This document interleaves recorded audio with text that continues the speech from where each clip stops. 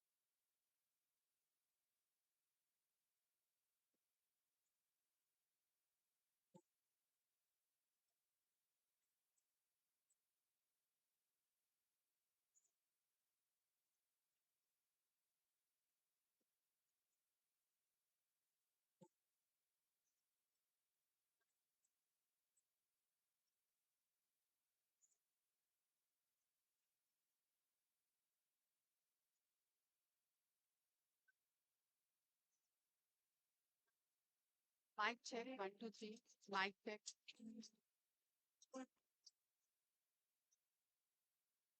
और बढ़ाना है ये इससे आ रहा है mic check hello mic check 1 2 3 mic check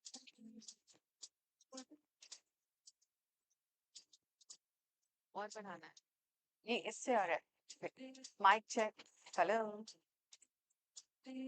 check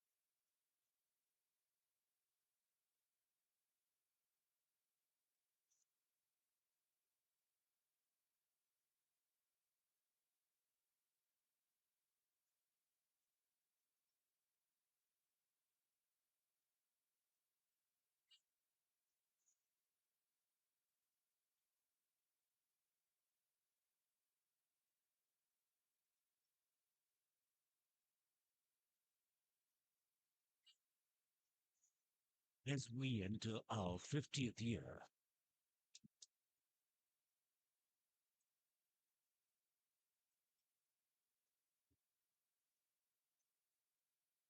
As we enter our 50th year.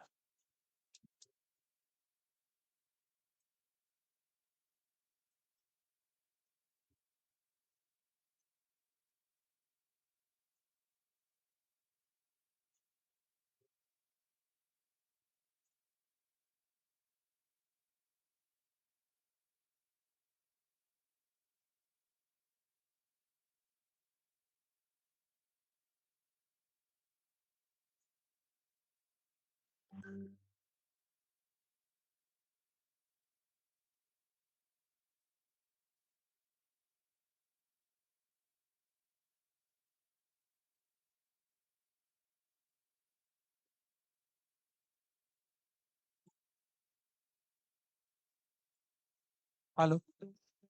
A very good morning to everyone. I request everyone to kindly settle down as we'll be starting the session.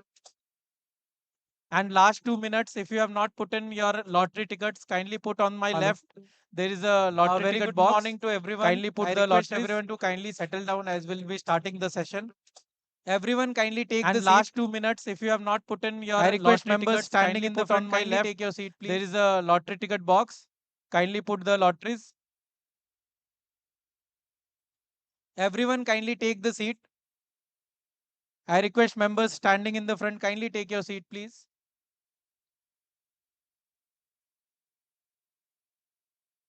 I will be doing the inaugural lottery and then the inaugural session.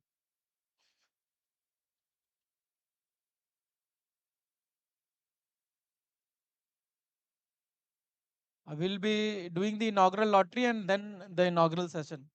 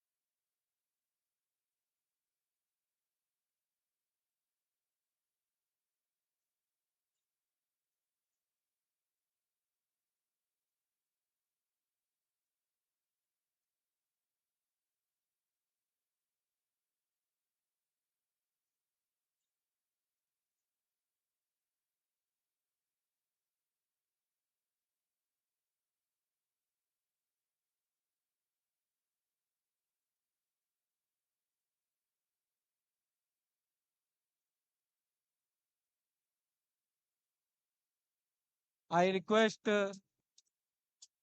my council colleagues and central council member Sanjeev sir and Ravi sir to kindly join for the lottery. I request my council colleagues and central council member Sanjeev sir and Ravi sir to kindly join for the lottery.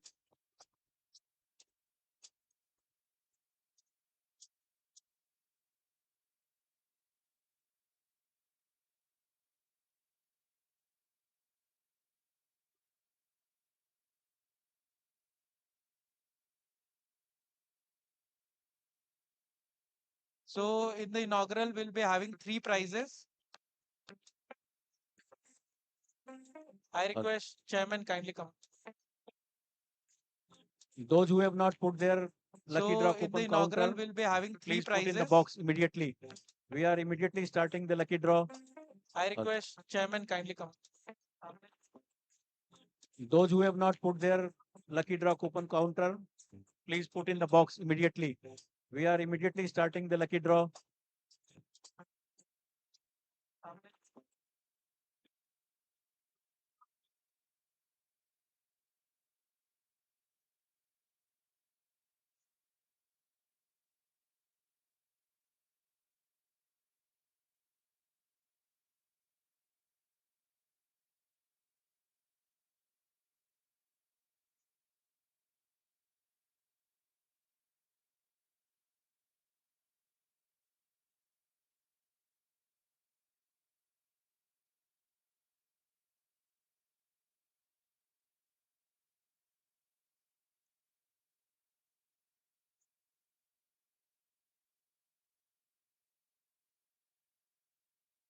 প্রতাপ হয়ে গেছে, এসে যান। প্রতাপ এসে যান। So we are coming up with the third prize. প্রতাপ হয়ে গেছে, এসে যান। I request Ravi sir to kindly pick up the lottery for the third prize. So we are coming up with the third prize. I request Ravi sir to kindly pick up the lottery for the third prize. Serial number 1019, third prize, serial number 1019. Kindly raise the hand, serial number 1019. Last time, serial number 1019, third prize, serial number 1019. Kindly raise the hand, serial number 1019. No, there is someone who has raised Last the hand. time, serial number Kindly come on the dais. 1019. Are you there?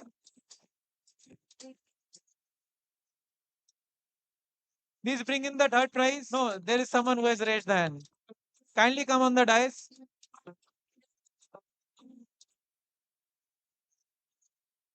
I request Sanjeev sir to kindly give Please away bring the in the third prize. prize to the winner.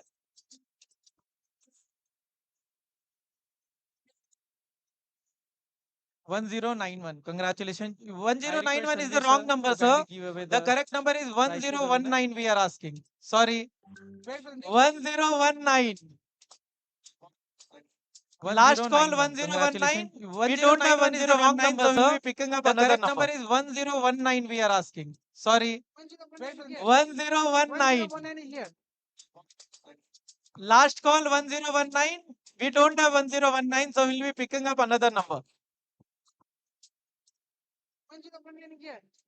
101. Sir, your name? Venkatachalam Narayan, sir. Congratulations. You have won the third prize for the inaugural lottery. 101. Sir, your name? Venkatachalam Narayan, sir. Congratulations. You have won the third prize for the inaugural lottery. So I request Sanjeev sir to pick up the second lottery, second prize, which is a mobile phone.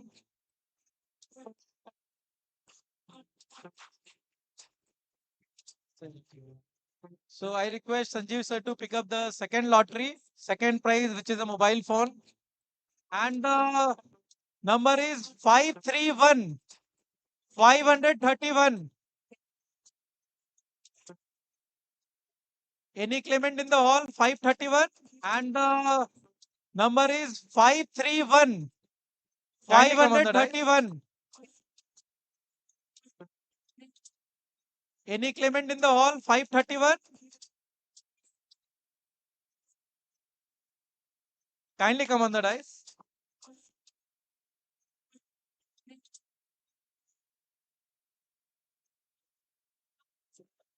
CS Sumit Agarwal is the claimant for second prize. I request Ravi sir to kindly give away the prize.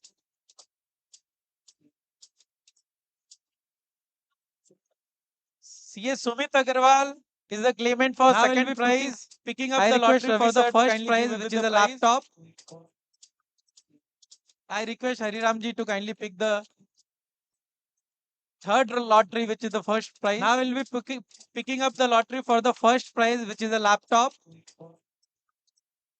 I request Hariramji to kindly pick the Serial third number lottery, which is the first prize. 292.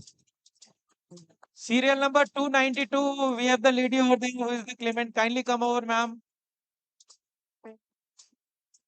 It is serial number. We'll be doing the 292. lottery in middle of the sessions also. Serial number those who have 292. missed now We have and the not lady put up over their there who is the claimant. Kindly coupons come can over, put in the ma'am. box.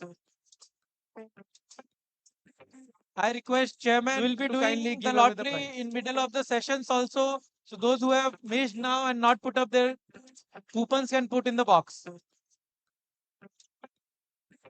I request chairman to kindly give away the prize.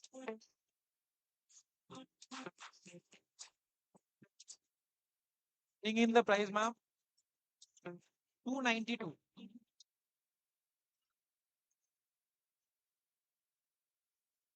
292, it's correct.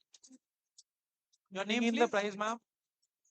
CA Ankita Singhal, congratulations. I request Chairman EIRC to kindly hand over the prize. 292, it's correct. Your name, please. CA Ankita Singhal, congratulations. I request Chairman EIRC to kindly hand over the prize.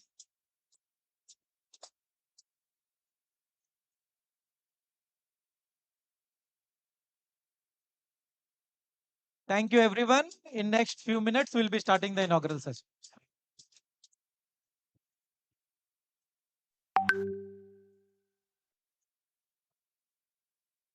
Thank you, everyone. In next few minutes, we'll be starting the inaugural session.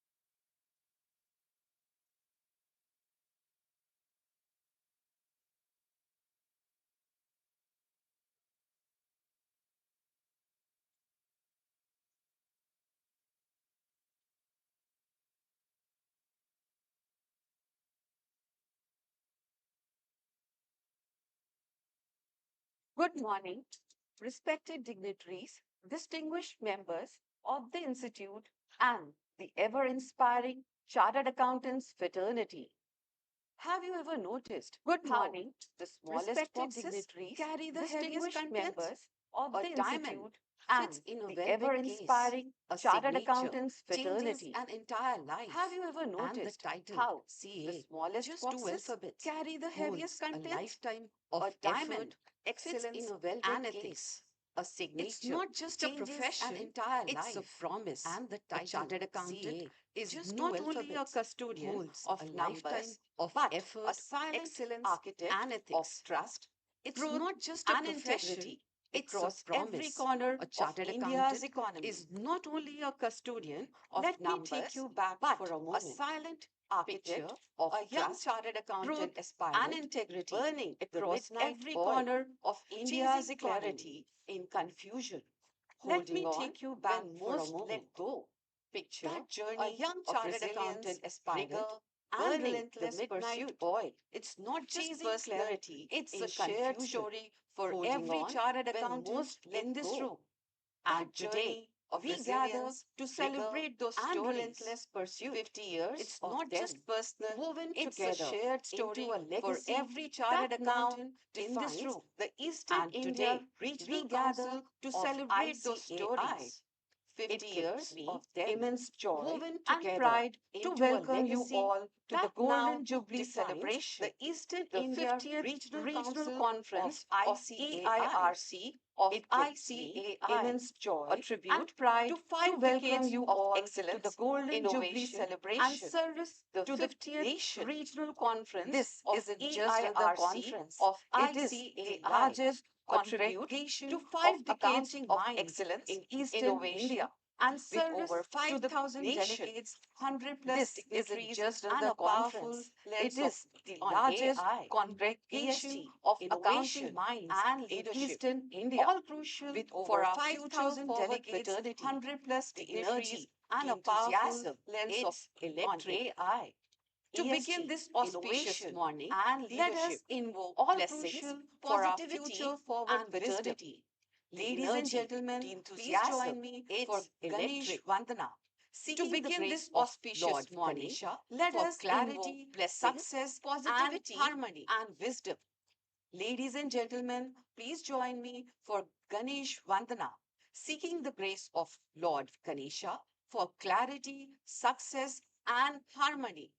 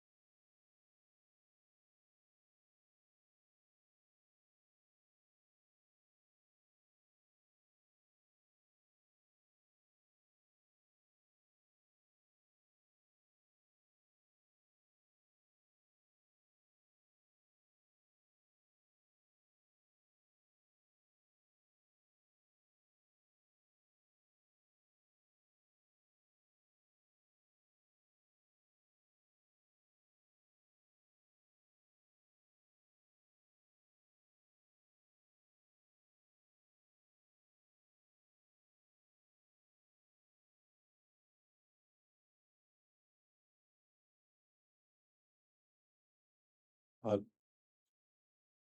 ॐ श्रीगणेशाय नमः। ॐ श्रीवेदपुरुषाय नमः। ॐ श्रीगुरुचरणकमलेभ्यो नमः। ॐ श्रीसरस्वत्यै नमः। ॐ गणनाथविश्वते नविष्णुग्रबृहस्पते पञ्चयतां संस्मृत्यै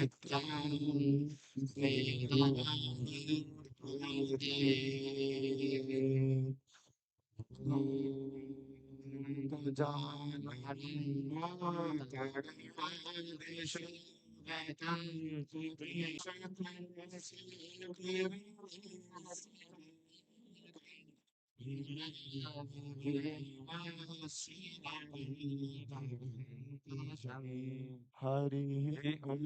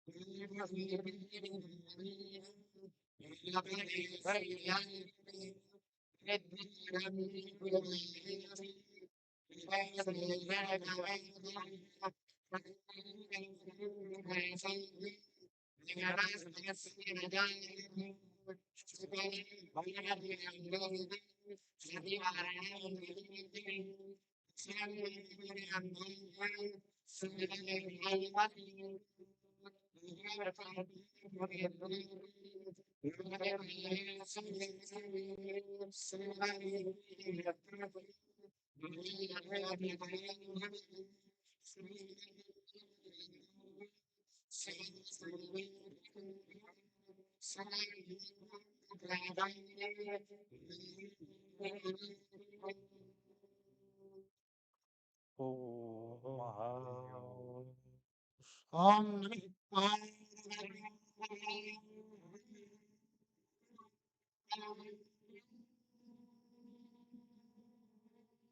Samo.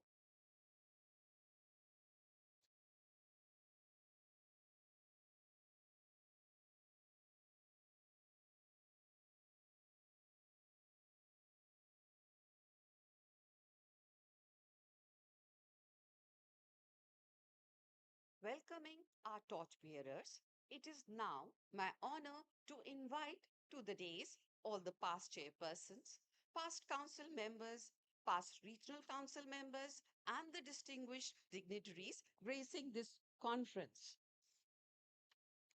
CA Vishwaranjan Sutar, member EIRC, escorting CA Aniket Talati, past president ICAI.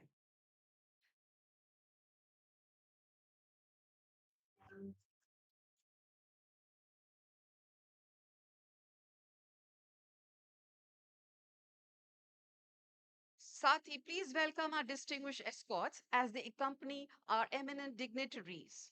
CA Aditya Kumar Maheshwari, Treasurer EIRC, escorting CA Dr. Debashish Mitra, past President ICAI. CA Hariram Agrawal, Secretary EIRC, escorting CA AC Chakrabarti, President ICAI. CA Sanjeev Sangvi and CA Ravi Kumar Patwa, Council members ICAI, along with CA Vishnu Kumar Tulsian, Chairman EIRC, and CA Mayur Agrawal, Vice Chairman EIRC, escorting Honorable Vice President ICAI, CA Prasanna Kumar D. Honorable President ICAI, CA Charan Jot Singh Nanda. Guest of honor, Shri Hari Mohan Bangar, Chairman Shri Cement Limited. Honorable Chief Guest, Shri Srinashish Chakravarti, Minister in charge, Department of Transport, Government of West Bengal.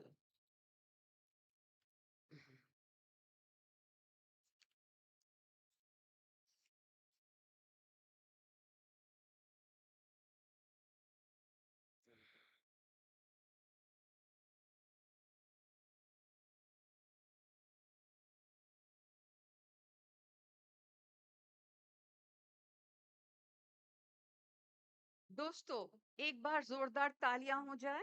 What a magnificent gathering on stage.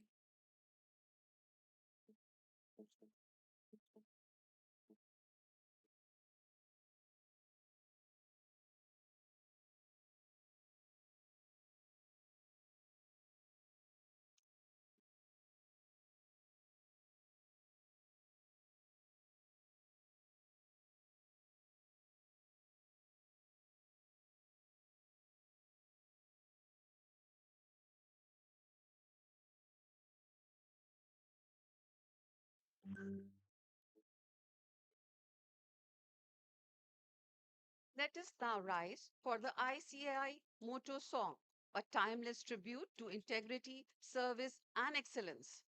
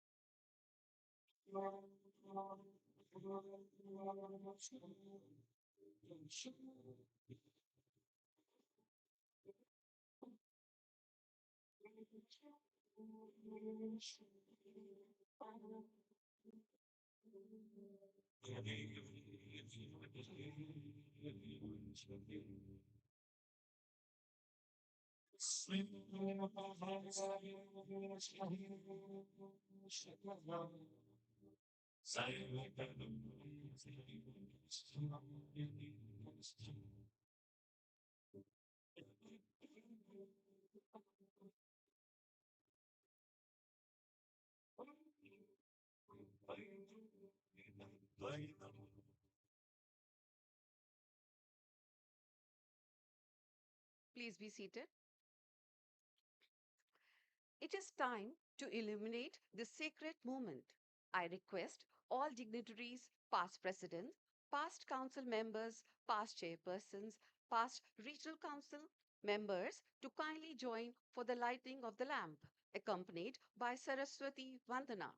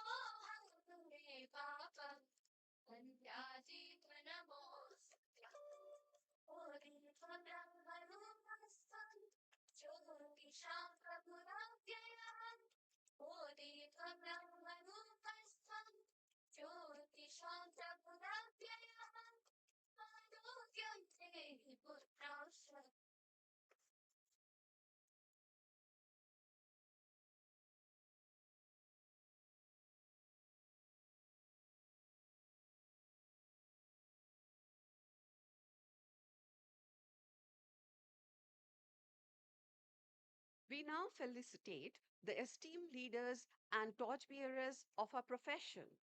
Felicitation of Chief Guest Sri Srineyashish Chakrabarti by CA Vishnu Kumar Tulsian. Felicitation. Felicitation of Honorable President ICAI by CA Vishnu Kumar Tulsian.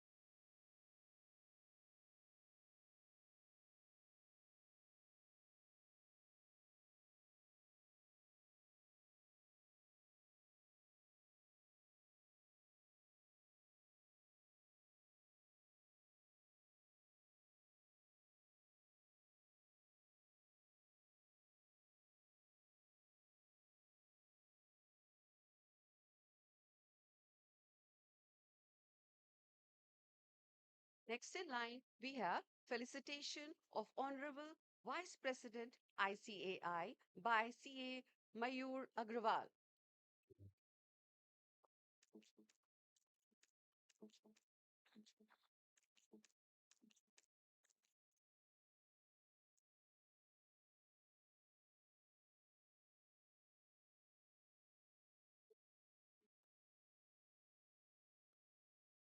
Next,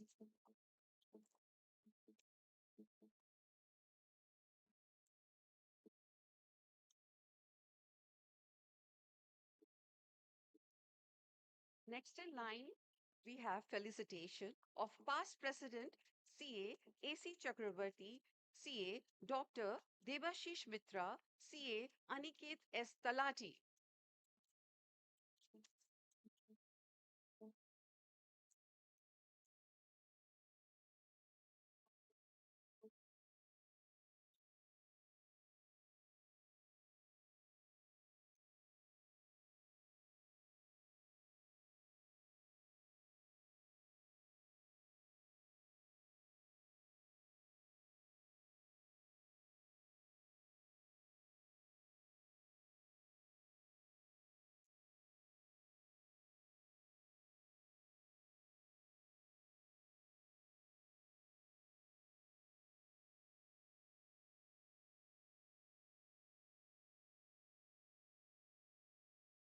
Next in line, we have felicitation on past chairpersons, past council members, and past regional council members.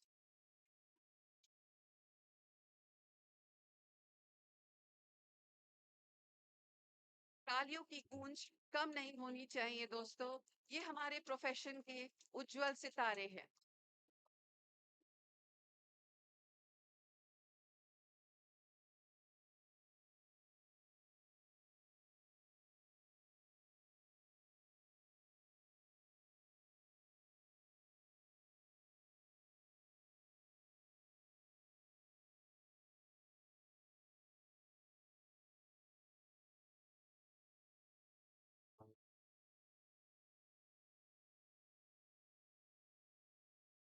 We are deeply honored to have amongst us some of the most inspiring leaders of our time. To formally welcome this August gathering, I invite our dynamic chairman, CA Vishnu Kumar Tulsian, for the welcome address.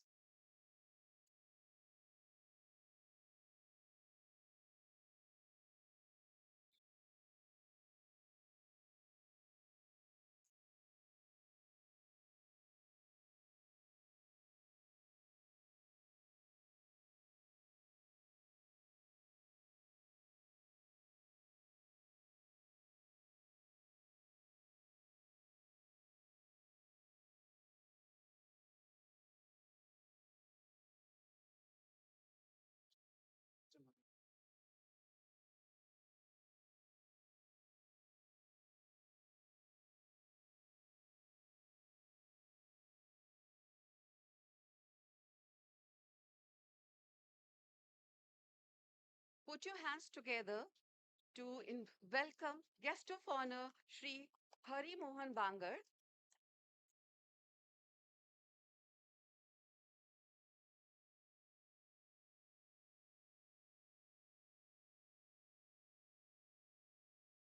Felicitation of guest of honor by Sri Hari Mohan Bangar by CA Mayura Agrawal.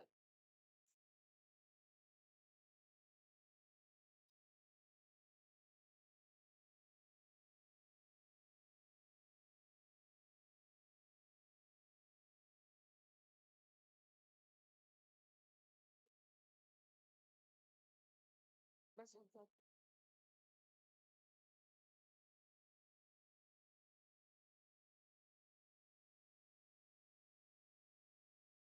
A,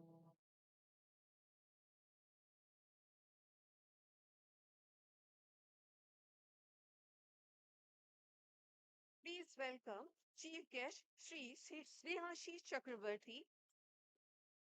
Can we have a big round of applause for our chief guest for the day?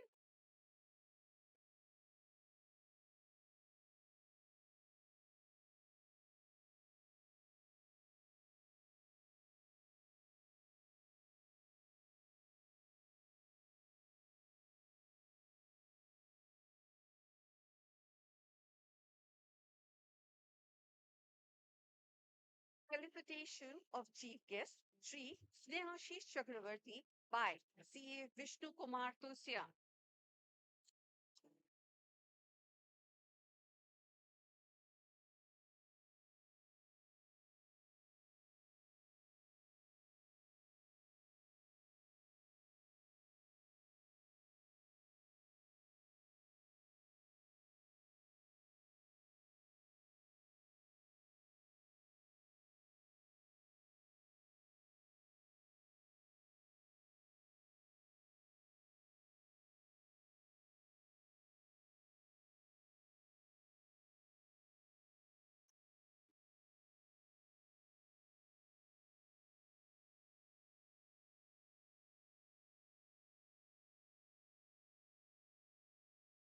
Now I invite our dynamic chairman, CA Vishnu Kumar Tulsian, for the welcome address.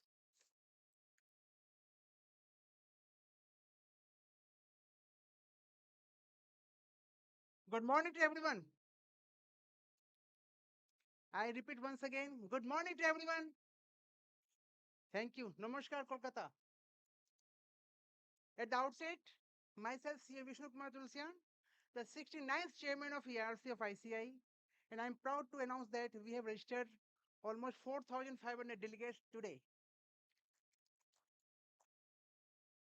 In this Golden Jubilee carbon neutral event, we are not emitting a single carbon emission from this side.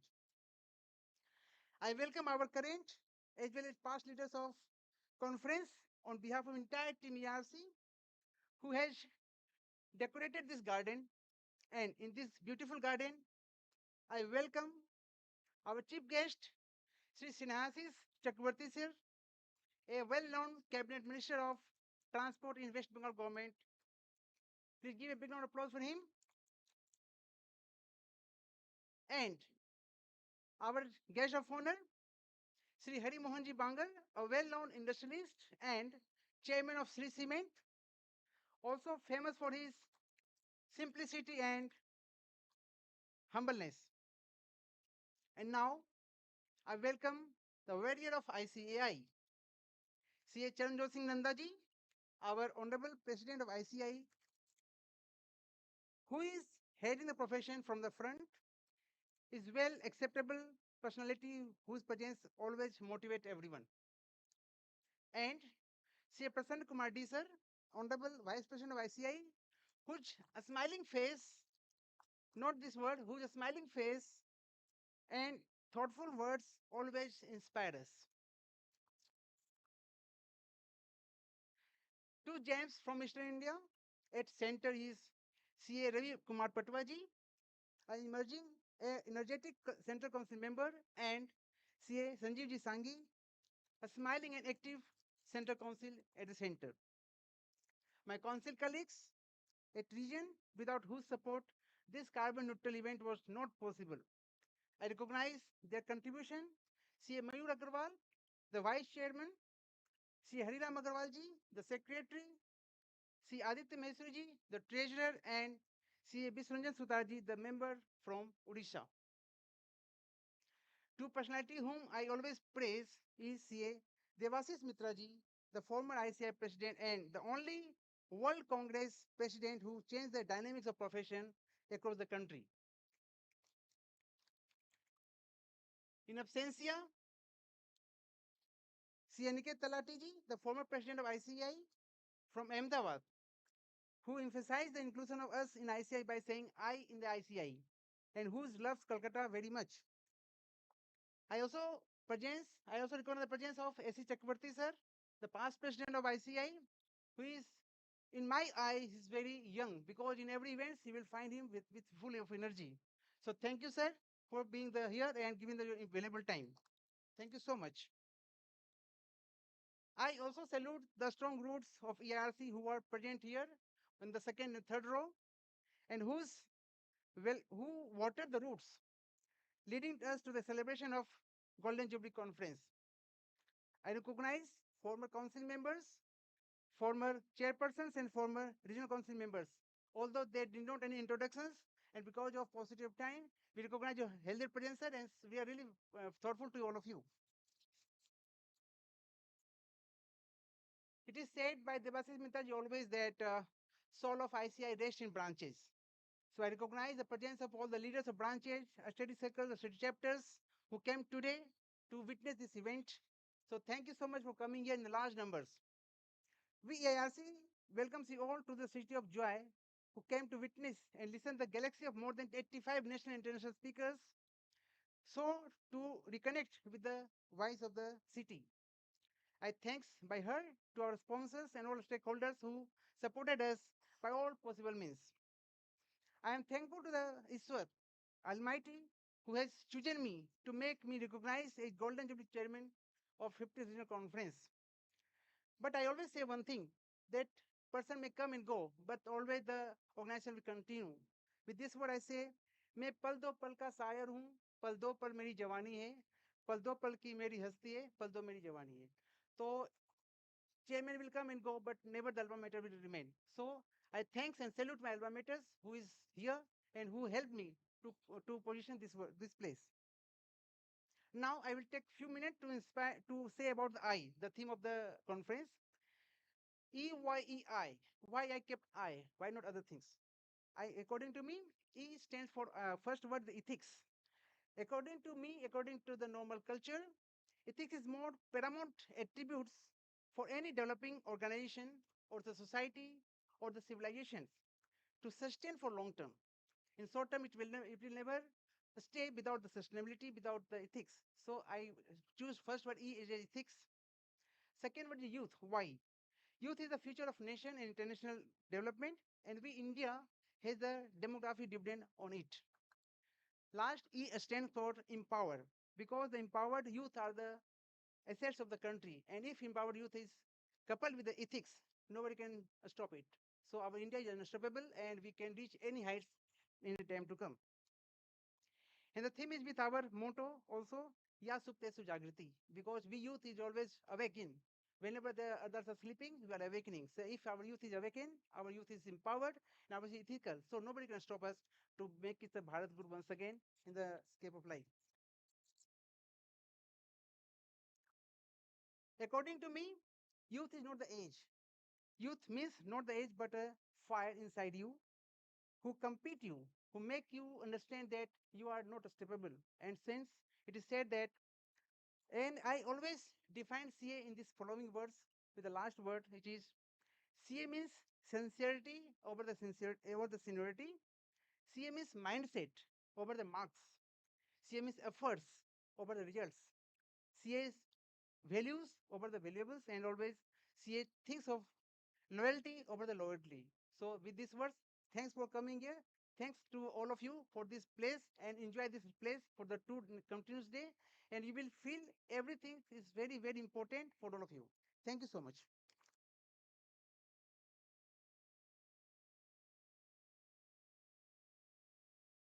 A powerhouse panel to kick off a powerhouse conference. Coming up next is special presentation. We are blessed to receive the wisdom of Sri Sri Ravi Shankar ji joining us virtually with his message for this golden jubilee. Sit back, absorb, and get inspired.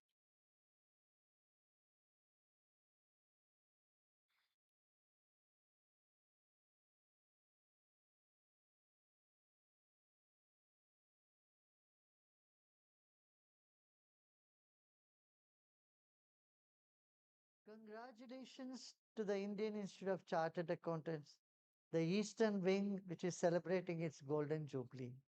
Actually, all chartered accountants are like Chitraguptas. You keep the country's economy in place and ethics and moral in place. Now you are inspiring youth to walk this path. No doubt, the discipline is very tedious. It needs a lot of effort to become a chartered accountant. This is what I have heard from young people. But it is so good to see that our Indian chartered accountants are really respected for what they have contributed to the nation and the world. Now, ethics is the backbone of business. If there is no ethics,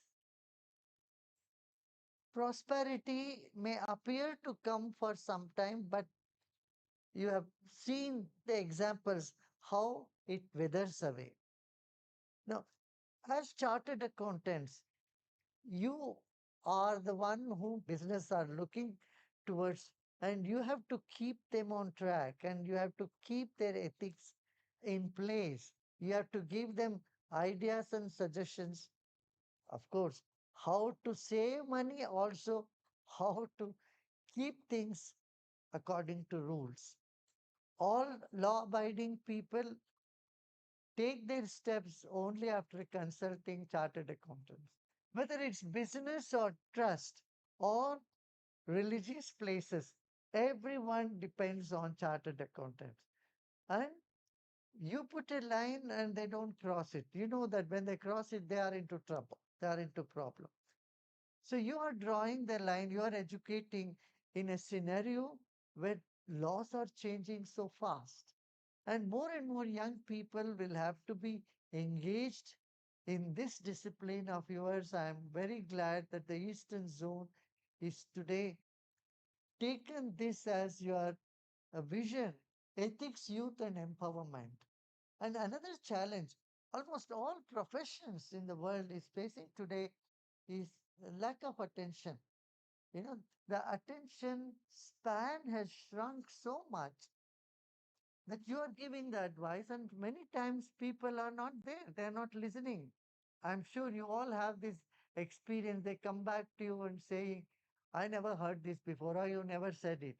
So, this is something that we need to keep in mind that attention span has reduced in our population world over.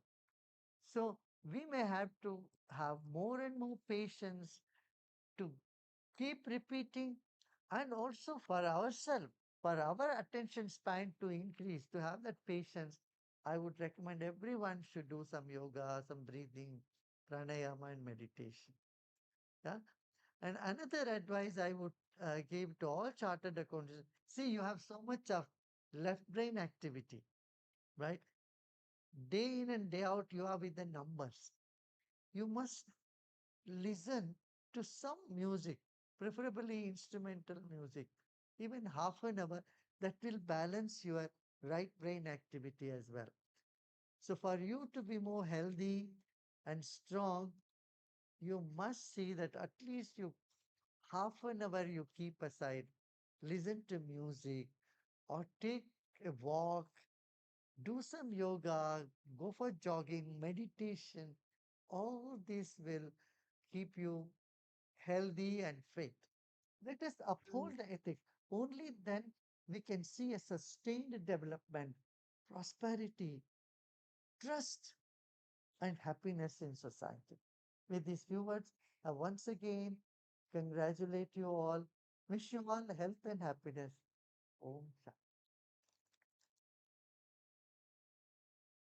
May I now invite dashing CA Sanjeev Sanghi, Council Member ICAI, for his address.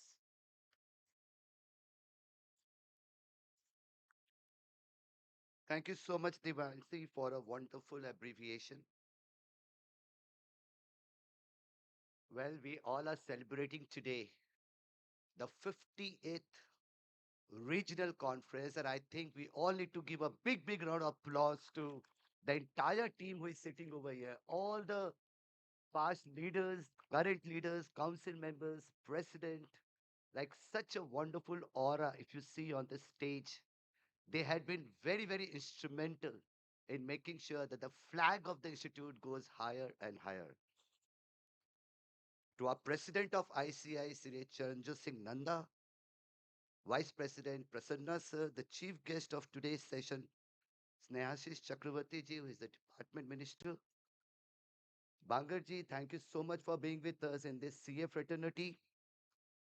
To our past president, AC Chakravarti sir, who had been our our mentor, our guide, our forefather, everything, whatever we want to say, to the man who has brought World Congress of Accountants to us, CA Dr. Debashish Mitra, to our council members, Ravi Patwa, I can see Chitle sir, I can see Sanjeev Singhal sir, and to the entire regional council team, past chairman, past council members, who all are sitting just to make sure that we all are together working for the growth of ICI, for being the partner in nation building, and for being the partner in global building. So thank you so much for all being with us. And let me tell you something very, very real and important today. The entire credit of this successful conference goes to the entire team of our regional council led by Vishnu Tulsian, who is the hero of today's program. Friends, today, when we talk about the change, when we talk about globalization, when we talk about how we are working towards the growth of the system, the growth of the economy. I think we are all of fathom. And let me introduce this very little and very nice little word to all of you. When we talk about fathom, we talk about financial integrity. How much integrity we hold, the respect we hold when we look, when the entire stakeholder, the society, the world at large look upon us to say, yes, these people have integrity, and that too with financial integrity. The second important thing in Fathom is analytical excellence. We look upon things and we do the analysis, and we do it with excellence. So that is our charisma, that is our aura of how we can create that analytical experience in whatever we do and however we do. So today is the day when we say it's not important what we are doing, it's more important how we are doing. The third important thing today is trust and transparency. When we work, it cannot be a black box. It should be something wherein a client, the employee, gets a wow experience to say, yes, I can see beyond. I know what is going on in this organization. I know the team. I know the process. I know the output. I know where we are going to get this. All of these should be 100% transparent. And that's the trust and transparency we all are bringing together. The H part of it is very, very important. Holistic thinking. We cannot just go back and say, well, I want to audit your books or I want to just get your GST return compiled. We have to do a 360-degree review of the whole system, the processes, the checklist, the entire operational efficiency, financial efficiency. All of this becomes very, very, very important for us, for clients to look upon us to say they are not just compliance people. We can rely on them. They can advise us and they can bring that change which we want to see. And the last two letters, which are very important for all of us, one is O, the ownership, the ownership with the objective of what we are doing, why we are doing, and what is the purpose behind it. We should look at the client as if they are our organization. That ownership becomes very, very important. And the last but not the least, my dear friend, is M, mastery. We have to be the best. We have to be the best. We have to master not just the skill, but the standards, sustainability, ESG, each and everything, whatever we're working on. Forensic, there's so much of opportunities around us for us. GCC, I don't want to speak much on this, but let me tell you, this is one platform where we can all engage, network, and make sure that all of us collaborate to make India the accountant for the entire world. Thank you so much.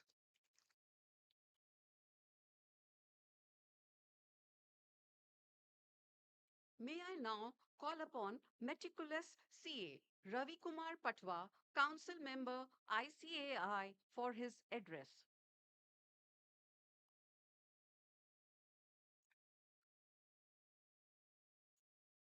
Seated on the dais, Sri Snehashish Chakraborty, Honorable Minister for Transport, Government of West Bengal,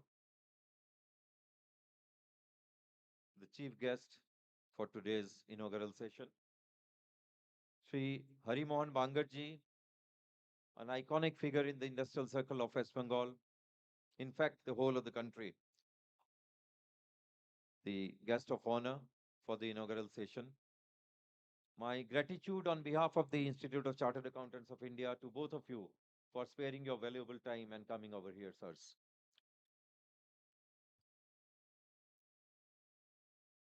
President ICAI, CA Charanjot Singh Nanda, sir. Vice President, CA Prasanna Kumar D, sir. Both of whom have been doing a fantabulous job as leaders of the profession and guiding ICAI to greater heights. Past presidents, the youngest man in this August auditorium, August gathering, CAC Chakraborty, sir, and the World Congress President, the person who took ICI to a different level in the eyes of the world accounting fraternity, CA Devashish Mitra sir. My colleagues in the Central Council, of course, our own CA Sanjeev Sanghi, who's doing a great job as a council member, and two very senior council members who are in their third term at the council, CA Chandrasekhar Chitle sir, who leads the Ethical Standards Board and the Internal Audit Standards Board. And he's making a lot of changes in both the boards, a lot of ethical issues. You must have seen the public exposure for the changes which the Ethical Standards Board has proposed to be done to the ethical requirements. Kindly give your comments on that. And he's doing a great job as ISB chairman also, where new standards on internal audit are going to come very soon. CA Sanjeev Singhal, who heads one of the most powerful committees of the institute, the Accounting Standards Board, a man par excellence, extremely knowledgeable.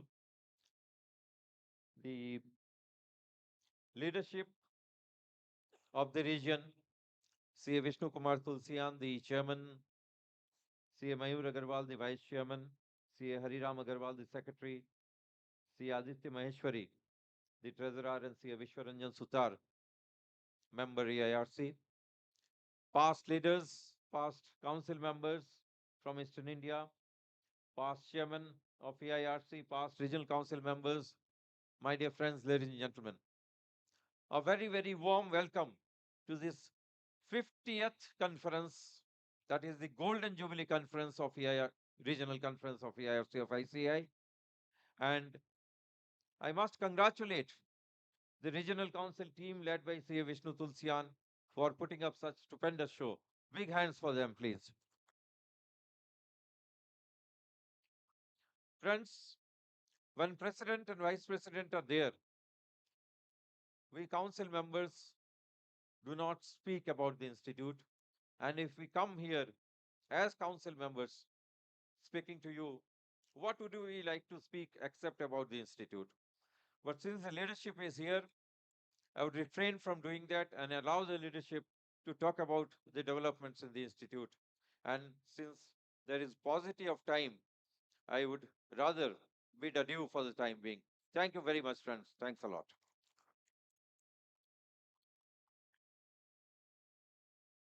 May I now invite Honorable Past President CA AC Chakrabarti for his address.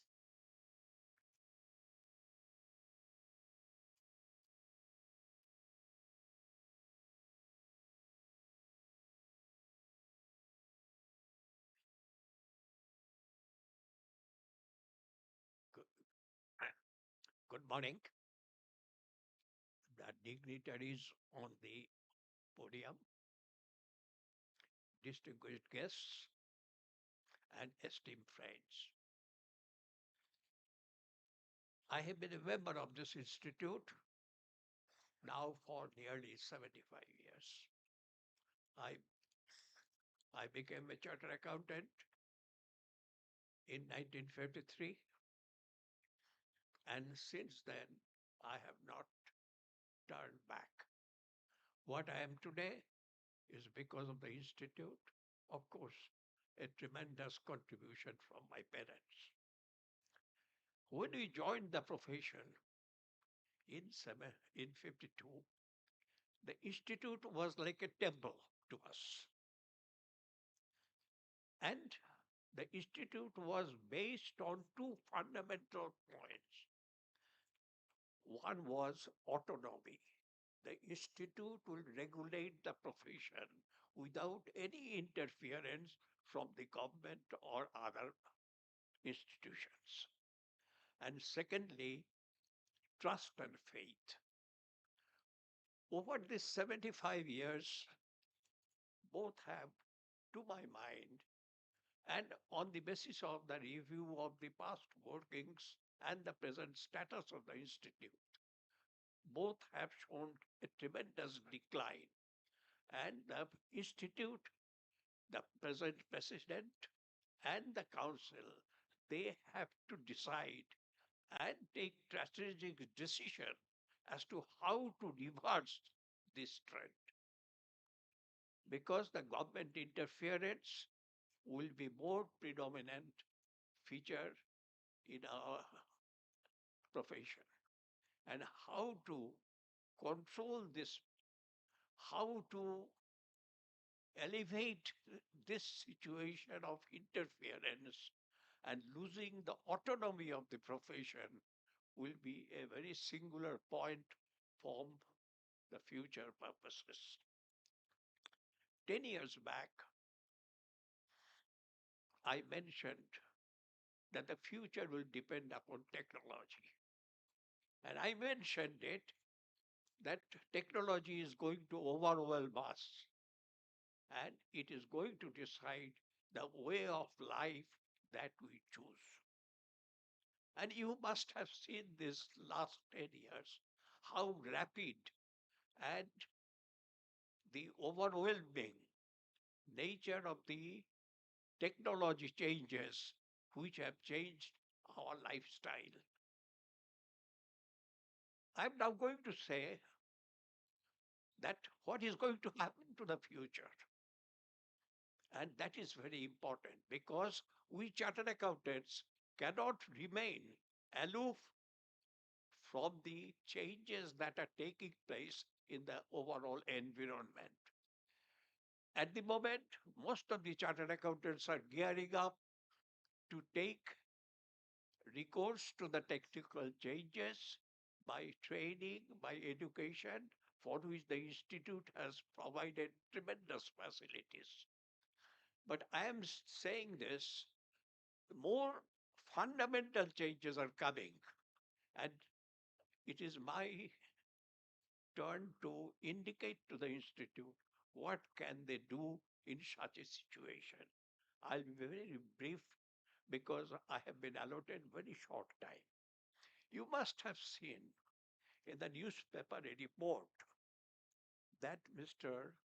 Elon Musk, who is the chairman, chief executive officer of Tesla Group, he has been given a yearly remuneration of $1 trillion. That means 88,000 lakh crores salary he will get every year. And what he has promised, he said he is going to bring out a new robot, humanoid, it is called humanoid robot Optimus. Robot Optimus is going to change the whole lifestyle of the people. And each of the robot will cost between $20,000 to $30,000, the cost of a car. And he has agreed to produce 1 million such robots, Optimus, for the future. What will be the objective? This will replace the workers. This will bring changes in the homework. People will not have to do any work. People will only work if you want to work. It will be optional. In a scenario like this, what will the chartered accountants do? But of course, the robot will be manufacturing and everything. A chartered accountants will have to therefore reorganize itself in order to meet these obligations of the future. This will bring a tremendous change. And I will therefore say that the chartered accountants must be playing a bipartisan role, one that of a chartered accountant and another of being a specialist technology person. Only those who have got a technological base, they will be successful chartered accountants. All big firms will have 50% of their partners will be all technical people. I just wanted to mention it is not a doom warning, but I believe chartered accountants have the basic qualification to rise to the occasion and to meet the challenges and the situation. Thank you.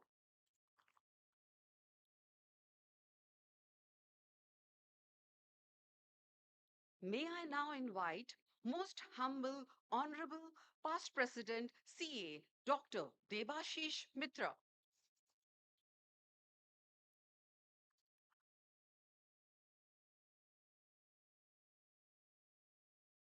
The Honorable Chief Guest for this morning inaugural session, Honorable Minister Snehashish Chakravarti, Mr.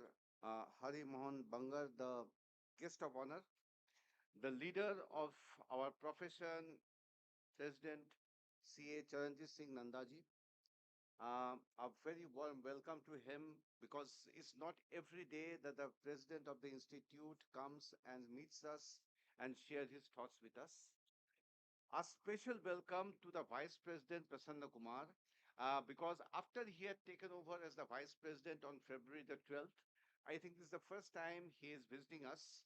So, you see, a special welcome to Prasanna Kumar for being present here, and he's going to be the President of the Institute on February 12th, 2026.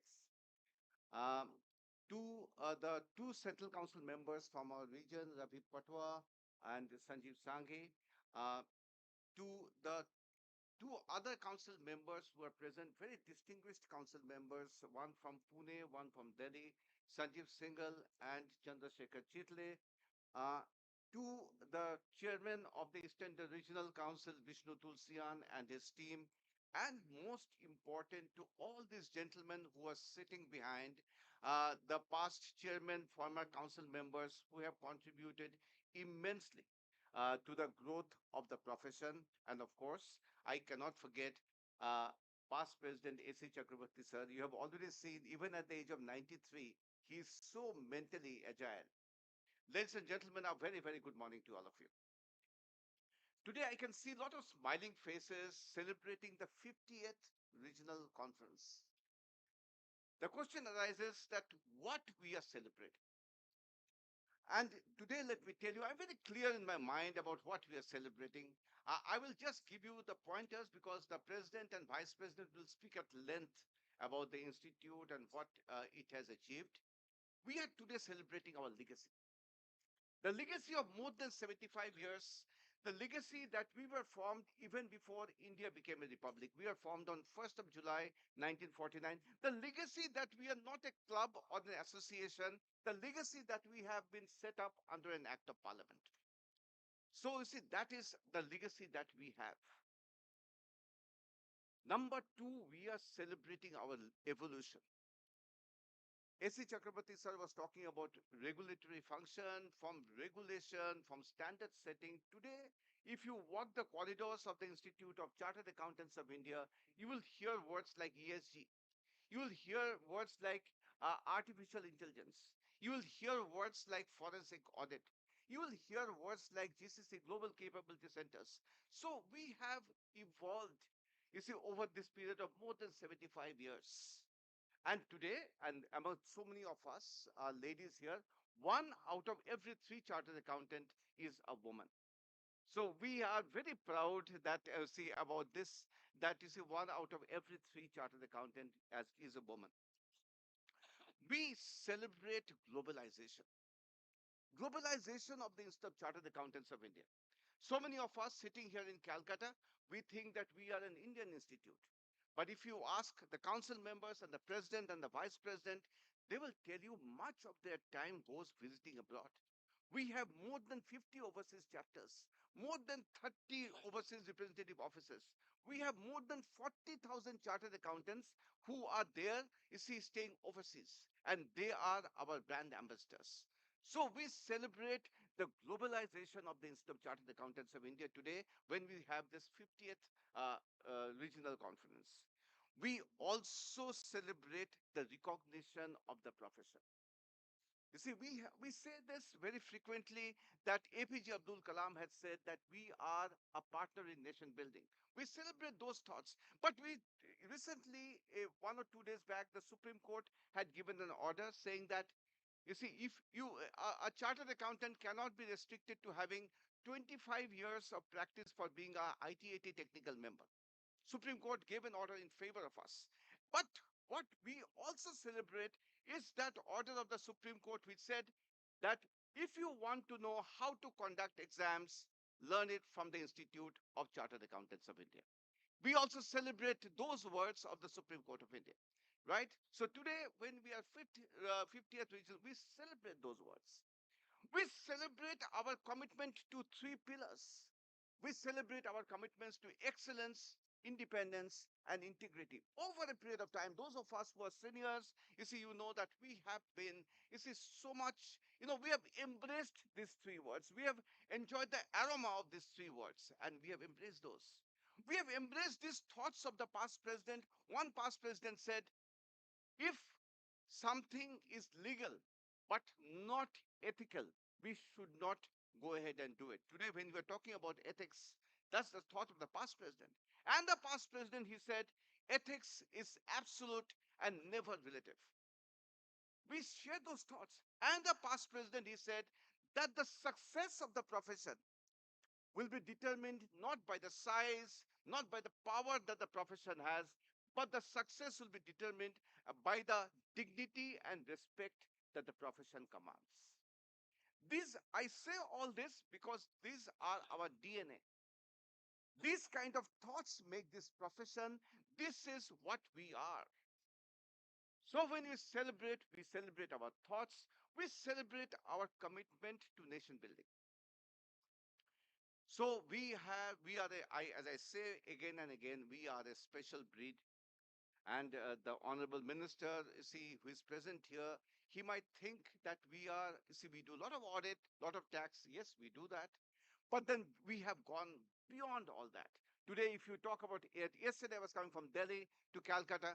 To the gentleman sitting next to me, he was talking to me about AI because he was in AI, and I was telling him what the institute does in AI. And you see, he was really, really surprised that we do so much of work on AI, right? So we are an evolving institute. We are an institute and a profession which always is committed to ensuring that nation is first and that we never turn a blind eye to the ethical principles. May God bless the profession and may, you see, all of you have a great conference. Thank you very much.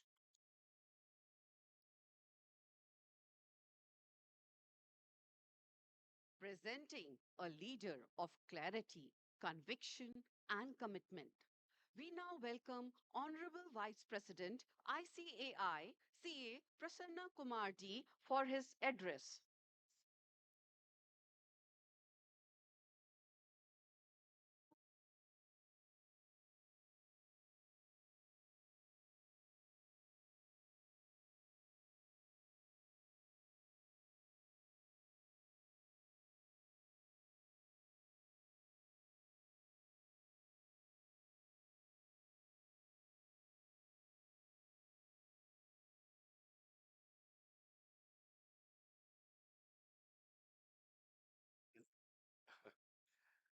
Most respected Sri Snehasio Chakraparti, Honorable Minister for Transport, Government of West Bengal, and Sri H.M. Bangur sir, the Chairman of Sri Cements, who is the guest of honor, most respected CA Charanjot Singh Nanda sir, Honorable President of the Institute of Charters of India, and CA Vishnu Tulsian, the Chairman of the Eastern India Regional Council of the Institute of Charters of India, and CA Dr. Debarsh Mitra sir, Honorable Past President, CA Dr. CA A.C. Chakrabarti sir, Honorable Past President, and CA Chandrasekhar Chitale, the Central Council member, and CA Sanjeev Singhal, Central Council member, and CA Ravi Patwa, Central Council member for your own region, CA Sanjeev Sanghi, another Central Council member from your own region, um, and Mayur Agarwal, the Vice Chairman of EIRC, and all the past council members, present regional council members, distinguished guests, invitees, and my dearest dear members, ladies and gentlemen, good morning to all of you. It's a proud privilege for me to participate. First, at the outset, let me say I got a bad throat. I'm not able to speak loud, and my voice is also a little pale. You'll not be able. Some of you may not be able to catch up what I say. Anyway, that's why I'll keep my speech also very short for 2-3 minutes only. Our friends are very happy and delighted to participate in today's inaugural session of the 50th Regional Conference of EIRC of ICI. As we're all aware that for any regional council, regional conference is a flagship program. While it is so, the 50th Regional Conference, which is a Golden Jubilee Conference, is something special, unique, and a flagship program for the current year. At a time when Golden Jubilee Regional Conference is held in Calcutta, Vishnu Tulsian, who is the chairman, he is the luckiest person. It's a rare opportunity a person get once in 50 years to conduct such an event. I'm sure that that Vishnu Tulsian planned very well, and with his team of the office bearers and the council members, under the able guidance of the central council members, both Ravi Patwa and Sanjeev Sanghi, I compliment them for the excellent conference organized in Calcutta and such a beautiful auditorium created by Government of West Bengal. Friends, the while I see this one, we have to see the I is already flashed the EYI. And the chairman already spoken. E stands for ethics, Y stands for youth, and another E stands for empowerment. We are sure that this is a very meaningful theme that has been chosen. Like many speakers, including A.C. Chakrabarti sir and Dr. Debashis Mitra sir, they have spoken about ethics. Ethics is the buzzword for us. The entire profession has been built right from 1949 on three things. One is independence, excellence, integrity. Integrity is nothing but ethics. Ethics is the integral part of integrity. And our profession is built like that. Today we've got public trust. And the government believes that. Stakeholder believers. And we've got the credibility is there. Is all because of the ethics that we follow day in and day out. And my dear friends, why talk about ethics? We are all aware that before the International Ethical Standards Board for Accountants, IESB has been established by IFAC. That was late 1970s. The Institute of Chartered Accountants of India had Ethical Standards Board. That ethics were not today. It is for ages, for centuries. Ever since Indian culture began, we have been following ethics. And IC is the first one to ethical standard boards who pronounce ethical standards. So that is the importance we give for ethics. And we're all aware that, R.C. Cooper, one past president, he said how important ethics are. When a charter looks at one particular aspect, something looks at during the course of audit, though it may be legal, a chartered accountant will apply his mind whether it's moral, ethical or not, and view accordingly. So that's how we follow the ethics. And that is the reason why, because of the excellence, because knowledge that we have, our profession is the most respected profession amongst the professional accountants, entire world. Recently, a couple of months ago, I had been to Doha along with Honorable President Sir. We are addressing nearly 400 chartered accountants in Doha chapter that in the month of July. That time, there are many other professionals who have come. One of the professors was a CPA from United States of America. He was also there in Doha. On the sidelines, I had a meeting with him. He was telling me, sir, I am the CFO of one of the most renowned company in Qatar. And I'm happy that I got many chartered accountants from Indian chartered accountants working under me. He was happy to tell. I asked him, so what made you to take Indian chartered accountants? You are from United States of America. In between, you are also UK. Why you are not taking the CPAs? What made you take Indian chartered accountants? He was telling me, Indian chartered accountants are knowledgeable. Indian chartered accountants are hardworking. Indian chartered accountants committed. Indian chartered accountants adaptable and most dependable. That is very important. Most dependable profession. That is the feeling of the entire world, what they feel about Indian chartered accountants. That is the ethics that we follow. And though now technological revolution has come, AI is in place. Most of us have attended the artificial intelligence classes also. Artificial intelligence, no doubt, is no more an option for us, is a part of us. It's not by choice, it's by compulsion. You have to live with artificial intelligence. That helps us a lot.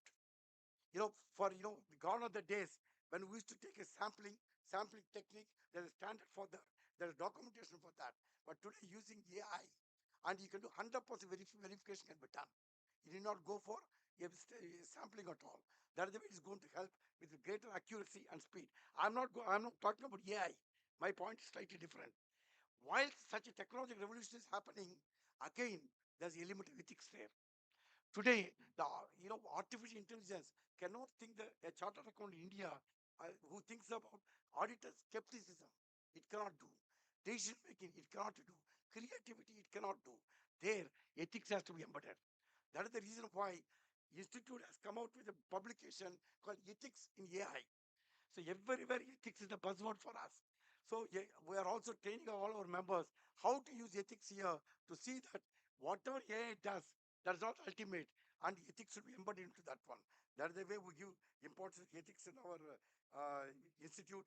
And friends, before I close, I would like to also talk about little about um, the youth, EYE youth. The youth, again, before I close, I want to say one more thing about ethics. Ethics coupled with the robust disciplinary mechanism that was the institute since 1949 is very important. What a great mechanism we have.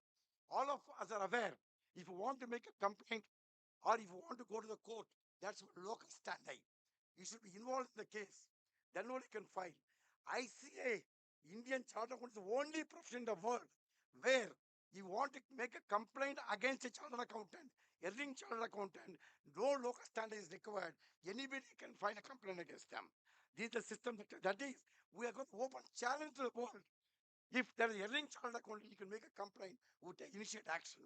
In spite of that, though we are filed close to 5 lakh chartered accountants, number of cases filed are only less than 1,000. Out of 1,000, the number of cases filed with relating to audit quality, number of cases filed relating to audit quality is only close to around 100 cases.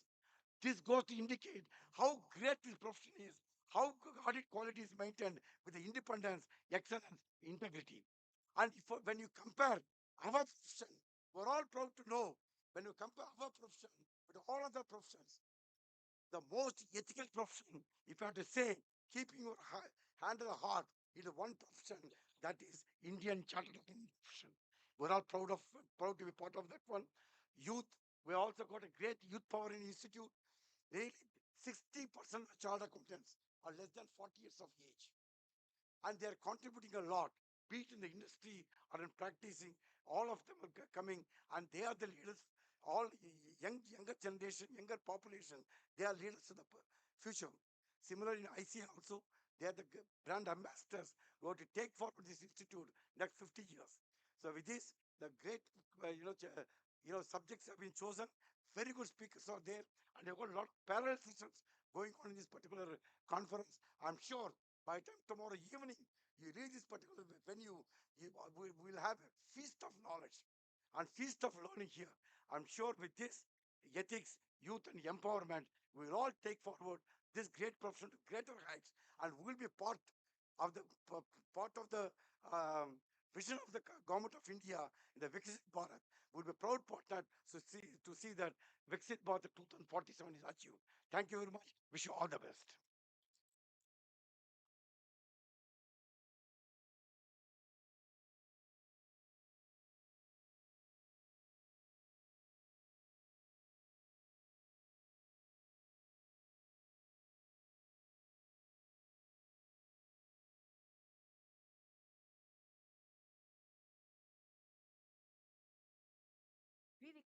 We recognize the presence of Honorable Past President CA Aniket S. Talati. Thank you, sir. Lot of members have parked their vehicles on the ramp. Kindly park them at designated parking area. It's now time to unveil the Golden Jubilee Souvenir and compilation of Income Tax Act 2025. I request all dignitaries to kindly participate in the release ceremony. I'm requesting Treasurer CA Aditya Kumar Maheshwari to brief us about the souvenir and compilation of Income Tax Act 2025. We will release the same one by one.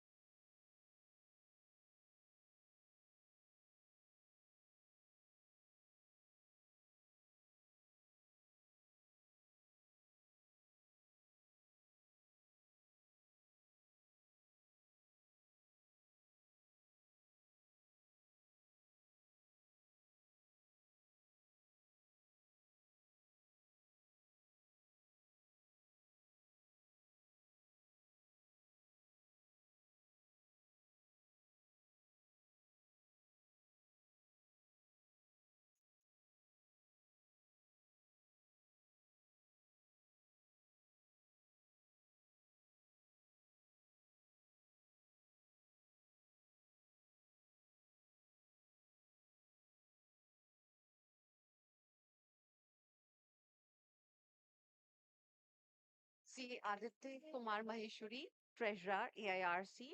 Please brief us about the souvenir and compilation of Income Tax Act 2025.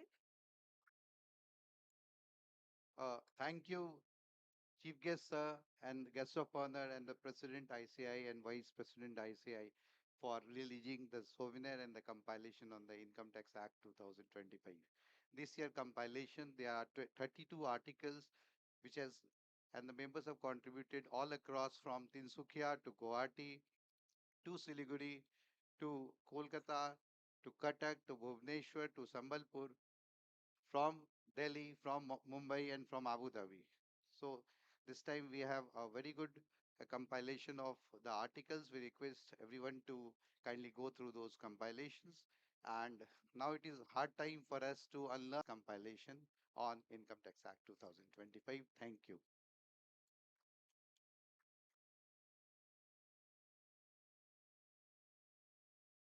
We now invite Shri Mohit Agrawal, Whole-Time Director and CFO, EKI Energy Services Limited, to present the recognition certificate declaring this conference as carbon neutral.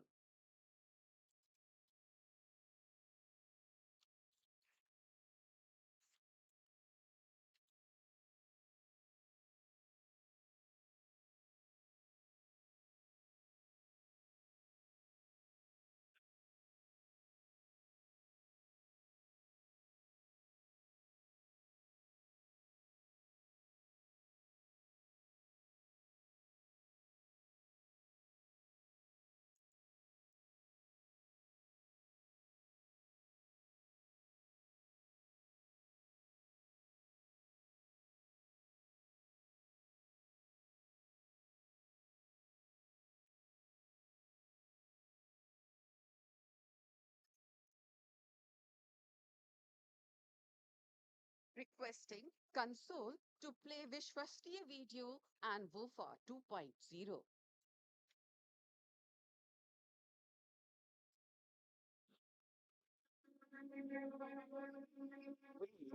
Constantly partner. It stands firm with deep-rooted values of excellence, independence, and integrity, and embracing the motto, Jaish Sukteshu Jagrati. Driving India's economic growth is ICAI, the Institute of Chartered Accountants of India. ICAI stands committed to strengthening India's leadership in accounting and finance.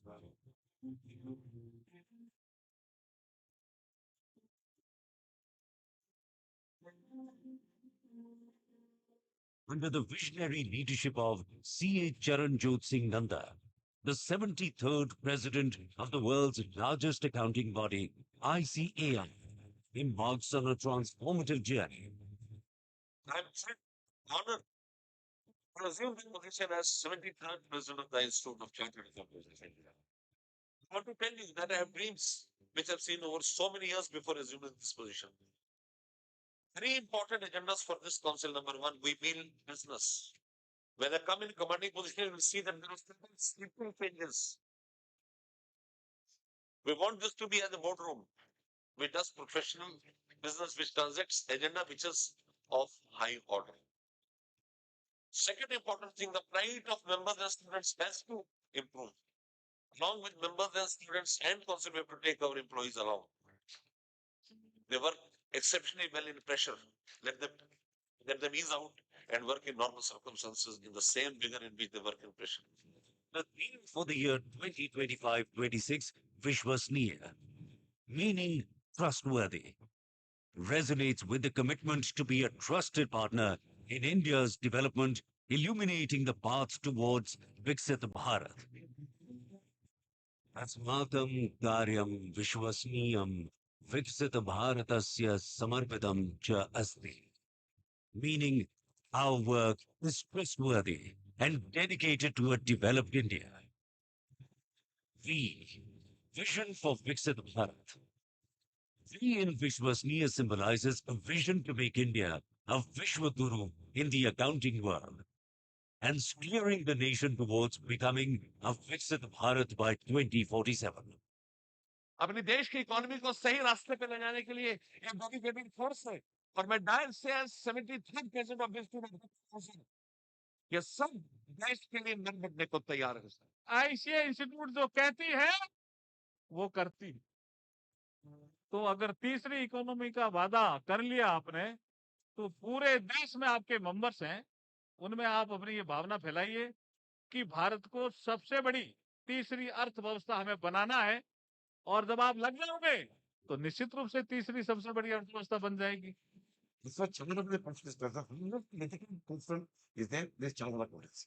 because of such a we don't see that by differences in the nature and by virtue of law, the importance of law, the punishment that is there. We say that because you see that you are not I, integrity and ethics. ICAI ने यूडीन यानी unique document identification number की शुरुआत की है इसके जरिए chartered accounts के प्रमाण पत्रों का सत्यायन हो रहा है व्यवसाय में प्रामाणिकता की बहुत आवश्यकता है मुझे खुशी है कि आपके यूडीन के जरिए ये सार्थक प्रयास शुरू किया गया है In the world of finance, where trust is paramount, ICAI stands tall as a beacon of integrity and ethics, shaping professionals who uphold the highest standards of ethics and accountability. आपका सिग्नेचर सत्यता की भरोसे की गवाही देता है chartered accountants देश के इकोनॉमिक सिस्टम के भरोसेमंद एम्बेसडर होते हैं आप सरकार और टैक्स देने वाले नागरिकों और कंपनियों के बीच इंटरफेस का काम करते हैं आपका सिग्नेचर देश के प्रधानमंत्री के सिग्नेचर की वो ताकत नहीं है जो ताकत एक चार्टर्ड अकाउंटेंट के सिग्नेचर की होती है। Indian chartered accountants have earned unparalleled recognition for their trustworthiness and expertise. The accounts you sign inspire such immense confidence that the people invest crores of rupees based solely on your word. S stands for sustainability and social impact. That is embedded in ICAI's core and actions. Going ahead this year, ICAI has formed a special group on impact financing that will focus on profit, people, and planet. To inspire eco-conscious living among CA fraternity, a special group on enabling lifestyle for environment or life has been created, promoting sustainability in daily life. 8. Holistic professional and leadership development. C.A. Charanjot Singh Nanda is an ardent proponent of holistic professional and leadership development. He believes that a healthy mind and a balanced life are the true foundations of professional success. Bringing the vision to action, a specialized committee on promoting work-life balance has been set up to promote well-being and personal development among members, students, and employees. A for accelerating digital transformation. To keep Indian CAs in the forefront, ICA is continuously accelerating digital transformation initiatives and has further strengthened the AI in ICAI committee, focusing on data analytics to elevate AI-driven solutions and education to the next level. S for stakeholder engagement. Stakeholder engagement is vital for true progress, and President ICAI strongly advocates public participation, emphasizing Janabhagidari at all levels. ICAI will actively collaborate with stakeholders for knowledge sharing, policy making, educating and creating awareness, and fostering collective growth.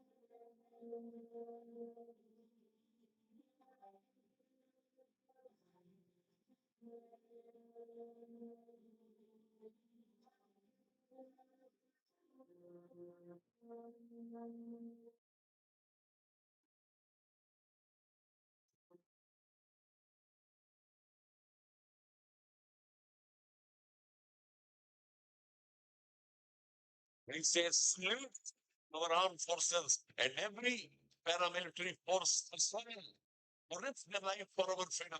Our gratitude must not be seasonal. It must be perennial. It must be perpetual. It must be far-reaching. Let us all support their families with the facility in here.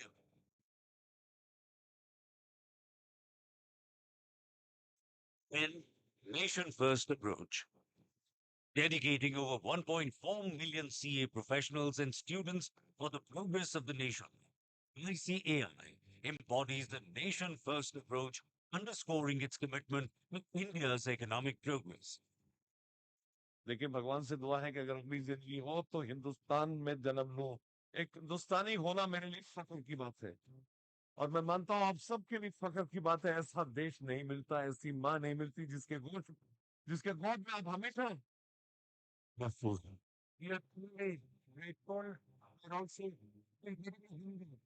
that you are here and that your visit has come soon after the tragic events that this very town had to face. Most of you with spouses, many of you with children. If you know that, but you didn't really believe in the place. ICI के माननीय सदस्य ने इस देश के अंदर एक ethical practice को लागू किया। विभिन्न फाइनेंशियल सेक्टर्स के अंदर उनकी लेखा परीक्षा में सुचिता लाए, उनकी audit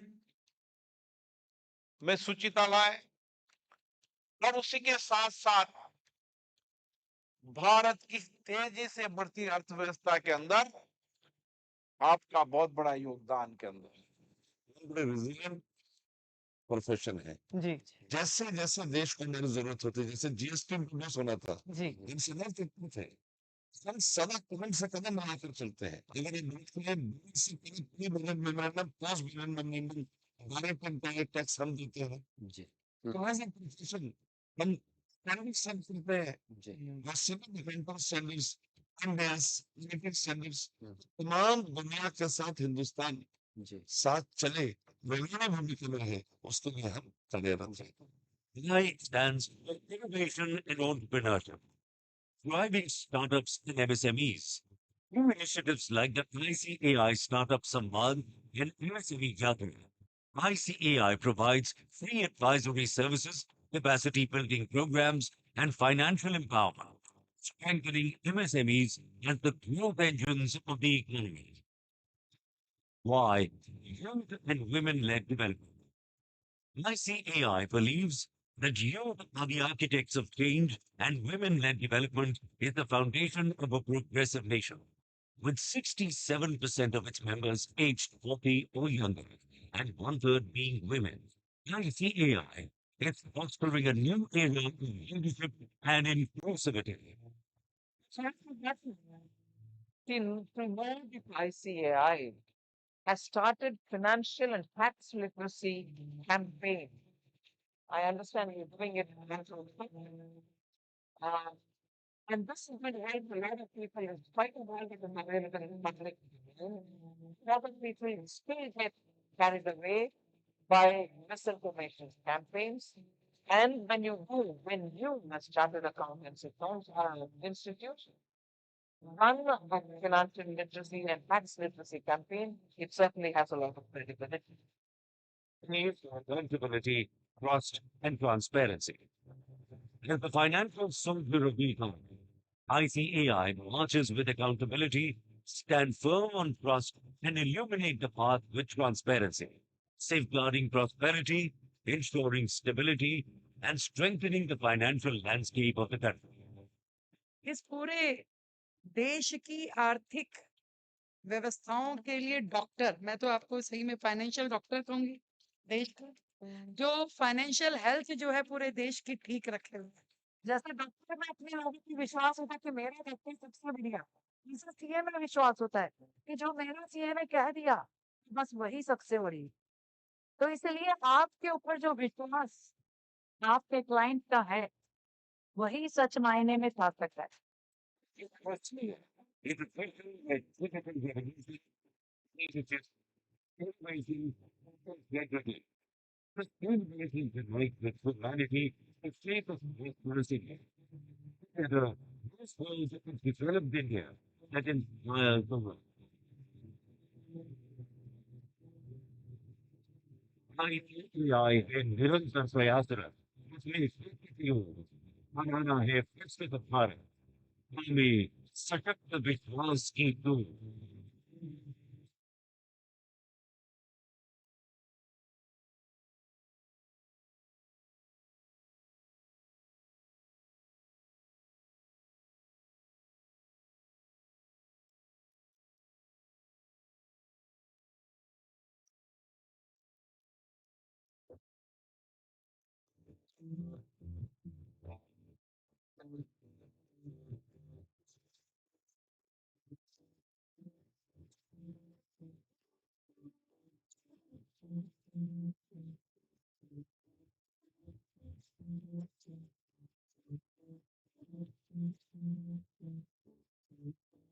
Ladies and gentlemen, I'm overwhelmed. I'm excited looking at the crowd that has come here. And I'm reminded of the days when your institute started. All of you are aware that the Institute of Chartered Accountants of India was set up an Act of Parliament way back on 1st July 1949. Last message of the day. We have to keep performing for this great country, making it superpower of the world and empowering our fellow members so that all of us can create history, reach benchmarks. Thank you. Thank you so much.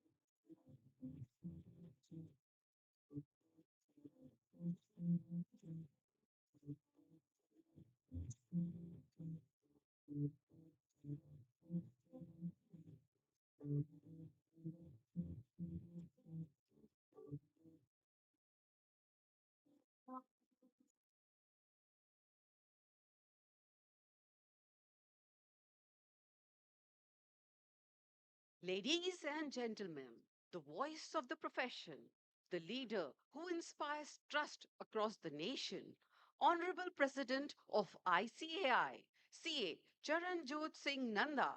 Please welcome him with a thunderous applause.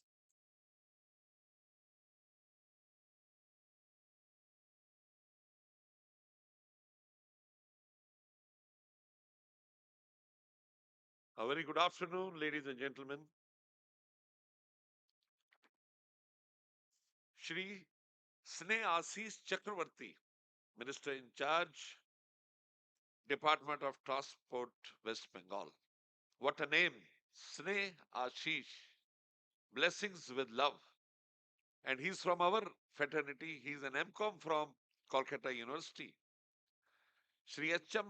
Mangur Sahab, the chairman of Shri Cement, my very esteemed, respectable, incredible vice president of the institute, Prasanna Kumar D, who hails from Visakhapatnam. The man behind this show, Vishnu Tulsian, and his entire team. My very esteemed colleague in the council, Sanjeev Sanghi ji, Ravi Patwa ji, Chandrasekhar Chitale ji, Sanjeev Singhal ji, the most revered, respected past presidents, Shri A.C. Chakrabarti ji, Devashish Mitra ji, Aniket Talati Sahab, my very esteemed erstwhile council colleagues, Kashi Khandelwal ji, Abhijit Bandopadhyay ji, Sumantra Guha ji, R.K. Agarwal ji, Sushil Goyal ji, and more importantly, the crowd, this great crowd who has gathered here to go home more enlightened, putting at rest all the doubts after witnessing this Golden Jubilee Regional Council Conference celebrations of the Eastern India Regional Council. I'm so happy to see you here. And I'm reminded of a couplet which says, Manzil mil hi jayegi, thoda bhatak kar hi sahi. Manzil mil hi jayegi, thoda bhatak kar hi sahi. Gumrah to wo hai jo gharon se nikle hi nahi. People who have come here in large numbers are visionaries who would take this institute to unprecedented heights. The topic given to me today is future of the profession. In one line, the future of the profession is very bright, brighter than ever before. The sunny days have now come back. Let us all work together to create value and worth for our profession.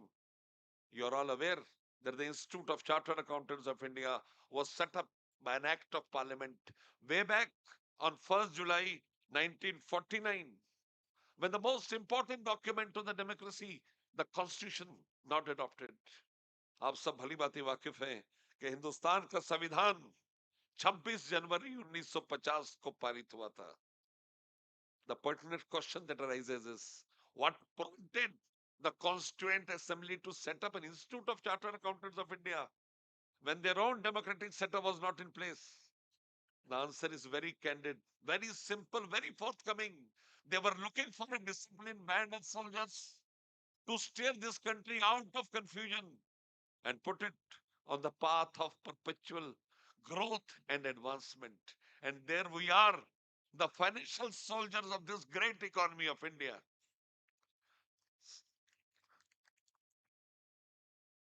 ladies and gentlemen, and honorable minister, we started with a humble beginning of 1650 members in 1949 and have transformed into the world's largest accounting body with over 5 lakh members and 11 lakh students. मजरूर सुल्तानी मजरूर सुल्तानपुरिया साहब ने एक बहुत खूबसूरत कलाम कहा है, आपकी नजर करता हूं। उन्होंने कहा है, मैं अकेला ही चला था जानबे मंजिल, लोग जुड़ते गए कारवां बनता गया। कितना अजीम कारवां है यहाँ पर। 4,500 people, first time in the history of EIRC, coming here to get enlightened, to learn, and to contribute for the cause of this profession. Ladies and gentlemen, the future, I was saying, is so bright. First of all, I take you to the international position.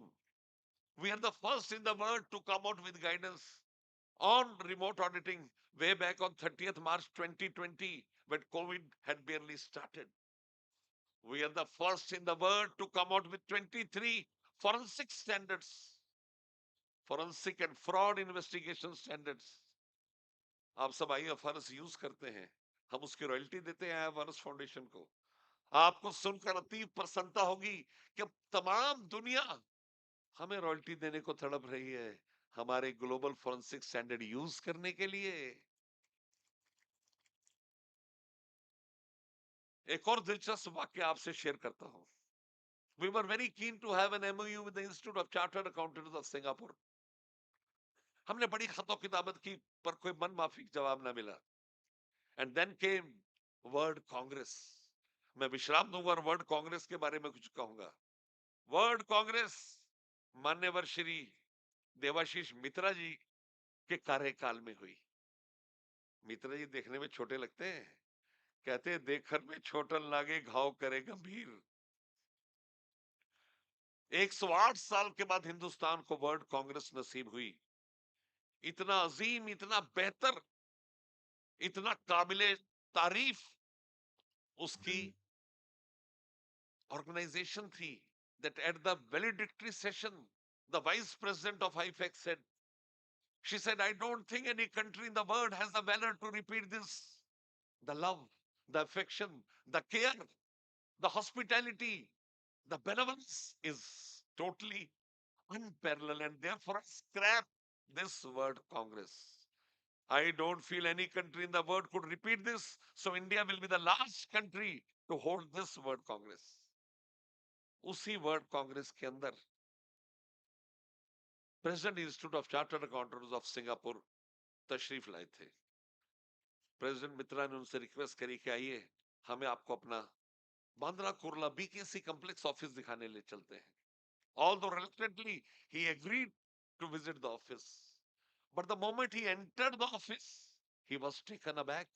Oh my God, what a great, beautiful, outrageous, marvelous, splendid, fantabulous building it is. President Mitra very humbly said, ये बोलते कम है मुस्कुराते ज्यादा हैं। Very humbly said in a smiling way, he said, sir, we have more than 130 such buildings in the country. History was created. He went back and wrote, I don't think it is appropriate to have an MOU with India. India is a great country, and therefore I want to make a unilateral announcement, and what is said is written in golden words in words accounting history. He said, any Indian chartered accountant, I repeat, any Indian chartered accountant who remains in Singapore for more than 6 months for reason whatsoever shall assume to have the eligibility to be a member of the Institute of Chartered Accountants of Singapore. कहते ना देते ना थे जो जवाब उनके सलाम आने लगे। देते ना थे जो जवाब उनके सलाम आने लगे। वक्त बदला तो मेरे नीम के पेड़ पर आम आने लगे। This is your profession, the incredible profession of chartered accountancy. Now let us speak about Indian developments. आज इन्होंने किताब वितरित करी, income tax act 2025. The first representation which the parliamentary committee invited was ICI. हमने पार्लियामेंट में जाके पहली बार इसके ऊपर presentation the, the first body 6 मार्च 2025। जो लोग इंसॉल्वेंसी का काम करते हैं जानते हैं कि आईबीसी कोड आया हुआ है। Again on 6 November, they invited us to make a presentation on our views of IBC code. And what we requested to them with respect to holding the dignity of ICI and ensuring that audit is our forte was unanimously agreed by the parliamentary committee, and we have the right to do audit only in this country.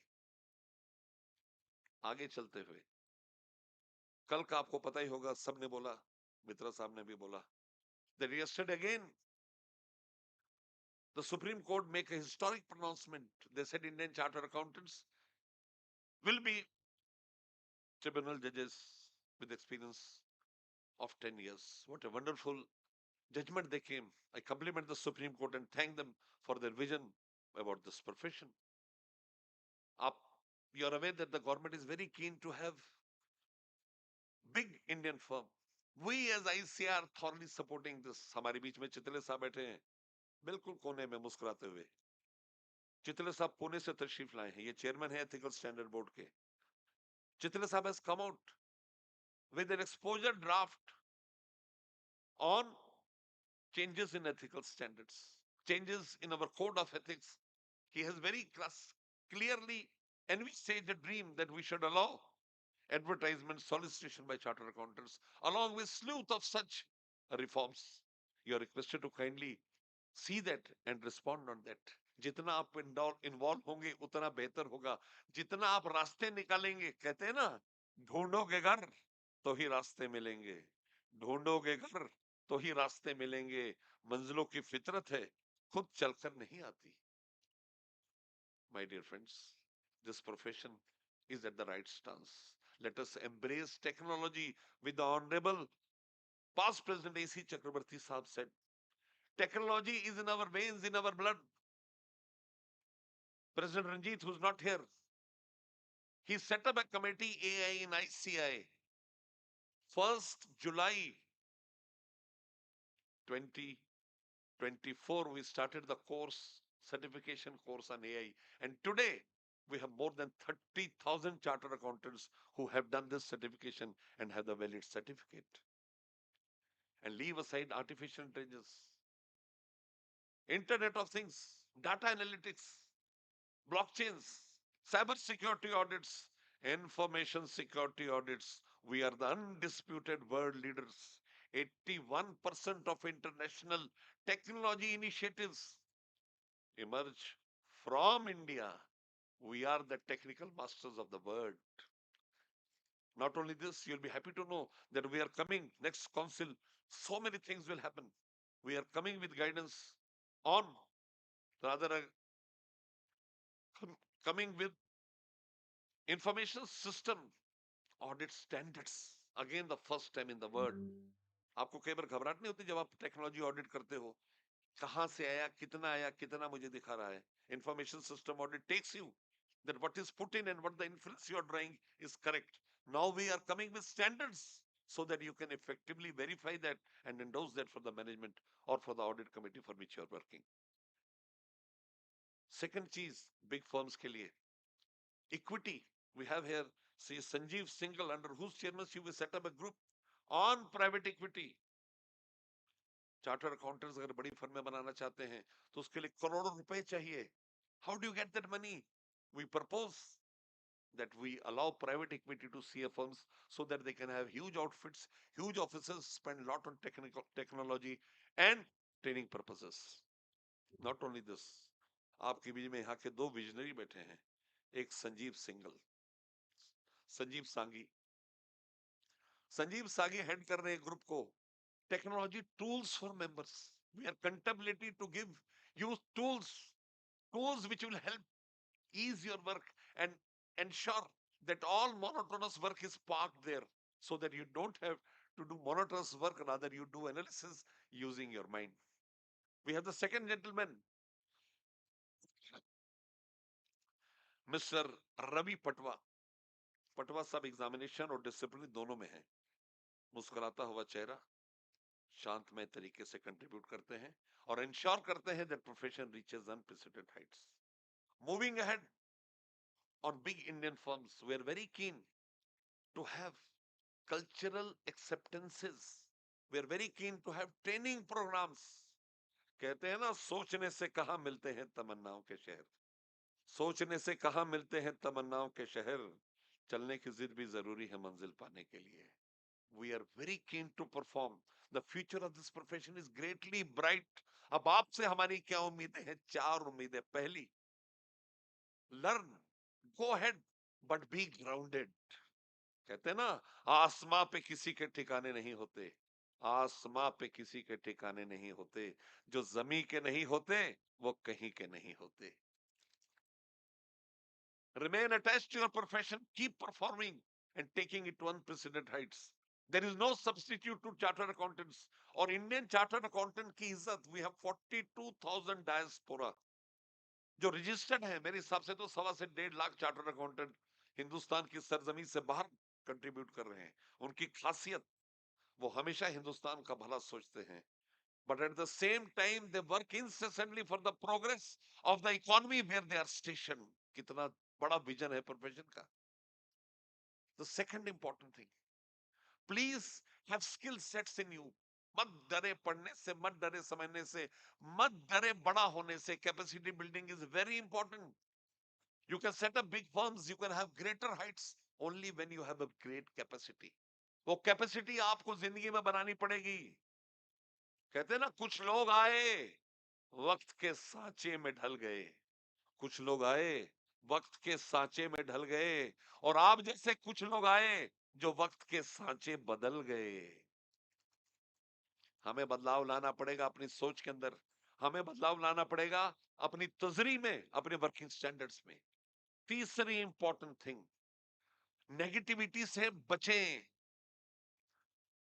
हमारे बारे में लोग कहा करते हैं कि तारीफ की चाहत तो नाकाम लोगों की फितरत है, तारीफ की चाहत तो नाकाम लोगों की फितरत है, काबिल लोगों के तो दुश्मन भी कायल होते हैं. We are a class apart, a class that performs. We are, in the words of APG Abdul Kalam, the partners in nation building.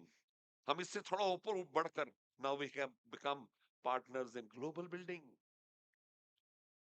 Hindustan का चार्टर्ड अकाउंटेंट का विजन बड़ा क्लियर है, लेकिन यहां पर सबसे इंपॉर्टेंट है कि उन लोगों को रोका जाए जो हमें अननेसेसरली क्रिटिसाइज करते हैं. As the 73rd president of the institute, I request you to stop people who want to unnecessarily criticize us, who have unfounded allegations against this profession. कहते हैं ना, वो पत्ते नहीं हैं हम जो शाखों से टूट जाएं, वो पत्ते नहीं हैं हम जो शाखों से टूट जाएं, आंधियों को कहो औकात में रहें. And the final thing, very important for you, when I became the president, I set up a committee for promoting work-life balance. आपसे गुजारिश है मेरी, क्या आप अपनी फैमिली को पूरा समय दे पाते हो? How many of you have touched your mother and said, "Mother, what I am only because of you"? किसने अपने फादर को पिछले 1 महीने में हक किया? माँ से बेहतरीन, माँ से खूबसूरत, माँ से बेनजीर चीज इस कायनात में कोई नहीं. हम बड़ी गलत बयानी करते हैं कि हम 5 लाख चार्टर्ड अकाउंटेंट हैं. यकीनी तौर पे हम 5 लाख माओं की मेहनत, मशक्कत और दुआओं का नतीजा है कि हम चार्टर्ड अकाउंटेंट बनकर यहाँ बैठे हैं. उस माँ को हमारा नमन है. बहुत इंतहा बेपनाह मोहब्बत करते हैं, लेकिन समय कहाँ दे पाते हैं. बचपन याद कीजिए, आपकी माँ आपके लिए सब कुछ करती थी, कभी बद्दुआ नहीं देती थी. आप गलती करते थे, आपको थप्पड़ मार दिया होगा, डांटा होगा, बद्दुआ नहीं दी होगी. कहते हैं ना, कुछ इस कदर मेरे गुनाहों को धो देती थी मेरी माँ, कुछ इस कदर मेरे गुनाहों को धो देती थी मेरी माँ, जब बड़े गुस्से में होती थी तो बस रो देती थी मेरी माँ.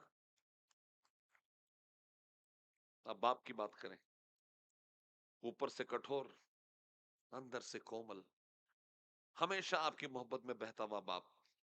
एक आप साहब ने खूब कहा है कि अपनी कमाई के चंद सिक्के खर्चने में दिल घटता है मेरा, ना जाना मेरे बाप ने अपनी सारी उम्र की कमाई मुझ पे कैसे लुटाई होगी. आपके दोस्त कितना समय गुजारते हैं दोस्तों के साथ प्रोफेशन के अलावा। कहते हैं ना, दिल खोलो यारों से वरना खुलवाना पड़ेगा औजारों से। हमारी स्पाउसेस, मैंने मिसेस रवि पटवा को भी देखा। रवि पटवा साहब जब से काउंसिल में है घर में 2-4 बार आए होंगे। कल मेरे साथ दिल्ली थे, उससे पहले कहा इधर बॉम्बे, अमृतसर। ये स्पाउसेस की वजह से हम जिंदा है। कल हम शाम को संजीव सांगी के घर में थे। इनकी वाइफ अंजू जी ने, she was on her toes for 5 hours, बैठी नहीं, भैया ये खा लीजिए, ये खाइए, पापड़ है फ्रांस का, ये कौन सा, मैं तो नाम भी नहीं पता, ऐसी ऐसी चीजें खिलाई उन्होंने। मेरा शादी हुई 1997 96 में, 97 से मैं काउंसिल में हूं। मुझे पता नहीं घर में क्या है, मेरी बीवी सब संभालती है। हम सबको उनका राइटफुल समय देना होगा। I am reaching towards conclusion. 2-3 important बातें कह के आपको अलविदा कहूंगा। सबसे इंपॉर्टेंट चीज है अपने प्रोफेशन की ब्रांडिंग, अपने प्रोफेशन को प्रमोट करना और प्रॉपर नेटवर्किंग करना। जैसे वर्ल्ड कांग्रेस हुई थी मान्यवर श्री मित्रा साहब के समय में, उसके बाद अनिकेत तलाती साहब यहाँ बैठे हैं। देखो कितना कॉम्बिनेशन है, एक कितने छोटे एक कितने लंबे, दोनों को मिला के एक सांचे में डाला जाए तो बराबर हाइट हो जाएगी। और उसके बाद मेरा देखो थोड़ा इधर फैला हुआ है। सी, हर तरह की कॉम्बिनेशन दुनिया में आती है। तो अनिकेत तलाती साहब ने अपने समय में ग्लो पैक किया, रंजीत अग्रवाल साहब ने वोफा किया। तो मैंने पिछली बार एज वाइस प्रेसिडेंट सोचा कि हम नाम नहीं चेंज करेंगे, तो इसलिए हमने इस बार वोफा 2.0 कर रहे हैं, a flagship programme of the institute. अगर आप सही मायने में नेटवर्क करना चाहते हैं, मित्रा साहब के समय हमने एक बहुत इनकलाबी फैसला लिया। Chartered accountants could not do, not even they are not able to do solicitation, advertisement, but in international conference other international players come and have their stalls. So Mitra Saab, under the vice chairman of vice chairmanship, vice presidentship of Aniket Talati ji and the entire council, took a momentous decision. They allowed Indian firms to have stalls at the world conferences only once in a year. Therefore, you can put your stall in the WOFA 2.0. We are eyeing close to 25,000 participants. Lot of international participants. We are looking at, we are speaking to the CFO of Tesla, the highest paying CFO of Tesla. We are looking at Mr. Ajay Banga, the chief of World Bank. Mr. Lee White, the CEO of IFEC is coming. The president IFEC, Shri John Bouquet, has given his confirmation. All across people you will find from the world. And the best part is you have the rightest networking opportunity there. Topics ranging from global capability centers, outsourcing, technology, information systems, forensics, stock markets, capital markets, taxes, indirect, direct, international. So many breakout sessions we have, so many plenary sessions we have. और ऐसा नहीं कि हमने सिर्फ वहां पर पढ़ना भी है, शामें बड़ी रंगीन और खूबसूरत होने वाली हैं। पहले दिन सिकंदर सरताज, दूसरे दिन Mika.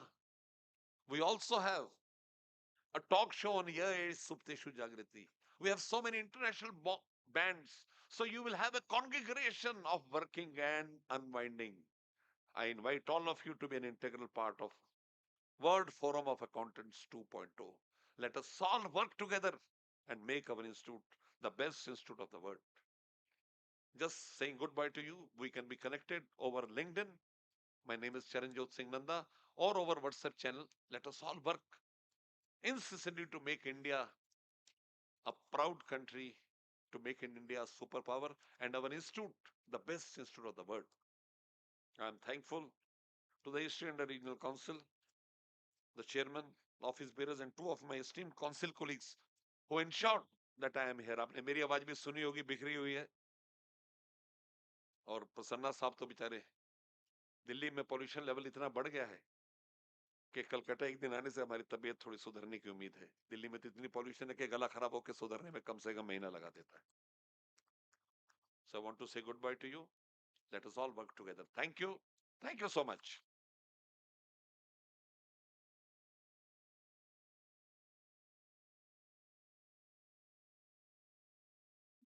May I request CA Vishwaranjan Sutar to briefly introduce our esteemed guest of honor, Shri H.M. Bangar, Chairman, Shri Cement Limited. Jai Jagannath and very good afternoon to all of you. We recognize the presence of our past chairman EIRC, Mr. Somabrata Datta. We are at a time as a country where we're trying to cement our aspirations, which is very sustainably forthcoming. A name and voice flying from the infrastructure, which is not other than Sri H.M. Bangur, the chairman, Sri Cement Limited. Through his visionary eyes, is not only inspiring a generation of youth and also empowering at the same time, being a very forefront and vocal about this industry, how it is ethically and sustainably done.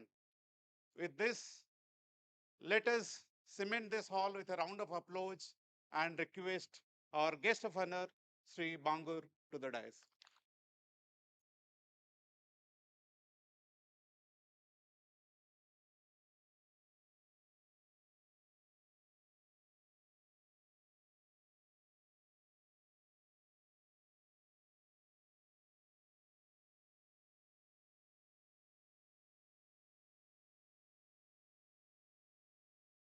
Respected podium,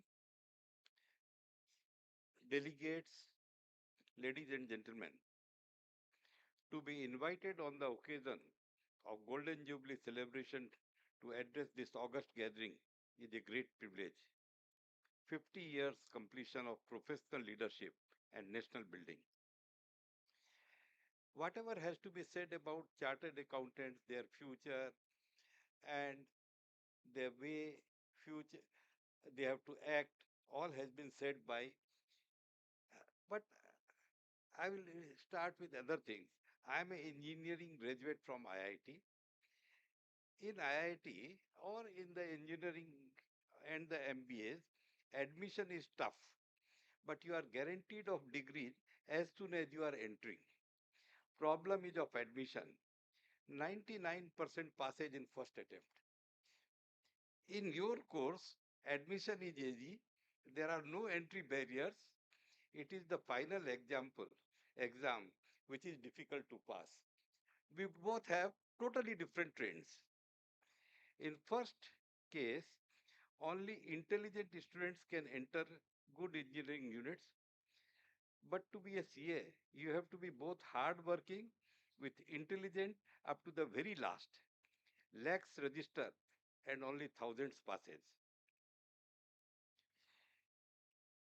No engineering or MBA institute gives even a preliminary lesson in conservation of the wealth. Unfortunately, financial illiteracy, or at least semi-illiteracy is very prevalent. Conserving is not our strong point. CAs by nature are taught more about risks. It makes them risk averse. They are highly trained in safekeeping, conserving, and making your money grow, surely, maybe slowly. CAs understand the law very well. They avoid unnecessary risk taking. More the knowledge of the law, they can go to the edge of the law. My understanding is that if you stay on the center of the law, you are totally hiding from the risk. Though we are calling it hiding from the risk, but it is hiding from the reward also. So we have to keep our both feet firmly grounded within the law platform. One false step and we fall down, but we have to travel up to there. We have to be careful here. In engineering, property of steel or weight of oxygen, what we learned 50 years back is still the same. All scientific knowledge is eternal. Newton and Archimedes' laws are as relevant as they were 100 years back. In the case of CA, very immediate, 1 minute back, there was a new book, Income Tax Act 1920, 2025. What is this? Every year the knowledge changes. Every year you have to be updated. In case of CH, every year multiple rules and law changes. To be relevant, new studies is continuously needed. I, as an engineer, am concerned about the laws of nature, while you people have to be concerned about laws made by other humans. Continuous work will keep you updated. By nature, CS have to work continuously, work, work, and work. Your job is much more difficult than job of an MBA or engineer.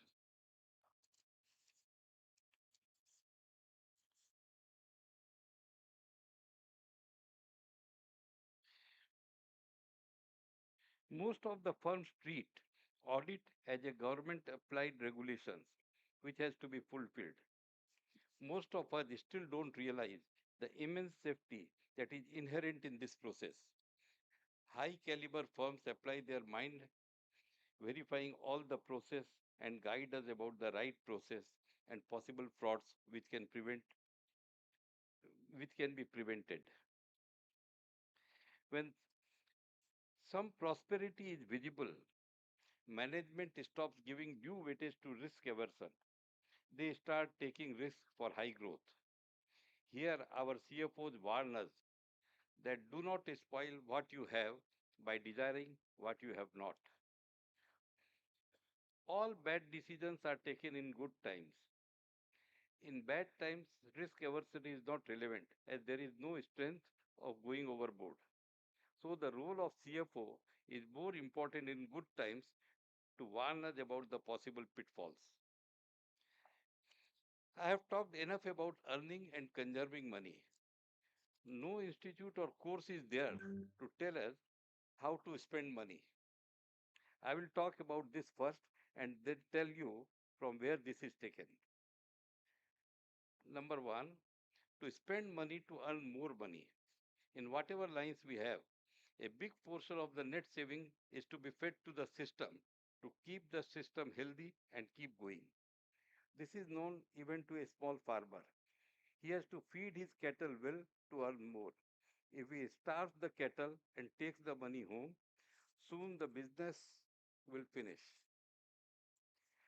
Number two is to spend money to earn prestige and goodwill, not to be shy of exchanging money for prestige. We are a social creature, and after meeting our basic needs, most important need is to have respect in society. It does not come free. You have to pay for it. Be generous. Third is donation. This is totally different from earning goodwill. Unless the party who receives knows about it, no goodwill is generated. It is very private affair. The left hand should not know what is your right hand doing. This only counts as donation. Only God knows about it, and we will be rewarded in the next life. This should be the aim. The fourth is to help relatives and friends if they are in financial trouble. You cannot enjoy wealth if there is no prosperity around you. Islands of prosperity in the midst of poverty is not a happy sight to take care. And now the first most important is to always remember that you have earned the money and you have all the right to spend it in the fashion which pleases you. No feeling of guilt should be there. You have all the right to enjoy the money which is earned. Here is where most of the people are not greedy spending on themselves. They feel that spending on self is lower value system. If you spend your money in these 5 ways, then both at present and at the death time, you will not have any regret. This is what is the learning from Mahabharat Shanti Parva. Bhishma Pitama has given these guidance and many more in the Shanti Parva. Before I conclude, I want to warn you that high degree of intellect tends to make a man unsocial. To be alone is the fate of all great minds. In social circle, try to keep your intellect down and be at the same level as your friends. One more thing, to stay away from negative people. They have a problem for every solution. Thank you.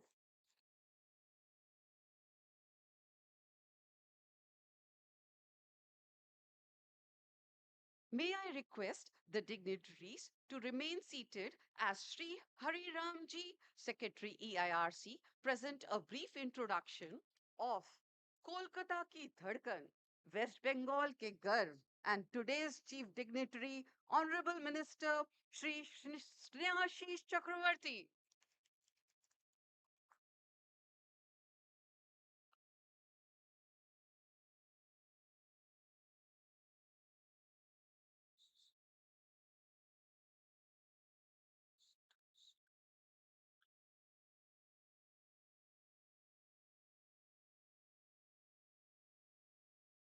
Presenting Sri Snehashish Chakravarti to all of you. Sri Snehashish Chakravarti is Honorable Minister in charge of Department of Transport, Government of West Bengal. Sri Snehashish Chakravarti is the Honorable Minister in charge of the Department of Transport, Government of West Bengal, a prominent leader of the Trinamool Congress. He has been serving as MLA from the Jangipada constituency since 2011, securing re-election in 2016 and 2021. Over the years, he has held several key organizational and legislative roles, including state spokesperson of the Trinamool Congress, district president of the Hooghly District Committee, and chairperson of important committees in the West Bengal Legislative Assembly. A postgraduate in commerce from University of Calcutta, he continues to play a significant role in the state's political and administrative landscape. Welcome, Sri Snehashish Chakravarti, sir.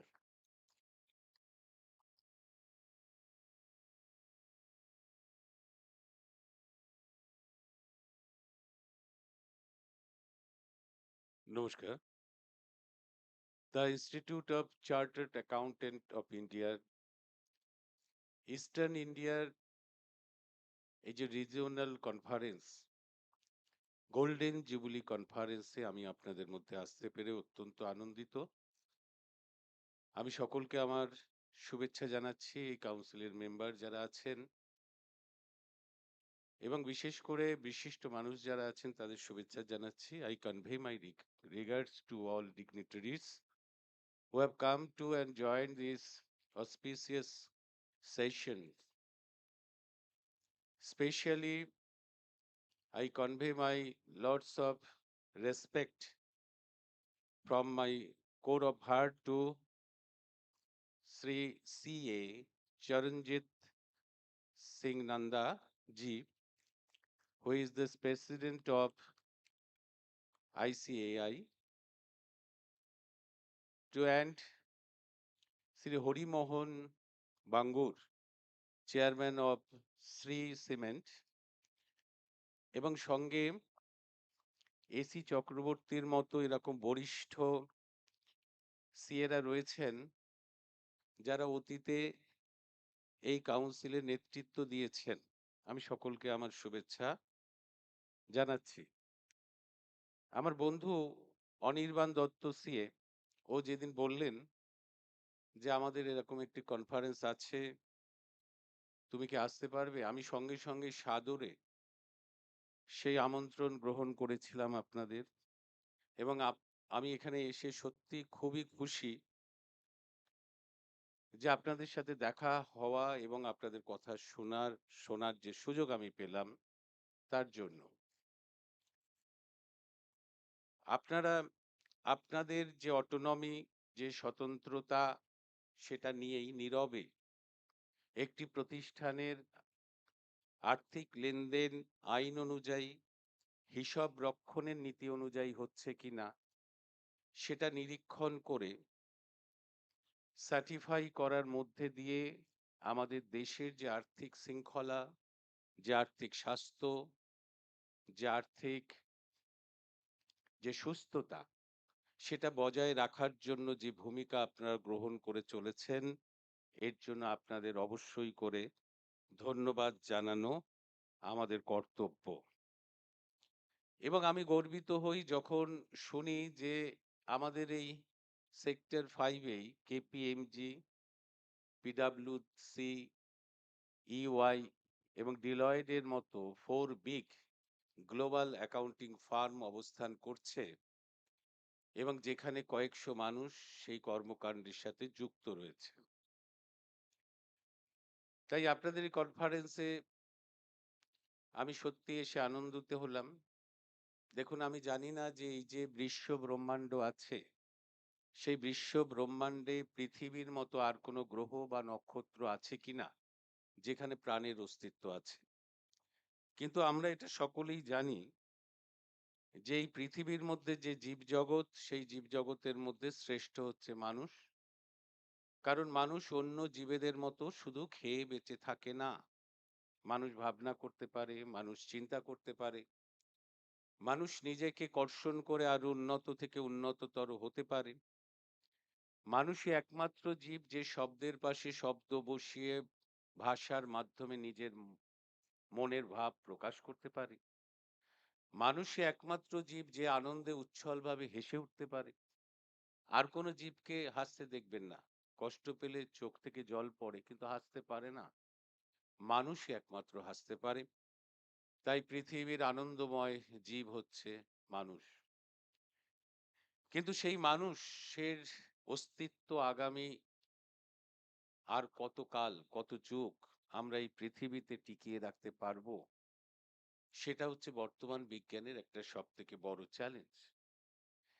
নাকি আমাদের অস্তিত্ব বিলীন হয়ে যাবে, মনুষ্য জীবন শেষ হয়ে যাবে।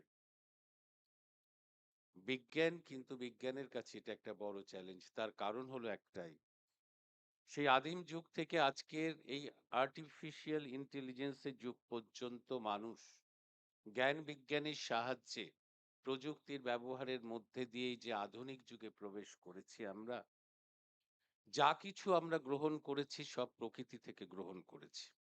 আমাদের খাদ্য, আমাদের বাসস্থান, আমাদের পরিধেয়, আমরা নিজেদের একদিকে যেমন উন্নত করে তুলেছি, আমাদের জীবনকে কমফোর্টেবল করে তুলেছি, পাশাপাশি প্রকৃতিকে সংহার করতে করতে, ধ্বংস করতে করতে আমরা কিন্তু চলেছি।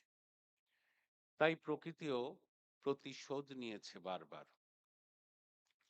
কত বনাঞ্চল কেটে তবে মহানগর গড়ে উঠেছে। অক্সিজেন কার্বন ডাই অক্সাইডের যে রেশিও, তার ভারসাম্য সেটা নষ্ট হয়েছে। ওজোন স্তর ছিন্ন বিচ্ছিন্ন হয়েছে, পৃথিবীর তাপমাত্রা বৃদ্ধি পেয়েছে এবং বলা হচ্ছে সুমেরু এবং কুমেরুর বরফ গললে কলকাতার মতো শহর জলের তলায় চলে যেতে পারে। দেখবেন কখনো ঝড় ঝঞ্ঝা, আমফান, ইয়াসের মতো ঘূর্ণিঝড় আমাদের কিন্তু বিধ্বস্ত করছে। এই মুহূর্তে কলকাতায় আজকেও একটা ভূমিকম্প হয়েছে, তার কম্পন সব থেকে অনুভূত হয়েছে কলকাতায়। অর্থাৎ এই প্রকৃতির মধ্যে একটা অ্যাবনর্মালিটি আমরা লক্ষ্য করেছি বা করছি। আমরা যে প্রাকৃতিক সম্পদগুলো ব্যবহার করি সেগুলো নিঃশেষ হচ্ছে এবং আমরা যে পানীয় জল খাই সেই পানীয় জলের স্তর এতটা নিচে নেমে গেছে যে আমাদের সারা দেশের মধ্যে বেশ কিছু শহরে পানীয় জল বাইরে থেকে আনতে হয় এবং আমাদের বাংলার বেশ কিছু ব্লক অ্যালার্মিং স্টেজে রয়েছে, যেখানে অনেকটা ডিপ করলেও পানীয় জল পাওয়া যাচ্ছে না কিংবা আর্সেনিকের স্তর কোথাও কোথাও স্পর্শ করছে। তাই আমরা সারফেস ওয়াটারকে পানীয় জলে কনভার্ট করে ডিস্ট্রিবিউট করার জন্য বিকল্প পথ আমরা খুঁজে নেবার চেষ্টা করছি। কিন্তু এই যে প্রকৃতির থেকে এই যে প্রাকৃতিক সম্পদের ব্যবহার এবং সেটা নিঃশেষ করতে করতে আমরা একটা টাইমে যখন সেগুলো শেষ হবে আমরা যাব কোথায়? তাই ডেভেলপমেন্টের সংজ্ঞা এখন বদলে গিয়েছে। এখন ডেভেলপমেন্ট বলতে আমরা বুঝি সাস্টেনেবল ডেভেলপমেন্ট। অর্থাৎ সাস্টেনেবল ডেভেলপমেন্ট হচ্ছে সেই ডেভেলপমেন্ট যা পরিবেশের ভারসাম্য অক্ষুণ্ণ রেখে হতে পারে। সাস্টেনেবল ডেভেলপমেন্ট বলতে বোঝায় যে যা প্রাকৃতিক সম্পদের ভান্ডারকে আগামী প্রজন্মের জন্য অক্ষুণ্ণ রেখে বর্তমানের চাহিদা মেটানো। অর্থাৎ আমরা যত সম্পদকে প্রিজার্ভ করে রাখতে পারবো, সংরক্ষণ করতে রাখবো, তত মানুষ্য জীবন আগামী দিনে তার সেটা আরো দীর্ঘদিন সে থাকতে পারবে। কিন্তু প্রশ্ন হলো যে এর থেকে একটা স্যাক্রিফাইসের কথা এসছে যে আমরা তো ভবিষ্যতের জন্য রাখবো, তাহলে বর্তমানে চাহিদা মিটবে কি করে? এবং সেখান থেকে একটা স্যাক্রিফাইসের কথা এসছে, একটা পরিমিত ব্যবহারের কথা এসছে। আপনারা দেখবেন যে পৃথিবীর রাষ্ট্র ব্যবস্থা যখন তৈরি হয়নি, তখন ধর্মকে কেন্দ্র করে পৃথিবীর বিভিন্ন জায়গায় সভ্যতার বিকাশ হয়েছিল। এবং সেই প্রতিটি ধর্মের কিন্তু মূল কথা হচ্ছে একটাই, ইহ জন্মে ত্যাগ করলে পরজন্মে শান্তি পাবে। অর্থাৎ বর্তমান সময়ে স্যাক্রিফাইসের কথা বলা হয়েছে প্রতিটি ধর্মে। আজকে সেই স্যাক্রিফাইসের কথাই এত উন্নত যুগে প্রবেশ করে আমাদের ভাবতে হচ্ছে। স্যাক্রিফাইস মানে পরিমিত ব্যবহার, স্যাক্রিফাইস মানে অপচয় রোধ করা। ফলে আমাকে স্যাক্রিফাইস করতে হয়। আমি রাস্তা দিয়ে যাচ্ছি, ট্যাপ ওয়াটার থেকে ঝরঝর করে ঝর্ণার মতো জল পড়ছে, আমার খুব দেখে আনন্দ হচ্ছে। কিন্তু সেই আনন্দকে আমার স্যাক্রিফাইস করে আমাকে কিন্তু ট্যাপ ওয়াটার বন্ধ করতে হবে, কারণ পানীয় জল নষ্ট করা উচিত নয়। এর মধ্যে থেকে আমরা দেশের স্বাধীনতা পেয়েছি। স্বাধীনতা আন্দোলন যখন চলছে 1929 সালে, তখন লাহোর কংগ্রেসে সভাপতি হয়েছিলেন জওহরলাল নেহেরু, ভারতবর্ষের প্রথম প্রধানমন্ত্রী। তিনি পূর্ণ স্বরাজের ডাক দিয়েছিলেন। তখন সাংবাদিকরা জওহরলাল নেহেরুকে জিজ্ঞেস করেছিল, আপনি তো পূর্ণ স্বরাজের ডাক দিলেন, তার দেশের স্বাধীনতা বলতে আপনি কি বোঝেন? দেশের স্বাধীনতা মানে কি শুধু ইউনিয়ন জ্যাকের পরিবর্তে তেরঙ্গা পতাকার উত্তোলন? দেশের স্বাধীনতা মানে কি শুধু সাদা চামড়ার বদলে কালো চামড়ার মানুষদের এসডিও বিডিও করে দেওয়া? দেশের স্বাধীনতা মানে কি শুধু ক্ষমতার হস্তান্তর? জওহরলাল নেহেরু সেদিন বললেন, না, আমি ভারতবর্ষের স্বাধীনতা বলতে বুঝি দেশের মানুষের সার্বিক মুক্তি, রাজনৈতিক বন্ধন হতে মুক্তি, সাংস্কৃতিক বন্ধাত্ম হতে মুক্তি, অর্থনৈতিক বন্ধন হতে মুক্তি। কিন্তু অত্যন্ত পরিতাপের বিষয় যে স্বাধীনতার পর 70-75 বছর অতিক্রান্ত হয়ে যাওয়ার পরও আমরা দেশের মানুষকে সেই সার্বিক মুক্তি আজও এনে দিতে পারিনি। এখনো ভারতবর্ষের 14% মানুষ ক্ষুধা নিয়ে কাটায়। প্রায় 20-25 কোটি মানুষ রোজ খাদ্য পায় না, অপুষ্টিতে ভোগে। 24% মানুষ এখনো স্বাক্ষর করতে পারে না। দেশের কোটি কোটি মানুষ এখন চিকিৎসা থেকে বঞ্চিত। এই অবস্থার মধ্যে আমরা বিলং করছি এবং আমরা $5 ট্রিলিয়ন অর্থনীতিতে প্রবেশ করার জন্য আমরা উচ্ছ্বাস প্রকাশ করছি যে আমরা খুব শীঘ্রই পৌঁছব। আসলে সম্পদ তৈরি, দেশের জিডিপি বৃদ্ধি, পাশাপাশি এটা লক্ষ্য রাখা দরকার তার সুষম বন্টন কতটা আছে, মাথাপিছু তার পরিমাণ কত, এটা খুব গুরুত্বপূর্ণ বিষয়। আমাদের রাজ্যে আমরা যখন ক্ষমতায় আসি 2011 সালে, রাজনৈতিক পালাবদল হলো, সে বছর আমার মনে আছে যে রাজ্যের জিডিপি ছিল 4,61,000 কোটি টাকা। আজকে সেই জিডিপি গত আর্থিক বছরে 18,13,000 কোটি টাকা অতিক্রম করেছে, বেড়েছে প্রায় 4.5 গুণ। এবং আপনারা জানেন যে জিডিপি বাড়া মানে তার ট্যাক্স রেভিনিউ কালেকশন বাড়বে। সে বছর 10-11-তে রাজ্যের ট্যাক্স রেভিনিউ নিজস্ব কালেকশন ছিল 21,129 কোটি। সেটা এখন কিন্তু 1 লক্ষ কোটি কাছাকাছি পৌঁছেছে। পরিবর্তন ঘটেছে অনেকটাই। রাজ্যে লোন বেড়েছে, সন্দেহ নেই, কিন্তু লোন টু জিডিপির যে রেশিও ছিল 10-11-তে 41%, সেটা কিন্তু এখন আমরা 37%-এ নামাতে পেরেছি। অর্থাৎ লোন বাড়ার সঙ্গে সঙ্গে তার থেকে জিএসডিপি বৃদ্ধি কিন্তু বেশি হয়েছে। আমাদের রাজকোষ ঘাটতি 4% ওপরে ছিল, সেটা এখন নেবে 3% কাছাকাছি। রাজস্ব ঘাটতি 2.4 থেকে এখন নেবে 2% নিচে। কিন্তু আমরা বেঙ্গলের যে অগ্রগতি গত 15 বছরে অনেকটাই বৃদ্ধি হয়েছে, আপনারা একমত হবেন। এবং শিল্প গড়ে তোলার যে অনুকূল পরিবেশগুলো থাকে, কতগুলো আমরা পরিবর্তন হয়েছে আমাদের মাননীয় মুখ্যমন্ত্রীর উদ্যোগে। একটা সময় লোডশেডিং নিত্য নৈমিত্তিক বিষয় ছিল, এখন লোডশেডিং কমে গেছে। বিদ্যুৎ সরবরাহ ডিস্ট্রিবিউশন অনেকটা সহজ হয়েছে, আমরা প্রায় ভুলেই গেছি যে লোডশেডিং হয়। রাস্তাঘাট চওড়া হয়েছে। 29,000 কিলোমিটার পাকা রাস্তা ছিল 15 বছর আগে, এখন সেটা 1 লক্ষের ওপর কিমির ওপর পাকা রাস্তা তৈরি হয়েছে। এবং যে ম্যান্ডেজ, অর্থাৎ আপনার যে স্ট্রাইক বন্ধ, যেগুলো নিত্য নৈমিত্তিক ব্যাপার ছিল, সেটা কিন্তু এখন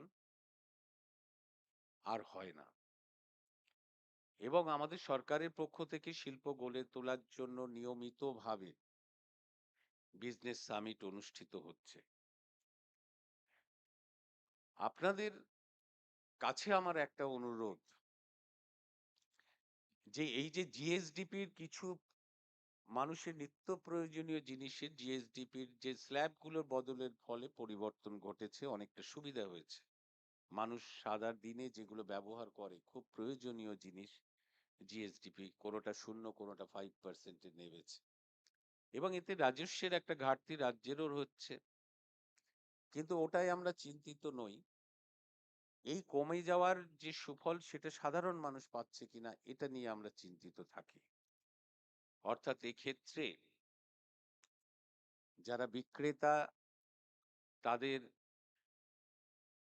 দ্রব্যের যে মূল্য, যে মার্কেট প্রাইস নির্ধারণের ক্ষেত্রে সাধারণ মানুষের এই যে জিএসটি সুবিধাটা তারা গ্রহণ করে নিচ্ছে কিনা, এটা যদি আপনারা লক্ষ্য রাখেন তাহলে খুব ভালো হয়।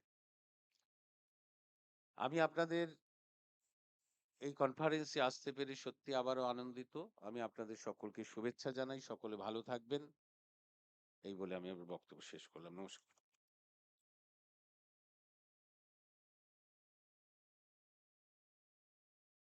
To express our gratitude, I invite CA Mayur Agrawal, Vice Chairman EIRC, for the vote of thanks.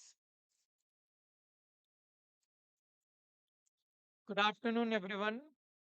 Hearty thanks to all the dignitaries, past leaders on the dais, the chief guest of 50th Regional Conference, Sri Snehasis Chakravarti, Minister in charge, Department of Transport.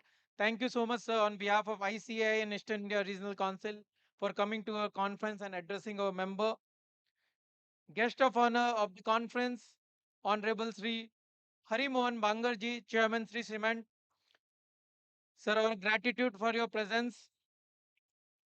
The torch bearer and the leader of our profession, Honorable President of ICAI, Sri Charanjot Singh Nanda, sir. Sir, thanks a lot. A huge round of applause for Nanda, sir. In absentia, Vice President, sir, CA Prasanna D. Kumar, sir, for his speech. Past President ICAI, my regional council colleagues, our two council member for Eastern regions, and other council member. Thank you so very much.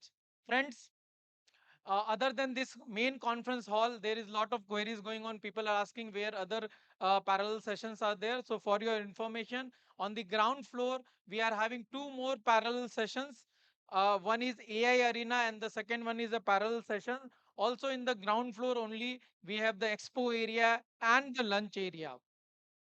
So those of you interested, post this session, will be starting the first technical session over here, and other sessions are already started. Once again, thanks each one of you. Thanks to all the delegates for their presence.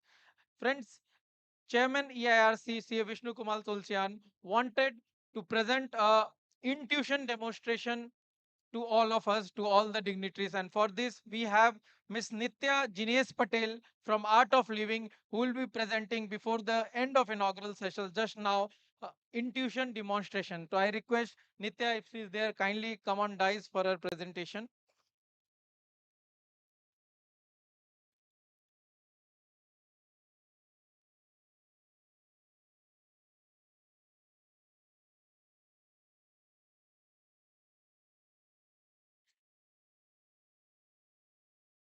Good afternoon, everyone. So we are both from the Art of Living. This is Nitya, and I'm Arvind. I teach Art of Living, the intuition process, which is a process for kids and teenagers to access their sixth sense.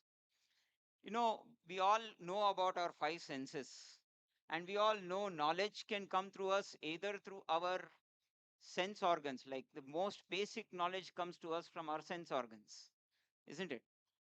But there's another level of learning which comes from our intellect. Our sense organs could tell us that the sun is rising and setting, but through the intellect, we know that the sun is neither rising nor setting.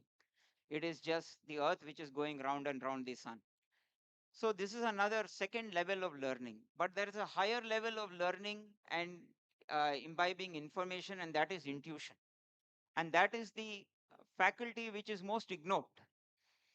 And that gets overshadowed by our five senses. And it is all, if you look at all great inventions, they happened from a realm of an intuitive space of mind. Take Newton, he kept thinking for such a long time, and finally when he just relaxed, at that time an idea flashed. And we have all had this experience. What we have been doing at the Art of Living is very interesting. We have a program called the intuition process, which brings this capability through tangible techniques for children and teenagers so that they can access it, they can groom it in their lives, and they can take advantage of this faculty which they are all blessed with. So Nitya here is one such participant of our program. We have been conducting this program for more than 2 lakh people, 2 lakh children across India and the world. We've been doing it for a while now. It's almost 10 years, coming to be 10 years since we started conducting these programs, and children have shown dramatic effects. To demonstrate this capability, we have this mask which we give them. Uh, Anybody could come and have a look at this mask. It's very interesting. It is padded up. Anybody wants to have a look at it? You can pass it up. So it is mask is such that we make sure that no light gets through. We got it designed just for these demos. And what we do here is that we block the most obvious sense, which is the sense of sight. Then we give a few activities. Okay.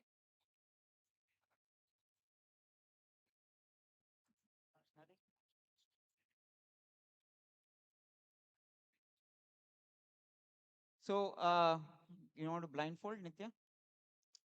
Sir, if I can request you, you can mix this cube up any which way you want. Yeah.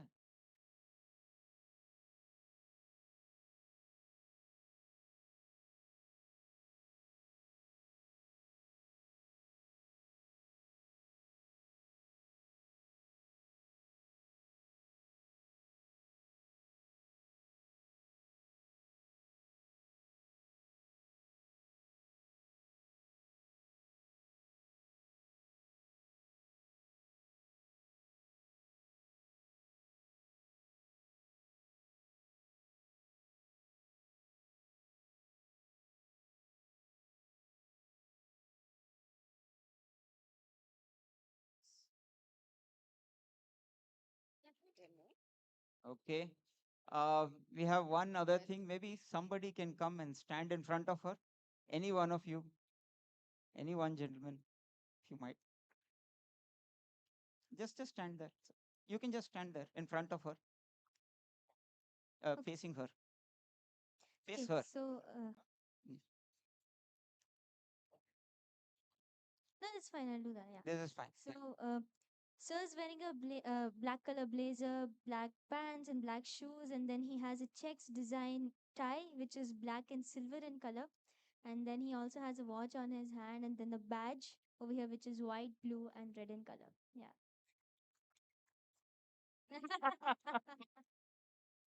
Anybody else? Maybe when somebody from the audience can come and stand here. Yeah. Okay, so ma'am's wearing a blue color, gray blue color mix top and bottom. It's like a set, and it has, designs of flowers around it, which is printed in white. And the corners, like the edges of her dress, also has white design on it.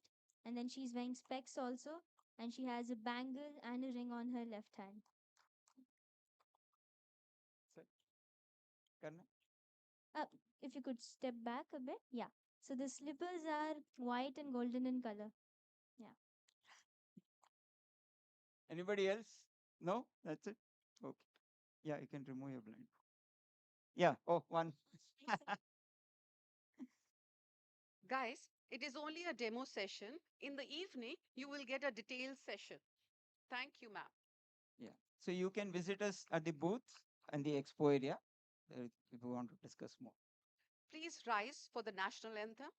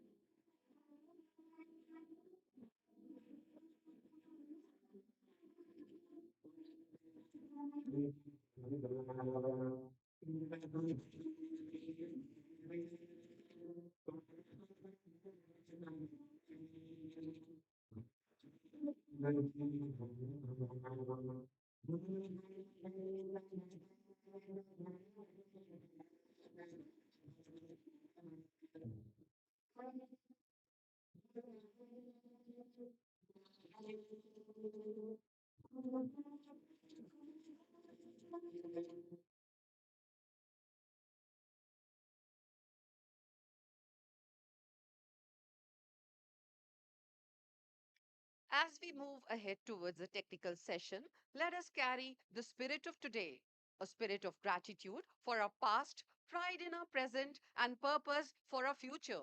This Golden Jubilee is not just a celebration, it's a promise of brilliance, innovation, and ethical leadership for the decades ahead. Thank you. With great honor, I declare the 50th Regional Conference of EIRC open. Let the brilliance begin. Participants are also requested to participate in parallel sessions going on in hall number 4 and hall number 5. Hall number 4 is AI arena and laptops are arranged, and hall number 5 have other sessions. Now, all dignitaries are requested to join for the group photograph.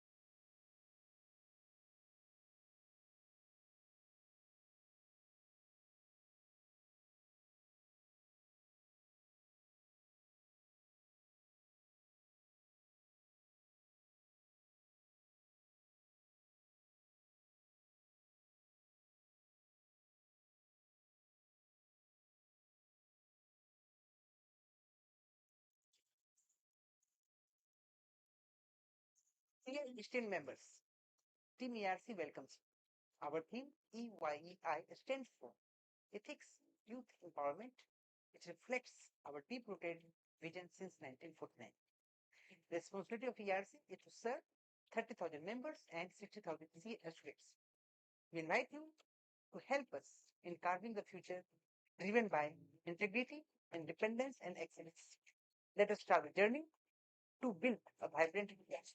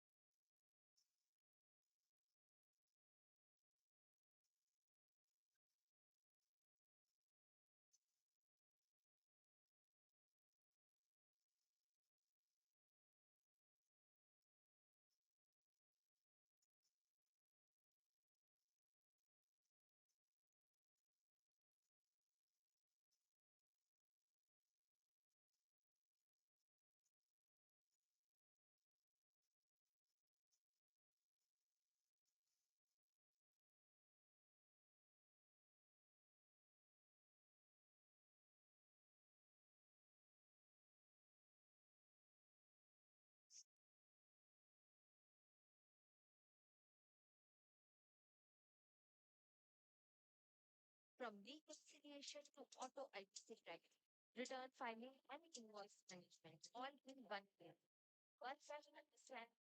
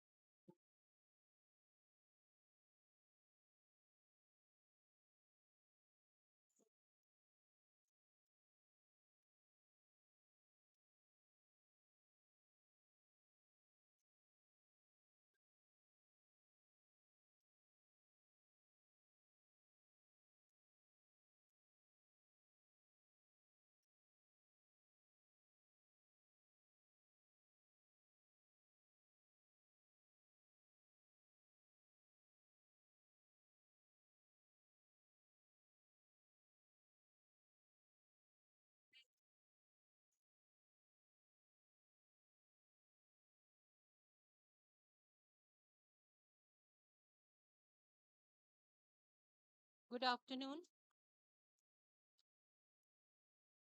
This is CA Ragini Goyal from the Guwahati branch EIRC of ICAI. I welcome you all to this first technical session, which is a panel discussion on new age financial assets. I am glad to welcome you all to this session. As we all know that we have been running a little late, so we will run a little faster so that we do not miss any of our buses ahead. So first of all, let me welcome CA Ayush Jain, who's the convener ACAECA Study Circle. Please join me on the dais, Ayush Jain. Now I take the privilege to invite the esteemed panelists. And first, I would like to invite CA Vinod Kothari ji to the stage, who is our eminent panelist today. The second eminent panelist, Shri Anshul Jain, Executive Director and Head of Investments, Avendus Credit Fund. I also take the pride and privilege to welcome CA Anup Kumar Agarwal, International Finance Corporation South Asia FinTech Lead. And last but not the least, I welcome esteemed moderator of this session, Mr. Rakesh Soni from Times of India Group, Corporate Director. We have all these personalities who need no introduction. When they are on the stage, we better make way for them to speak and we listen. That is the honor of the day. So with this, may I now first do the honors to the speakers, and may I invite the regional council members present to help us in felicitating the eminent panelists and moderators with a traditional welcome. May I request the team backstage to help us in felicitating our panelists and the moderator of the session.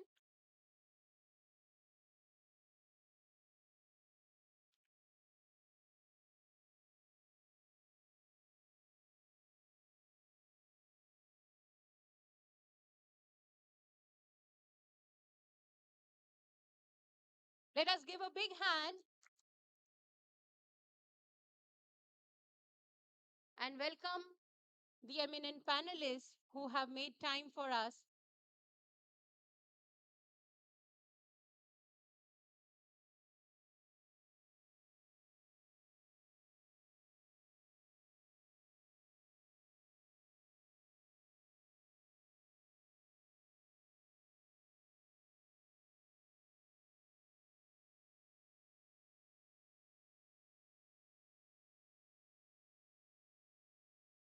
Welcomes be a little more warmer, please, so that it gives us the energy and the presence of mind to listen to the discussions which are coming ahead.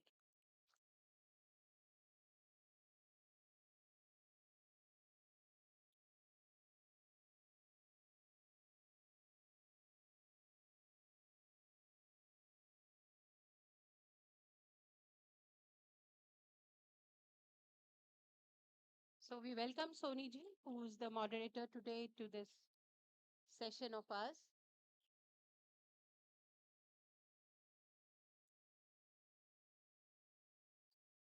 Assets are something we all love. And when it comes to the new age assets, let us hear it from the experts, because everybody loves something that is new, right? Change is the only constant, and when the new replaces the old, it is always tempting, it is always attractive, and it needs to be learned after unlearning what we have learned for so many years. So, sir, Mr. Rakesh Soni, I welcome you, sir, and the panel is all yours. So, I invite you for your moderation on this panel discussion, New Age Financial Alternate Assets. Thank you.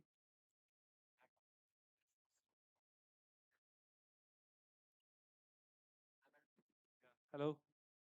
Yeah, thank you very much. Yeah, so I think we have a huge crowd to address, and so we should not delay any further. I'm sure they are very hungry. Um, so, guys, thank you so much. Thanks to everyone who was there on the stage 10 minutes back. There were so many of them, so I thank all of them to make us invite us to come here. So, my topic today is very simple. The topic is what is happening in the country. And we all know that we are a $4 trillion economy and we're going to become a $7 trillion economy very soon. And by 2047, we will be a $30 trillion economy. I'm sure all of must have heard about a lot. But being chartered accountants, I think that question always come to us that how the hell this going to happen, right?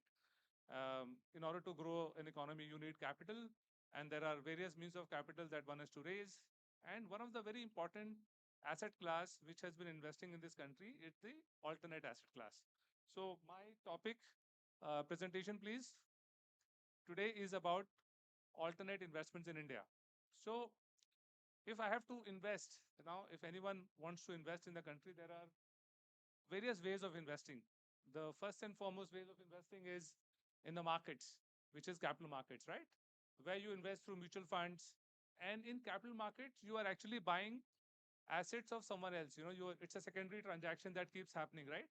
Someone sells the shares and you buy the shares.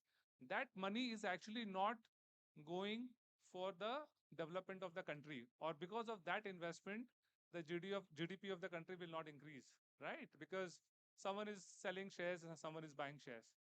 So who will contribute to the growth of the economy is what we're going to talk about. And that is what is called alternate investments.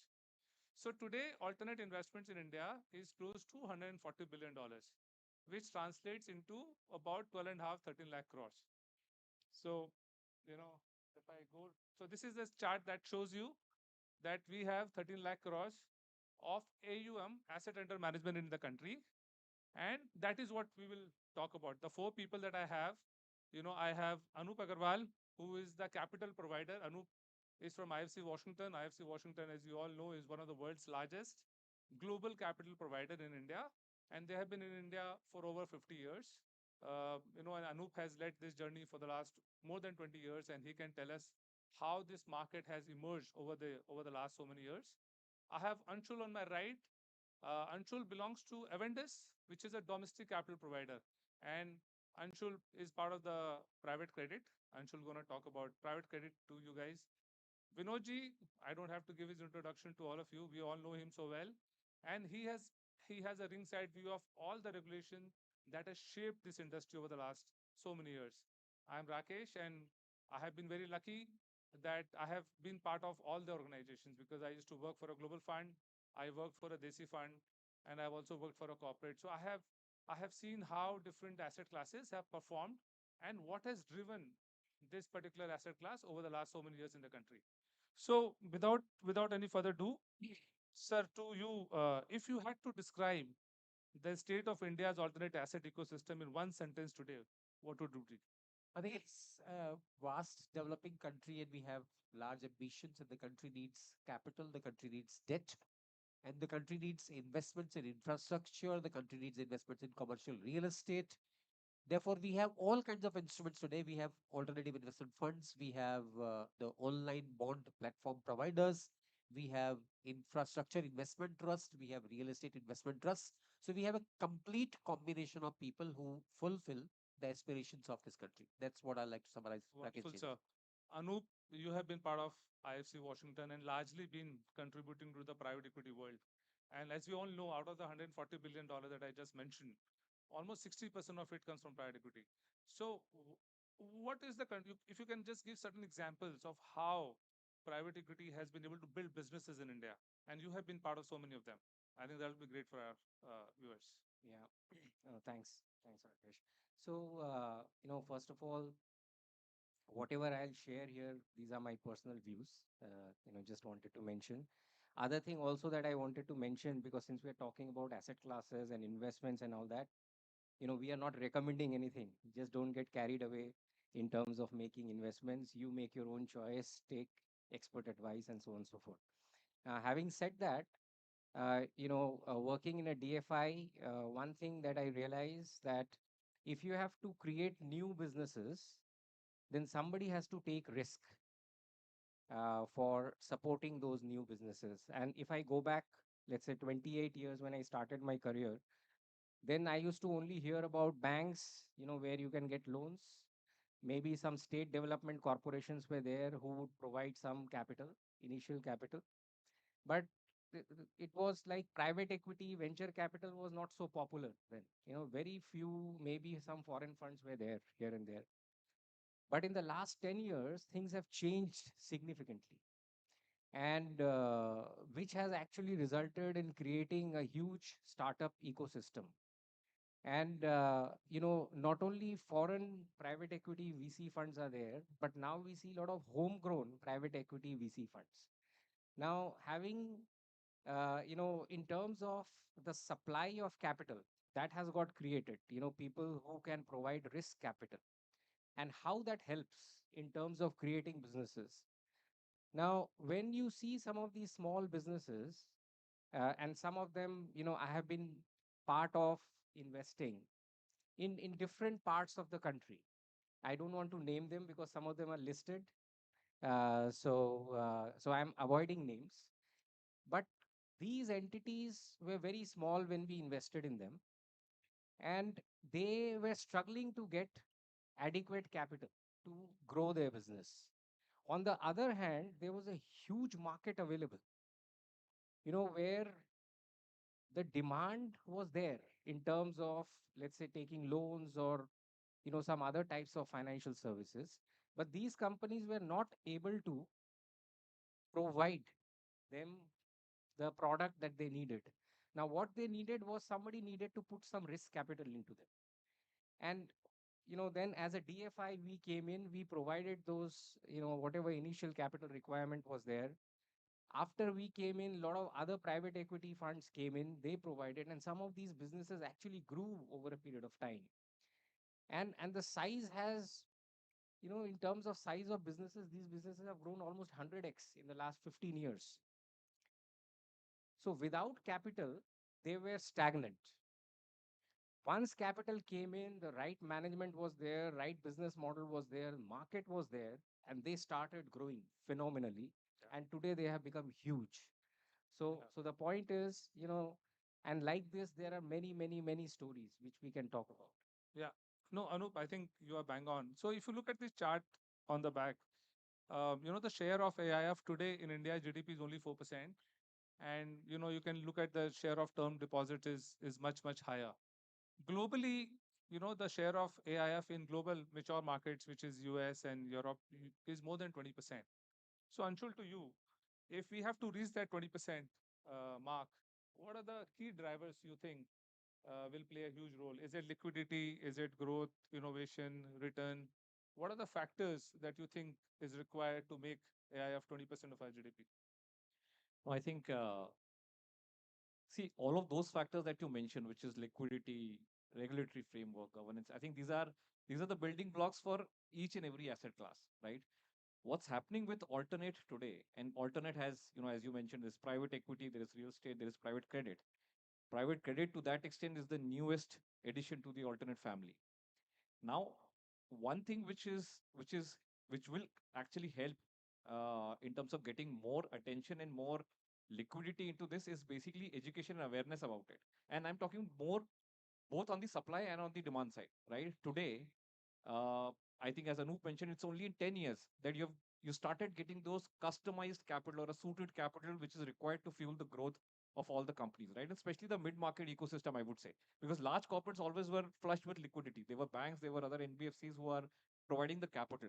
But to the mid-market ecosystem, which is going to be the accelerator for the entire economy in the coming years, I think for them this whole category has to come in, which has started coming in last 10 years. People are getting more aware about what this capital is all about. What are the risks? What are the nuances? What are the return profiles? What are the other risk associated with this capital, both on the supply side who are investing it, and I think also on the demand side, where corporates are now knowing that this is some capital which is now available, which was not the case 10 years back.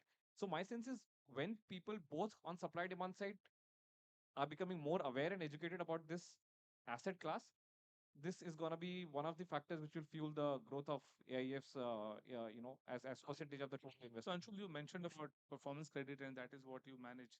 I think most of our audience today are aware of private equity and real estate. I think performance credit is something little new to the audience, and it is a newer asset class, as you rightly mentioned. Can you really deep dive in terms of what performance credit is and what kind of assets can be acquired? What kind of companies can actually go? What is the tenure of performance credit? What is the coupon rate? What is the structure? If you could Sure. just quickly take us through. Sure. So as I said, I mean, this is the newest addition into the entire alternate world. Let me put it this way: this is the newest kid in the town who's everybody's talking about. But many people don't know in terms of what actually this is. So I think rather than only talking about performing credit, let me use the word private credit because that's a larger word and that's the buzzword around the entire market today. So, see, if we go 10 years back, right, and look at the traditional sources of capital for any company, there was bank debt for, let's say, which will hover around between sub 10%, 8 to 10, 7 to 10%. Then you may have mutual funds in NBFC, which will probably play around 11 to 12%. And then if these two sources are not available, then the next source of capital that you can anticipate would only be equity, which will start from 22%, 24%, right? So this whole space between 12% to 22% was absolutely missing. And that's exactly what private credit as a capital pool has come and filled up, right? So on a very high level definition, anything which banks can't do, right, is private credit today. And now this space has filled up in such a way that at every 200 basis points, right, you have a category of a private credit AIF or a capital pool. So 12 to 14, people call it as low yield performing. Can you give us an example of a transaction where you would have invested and how private credit has actually helped the corporate? Because it is largely a sort of a mezzanine capital that you provide. Correct. So if you could just give one example, that will be really helpful. See, so I think there are two big test cases of this capital.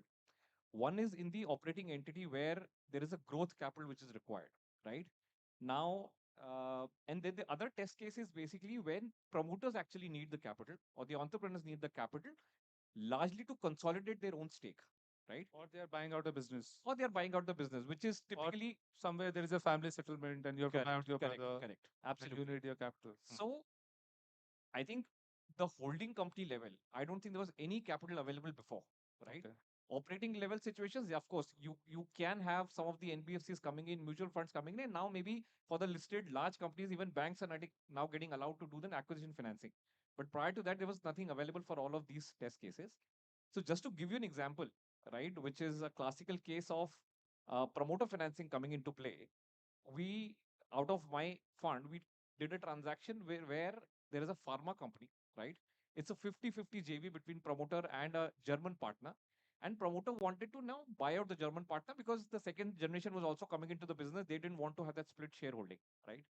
Now the only, if 10 years back this was a situation, they would have got a private equity into the play, right? They would have bought the stake and they would have continued.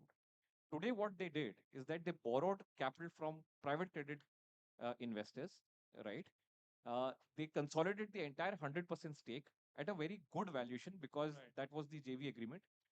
And now, in just 15 months' time, they are going for an IPO, right? At a They, much higher valuation. and they bought it. They bought the stake at 1,600 crores. The valuation, and in fact, as we speak today, this is the opening day for that company for the IPO. The opening valuation is 6,500 crores. Wow. So they have made 4x. So it's a massive unlocking of massive value unlocking of value. that can happen in a corporate. Absolutely. Fantastic. Vinodji, from a governance point of view or from a regulatory point of view, how does the entire performance credit works? Are there regulations which are investor friendly, company friendly? Where do you think there could be challenges when it comes to performance credit?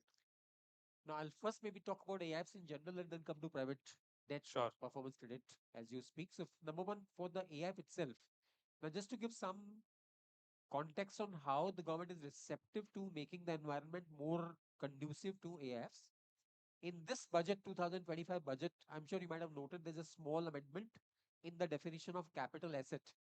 You might have noted that the definition of capital asset now says that in case of securities held by a category A or category 2 AIF, the gains on transfer of securities will be taken as capital gains. Therefore, to eliminate any doubts about whether it can be still taken as stock and trade, and therefore the profits can be taken as business profits.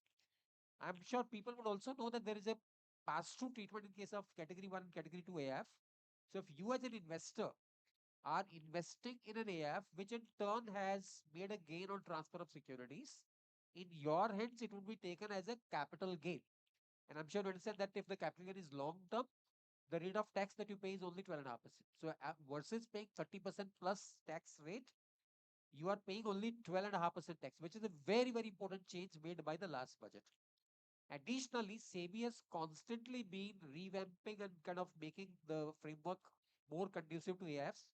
Day before yesterday, there was a very major change where they brought a new category of AIFs called large value funds and accredited investor only, AIOF, OF, little tongue twister name, but or accredited investor only AIF, where the minimum ticket size is 25 crores, brought down from 70 crores earlier. And these funds are given a lot of leeway in terms of regulatory restrictions. Therefore, as much as that they can even be structured in units. Structured units meaning what? They can be a senior unit, which is more protected. They might be a junior unit, which is more risk prone. So you can create structured classes also within the AIF itself. In addition, they have permitted what you call co-investment structure by AIF. They also permitted AIFs to buy A minus or lower rated listed bonds as well. So SEBI has constantly been making the regulatory environment for AIF more and more conducive. Now, quickly about the private credit, which is basically almost equivalent of a lending transaction. If a so-called private credit fund or private debt fund is investing in debt securities, mostly they buy bonds, and the bonds are secured, then the benefit of enforcement of security interest, which is mostly through SARFAESI, will be available to a AIF as well via the trustee. The trustee has the power to enforce security interests. However, mostly if it's a large acquisition, the last alternative for the AIF might be to move IBC, but IBC is the last remedy. But I think SARFAESI is also available. So basically what I'm trying to say is that over a period of time, regulators have tried to make regulatory environment more conducive. There were a couple of concerns. There was a concern 2 years back by the RBI. RBI found that AIFs were being used for evergreening of loans by banks. And therefore, banks, if the banks had an investment or a loan to a debtor so-called borrower company, and the bank also makes an investment in an AIF, which is also investing in that very debtor. In that case, banks were required to fully provision the investments. That provision now recently in the month of July this year got amended to say banks may invest up to 5% of their net on funds in AIF without any barrier. If they invest from 5 to 10, they have to make a provision. Above 10, they cannot invest at all. So that's the RBI concern from, I mean, bank regulation point of view. Little bit from SEBI point of view as well. SEBI was able to observe that there were so-called regulatory arbitrage being exploited by AFs. So SEBI also made certain observations which were made last year, and the funds were supposed to give a confirmation to the custodian. That was to be done by April 2025. So in a sense, wherever there are noted gaps or concerns of regulators, they're trying to address them. But in general, the regulatory atmosphere, Rakesh ji, to my view, is perfectly all right. Wonderful. I think that's great to hear that there is enough and more space for AIF to grow. Anup, you have been both an LP and a GP, right? So, guys, for your understanding, LP is limited partners. LP is a person who gives money to an AIF, and GP is a general partner who runs the AIF, right? So Anup has been very unique. He has both been LP and GP because he has given money to AIFs and also have been part of an AIF. Do you think the return reward ratio for an LP or a GP in India is positive? And how has been your experience? Because if this money has to grow over the next 4 5 years, the returns from AIF has to beat Sensex. It has to beat any other asset class. What has been your experience, and if you can share that with us? Yeah, so see, I don't have so much of data AIF wise, so I wouldn't be able to comment that way. But uh, yeah, but what I can actually share that ultimately returns are driven by underlying asset performance, right? So if the business models are good and the promoters who have set up those business models, they run them in a proper way, they grow the business in a proper way, those businesses over a period of time, they create phenomenal value. Now, if you see from the point of view of an AIF, so on one side there is a provider of capital, there is a fund manager who is managing that money. On the other side, there is a business which is taking that money. So an AIF would, let's say, invest in 15, 20, 30 such assets. Now, when some of these assets perform very well, then obviously AIF is able to exit either by selling to some other corporate that particular asset or some other fund or taking it to IPO. And then when the realization comes, that money is distributed to the capital providers. Now, what we are seeing that there are phases. There have been phases when some of these, investments did not do so well. But if you see last few years, so many of IPOs have happened, and these IPOs have generated phenomenal returns for the funds who invested in them. And obviously, because the funds made fantastic returns out of those investments, the investors who put money into those funds, they also made phenomenal returns. So my answer to summarize would be that phase-wise, things change. Right, last few years have been very good, and it all depends on the quality of underlying business performance, how well they are run and scaled. Anshul, thanks, Anup. Anshul, performance credit in a way looks as if you are replacing a bank, right? And when you are providing a debt to someone, because it's essentially a debt, there is always a chance of default. Has there any defaults in your fund, or if you can share your experience of last so many years of investing in that space? Yeah. No, so I see. I don't think private credit per se is really competing with banks because we're absolutely playing in a very very different field, right? And very different transactions where banks have their own limitations because of regulations or because of the conservatism that they have, right? So we are not competing with banks. Of course, we are we are in a territory which is riskier than banks for sure, because we are lending from 12% starting to almost 22%. And for every yield, there is a different risk-based approach. There is different nuances. So we are playing in a territory which is risky for sure. But that's the nature of the game. Now, in terms of, I think as far as our funds is concerned, so touch wood that we have not really had any incidents of, any default or delay. In fact, I would say because we know that we are playing in a territory where there is a little bit of a risk, we know that we are not really collateral underwriters, right? Most of the AIFs which are playing, these are more business underwriters, which basically means we're not getting land, building, and property against which we are lending. We're lending against the business, and therefore our diligence level, our outlook on the sector, our outlook on the promoter, on the company is very deep, right? It's almost like equity thinking, but Your, doing a debt your fund. diligence is equity, but your investment is debt. That's what I'm saying. Our thinking also and our diligence also is akin to an equity, but our product is debt. So Super. that's why I think the chances of accidents are, at least so far, if you see at the fund performances, there have not been accidents so far. And therefore, this asset class is doing decently I think well. overall industry has also not seen any accidents. Correct. So, a lot of times, when we look at AIFs, there has been stories of AIF building businesses, and there are many. In fact, I think we have experienced in the last 1 month itself, the listing of Grow, which is an AI funded business, listing of Lenskart, listing of Zomato, listing of so many other businesses. And I think a new category is being formed. I mean, the market cap of Grow was a lakh crore. It was a summation of so many of the broking firms who have been in existence for over 50 years.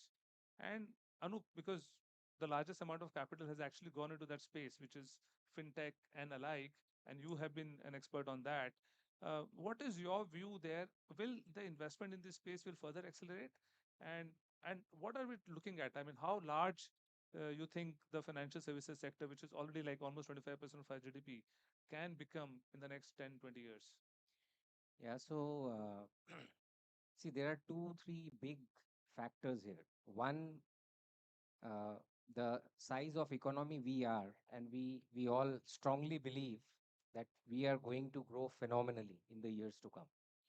So we are just, let's say, $4 trillion today. We will one day become 8 and 16, and there is some vision that our government has for 2047, reaching a particular level. Now, no economy can grow if financial services don't grow, because financial services provides the fuel for growth of the real economy. So that has to grow for sure. Now, since you mentioned about fintech, uh, fintech has, why is fintech developing so well? And the reason is because the digital ecosystem which has got set up in the country, that has made things much simpler, much faster. Accessibility has improved. More and more inclusion has happened across the country. Different segments of people have got included. Tier 2, tier 3, all types of people are able to participate. Now, so the point is, on one side we are growing.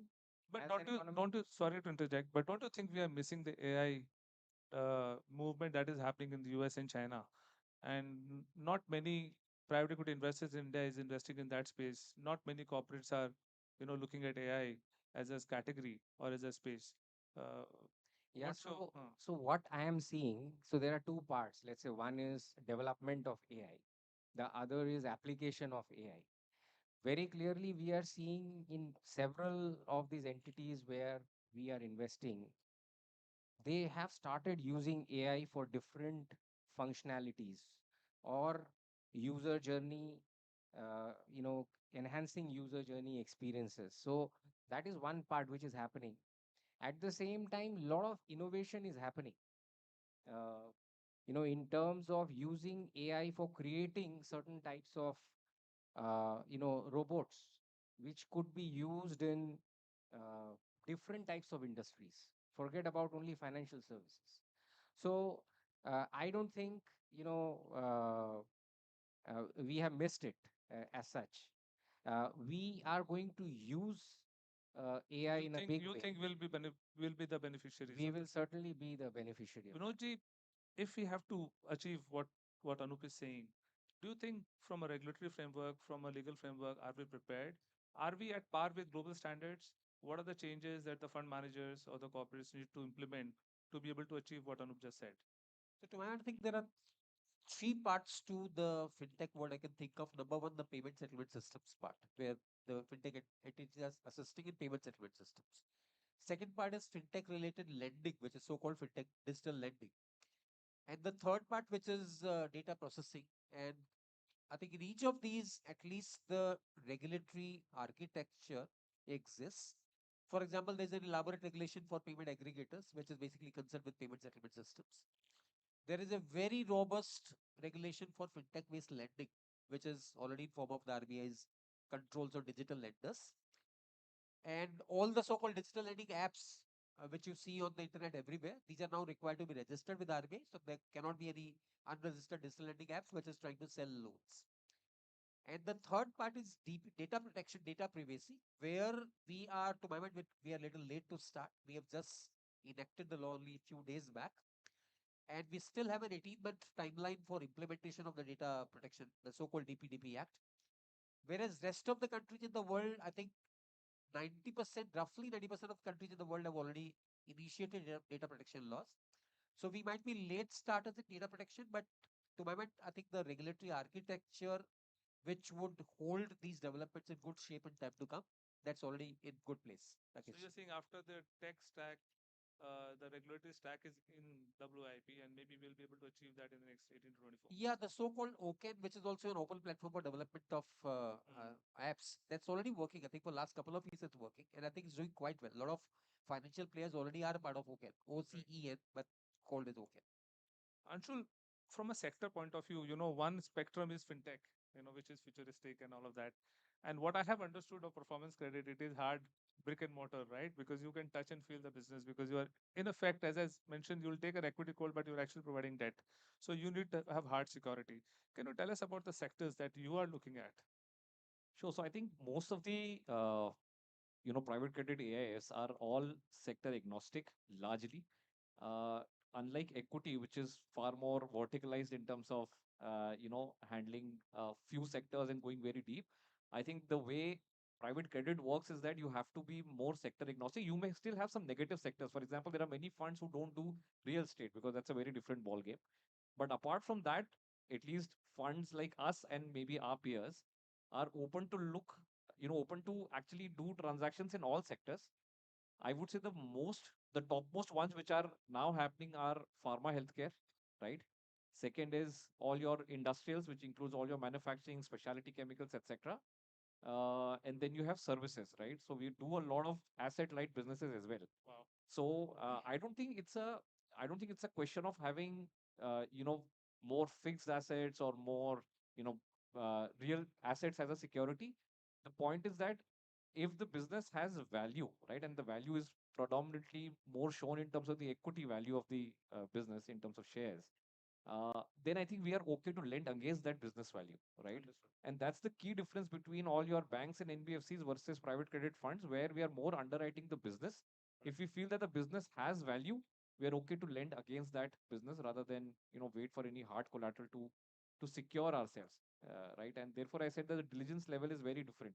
And just a quick one. As you know, the banks have just been allowed to do acquisition financing, right? How will that impact your business? So I think it's not really coming in our way when we are talking about more private credit, especially those high yield performing credit funds. It may tinker a little bit with NBFCs, right, which were earlier having this entire pie of doing acquisition financing. Even if you read the regulations on what banking has been allowed, there are a lot of checks and balances they have put in place. You can only do for listed. There has to be certain bit of minimum percentage of equity coming in, so on and so forth. I think it will still eat away a little bit of pie of NBFCs and maybe mutual funds who are all doing the acquisition financing. But to come and really alter our business or our pie, which is more high yield, I don't think that will really happen. Fantastic. So we will open the floor for questions. We still have many questions that we can talk about. But before we open, I have a rapid fire for all three of you. One asset class that will explode in India by 2030. Anshul? No, I think you'll call me biased to say that, but I Yeah. still feel that private credit is one Okay. place. And I think even if you look at the data, right, in terms of the percentage share, we are only going to increase Yes. and probably eat away a little bit of share from minority private equity. Okay. But because also this space is not something that we are taking somebody else's space, right? This space was not there itself. Anup, what's your view? Like he's challenging your 25, 30 years of hard work that you have so patiently put in. Yeah, I would rather put it alternatives. You know, this itself is, just starting. Within alternatives, there'll be many asset classes, and within those, there'll be many sub-asset classes. And there'll be I can really go in deep, but I don't want to right now. We don't have He's time. being diplomatic, but I think I'll agree with Anshul. Okay, great. One regulation you wish could change tomorrow, Vinodji. Uh, Okay, I think we are largely fine in terms of regulations. I'm not expecting something to change so very. I mean, there's no regulatory hurdle I can see. So just that I would say a little more clarity on use of security interests by anyone other than secured lenders coming under Surface Act. But I think in general we are fine. I'm not expecting any regulation as a bottleneck. How about you, Anu? Uh, Any change in regulation? yeah, no comments. Anshul? I think we keep thinking the wish list of what we can actually change is basically flat taxation between debt and equity, Okay. which I think the gap is now slightly getting Slightly narrowed coming down down, with yes. 1.5 coming for unlisted. So but we are still far away because all your debt income, which is all interest income, is still taxed at marginal tax rate. So So the last one. Thank you so much, Anshul. I think I want to be the person who should finish on time. So one last point that one belief about India that global investors must update. This is a good one. I think Anup, you are the Yeah, proxy of the global investors in so, this country. So please, so I would simply want to say India is resilient. resilient. Yeah, I mean, and it will continue to grow. Let there Mhm. be whatever challenges be, See we this can question that everyone is asking, and in the last 12 months, in fact, if you see the markets have not performed, FIs has been net sellers, and there has been one point that everybody says that India is very expensive, and that is why one would not invest in India. What is your view on that? So again, I don't have any market views, but very simply put, the way I see it, the India is a long-term story. When investors put money, they look at relative performance of one market versus other markets, one asset class versus other asset classes. So at different points in time, they see opportunities in one market versus other. They keep on switching, but I believe India will keep getting tons and tons and tons of money. Wow, Anshul, you have the similar view? no, I think very well said. My sense is India is in a position where it is hard to ignore for anyone. Any global capital pool, it is extremely hard to ignore India now. But when you look at China, China is quoting at 13 and a half, and you are quoting at 26. Now it is almost 100% premium to what China is doing. China is also doing a great job, right? Absolutely, but I'm saying, see, look at the large asset managers, right? You will never have a strategy where they will put all their eggs in one basket, right? And now, if you look at even top three, top four economies where they would think of investing, you cannot have a situation where India is not featuring there. See, what Anup said is right because see, those guys are. It's not a permanent capital at times, right? All your FIS, they may keep switching from one geography to another basis what's happening in the country. Today, I was reading some report where global capital has pulled out only because they saw that the depreciation of INR has been. But this chart says something different. This chart says that more money is being put in the market by the domestic investors and not foreign investors. So are they not listening? No, I'm saying it will take its own time, right? You said what's one change. I think this whole perception about India and the market that we have, right? If you had asked me that question, that what we would want to change in their minds about India, my sense is we are better rated than what our sovereign rating is today. I think we were not really triple B. We are higher than triple B. And I think with time that will catch up because some of these rating agencies do work with a lot of lag effect, but we are much better rated than it. There is political stability, there is governance, there is regulatory framework which is coming, which is all going to be a very long-term play. Vinodji, what's your view? I think I'll completely agree with Anshul on that because there are two avenues to international investment into India, partly through Gift City, which is also doing quite well now. There are more than 300 funds currently active out of Gift City.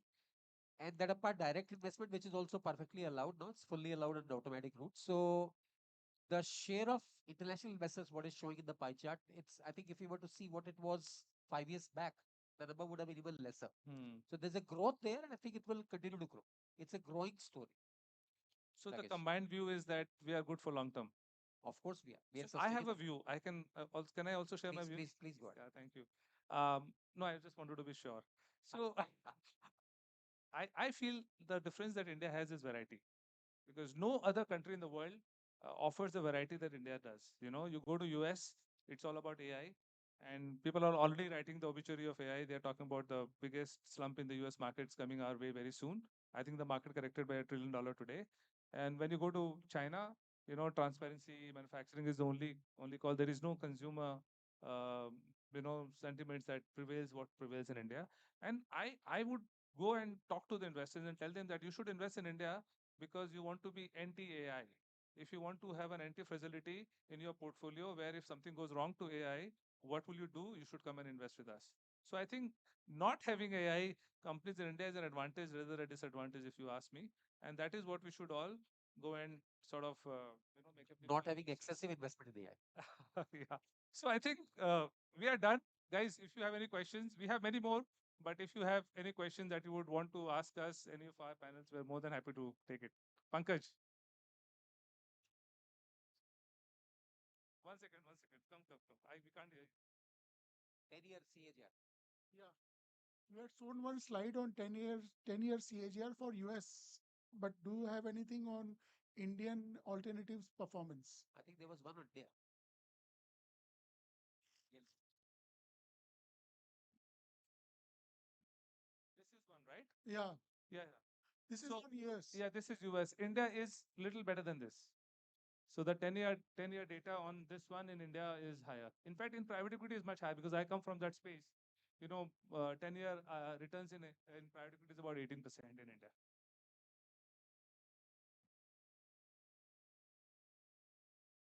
My question is to Ansul.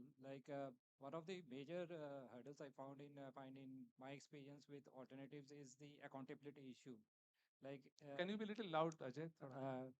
One of the from my experience, one of the major hurdles which I find in investing in alternatives is the accountability of the fund manager.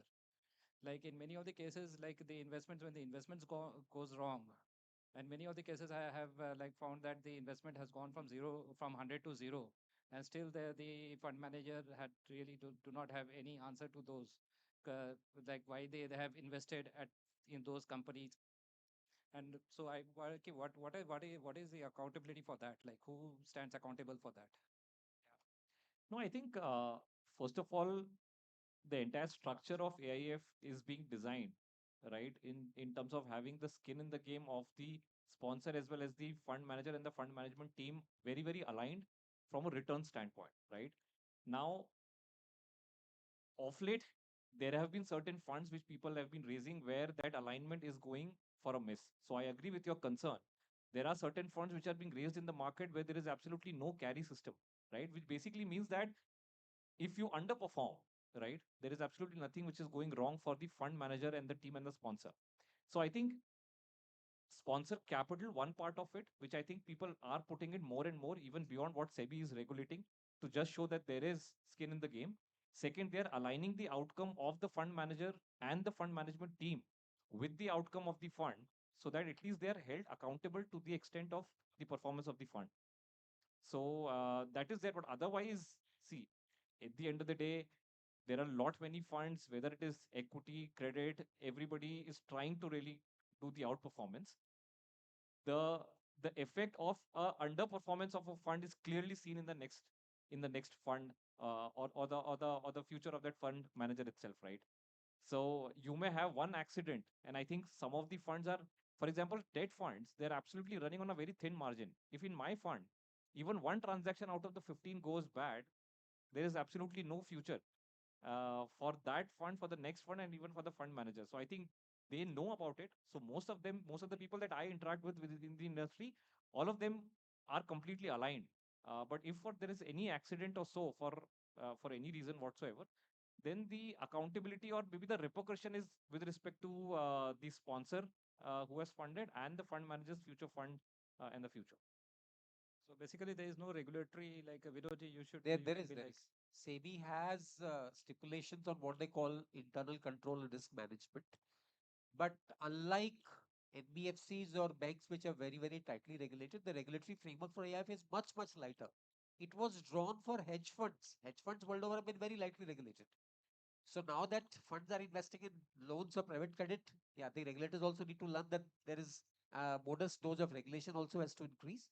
As it stands, SEBI regulations are quite flexible, but recently there have been a couple of adjudication orders. You would probably see some orders of August 2025 when two funds were prosecuted for wrong investments. So I think regulators are slowly but certainly getting sensitized to the need for better controls on the fund managers. And I think the nuance there is, sir, whether anything which happened to the fund was more because of a governance issue, right? That I think is very clear. One is more credit issue that your gut feeling or your intuition or your diligence, etc., for a particular credit or for equity investing was not really up to the mark. But the other faction is that was there any unlawful practices being done? Conflict of interest, basically. Exactly. So for that, I think the regulation is very tight. I'm only talking about the first part of it, where it could be only because of the investing style or maybe the risk-based approach which the fund manager took. Acha, Vinit, yeah. We can only take one question because, yeah, Vinit, please go ahead. So, any views of the panel on Bitcoin as an asset class? Which fund? Bitcoins as an asset Bitcoins. class? Anyone has a view? Too risky for us to comment. I think that was a good question. That was Acha, one more question. Someone is asking, so we'll take that as the last. Please go ahead, sir. Good afternoon, everybody. Actually, in the Eastern India, there is healthcare is underdeveloped. Okay. The existing domestic fund and international fund, what are the schemes they have to develop the Eastern India healthcare? No, it's a good question, and I can only tell you that there has been a lot of investment that has already happened in Eastern India as well. Like, Manipal Group is now very aggressive. They have acquired assets here, and couple of large hospitals actually, like for example, Medica was actually set up by a private equity fund. Um, I don't know how it is performing today, but healthcare is a sector. Like for example, the other company that I can think of was Suraksha Medical, which was again funded by a private equity fund. So AIF has been investing in healthcare in a big way. In fact, after financial services, consumer healthcare is the largest sector, and you will be surprised to know that the largest hospital chains in the country are actually owned by an AIF today, like Max Healthcare. You have Fortis, and now Manipal is largely owned by NAF. So sector-wise, it is up the chart. Now you need entrepreneurs, right? You need people to be able to build assets where one can come and invest, right? They cannot come and build greenfield hospitals here in Eastern India. You need entrepreneurs of this part of the country to go and say, hey, I would want to build healthcare infrastructure. Will you be keen to invest behind us? And the answer is yes. Thank you. Thank you. On the part of all of us, big acclamation for Rakesh, who's working relentlessly for last 3 days. No, it is. Thank you very much. Thank you so much, Vinodji. Yeah. Thank you so much to the panelists and the very, very enthusiastic moderator. I'm really grateful, sir, that with the lean audience that we had, you built up the momentum and you did a thorough justice to the session. We now have audience coming in after a sumptuous lunch. So we'll have a quick dance performance for a few minutes to warm up for the next session. Before that, I'll just request Ayush Jain to please offer a formal vote of thanks. Thank you.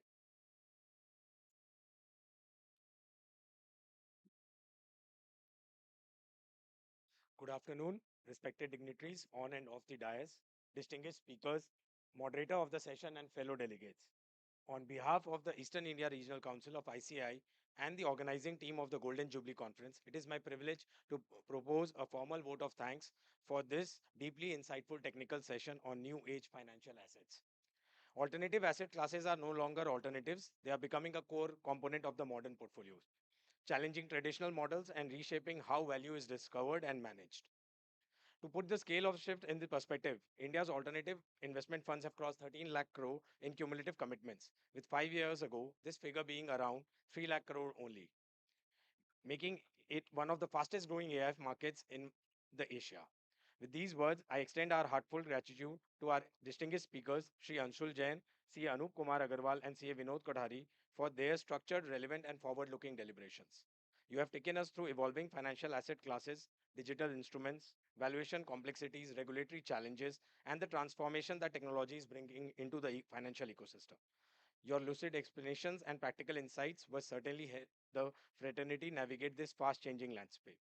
I also thank our respected moderator, Mr. Rakesh Soni, for steering the discussion with such precision and ensuring that the session remained enriching, focused, and highly engaging. Thank you all for contributing to a meaningful deliberations. We now proceed to the next session of the conference. Thank you.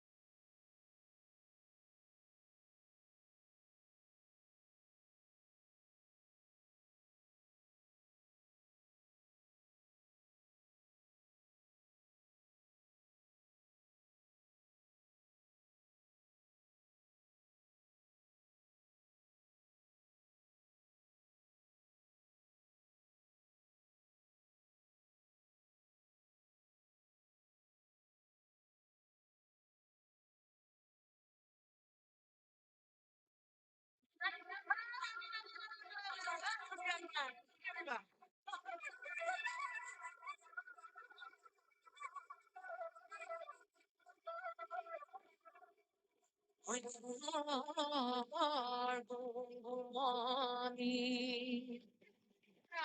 হইতে পারে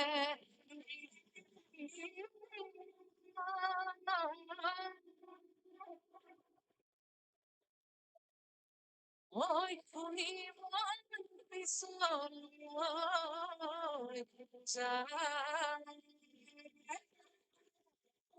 ওই গাও দেখা গাভু ওই আহির কাছে কাছে ওই গুণ কারণ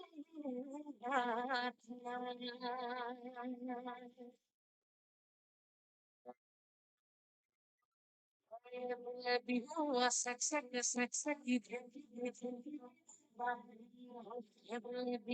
sak sak sak sak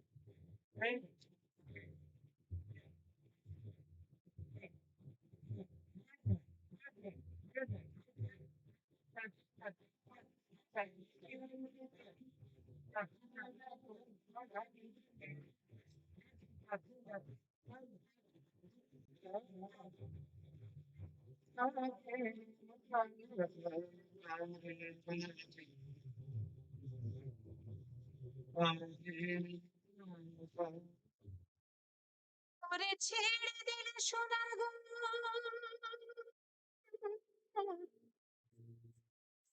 ছেড়ে দিলে সোনার গো আমরা আর পাবো না আর পাবো না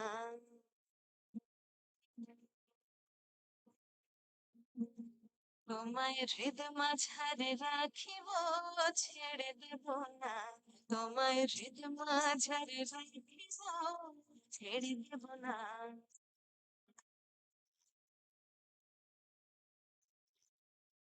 ওরে ছেড়ে দেব সোনার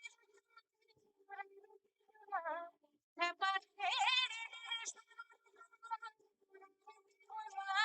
না আর পাবো না তোমায় হৃদ মাঝারে রেখেব ছেড়ে দেব না তোমায় হৃদ মাঝারে রেখেব ছেড়ে দেব না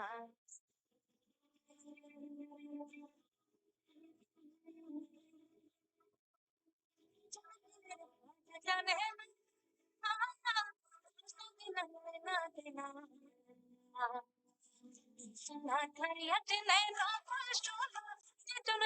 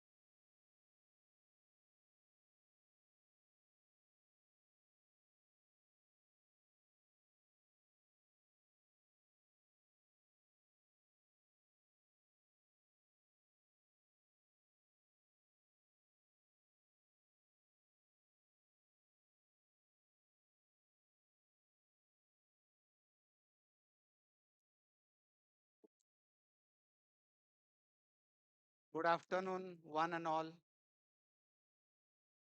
We are here to continue with our second technical session. I, CA Dr. Gautam Lenka, Vice Chairman of Bhubaneswar branch of EIRC of ICI, feel privileged to welcome you all to this second technical session of the 50th Golden Jubilee Conference of EIRC of ICI.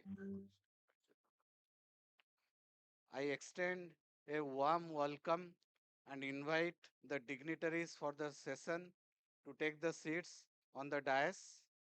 CA Aniket S. Talati, past President ICAI, CA Sanjeev Sanghi, Central Council Member ICI and immediate past Chairman EIRC, and CA Sanjeev Dalal to the dais. Sorry, Chetan Dalal and Sarabjit Hora to the dais. I request everyone to kindly give a huge round of applause to our dignitaries.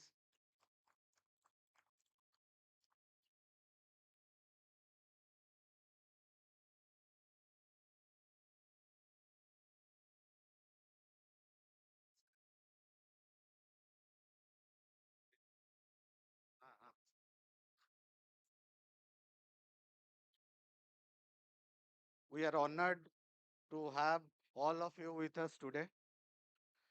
The theme of this session, Global Opportunities Beyond Borders and the Future of Accounting and Finance, captures the exciting transformation taking place in our profession. Today, the world of business is borderless, digitally connected, and evolving faster than ever before. In this environment, the opportunities for chartered accountants are expanding globally across sectors, industries, and continents. Indian chartered accountants are increasingly leading in areas such as international taxation, cross-border structuring, global reporting, risk advisory, and virtual CFO services. Technology has also enabled global delivery models, remote working, and seamless collaboration, making it possible for professionals and firms to serve clients anywhere in the world. At the same time, the future of accounting and finance is being shaped by artificial intelligence, automation, blockchain, data-driven decision making, and new forms of reporting, requiring all of us to upskill, adapt, and embrace innovation. To guide us through these opportunities and emerging trends, we are privileged to have with us our distinguished speakers.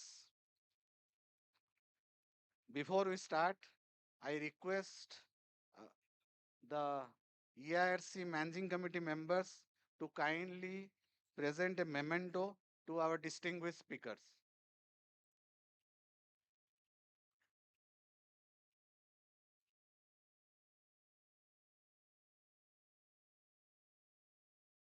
I request our regional council members to kindly present a memento to our distinguished speakers.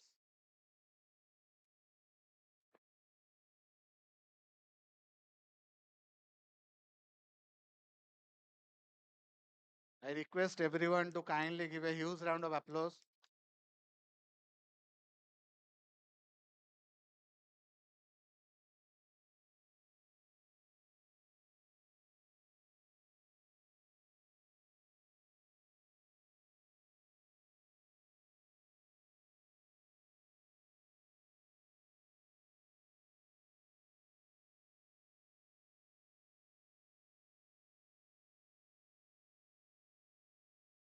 Kindly give a huge round of applause to our dignitaries.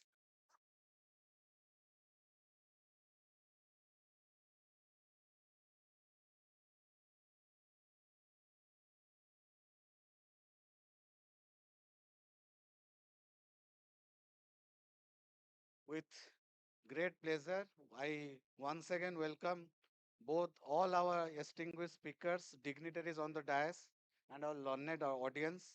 Let us look forward to an insightful and forward-looking session.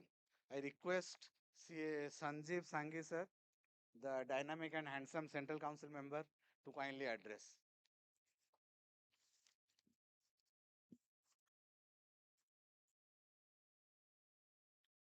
So good afternoon, everyone.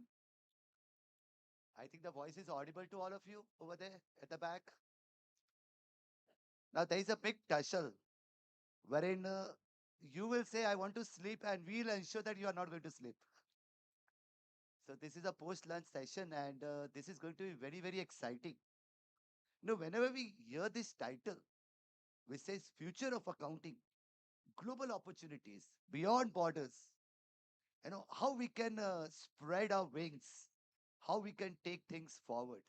I think we are very fortunate to have two very eminent panelists. One, our past president of ICAC, Aniket Talati, who had been at the ground level working on this for last almost 3 decades, sir. Almost 3 decades. And the another panelist which we have is Chetan Dalal, who had been also very instrumental. A big round of applause to both of them, because I was just talking to one very young professional, in the lunchroom. And a very favorite question which I always ask, what are you doing right now? And he was saying, sir, we are doing practice. I said, what in practice? Well, anything and everything. Now, that is where both Chetan Dalal and Aniket Talati comes into picture, where they are going to actually speak in today's session on so many possibilities and opportunities which are ahead for us. But it will not be limited to that. Trust me, today as a moderator, I'm going to make sure that they are going to reveal and they are going to unveil how you can take that first step, how you can get it started, and how you can actually, sitting in here in Calcutta, can work for the entire world. That's the whole thing. So, Aniket sir, please allow me to ask as tough question as possible to both you and Chetan sir. So before I start, I want both of you to give some opening remarks before we actually get into the session. Thank you so much, Sanjeev bhai. And I think very aptly described when the session started: dynamic, handsome. I would also add a few more adjectives and say extremely dedicated, sincere, and probably something that you may all know, but you should all be proud of belonging from this region, that it is his first year in the council. We have all been in the council, so many of them were there in the inaugural session. Rarely, or rather, I don't remember in history it has ever happened that a council member in his first year is ever awarded a committee or a group. I think that record has been broken by none other than Sanjeev Bhai. So he is now in charge of a very important group within the ICI on GCC. And I think that speaks, Sanjeev Bhai, volumes about how much you can contribute for the future of the profession. Um, I think before I start, the chairman of the region, Vishnuji, thank you for inviting me. I remember distinctly, it was hardly 10 days after he had taken over as chairman, and we met, and he said, I'm going to do my regional conference in November in this week, and please block your calendar. So I believe one of the first people who would have ever decided in advance for his regional conference in November. I think Vishnuji, you will have that record. Congratulations. I think it is showing such a wonderful crowd, such wonderful facility. So compliments to you and the entire EIRC. I think Chetan Bhai has been an inspiration for so many of us. We all today talk about forensics, forensic accounting, forensic audit, as it was referred to in general parlance. And of course, the tools and the thought of chartered accountants, not just looking at the obvious, but penetrating deeper and trying to do the fraud finding activity. I think he's the pioneer, probably one of the first in India who has started this. And I'm sure we will all be extremely enlightened with his experiences and anecdotes. Somebody who's written some wonderful publications, and I think, yes, on fraud and forensics, he is the, I would say, the final authority in this country. So thank you, Chetan Bhai, for being in our midst, and going to be a pleasure.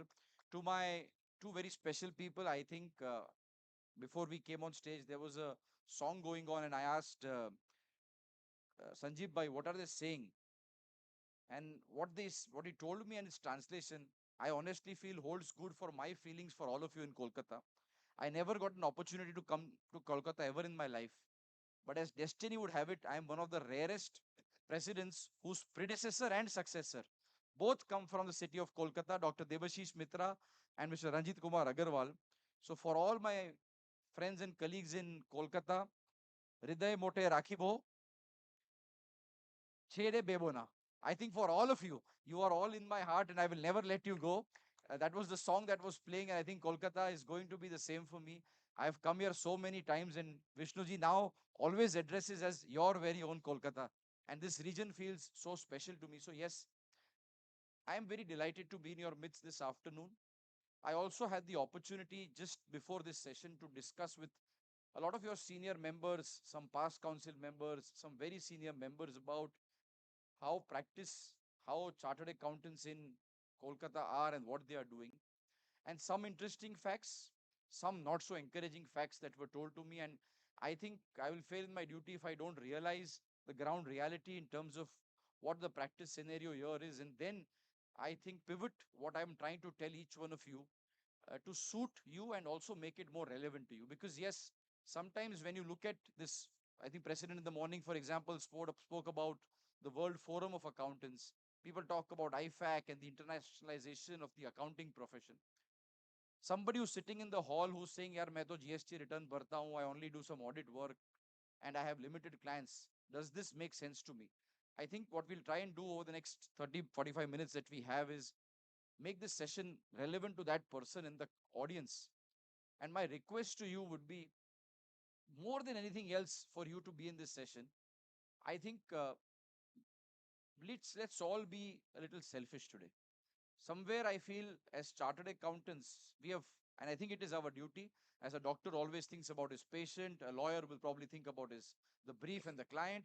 We've always worried about our clients, our auditees, so to speak. And yes, it is important. And therefore, whenever there is a session on GST, I don't know how many of chartered accountants may be actually facing those GST challenges or maybe even registered for that GST, but we will attend in large numbers because we may find some value add or some solution for our client. If there's a session on income tax, again, huge halls. But when we talk about ourselves and how do we grow, Sanjeev bhai, so often than not, we have seen very few people actually go and attend. So I would request for the next 45 minutes, please indulge and try and think about yourself first. And therefore, I have a very important question as we start this session for all of you. How many of you have clients who are into manufacturing and trading? If you can just raise your hand. Okay, very good. And how many of them have a export business? I think almost equal number. What does this showcase and what does this tell? And what is it that we have to learn, not from others, not from anywhere in the world, but from our own clients? If beyond a point, any manufacturing entity, even a service entity, has to grow, the biggest manufacturers, you look at the sponsors here, do you think a Tata Steel is only used in India? Do you think Safari bag is only sold in India or it's exported? All of these companies have expanded their PNL because they have been able to cross borders. And therefore, the theme of this session, global opportunities beyond borders. If our clients have realized that for me to grow, I need to go beyond borders. If doctors today, the biggest hospitals, not only serve locals, you come to Ahmedabad, we have the biggest knee replacement hospital in the country. And every other day, there are maybe tens and hundreds of Africa, Europe, and other parts of the world, people who come there and get his services in that hospital. So the medical profession is delivering international opportunities. Our clients in manufacturing and trading are not restricting themselves to the geographies of Kolkata, West Bengal, Eastern region, or India for that matter. And therefore, the question which is very important for each one of us to ask ourselves, especially in practice, is my model going to be sustainable if I only look inward and try and give solutions only to my Indian clients? And therefore, I think what we used to talk about in the council, the aim for any decent sized practice going forward should be that how at least 30 to 50% of my practice comes from the international arena. Can I give services to the whole globe? And today, when I'm talking to you, I represent ICI at the IFAC at Kappa. I can tell you the numbers speak for themselves. In the US, you don't have enough people doing accounting, leave alone the number of accountants who are available there. Go to the UK, again, a very aging population. Go to Australia, go to Canada. These are all markets where accounting is huge, where there's a huge requirement of bookkeeping, accounting, taxation, compliance services. And juxtapose that with what we have in India, a young population, a population which can learn so many newer things. Just look at our profession. We started when there was accounting standards, today India's. You started with an income tax act, which on April 1 will be replaced. You started with sales tax, which moved to VAT and is GST. Everything around us changed, and yet we've adopted. And in these countries, the tax laws are maybe written in sand, so to speak, and remain the same for 15, 20 years. And therefore, it's so much easier for you to pivot and practice there. So I think as you've asked me to give my opening remarks, Sanjeev bhai, I'll only say that to everyone in this room, let's think out of the box. Let us think of ourselves, not just as chartered accountants who have qualified from ICAI and are able to solve tax issues, accounting problems, or address clients in India. But I think this qualification of ours has given us the wings. You saw the memento that came to us, has given us the vision for us to be global service providers. And if that confidence is in you, that confidence itself will not work. Yes, there are skills which we'll probably discuss going forward. But if you are able to match that, then believe me, it's with a very clear intent. If you see that logo on that side, the new logo that the Institute and the Council launched 2 years ago, we are no longer that CA with the green tick, but we are proudly as CP Australia members call themselves, I am a CP Australia or I am a CP Ireland. I think it is time for all of us to call ourselves CA India and understand that Indians can serve for the world, Indians can account for the world, Indians can bookkeep for the world. And I think if we are CA India, we have that pride in ourselves to represent ourselves at the global stage. All markets are open for us. So Yeah, that's thank you probably so my much, opening Aniket remarks. sir. Chetan sir, I think you have your sessions, so I'll just limit few questions if you want to give some opening remarks. But just going into the conversation, sir, when we talk about the change, about the volatility which we have, the uncertainty of the profession, and becoming so and so complex with the changes coming up on a regular basis. And when we are, even in our country, working into that same model, into that same pattern for last 20, 30, 40 years, with the belief system that we are going to get something on the table, we are going to get some empanelment, something which is going to come up to us, and maybe that will grow with referral. That is how the model had been. What three important question which comes up, sir, is how do we start this networking, and is networking going to play a very important role? One. Number two is scaling up. It's always being spoken about how we can scale up and scale up. So if I am running a proprietorship firm or a firm with 2 to 5 partners, what are those necessary skills which I need to take? One, how do I network and where do I network? And the third thing is that how do I scale up? I think these three things, if you can broadly define, that will give a lot of understanding to our fraternity. So I think first question was, is networking important? Today in Kolkata, you have two Gujarati people on the stage, and I'll use a Gujarati face to maybe answer this question.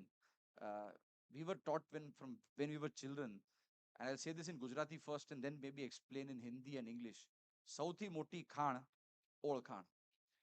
Hindi में कहूंगा तो सबसे बड़ी खान, बंगाल में हूँ, खान तो किसी को एक्सप्लेन करने की जरूरत नहीं है because you have so many minds here in the region. So सबसे बड़ी खान पहचान. So what is your biggest net worth? It's your network. And therefore your question, is networking important? I think it is paramount in today's world. You cannot grow beyond a point. You look at the global companies today.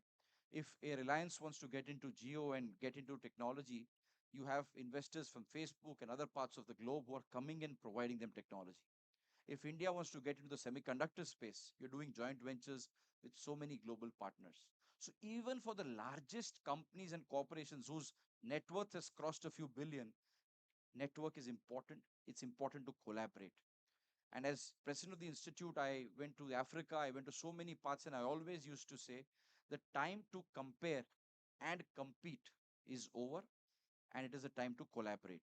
If we are able to understand that collaboration, I think, Sanjeev bhai, it's going to be very important that we change our mindset. So, is it important? Yes. What are the skill sets that there you require? And where do you start? I think you start in first and foremost conferences like this. And I say it so often, but I'll repeat myself. Even when I see people in the conferences, there are four people who are in the same neighborhood or from the same firm. They will come together. Registration करवाया तूने, चल मैं भी आता हूँ, registration desk पे साथ जाएंगे, साथ में यहाँ चार जन बैठेंगे उसी रो में, अरे तेरी सीट मैंने रोक के रखी है, तू आ, साथ में यहाँ बैठेंगे, लंच करने भी साथ में जाएंगे, शाम तक साथ में जाएंगे, घर भी साथ में जाएंगे. So where is the networking that is happening? Same thing if you were to put me and Sanjeev ji in a conference, not here, anywhere in the world, even in the deepest parts of Africa or South America, where we did not know the language or the food, both of us would go in the morning and say, you go your way, I'll go my way. We'll meet at dinner at night. You meet as many people as you can, collect as many cards as you can. I'll meet as many people as you can. But that requires a change of mindset. And I learned this attending international conferences, going at places. You know, they gave you these placards and these badges that you wear around. These are not just for you to make sure that you get your plate or in the food counter. This is to walk up to somebody and say, hi, Mr. Sanjeev, how are you? You're from Kolkata, I'm from Ahmedabad. What is it that you do? This is what I do. Is there a way that we can come together and network? And look at our Chartered Accountants Act since 49. Sharing work with another chartered accountant in practice, soliciting work from there has never been banned. It's in fact encouraged. It has been something which has always been accepted. Who else will be your first point of contact than your own membership? So I think, Sanjeev ji, these things begin by learning those skills. I think as professionals, as chartered accountants, we have mastered the art of numbers. I think nobody beats us in that field. But if you want to succeed, we often get compared with MBA. We often get compared that they are more successful in terms of presenting and getting higher packages. I think we are definitely in a world where jo dikhta hai wo bikta hai. It's how you present yourself. I have always believed and said that you are known, a man is known by his dress, address, and dash. How you dress yourself, how you address, and what your address is in the office, and your dashing personality. I think these are three very important aspects: dress, address, and dash. And if you are able to, get that right and sorted, definitely these are skill sets which you asked, which you have to develop as compared to our other professional colleagues. We are very good at facts and numbers, but we need to understand and improve in today's world. Networking is going to be the key. It is not important that I know everything. It is not important that I can do everything. But tomorrow, if I have a forensic assignment or I have to understand something very deep, if I know Chetan Bhai, I should have the network to call him at 2 o'clock in the afternoon. And if he's available, I ask him, Chetan Bhai, I am stuck in this forensic. What do you think? This is a transaction flow. And believe me, 9 out of 10 of our membership, Chetan Bhai will agree, chartered accountants are always willing to help one another. There's always that willingness to tell him, to guide him. But are we there to ask those questions? So I think skill sets in terms of the networking is communication, having that confidence and that changed of attitude, that I don't want to come here and be here with the people I know and be in my comfort zone, but I want to get out of that comfort zone. And even in this topic that we're talking about beyond borders, people ask me, how can I get my first task? Don't expect, even if the institute opens a portal, I mean, I may sound a little rude, but that portal will only do limited good, rather no good. Let me be very blunt and honest. You will not get empanelment for these kind of works. If you expect that I will fill up a form and I will sit in my office in Bada Bazaar or in Rajarat or in any part of Kolkata, and suddenly there'll be an email which will come to me and say, "आपको UK का काम $10,000 का मिला है, अब कौन बनेगा करोड़पति नहीं खेल रहे हो." Nobody is going to give you that kind of work. You will have to go and search for the work. So there is no empanelment, there is no work that comes to you. But yes, if you have the wherewithal, if you have that fire in the belly, go to these conferences. There are hundreds that happen across the world. Attend them, meet those people. And there are accountants who are in dire needs of solutions. You go to the US, you'll meet a senior accountant. He'll say, boss, I can grow my practice 2x, but I don't have people to do it. And here our problem is I have 2x the employees, I don't have half the work. So why don't we then mix and match this and try and create solutions for them? And this can only happen on the last part of how do you scale this up, by building the right skill sets. If you think that मुझे GST आता है, उसके लिए मुझे UK VAT आता है, तो नहीं आता है. You want to do UK VAT, you should understand, try and spend some time understanding those laws. If I know Indian accounting and I start applying the same in the US, I'll be a big disaster and failure. I cannot apply written down value method or depreciation here. Whereas there, if you have a different kind of mechanism, you need to know what is mid-month, mid-quarter, mid-year conventions. How do they depreciate? What are the useful life for a building is 39 and a half years. What are those facts that are unique to that country? If you have those skill sets in terms of the technical competence and those soft skills, um, I think those global opportunities are there for So, you to sir, go. we'll get to that question of how to get a client. Definitely, I'll try to take it out some from you for sure. But the third thing which is going to come up, and this is my third question to you again, is when we finally meet a prospective client, let's say you got all this attitude, you develop your networking skills, you start meeting people, you attend conferences, you travel, and you meet people, and finally you find one particular person coming back to you and saying, hey, I'm interested. I want to get things done through you. The question which comes up is, are you ready? Are you digitally ready? Are you having the right infrastructure? Are you having that right team? Are you having that enough security which is required? Do you have those set protocols and those standards which are applicable? So the question comes, what come first? Should I first develop all of these and then go and find a client? Or once I get a client, I start developing these systems? And if at all I want to develop these systems, what are those systems to make myself proclaim that I am ready? I'm digitally ready, I'm industry ready, I'm service ready. How can we build on that, sir? I think a fantastic question. There are two parts to this. And I think the first part is the preparatory part. Even before I go and meet that prospective client, I shouldn't today, if you are thinking that I want to start, it shouldn't be that yes, jo kaam aa gaya, main le lunga. Believe me, you will not do any good for yourself, but you'll do disservice to India because end of the day, it is our brand as a country which probably gets affected.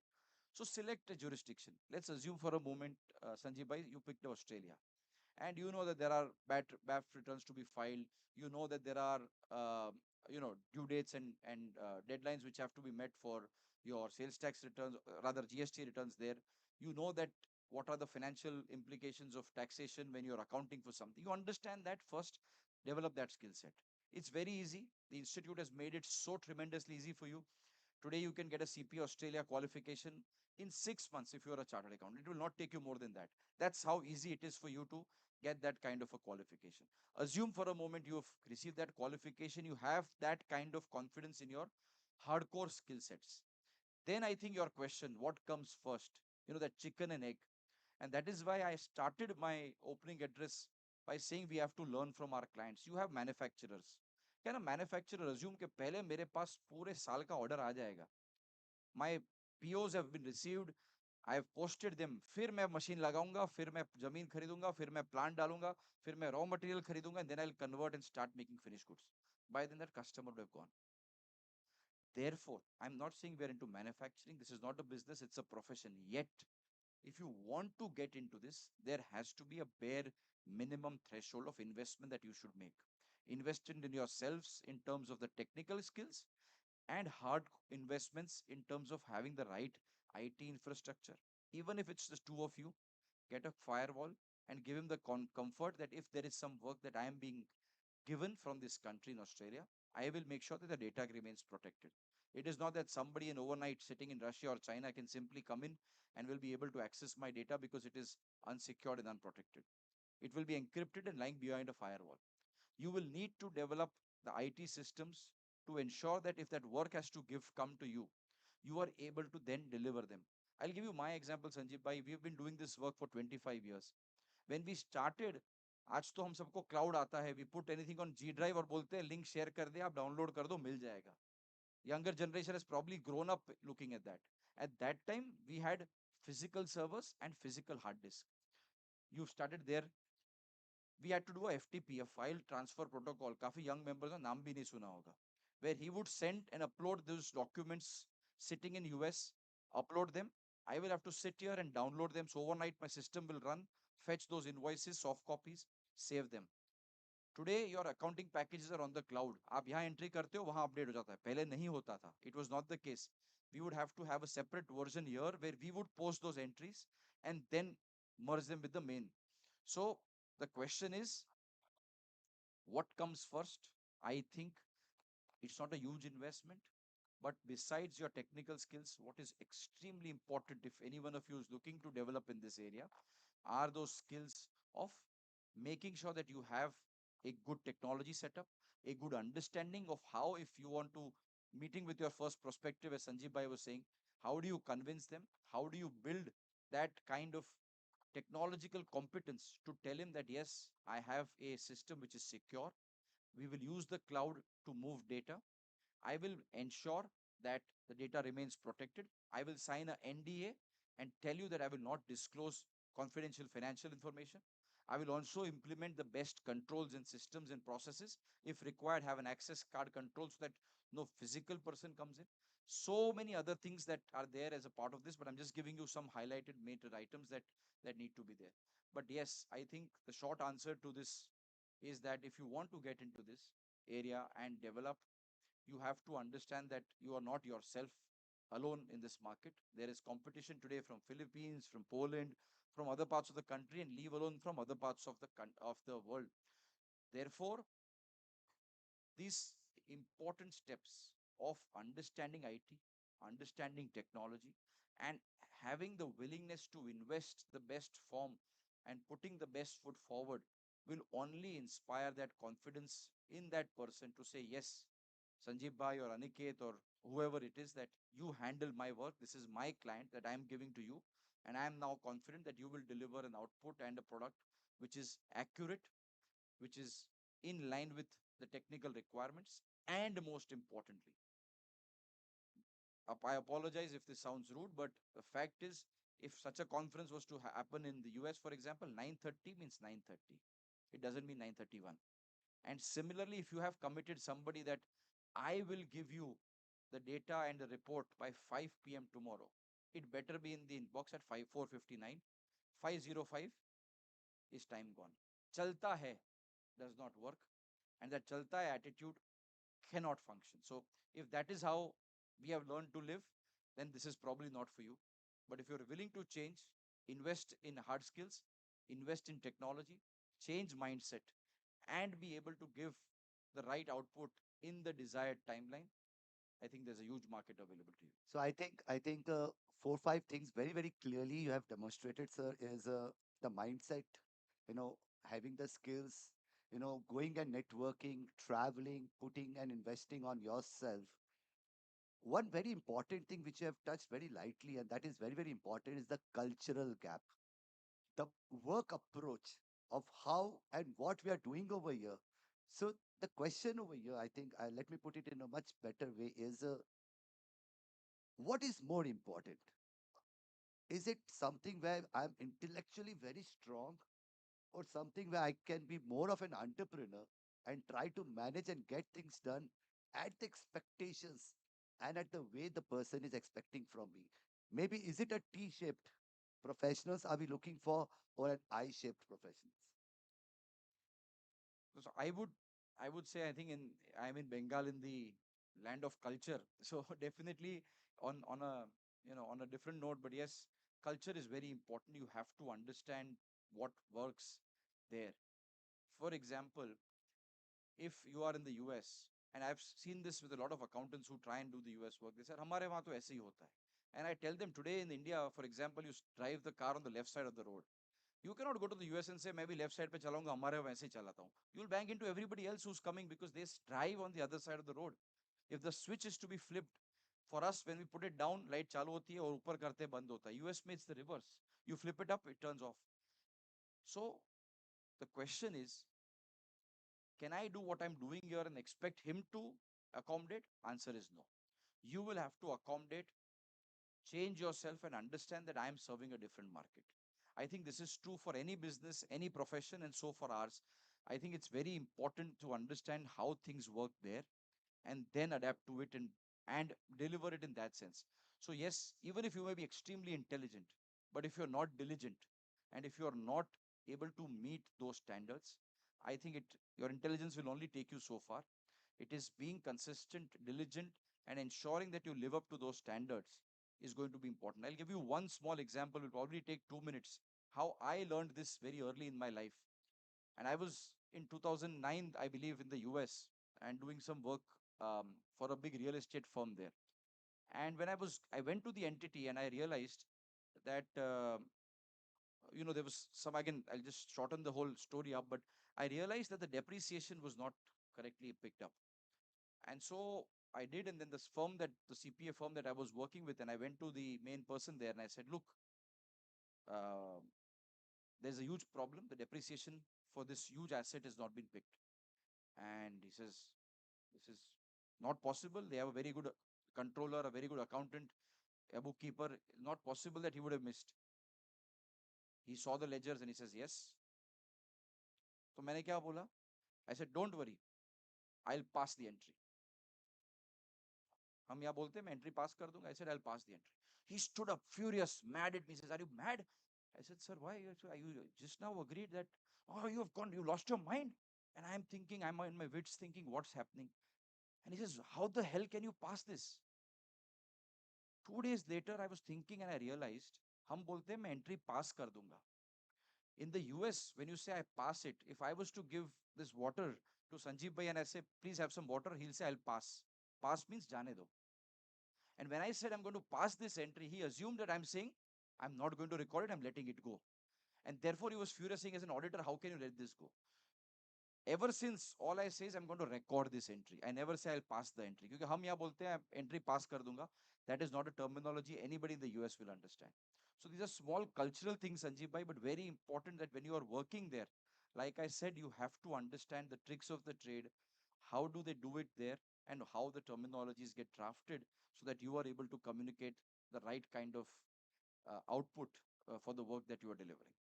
Thank you so much, Aniket sir. Just before we end up with you, because we have a lot of pressing time, one last thing, a main important thing is that what are those 5 or 10 services which currently India is getting, with your experience, where they can start looking upon and they can start working as a service? We want to quickly wrap it up in another couple of minutes. A very good question. In fact, I can tell you that I had the privilege of chairing a committee in GIFT City for IFSCA, where it was the Honorable Prime Minister's dream, and you are very well aware, Sanjeev Bhai, that we want to build global accounting firms. And I think it is his vision that today, as India is recognized as the pharmacy of the world, and we have the biggest pharmaceutical companies, therapeutic companies, all functioning and manufacturing in India, can we become accountants for the world? And I think this question, therefore, we discussed in very great detail. And therefore, I did a lot of deep diving in what kind of work is happening in India. In fact, today, you'll be surprised, in the Times of India in Ahmedabad edition, you can download it. In the front page, there is an article of on accounting outsourcing mentioning that the biggest NBA, that is a basketball players, or the biggest Hollywood stars, their tax returns are actually getting filed in Ahmedabad. It's a real stat and statistics that has been given in the newspaper, and I can share that with you. But what I'm trying to tell you is that there are various service lines today which India expertises in. I don't know how many of you follow equity markets and the capital markets. Today, our current account deficit, for example, is also tremendously low, and probably we may end up in a situation where we may be current account surplus in a few years.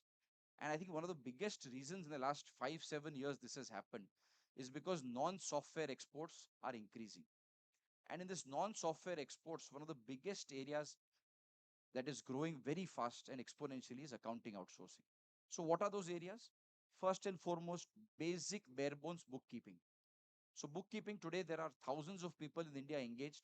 Invoices get scanned, sent over. You employ people, get chartered accountants to supervise and do the bookkeeping. The advantage is time difference. They send you and scan the invoices in their evening. You work the day. Next day morning, they have the accounts written up to date. Debit is in the correct place. Credit is in the correct place. Bank recs are made on a daily basis. So bookkeeping is one. Second is accounting, and there's a slight difference. Bookkeeping is the art of writing the books, debit, credit, recording the journal entries, recording the cash and bank entries. Accounting is preparing reports. So preparing a bank rec, preparing a review report, preparing annual financial statements, preparing monthly MIS, quarterly statements. So that is accounting work. Then there is tax work, both direct as well as indirect tax. Income tax returns in the US today, I can probably hazard a guess and tell you that majority of the K1s which are issued in partnership firms, I believe more than 50% of them will actually be done in India by chartered accountants or chartered accountant firms issuing those K1s to partnership firms. So a huge area in the income tax area, it may be in any part of the world. I'm just referring to US as an example. Indirect tax, again, I can tell you हमने हमारे यहाँ का GST भरा है 1 2A 3B. सुशील भाई sorry, I am not a person of GST, तो मुझे सारे फॉर्म अच्छे से याद नहीं रहते, बट इतने फॉर्म जो हम भर लेते हैं उसके बाद दुनिया का कोई भी फॉर्म आप इजीली भर लोगे. So yes, indirect taxes is a huge opportunity. You may be doing it in Australia, in Canada, in the UK, or even for the US in form of sales tax or use tax returns. But yes, taxation, direct as well as indirect. Then there is a very important area, and I think I can segue into Chetan Bhai's session after this, because in the IFSCA regulations, today we have bookkeeping, accounting, taxation, and the fourth service is financial crime, which is forensics, which is more than that. If you look at today, a very important area is AML, where not many of us are focusing, but huge opportunity that lies in the money laundering space. So today it may be UBO declarations, it may be looking into PEP, that is politically exposed persons, getting those documents in the KYC and onboarding, huge opportunity. Every bank today, because of FATF and so many other aspects and so many other accounting, have to now comply with AML. And therefore, I think one huge area is forensic. And lastly, Sanjeev Bhai, I think I know I'm short of time, is also in the non-financial space, sustainability, ESG, lot of opportunity. Today, if you look at Europe, they are totally going towards sustainability and ESG, and lot of work there in non-financial accounting, that is carbon accounting and everything else that goes around emissions and GHG. That work is also a great opportunity. So yes, to summarize, bookkeeping, accounting, taxation, both direct, indirect, forensic, financial crime, and of course, ESG and sustainability. These would be my headline items. Great. Thank you so much. We would have loved to have more questions and answers with you, but we are running short of time, sir.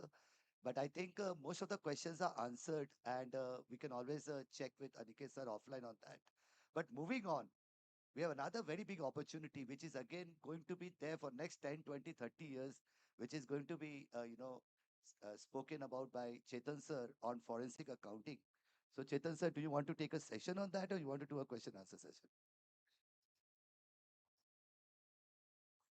So I will definitely be happy if you can just give a broader overview on this entire arena, because many people, when I'm talking to, is not even talking about what forensic is all about and how to get it started and what are the opportunities behind it. Sir. Hello. Yeah. Thank you all. Thank you to the committee, EIRC, Aniketji, and all of you for being here, and a privilege and a pleasure to speak to you. Let me start with the most important thing, as Aniketji very correctly said, is we are here to talk about you, about a normal chartered accountant. What does he expect in the foreseeable future? The Voice go down. opportunities. When we talk of opportunities, a lot has already been explained very nicely by Aniketji, but the good question here, sir, is how to get opportunities. You see, today a fresh chartered accountant or a chartered accountant who wants to go into full-time practice, life is not easy for him. If we are not going to have Tatas and Birlas coming at his doorstep and say, please come and sign my accounts, right? How do you generate the options? Honestly, there is no textbook method, but at least I can share with you the things that I did, and I'm not unhappy. I'm not making millions, but I'm comfortable in whatever little I'm doing. There are two things which I feel are so useful. Even today, it was useful to me earlier as well. Is academics. Most people who come into practice, they feel that, oh, without going to the income tax office and doing something, without compromising or without doing something here and there, you won't be able to make money. Yes, there is merit in what they are saying, but that is very short lived. One of the things that I found which was very useful was to try and excel in something or the other. Try to do something which is good, and this happens if you do a lot of research. And when you do research, you should try and get opportunities to write. When I say write, means to write articles, to write a book, or to author something. Now, I know many of you may say it is not easy. We may not have such great writing skills or the flair for writing and all. It doesn't matter. Maybe, as he rightly said, network with people. Do there can be five co-authors in a book also, but if you write one good book, believe it or not, friends, the kind of value that it will have. Today, if I say that, okay, Mr. X has written this book, you will definitely want to say that who, why, what is the reason why he has written the book and where has he got all this material from? For me, I used to write for the Bombay Chartered Accountants Society. I have written once for the institute. It took some time. They didn't recognize me immediately, but once I started doing that, business started coming on its own. Because then what they feel is, okay, this guy, if he's writing something like this, if he has such kind of an experience, people have that confidence to come and give you work. That kind of confidence is much better than going and making a presentation to a CFO's office and say, I can do this, I can do that, I can do. There are people who do that, but that is short-lived. Your academic progress and your ability to write will make a big difference. The second thing, there are two things. Please. The second thing is speaking. Now, obviously, everybody will not get a chance to come and speak at this Golden Regional Conference. They may not even get chances in the smaller conference. But in our institute, there is this, I believe it's still there, study circle systems are there, right? In these study circles, start making a small effort to try and speak, try and address, try and deliver. You will get into this habit of speaking, and sooner or later, you will improve. You will go to graduate to higher levels. That's the way it happened to me. I used to be like the backbencher. There was a time, yeah, there was a time where my friends used to drag me to a conference, say, Chetan, come here, it is worth going over there. And I would say, I will hide behind a tall person so that the speaker cannot see me. I used to be so scared. Right. Now, from there till Wow. the time where I have actually come here, it's just nothing but maybe a little effort which I made to speak at a study circle, to speak at a smaller conference, to speak at even small little social circles, then going on to maybe WNS. I come from Western Region Council, and then going to other places. And friends, that kind of thing gives you business of the highest order. These two things at least make an effort, friends. And I can bet you that we people will have much better quality of work, much better confidence, and far more opportunities coming. So let me summarize this, sir, and then I'll get to the most straight questions to you. Is you're talking about knowledge, and you're talking about communication And research. and research. And research. So these are three things which you think are very, very vital. I totally agree with you on this particular aspect. My question to you, sir, is, when you are an expert on forensic, even today, in spite of all the efforts taken by the institute, coming up with their own forensic standards and seeing you, who had been a pioneer in forensic, what message do you want to convey to our members to say why this is such a big opportunity? One. Number two is that what are those organizations, institutions, banks who are actually looking forward for you, and how you should, place yourself in front of them? Okay. Now, what makes forensics such a big opportunity? That is a big thing. Okay, till about 20 years ago, believe it or not, sir, most people hadn't even heard of the word forensic in accounting. Okay, there was something forensic in science and all that, but not in accounting. It is a recent last 2 decade phenomenon. And even yesterday, when I was coming by flight, I was next to a person who was a pilot. When I told him what I'm doing, even today, he said, wow, I didn't know that such a service also existed. When he said that I look at financial crimes, that means the first important thing is that we as chartered accountants have not made ourselves visible very clearly. Now, forensic, the opportunities are there in a very, very huge way. They are required in small businesses, middle level businesses, large corporates, government, anywhere, even in international clients. This is the basic need of the day. I'm sure you heard of the whistleblower policy, which is more or less obligatory across the world, right? Now, in fact, in my firm, I get the maximum business by way of whistleblower complaints. Now, these are things which why as chartered accountants, we can't do it. We can. We actually, forensic audit is nothing but an advanced audit. Whatever I am doing in forensics, the genesis of that is from the audit work that I've done in the past. Just to give you one small example, just very recently, about a month or two ago, one of my team was doing an investigation, and this is a fact. Huh? I used to feel that now with RTGS, NEFT, e-net transfers and all that, really bank reconciliation has gone out of style, isn't it? We all feel because earlier checks were there, checks presented, not issued, or checks returned and all that. There used to be a reconciliation system. Now with NEFT and RTGS, one would feel that there is no reconciliation. But believe me, friends, I was shocked to see entries like NEFT return, salary paid return, items appearing in the bank statement, not appearing in the ERP system. When you look at that, this is what an auditor is supposed to do. But the forensic touch, friends, here was something different.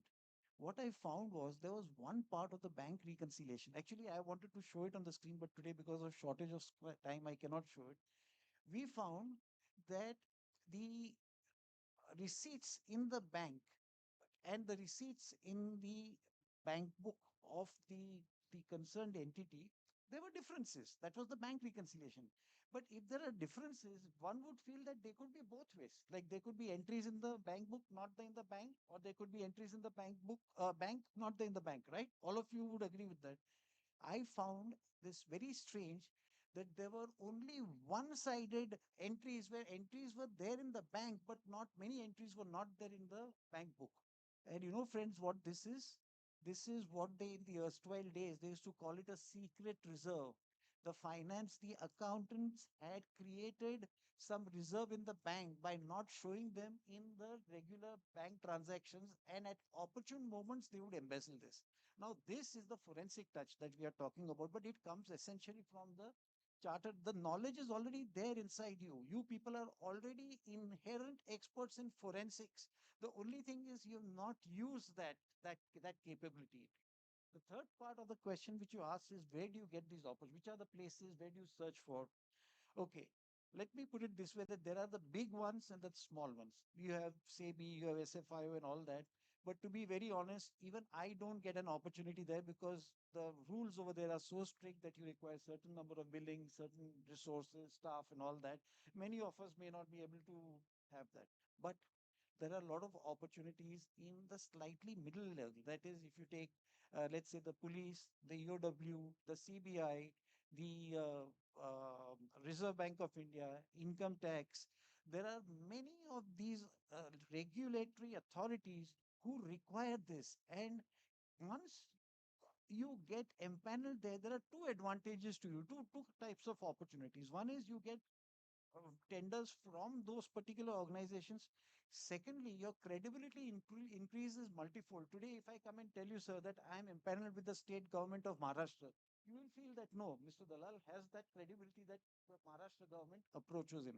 So, what you should do is you can make a list if you want. Maybe you can coordinate through him and send me an email. I'll send you all those different agencies where they accept empanelments with reasonable credentials. And of course, our institute used to have a course. I don't know whether they still have it. They used to Yes, be a we do have, cost sir. accounting course. So certification from there will significantly or exponentially increase the chances of you people getting empaneled in that. And that is one of the places where you can And that's great, sir. Before we move to the next question, we have with us Suvendu Chandar, who is the past chairman of EIRC. May I Yes, also yes. request you How are to you, come? Suvenduji? So he is also for Suvendu, sir, please come over here. So, sir, moving further on the questions, you mentioned a very important point called credibility. And what it is, which is so important and relevant, is building your own profile, your profiling of your firm, profiling of your. Suvendu, sir, please be seated. So, just to keep you updated, Suvendu sir is the past chairman of EIRC. And when we call about IT man, he was the first IT man of Eastern India. Big round of applause for him. So, my job will be easier, sir, once you are there. But I'll just finish up this question to say, so what comes first again? I asked the same question to Aniket, sir. You said go back into the seminars, speak about yourself, you Not know, yourself, about the subject. about the subject. To that's what a forensic expert is all about, catching each and every word and interpreting it. So then also communicating and doing what you have to do. But all of this, sir, doesn't give me experience. Now if I don't get an experience, I will not get the work. Correct. If I get the work, I'll get the experience, but I'm not getting the experience. How will I get the work? question Okay, to you, sir. yeah. Sir, इसके बाद Two things which I would sorry, you would like Suvendra to answer? Are you answering? Okay. There are two things that can be done in this. One is, I'm trying to make everything more and more lively. of So course. can I get a big round of applause for Chetan Dalal, sir, so that we see that Thank all you. are Thank you so much. Thank you. So one is that you should be willing, at least in those days when you have not yet made the visibility that you are a known or you are experienced in that, you should be prepared to offer even free service. You see, you will have one set of clients, or you will have people whom you know you can approach, and your basic credibility is already there with you as your chartered accountants, right? The fact that you are a chartered accountant gives you a certain minimum platform. Based on that, you can say that you are now specializing into this. And as a beginning, I'd like to do this to run a risk assessment for you to find out whether there is any business leakage, to find out whether this is there, whether there is anything wrong.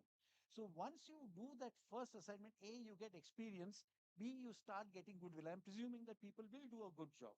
And whatever information you give to the client, it adds up to your reservoir. It also brings in a lot of goodwill from the client. I have done that for many agencies. In fact, with NGOs are one place where they will welcome you. If you're a chartered accountant and if you say your money is for projects, etc., which are coming to you, if you want, can we check that they are being utilized properly, whether there is any leakage, fraud? I'm just giving you a wild example like this.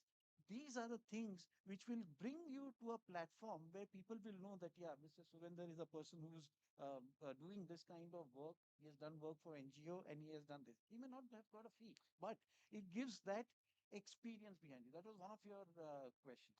The second thing is, sometimes we have to eat humble pie, in the sense that you should be prepared to go to a larger firm than what you are and tell them that, okay, for minimum remuneration or for minimum fees, I'll be happy to come and work with you with experience if you can give me that experience. Now, here there is one problem. There are good firms and there are not so good firms.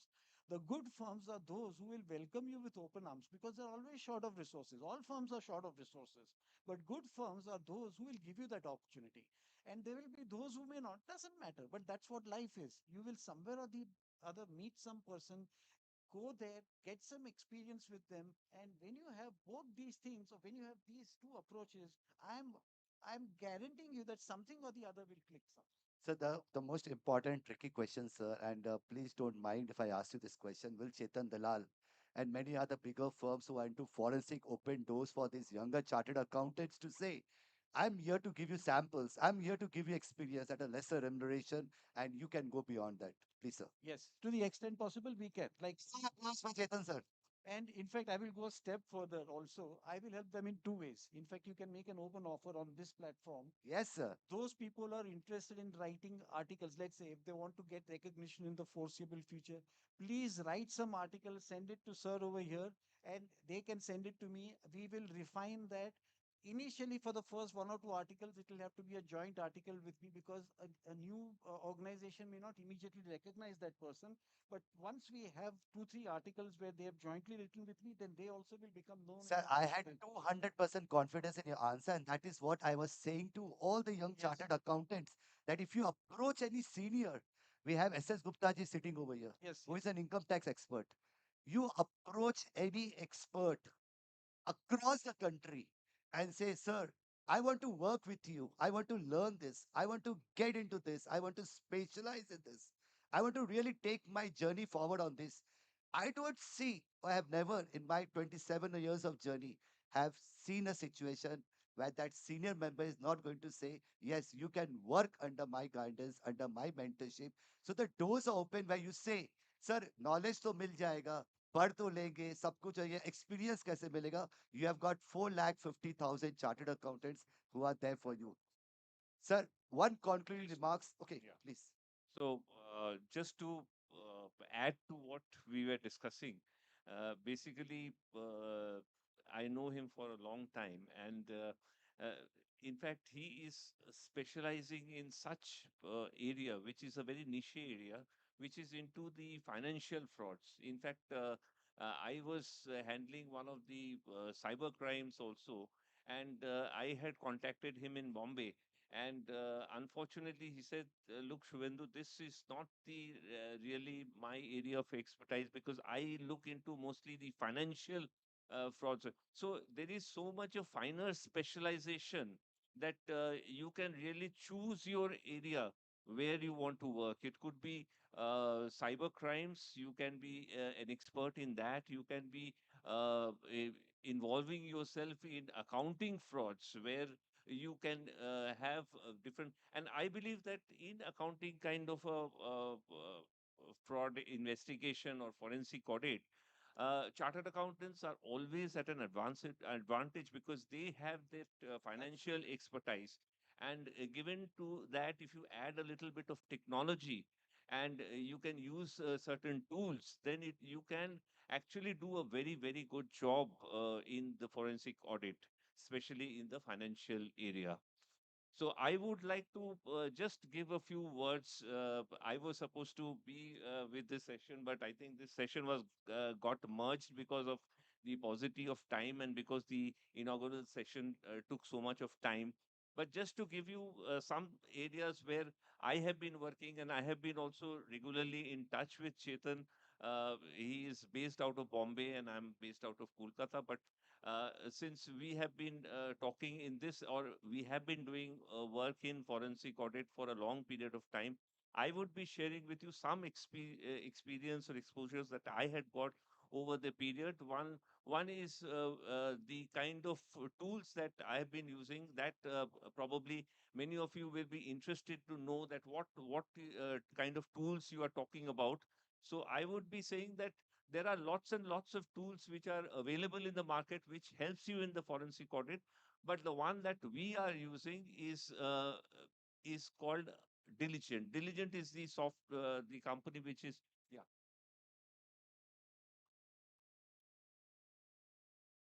Okay, okay, okay. Yeah, yeah.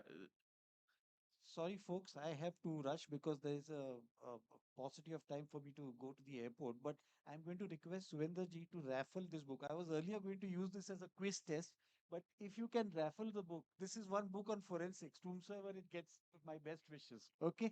So please do the. Okay. A big round of applause for Chetan, sir. Thank you so much for being with us, sir, and we look forward to more interaction in future. Thank you, sir. So thank you. Not a problem. Thank you, sir. So just to continue with what I was saying, that in our office we are using a software tool which earlier you may have heard the name of ACL, which is the Audit Command Language. Now this was owned by a particular company, then it changed hands, and number of hands it changed, and then ultimately it was taken over by a company called Diligent. And Diligent is now having almost 70% world market in audit automation softwares, and it's one of the major global giants of audit automation. So we are using that particular software, but it is not software specific. You can use any type of software to do the forensic audit. Now, just to again share with you certain experiences that I had with forensic audit, uh, I would like to continue. You want to continue the session, or you want to just okay? So just to wrap up in 5 minutes, basically some experiences that I had in forensic audit. I would like to refer to one of the examples where we were told to do the forensic audit of a particular hospital. Now, the top management of the hospital, they were thinking that there is something which is going wrong, something is hitting their bottom line, but they are not being able to find out what exactly is the thing which is going wrong. Is there something they were trying to sense it, but they were not actually being able to do anything. So they asked us, they gave us an assignment where we were told to do a forensic audit and check uh, uh, the most part of their accounts, the finances, and see whether anything was particularly wrong. And I think this is a very, very common situation. You may be also facing such a situation. And then we took up this assignment, and then we started studying the various areas, the financial areas of their books. And we found that there were so many softwares that they were using. There were many softwares, very small software develops, one for stock, one for say purchase, one for creditors, one for data, etc. One was for accounting purposes. So we didn't realize why there's so many softwares. And where once we started reconciling, there were a lot of differences between the various figures coming out from various softwares. There were differences in stock. There were differences in purchases. There were differences. The values of the purchases were inflated, etc. And then we started dwelling deep into the subject. And then gradually we started unearthing lots and lots of data which showed or which indicated that there was a financial fraud which was happening in the company. And we came out with a lot of findings, and we found that many of the middle management people, they had colluded, and they were trying to inflate the stock. They were trying to show higher purchases, and they were pilfering money from the company. So this was just one live example which I wanted. There were so many other forensic audits, and there has been large number of findings, but because of positive of time, I would not be able to discuss all of them. But just to sum up, I would say that forensic audit is something where you are at an advantage already because you are the financial experts. What you need to add to your skill set is your technology expertise and the the ability to analyze those data. Once you get hold of the data, you need to know how to join the dots. You must be able to conclude from the evidences that you pick up over the study that you do or the audit that you do. I think that is the three main important skill sets. One is your financial knowledge, two is your investigative skills, and the third is your analytical skills. I think these three are most important to do a successful forensic audit. Of course, as you heard in the first session, in the morning session, what the president was saying, that we were the first to come out with the forensic audit standards, and it has already been revised. Version 2 is also available now. So that has also given a lot of steps which you can follow in order to do a successful forensic audit. I think I have been able to sum up this Thank you part of so it. much, Suvenduda. That was a very good summarization. In fact, he has shared all the practical experience which he had been for last 2 decades into forensic. And actually, what is happening is when we talk about forensic as something which is not our cup of tea, we own that skill. We know those skills. We just need to just do a little brushing on it and start taking the best use of it. So without taking any more time, I request Gautam ji to please take over the session and move it forward. Thank you.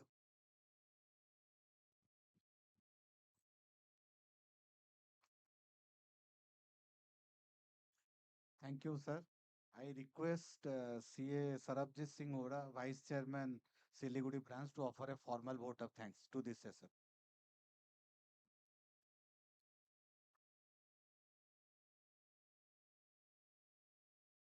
Well, good evening, ladies and gentlemen. What a wonderful session this was. I think we should have a huge round of applause for this exciting session.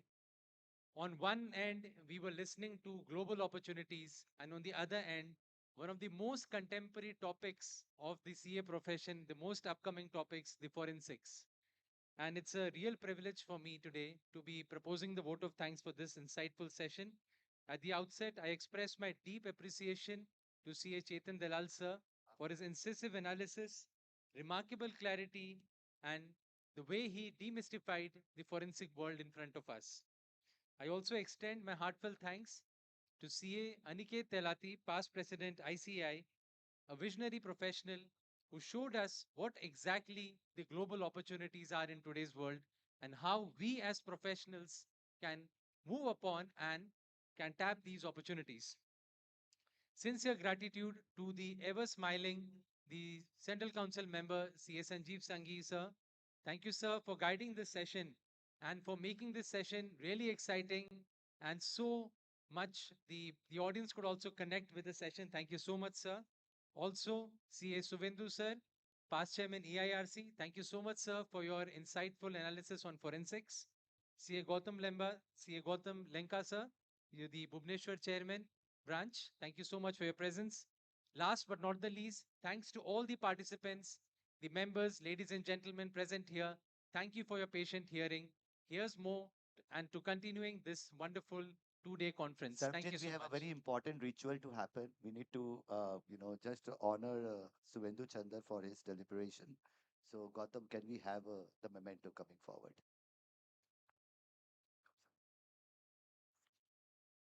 Thank you.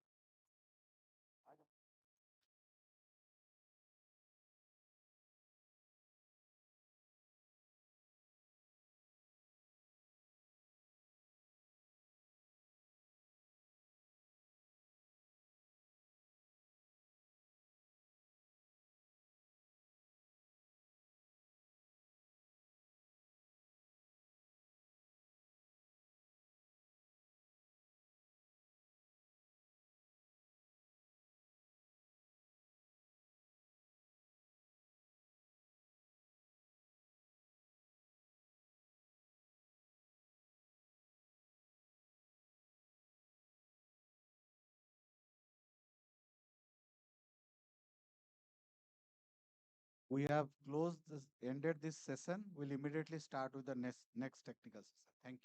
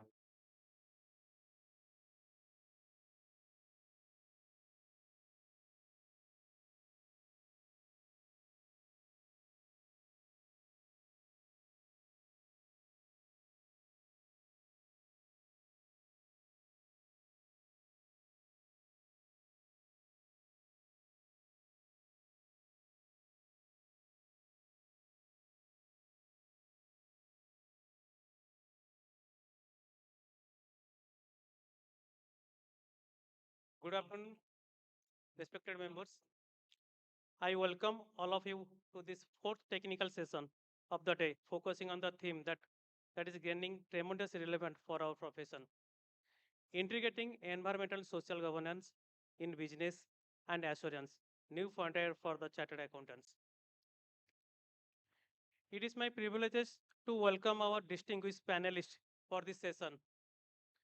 Now I request C. Sanatan Banik, convener of Chaudhary Square OPS CP Study Circle, to the dais. Welcome you, sir.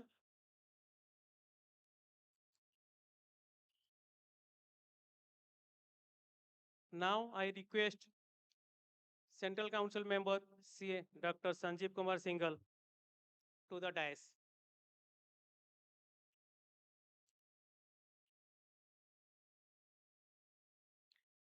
Please give a big round of applause.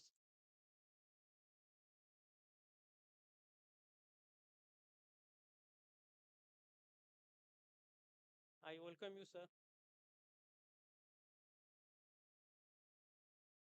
Now I request panelist CA Raj Malik to the dais.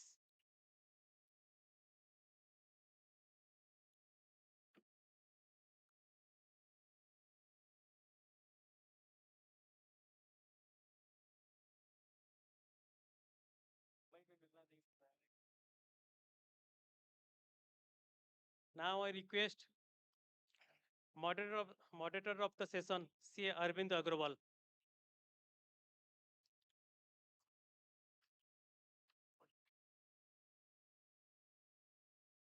I welcome you, sir. Let me give a big introduction of all the dignitary and panelists. Say Dr. Sanjeev Kumar Singhal is a Central Council member of ICI, Chairman of the Auditing and Assurance Standard Board, Vice Chairperson of the Sustainability Reporting Standard Board. He is the member of the National Financial Reporting Authority, Director of SBRL India, and he is the leadership ICI SRB has driven a key initiative to enhance sustainability reporting, develop assurance standards, and foster dialogue with regulator and policymakers. With this, I welcome you, sir. Let me introduce Raj Malik, sir. He is controller and chief of business performance of financial analyst at Reliance Industry Limited. He has extensive experience in capital management, internal control, and corporate governance. He plays a key role in ensuring financial integrity and operational excellency with the organization. With this, I welcome you, sir. Thank you. Now, introduce CA Arvind Agrawal. He is the founder and CEO of Stirrup Communication Consultants. He is a dynamic multidisciplinary consultancy dedicated to helping organizations build enhancement and sustain their corporate reputations through strategy, stakeholder focused communication solution. He has over 2 decades of experience in communication industry. He brings deep expertise in corporate reporting, ESG strategy, sustainability, communication, employee engagement, and brand storytelling. With this, I welcome you, sir. C. Sanatan Banik, the convener of Chowring Square OPSCS CPA Circle, Study Circle. Now I request Team EIRC to felicitate and present memento to the panelists of the session.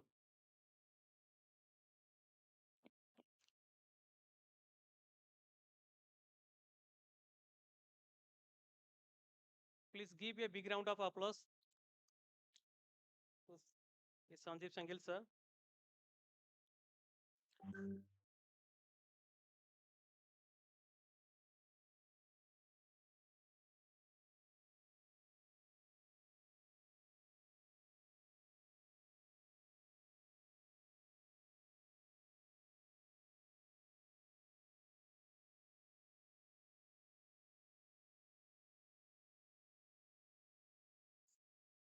Please give a big round of applause.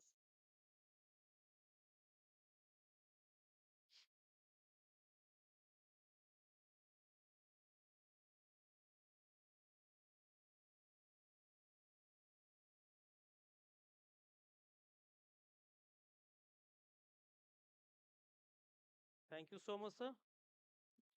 Now I hand over the session to the moderator of the session, CA Arvind Agrawal, for further proceeding. Thank you so much.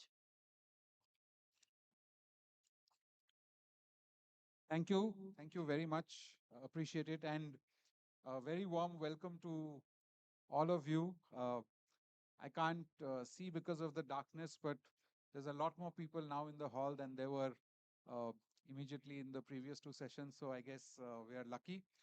Uh, we don't have much time, and Raj has to rush to the airport. So we will get started. But uh, just wanted to get a sense check in terms of how many of you present in the hall are aware about the term ESG. Can you please raise your hands? Right? So I can see about 20 hands, if I'm not mistaken. How many of you have heard of the word or the report called BRSR? One, okay, two, three, a few more, right?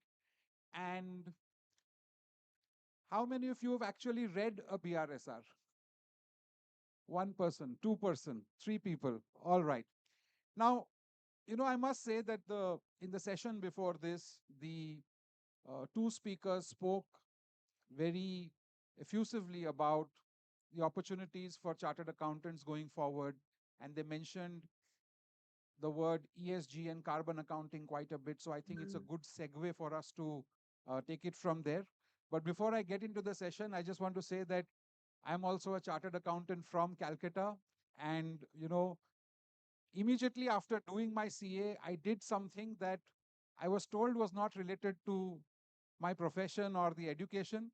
But here I am 20 years later moderating a session on something that has taken all this long to recognize. So here is to Kakati and Sudarshan Agarwal coaching classes and Vikas Berry and all of the young people who've sort of, come through that particular journey. Raj also is a chartered accountant from Calcutta, now settled in Reliance and settled in Bombay. Actually, settled in Reliance is also not a bad term. To perhaps uncover a few insights about what this field is all about and what are the opportunities for us, right?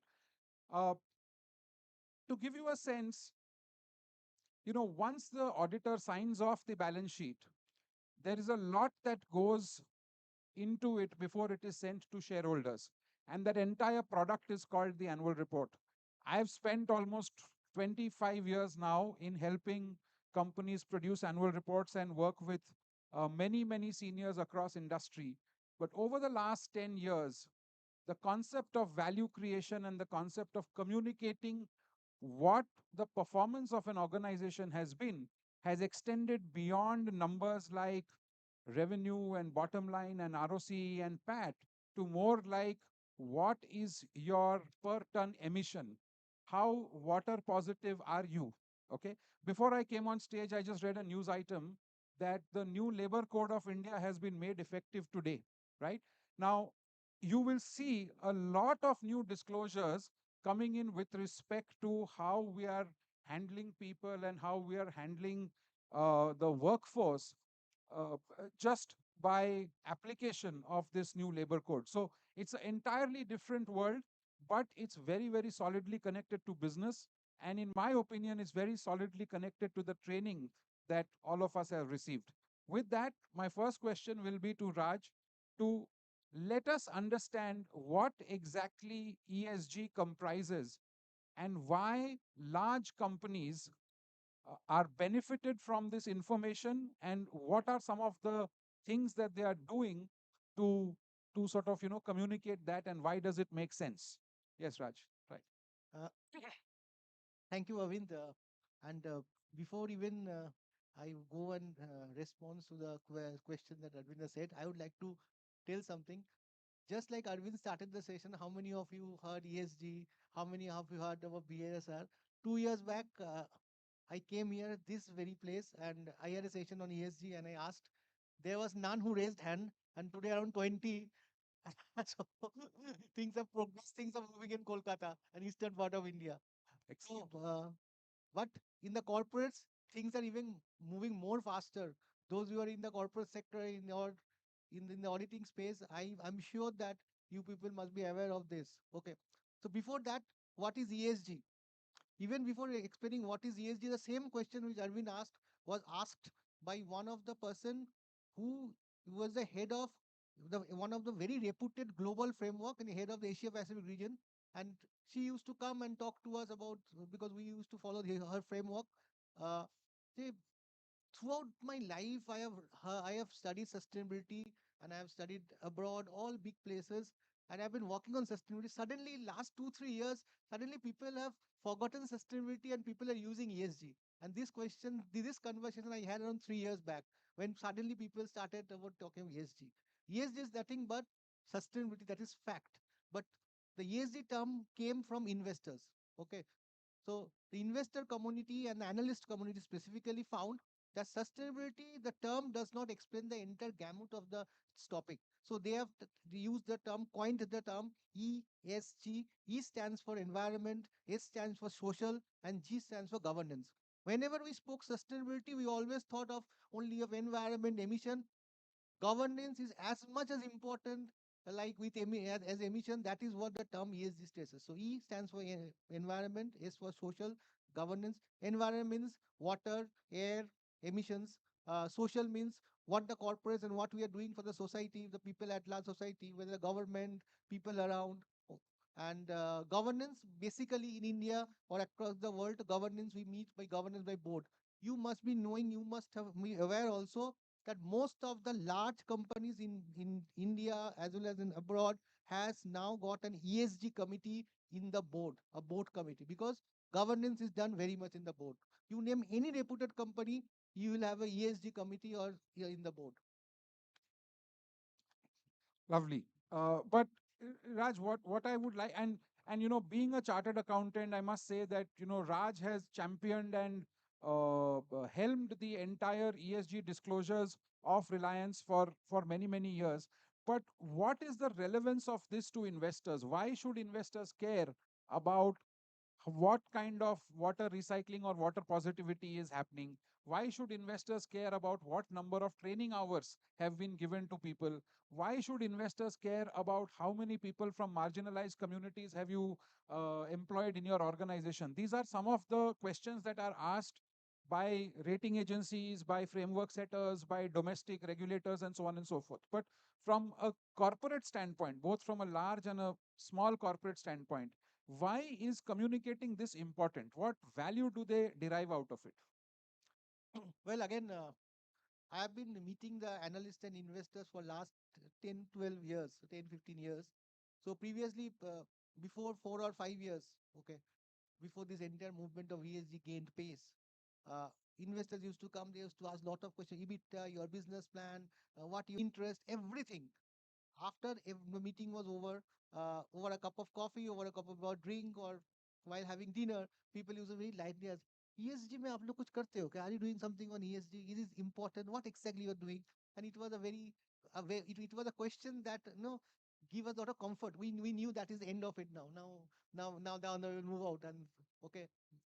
But since last 2 3 years, now almost every month we have some communication, some meeting with the analyst and investors community, which is only on ESG. So ESG and again that much importance over last 3 4 years. Now, if you say for a CFO, ESG is a really trouble. Okay, really a trouble for him, really a big task for him. Now, why the community or why the world as such is looking into ESG? Because now people have woken up, the governments, the corporates, the regulators, the analysts, and everyone. Now people have started believing that if we don't do something very soon, the world will come to an end. People have now started believing, a little bit of fear has cropped into people's mind, and one day our lovely Mumbai may not be, may be drowned or under the seawater, or Shanghai may not be there, London may not be there. So it's all started from the west actually started from west, and now it has come back to come to Asia, and now I think corporates also. When people that worry comes, that fear comes, the analysts, the regulators become very active. When regulators come, there are mandatory regulations which makes corporates be worry. And here the analysts are very important, because if corporates know if they are not serious, lot of funds which they are getting today may not be got, because some of the analyst investors have told that until you are walking in the path of ESG, will be not be there to support. So that is how it has come. And now it's a big thing. I mean, India with SEBI has taken a very proactive step with BRSR, which at some point of time I'll talk of 2 minutes of that. I think they have leapfrogged the entire compliance and the communication of the ESG is concerned.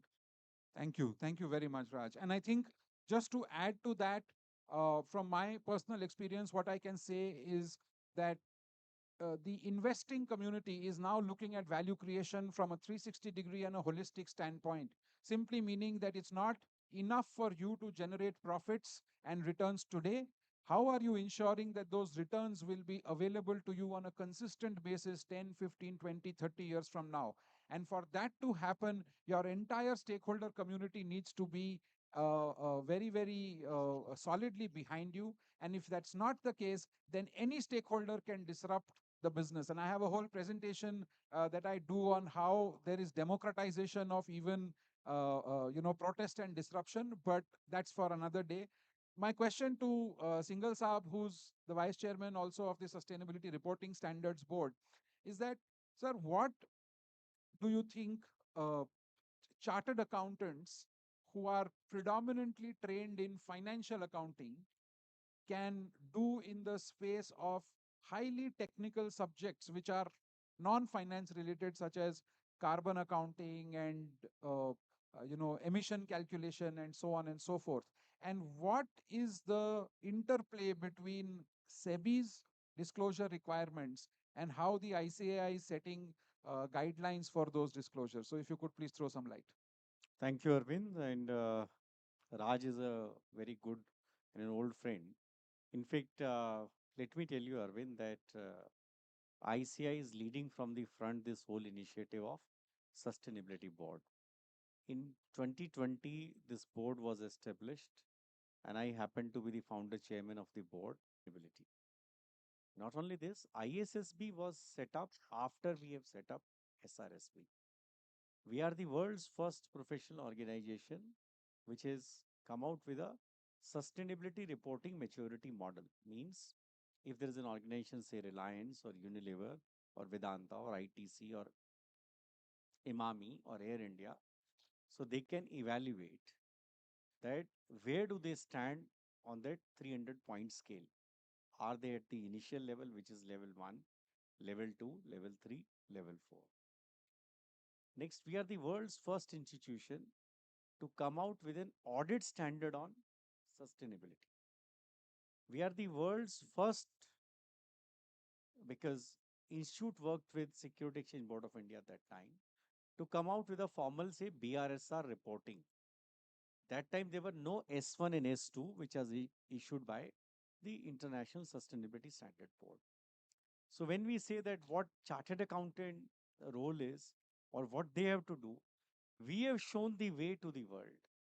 I happen to be the chairman of the United Nations Sustainability Board for 2 years, the global chairman, which has never ever happened in the past that India got this opportunity.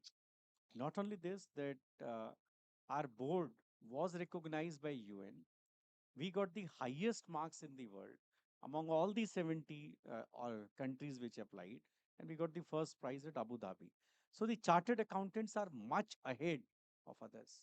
This is just to say कि ऐसा नहीं है कि हम लोग इसमें पीछे हैं या ये सब्जेक्ट हम लोगों के लिए नहीं है. This is very much a domain of the chartered accountants, and ICI has shown this path. India is the first place where assurance is mandatory for BRSR. Nowhere in the world this is mandatory. We have reporting mandatory for 1,000 listed companies. Assurance was mandatory in 23-24 for 150 company. In 24-25 for 250 companies. This year it is for 500 companies. Next year it's for 1,000 companies, which covers 99% of the market cap. We have also made reporting mandatory for the value chain partners if they contribute more than 2% of the revenue of that company. So this field is not something on which chartered accountant cannot have any role to play. When I was working with Jubilant Life Sciences, I was heading the ESG division, and that is some 15 years ago. That time also we were reporting.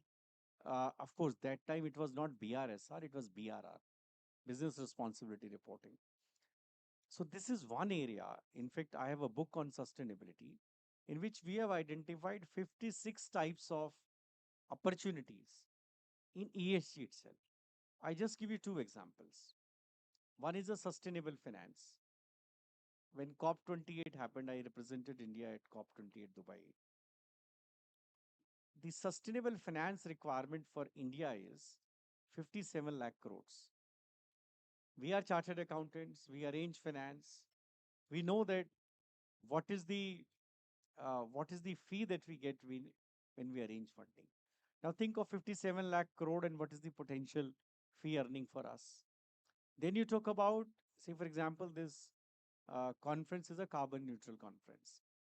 Somebody who emits carbon and somebody who has surplus offsets, who can bring them to a common platform and facilitates that trading.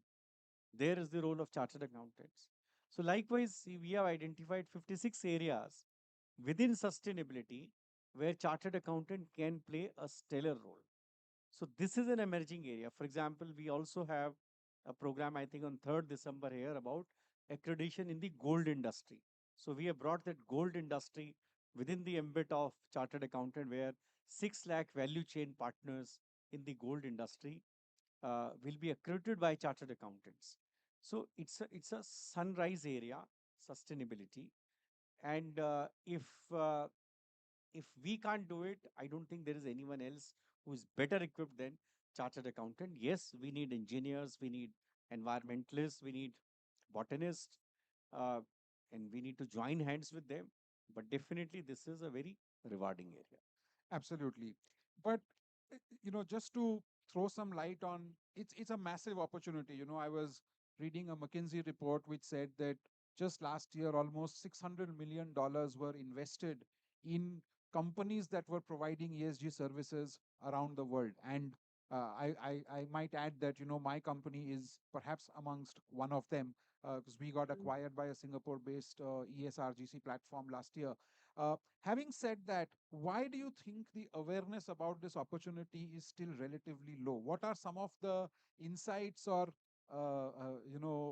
some gyan that you can give people in terms of what we should be looking up to improve their awareness and maybe participate in this absolute white space where there is potential for massive growth? Read, read, and read. Ishoot is doing the capacity building program since last 4 years. We have trained over 3,000 members in BRSR. It's a question, see, if we already have sufficient work on GST and direct taxes and bank audit, etc., we don't feel the need. But when the competition rises, when the fees start going down, or when the work get allocated to others, we start looking for the alternative opportunities. So I believe it's a platter full which doesn't encourages us to look for newer opportunities, but those who are enterprising, who likes reading, or who are looking for newer alternative. I know Raj was a financial controller. He moved into this ESG. So it is, see, not everyone would like to take up sustainability. Not everyone would like to take up audits. Not everyone would like to take up, say, gold industry accreditation. It's one's flavor. And today the awareness is lot. I mean, Raj may be saying from 0 hands to 20 hands. We need to see how many we were able to see because there is darkness here. But I can tell you that today it is all over. Even if you look at a 6th class student, ESG is there in his textbook also. So if we keep our eyes and ear open and keep reading, I think it is not a difficult thing. I just got reminded, when Singal Saab said about, the 6th class student, and I always think about this and talk about it, that हम लोगों को बचपन से एक term सिखाया जाता है और वो जब हम हर हमारी दीवार पे भी लिखते हैं, and that word is शुभ लाभ, right? That profit has to be Shubh, it has to be pious, it has to be proper, it has to be of a certain quality, and that's the meaning of शुभ लाभ to me. Today, I don't think ESG is anything except just the concept of how conscientious your profit is. Having said that, Raj, you are now on the corporate side. And from an opportunity standpoint, as a large corporate, you will have hundreds of service providers. And now, like Singhal Saab mentioned, the value chain partners are supposed to be brought into the ambit. So that's a massive, massive opportunity. There is also product life cycle assessments that have to be done. There is also a lot of carbon neutrality commitments that people have to make. I have two questions for you, Raj. One, what kind of services are you looking to outsource from the professional community? And what will make you go to a CA firm or a newly sort of entered CA firm in this space vis-a-vis somebody like a big four who is bringing together a lot of other, because the big fours are not operating purely as accounting firms, especially in this space, right? They are aggregating a lot of technical talent and packaging it for you. So from a corporate standpoint, what would make you source some of these services, and what can you tell that will excite people here to sort of try and sort of get into this? So, if most of you or some of you doesn't know that how much Reliance Industries emits, emission numbers is annual emission numbers is 45 million, and we are not the highest in India. Forget about the world. There are a lot of companies who are much higher than us, because some of the industry is very prone to emission, whether it's steel, whether it's minerals, etc., etc. Okay, refining is also also one of those areas, but we are not that prone as compared to others. We are in the middle layer. So if we have to manage this 45 million metric ton of carbon dioxide emission reported, and we have said more than 15 plants in diversified location, and each of these complexes has number of plants, and you have to account it, it is not easy job. We have realized that it is not a year-end audit or year-end computation in Excel can do. So we need in RIL, if you see, and I'm very proud of this company, that we are possibly some miles ahead than most of the other entities as per system, process, and people are concerned. So we have specific process, we have specific systems, we have specific or audit done, and we have specific trained people. So ESG we have integrated in all the various activities of the business. The manufacturing team is also cognizant, and they do part of ESG. The finance, my team, I was looking after ESG, I still look after, I have some other things to look after, but I have a separate team of ESG which reports to me. Their job is only reporting. They only report and they only facilitate audit. The business teams look after the ESG, because you know that we manufacture plastic, so we have a facility of recycling 2 billion plastic bottles per annum, and it is ever increasing. So they have to manage that. There are huge number of regulations that have come up. We have to manage and ensure that we are in the four corners of law. In fact, we are much beyond that regulation. If regulation asks us to go one step, we make sure that we walk 5 steps. That is the philosophy ethos we work. So we realize it cannot be five people which can run ESG or report ESG. So we have ESG in every embedded in every teams. We have a central team who reports ESG, number one. Secondly, internal audit of ESG is not mandatory yet. I understand in some of the countries, possibly Singapore, internal audit of ESG, statutory audit is not, statutory assurance is not there, but internal audit is there. In our company, we do internal audit of ESG also. There's a ESG team and internal audit team also. Now, I want to ask you a simple question. If we do all these things, still do we will achieve something? I think we will not achieve, because this is only computation numbers and reporting numbers. Actually, if you want to really make some improvement and in ESG is concerned, you have to have a team that will change the mindset of the corporates. For one simple example, suppose a investment proposal comes. Everyone will evaluate, everyone will see EBITDA, ROI, etc., cash flow, everything they will see. But do anyone calculate and see whether this new projects will, how much increase of emission will happen, and how the company or will, what steps the company will take to mitigate the emissions? No one does. If the company is not doing, they are missing big time. It means ESG is not part of the entire system. Take the case of CFO. Today, I'm telling you, if someone has to become RIL CFO or in the leadership, and if he doesn't understand ESG, he is doomed. He will never become, because ESG is very much part of integrating a part of system. So, so we have teams in the, so if you're in the corporate debt team or corporate finance team, if you don't understand ESG, if you can manage the analyst, then you are doomed. So we need chartered accountants in all fields who are trained with ESG, even though they are not ESG experts. Possibly his bread and butter will not be ESG, he will not do ESG day in, day out, but if he does not understand ESG, does not appreciate ESG, I think chance of getting his job in Reliance and other companies are becoming very bleak because opportunities will be very, very, very less for that.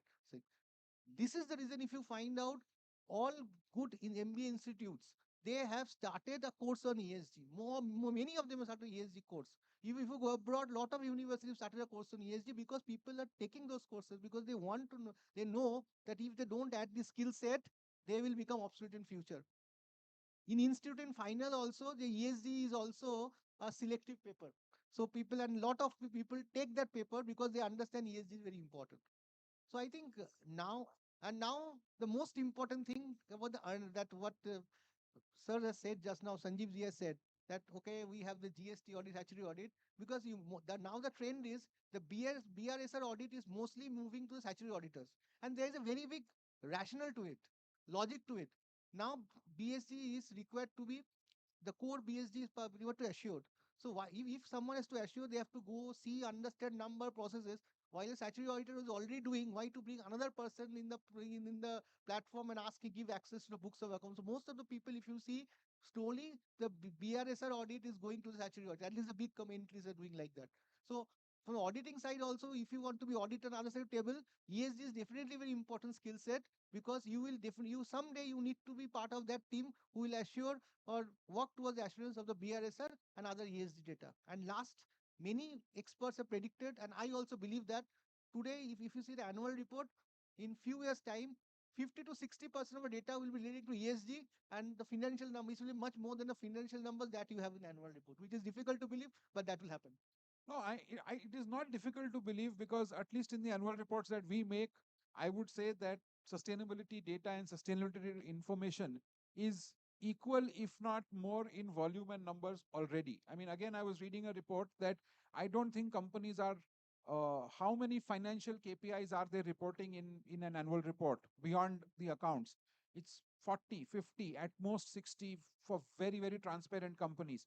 On a regular basis, I think companies today around the world are tracking approximately 110 or 115 ESG KPIs because the number of variables and the number of factors that influence ESG are far, far more. Which brings me to my next question, which is around the use of technology in ESG, right? What kind of, because today you have a lot of products that have been made by either tech people or people with some kind of environmental understanding, which are promising to automate and to sort of help aggregate, collect, collate, and audit and help assure a lot of this ESG data. And there are many of these products. Do you think there is a productization opportunity for chartered accountants to team up with technology and build something that will be useful for the industry, single sir? One simple question to all of you. One simple question to all of you, that when you are auditing, did you find a tool or a ERP that calculates emission? The answer is no. Any top ranking, any big, any reputed ERP, if you see, there will be no, they don't have a tool. They will calculate everything. They will compute everything. They will record everything extra emission. For emission, most of the people still do on Excel method. So, I mean, that is not possible. So in Reliance, this BRSR report, which is supposed to be year-end activity, we do it practically every month, and every quarter is reported to a leadership team because we don't believe surprises. We monitor it like that. So we have a system in place which either takes the records, takes the data from our ERP, then calculates it. Like how is emission calculated? You take the fuel data, fuel consumption data, you multiply with some of the weightage factors that is there, and then you will have the emission data. It's not as simple as it is, but more or less process is like this. Okay, that is the emission data. Other data, water consumption, air, etc., whatever data is there, some data will taken from the ERP directly, some data will take the ERP, then you have to compute it, and some data has to be come to workflow because it is not part of the financial system to workflow it. So we have that system. Otherwise, in a company like Reliance or any large company of that stature, if you start doing it at the year end and in 15, 20 days and in a diversified location with hundreds of plans, hundreds of numbers, they'll bound to be mistakes. So system play a very important role. If you have correct ESG reporting, you need to have a system. Unfortunately, there are small systems available in the market. I have seen many of them. But for large companies, a ERP sort of thing, that is yet to be there. I feel it is a chartered accountants who has to understand it and build the system and part of the company where they will build this system, because who understands data, who understands number, who understands audit, and who can be custodian of better custodian of data than us? No one else. Absolutely. And most of the softwares that I have seen don't have India specific emission factors. So that kind of makes it all the more difficult. But Single Sab, is there anything that you would have like to add on the No, no, technology definitely side? there is an opportunity as far as building a software is concerned. The only thing is that, we fail to charge a right price for this. Companies don't pay the right price. No, I have a different view. Yeah. I have a different view. We don't charge a right price. Okay. If you show the value, people will pay you the price. In this very country, our own country, I know a consultancy firm, I can name it also, McKinsey, charge Indian Oil a fees of 300 crore rupees for refinery margin improvement. So it's not that people don't pay the fee. Absolutely. People pay the fee, you have to show the value. So if I am the consultant for, I'll not say for Raj is a friend, he may not pay anything. But otherwise to a company, what will be my selling proposition? My selling proposition is that this is the time that I'll save for you. Say, for example, if they are spending 1000 hours and I can reduce it to 100 hours, 900 hours, please work out the time cost, work out the overheads. Thirdly, I'm reducing the risk of a wrong calculation. So, the public image of a wrong reporting, attach a value to this. Of course, this is priceless. And if I say that, look, whatever I'm saving for you, I'm charging only X percentage of that. Because in this consultancy, you can charge as a percentage of the savings. So you have to demonstrate a value. And secondly, that tool should not be available to anyone or it should not be made available by anyone else also. But what happens is that over a period of time, technology becomes obsolete. That idea will be copied. So whatever we do, we should think that whether we should get it patented also. So if we create a niche product, then certainly it has a value and it will sell well. Possible. Right. So let me just broad base this discussion a little bit. We have spoken a lot about the E side of things, and typically the ESG discussion tends to be a little overweight on E, especially on emissions. But there is the S part and there is the G part also. As far as S is concerned, India is probably the only country in the world which what I call legislated philanthropy, right? So it's 2% of, so if you take the total corporate profit pool of India, 2% of that is mandatorily going into CSR activities, and there is impact assessment and massive audit required there also. Plus, if you look at the total formal and informal workforce of India, that also comes under the ambit of S into occupational health and safety, employee relations, and many other factors. So, both to Raj and Dr. Singhal, what are some of the specific areas on the S side that you think one can focus on? So, Arvind, again, India is the first country which mandated the S also in BRSR. GRI always had those standards. But if you look at S1 and S2, आपकी information के लिए S1 और S2, these are the names of standard जो International Sustainability Standard Board के हैं. They didn't have a standard on S. Now they are working on S3 and S4, which are social and biodiversity. सो हमारे BRSR में तो already S भी है और G भी है. नाउ S क्या है? सोशल में what is the kind of working conditions that you are providing to your employees? मैंने इनफेक्ट अभी अंटार्ड के फोरम पे GRI को बोला, why are you calling labor? Why can't you call it employees? Right? So the way you deal with them, dignity. Second, disparity in wages, कि men और women के wages अलग अलग तो नहीं है. थर्ड, आप पीपल विद स्पेशल एबिलिटीज उसको कितना एम्प्लॉयमेंट देते हैं, ट्रेनिंग आवर्स आप कितने प्रोवाइड करते हैं, are you providing minimum wages or not. These are the S element. So कहते हैं चैरिटी बिगिंस एट होम. आप 2% CSR तो करो, लेकिन पहले अपने एम्प्लॉय को तो अच्छा पे करो, उनकी तो वर्किंग कंडीशन अच्छी बनाओ. So S has always been there. अगर टाटास की बात करें, वो कब से social responsibility accounting कर रहे हैं? 1970s से. So S has always been there, and India is the pioneer in through BRSR also to bring in S as well as G. Right. But specifically on areas like impact assessment, do you think, again, CAs have a massive opportunity to do that? Yes. Arvind इसमें एक चीज बताऊंगा. Again, ICI is the first professional institute in the world which brought 16 social impact assessment standards. And we formulated what is Institute of Social Auditor of India. And there are more than 1,000 chartered accountants now who are qualified social auditors. And they are helping the NGOs getting listed on the NSC and Mumbai Social Stock Exchange. Absolutely. Absolutely. Right. Raj, you have anything to add on the S part of things? Yes, this 2% of CSR, I mean, it is not a small sum. And every company is compelled to spend that. So that money is going in social sector. It is going to education, it is going to hospital, medical, it is going to upliftment of people. And so definitely, yes, is very, very important. Well, again, when ESG is known as sustainability, and then S was not counted possibly. People didn't understand. Now ESG being ESG, there's a S into it. People understand S. Institute have done a fantastic job recognizing it, making social standards. Because until that, we accountants believe something which is accounted get measured, and which is get measured get monitored. So that path, I think, thanks to Dr. Singhal and the ICI, so showing that path to all of us.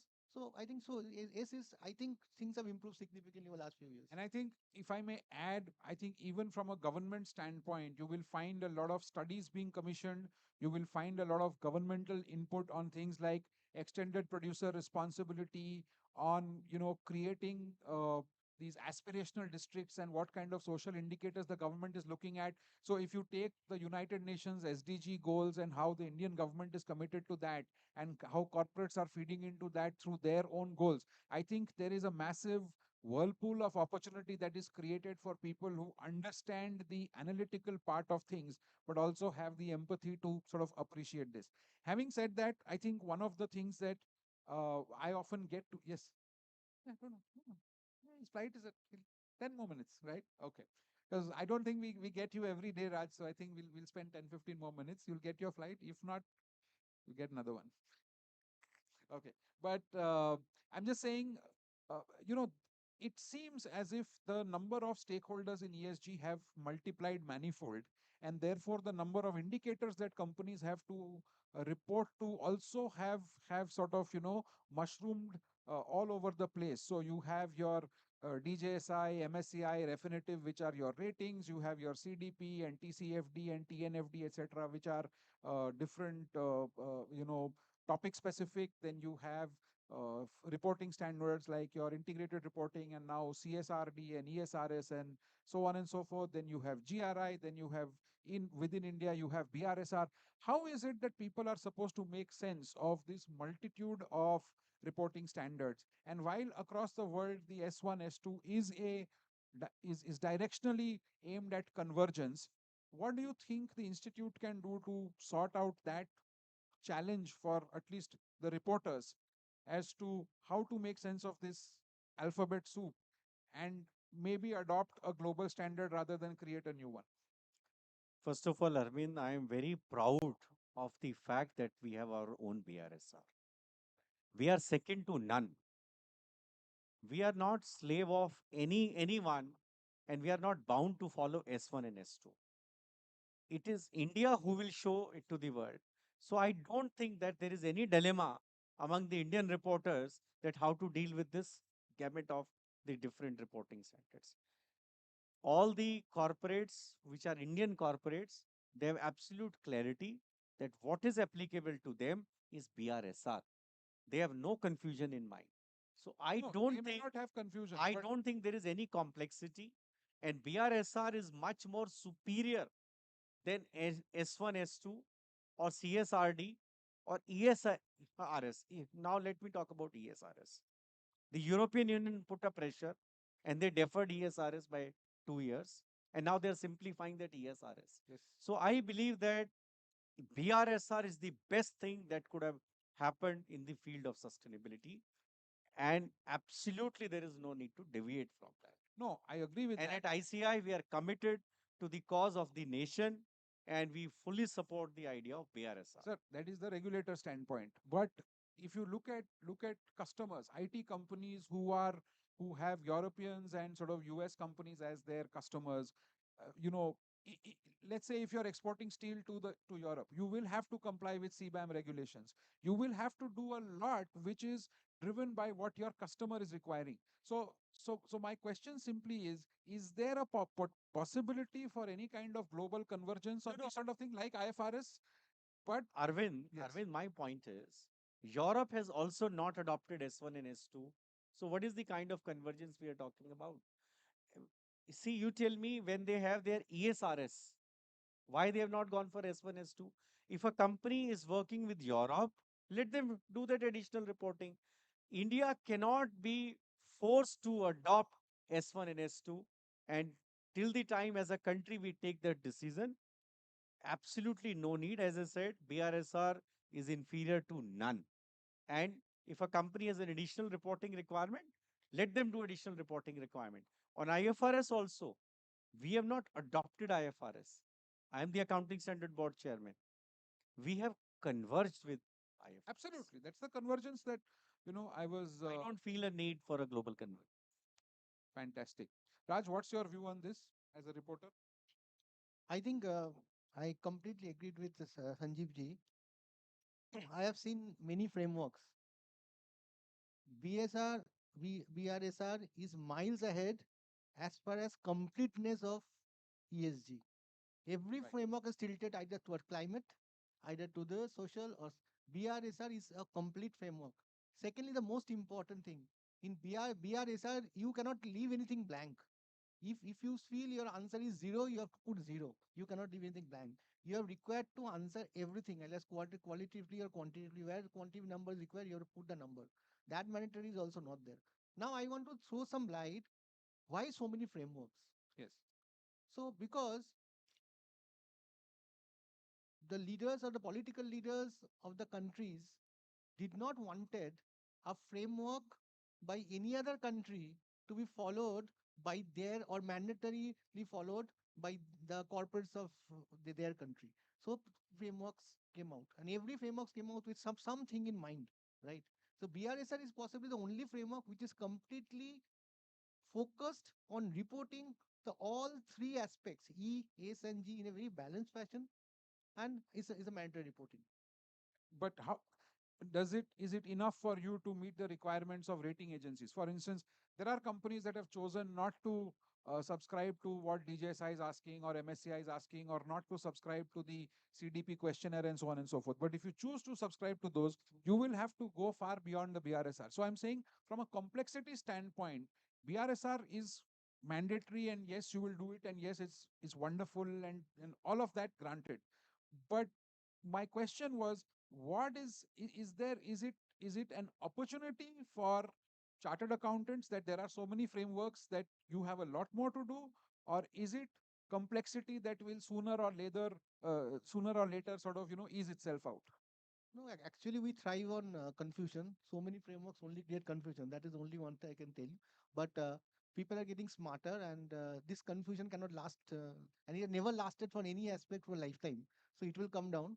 So we'll have one framework, unified framework, which will be acceptable to everyone, and BSR will possibly lead the way. Fantastic. We have only about 10 minutes more. So if there are any questions from the audience, we'll be happy to sort of, address. Sorry?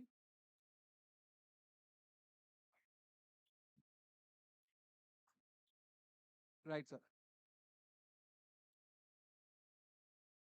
Right. Why the need for ESG? I think I will sort of take it to my panelists, but I will just add to that question. My own view is, it is, like I said, it is, you have to demonstrate that value creation is not a one lane race. It's not just about creating financial profit. That financial profit has to be, if you're a cement company and you're making a certain amount of profit today, you have to show that you have mining reserves for a very, very long time, and your emissions per ton of cement are within a certain norm, because cement, steel, these are called hard to abate sectors, right? Eventually, if you decide that, look, we cannot have this kind of emission, then the cost of production of cement is going to become very, very high. So ESG is important. Keep cement may I answer affordable. that Yes, now? please. Yeah. Let me answer in a simple words. Delhi gets choked from November to January by the stubble burning. The pollution index is shown as 400, 500. Actually, it is 1000 and more. The lungs gets affected.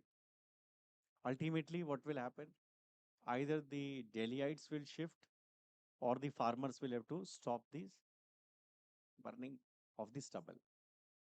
Now, suppose here 10 factories come up in this area who pollute a lot.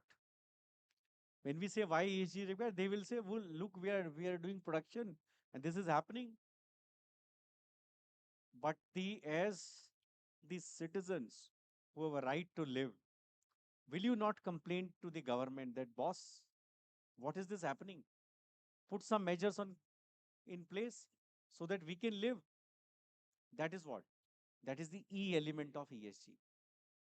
Secondly, if there is an organization which treat people as slaves, do not pay the minimum wages, very bad working condition, will there not be a revolt and an appeal to the government that get the minimum wages implemented, get the working conditions, mandate some working condition? What is that? That is S. Now the water that we drink, we believe this 10 rupees is very high, because when we get it in our home, probably it is 10 rupees for 1000 liter. Well, I believe 10 rupees for this bottle is also not high. Because if the nature asks us to replenish this water, how much will be the cost? By 15th August every year, we consume annual resources of the earth. 7.5 महीने में हम 12 महीने के resources को consume कर लेते हैं. So 4.5 महीने के resources we are borrowing from next year, which means from our next generation. अपने बच्चों से borrow कर रहे हैं हम उनके resources. Should there be a price for that or not? And that is to act responsibly. India में circular economy हमेशा से रही. Our grandparents, our parents have shown that way. If there's a shirt that we wear, till the time it becomes a mop, is used as a mop, it is not discarded. But now what is happening? Because we have money, so we say, no, now it's not looking nice. I need a new one, and throw it out. That circular economy was respected in the good olden days. In COVID, everyone was able to breathe. Of course, somebody who was having an oxygen problem was not, but otherwise. So, why we need ESG? We need ESG to live longer, to leave something for our children. That is the basic need for which, because all resources are not renewable resources. Fossil fuel, petrol, will not going to last forever. मैं कह सकता हूँ, if I can buy petrol, why do I need an electric vehicle?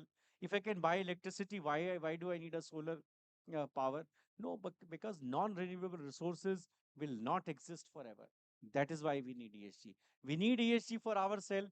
We need ESG for the future of our children. Beautiful. Raj, would you like to add your perspective? I think I think after Sanjeev ji has spoken on this, such an impactful word is, I think I need not add anything. I will All leave right. it. Lovely. Any other questions?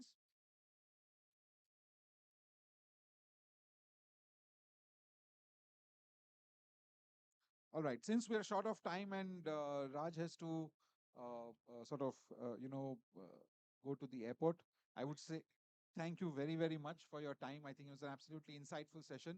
I just hope that all of us took away some insight with respect to what kind of opportunities we have, irrespective of whether we are new chartered accountants or experienced ones, whether we are in industry or whether we are in practice, whether we are more inclined towards tech or more inclined towards consulting. I would say that ESG as a practice has something in it for everyone. So it is not, you can leverage any of the skills you have and still generate some value out of this, provided you have the passion. So with that, thank you very much, Raj. Thank you very much, Sanjeev ji. It's been an absolute honor. And thank you so much to the EIRC for facilitating this. Really, really grateful. Thank you. Have a wonderful rest of the conference and a wonderful evening. Thank you. Thank you. Thank you, all the panelists. Now I request CA Sanatan Banik sir to offer a formal vote of thanks to all the panelists.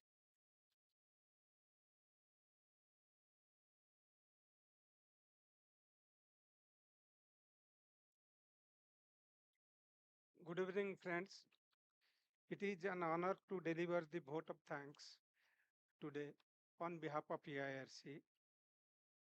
I sincerely thanks our distinguished panelist, CA Dr. Sanjeev Singhal, CA Raj Malik, and CA Arvind Agarwal.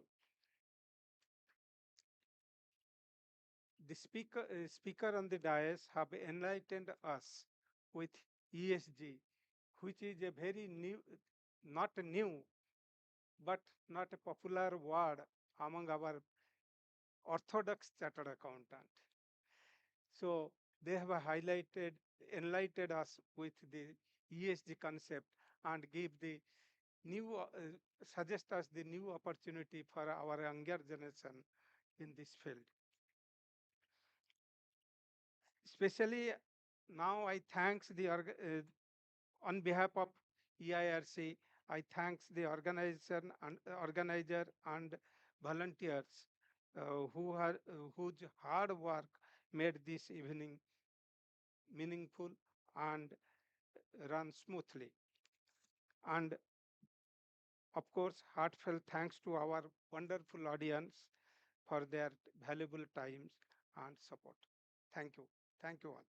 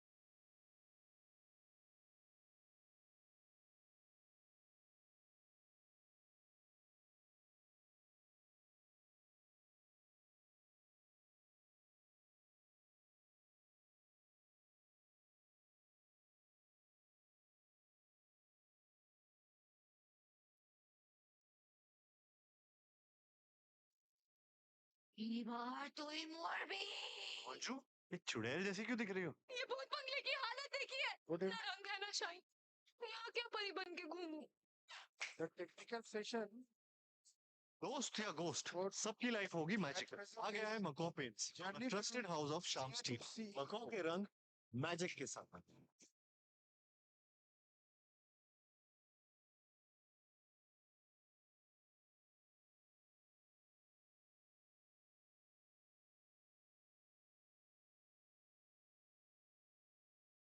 respected celebrates that transformation from mastering numbers to guiding people, from analyzing decisions to shaping vision, from managing compliance to driving growth.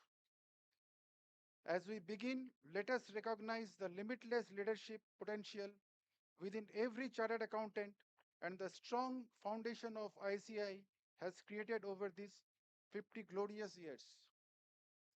Now, I shall call upon CA Sanjay Jain, Convener, Central Kolkata CP Study Circle of EIRC. Esteemed panelist, CA Alok Garodia, Managing Director, Jupiter International.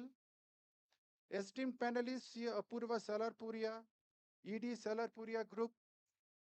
Esteemed moderator of the session, CA Saurabh Palsania, Joint President, Sri Cement Limited. Please come, sir.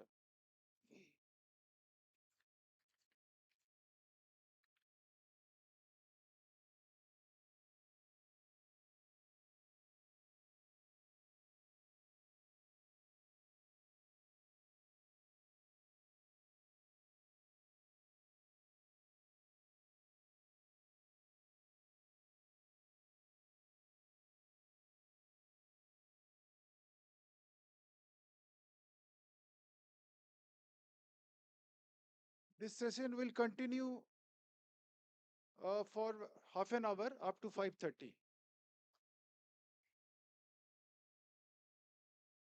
Now I will introduce before you CA Alok Garodia.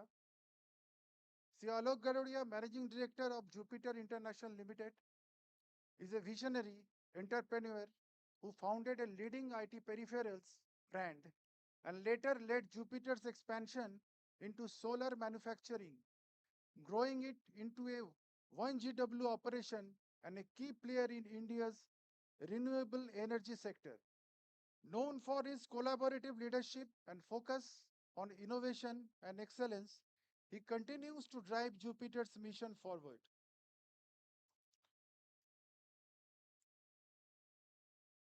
Now it is turn for CA Apurva Salarpuria's introduction. CA Apurva Salarpuria, CEO of Salarpuria Group, is a qualified chartered accountant who began his career with KPMG before joining the group in 2005. He has since played a key role in expanding the organization across Eastern India and delivering major residential, commercial, and hospitality projects. A passionate angel investor and advocate of innovation and quality, he continues to lead the Salarpuria Group with strong values and a forward-looking vision. Thank you.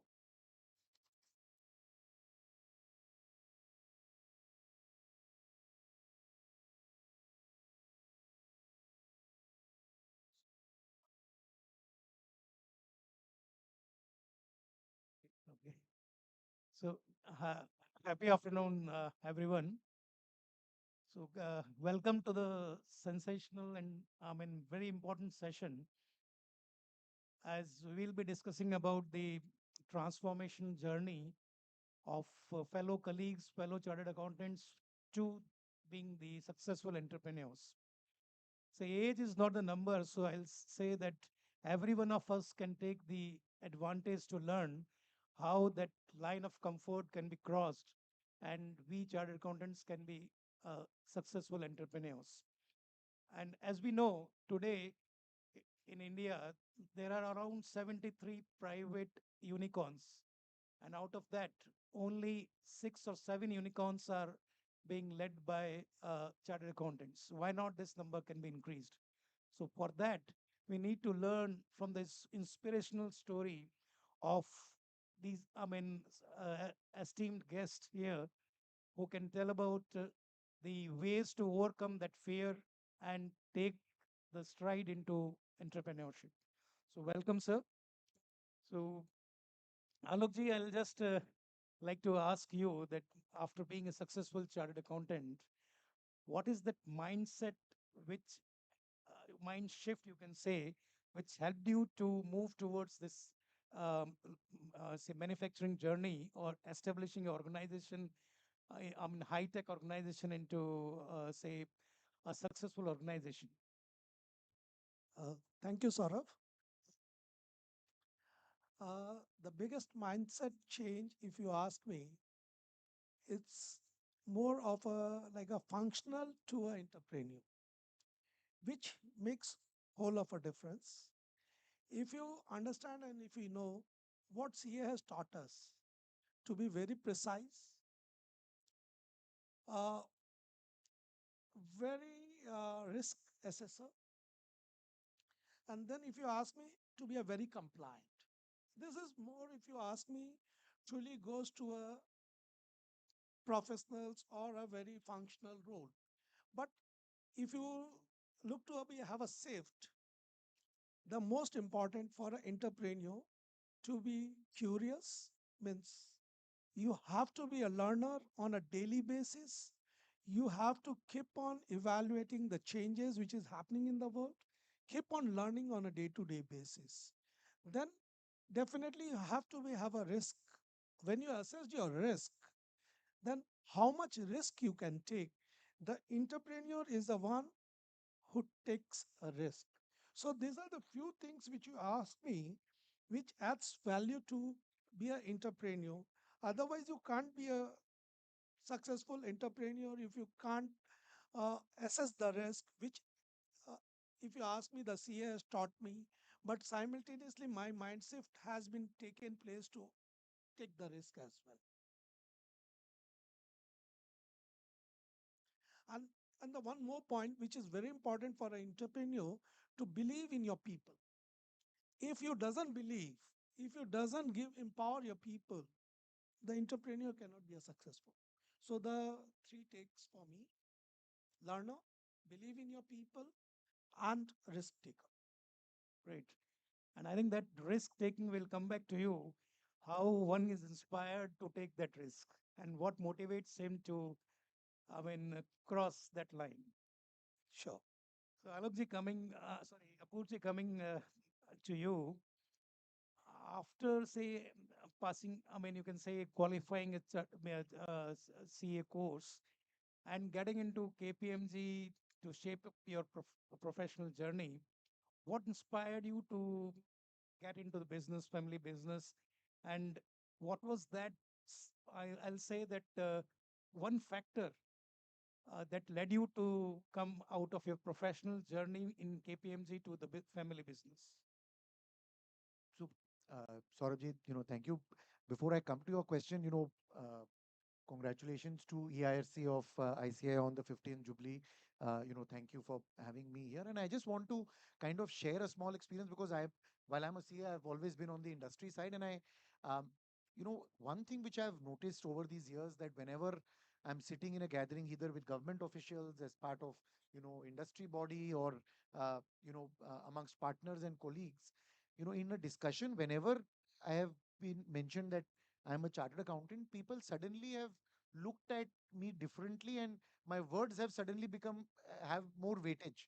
So I think, this is something which I'm very, very grateful that the fraternity has given us. And the reason I'm sharing this is that often on I've seen that around me, lot of the chartered accountants are not realizing the weightage which the society and people at large are giving the title that we have or the accolade we have, and I think we should be a little more proud of it. So just wanted to share that little piece. I And totally agree with Apurva. It's a one. Right. We'll just add because the question is to Apurva, but still I will add. It's really immense. On my last 35 or 40 years of experience, I've seen how the weightage has been given by even the smallest officer of a government organization to even a secretary level the moment they knows I'm a chartered accountant. Sometimes we feel that the IITs and IIMs are the one who runs the big shows, but trust me, we are equally capable of running any big organization. I'm sorry. No, not at all. So, Saurabh, coming back to your question, I'll just give you a quick little background. So, I'm actually a third generation chartered accountant. My grandfather was a chartered accountant, and so was my father. And they were, my grandfather had set up a firm which still continues to exist. So, very early on in life, my early aspirations were to become a chartered accountant. It was almost the natural kind of path, and without even thinking much, I was into the journey of at least educating myself to become a chartered accountant. Uh, and somewhere in the early years of my kind of education in this field, my family had also started this business, and I was very fascinated with the idea of being able to create something. And we were even early back then in the real estate field, and the idea that you can imagine something, work towards making it come to life and see it function. And that is the pleasure that we get today in the business that we do. And I was very, very fascinated with that thought. And very honestly, that is what kind of led me to choose this. Of course, the opportunity also presented itself as a much larger opportunity from my point of view when I was looking at it then. But of course, there were a number of things from my days at KPMG and from my education which I could take forward, and we can maybe talk about it in course of the discussion today. So, I mean, adding to this, colleagues, I'll just tell you one more thing that I mean, we can understand that whether it is, I mean, any entrepreneur, if he's a chartered accountant, the trust and towards the compliances, towards the say execution part, I mean the presenting the balance sheets and all, what a chartered accountant commands, I think not a IITN cannot command that. And the risk is that why we feel the risk, because we feel that we do not know the engineering part of the business. But let me tell you one thing here, that I am also a chartered accountant, and I got this opportunity to set up a cement plant. Being and the story is behind it is that the trust that the owners like Stracham Bangat placed, that yes, he is a chartered accountant and he will not waste the money, and that's why he gave the opportunity to set up a cement plant, and I headed it and successfully done that. So that is the trust that CA commands. Thank you. So I think coming back to Alokji, I'll just say that cement, that definitely it's not a rocket science. And setting up a cement plant or running a cement organization, you don't need a IIT. But seeing your progress, you were there, you started with IT peripherals and moved into renewable energy without having any technical background. So what is that that made you to take that risk, and what were the major challenges that you faced during that journey? Uh, the challenges from moving uh, to a solar or a tech industry, basically, definitely a technology, no doubt about it. One. The second, solar industry or the solar manufacturing is the one which is a very, very capital intensive. And the third is a global competitiveness. These are the three challenges which are there for this industry. Uh, if you ask me how I mitigated it, definitely from a from a like a commerce background, studied CA, but I don't feel any difference between a tech graduate to a CA graduate. Even if you see in your life, the tech graduates also understands how the balance sheets have been prepared. So for me, I met a lot of technological engineers, people understands the industries, and top of it, I made them a part of my journey. Uh, just to share with you, I have a IIT engineer who is working with me for last 23 years. The IIM graduate who is working with me for last 24 years. So basically, you have to move with the people who are there. As I told you, that an entrepreneur has to be know how to manage people. Second, definitely, it's a very, very highly capital intensive. And here I will say my education has helped me how to mitigate the capitals in a innovative ways, because it's not so simple and not so easy. And definitely the global competitiveness, I will say that still we are lagging. We are fighting it out, but this is where we have to live, because we are second manufacturer after China. We are still in a very nascent stage of this industry, but really we are happy that still we are able to find our places in the world market, that India is a second solar manufacturing country in the world. Great. So, but I'll just like to continue with this question. I mean, for the audience here, I think whenever there is an idea of becoming an entrepreneur, and I mean, that comes to a chartered accountant with the thing that I have to set up a solar manufacturing unit. Now, what is that which came into your mind, that how and you will, I mean, how you will get success into it without having that background knowledge? Is it because of the employees that you were having, or that you did extensive studies and thought that yes, it can be done because of these things?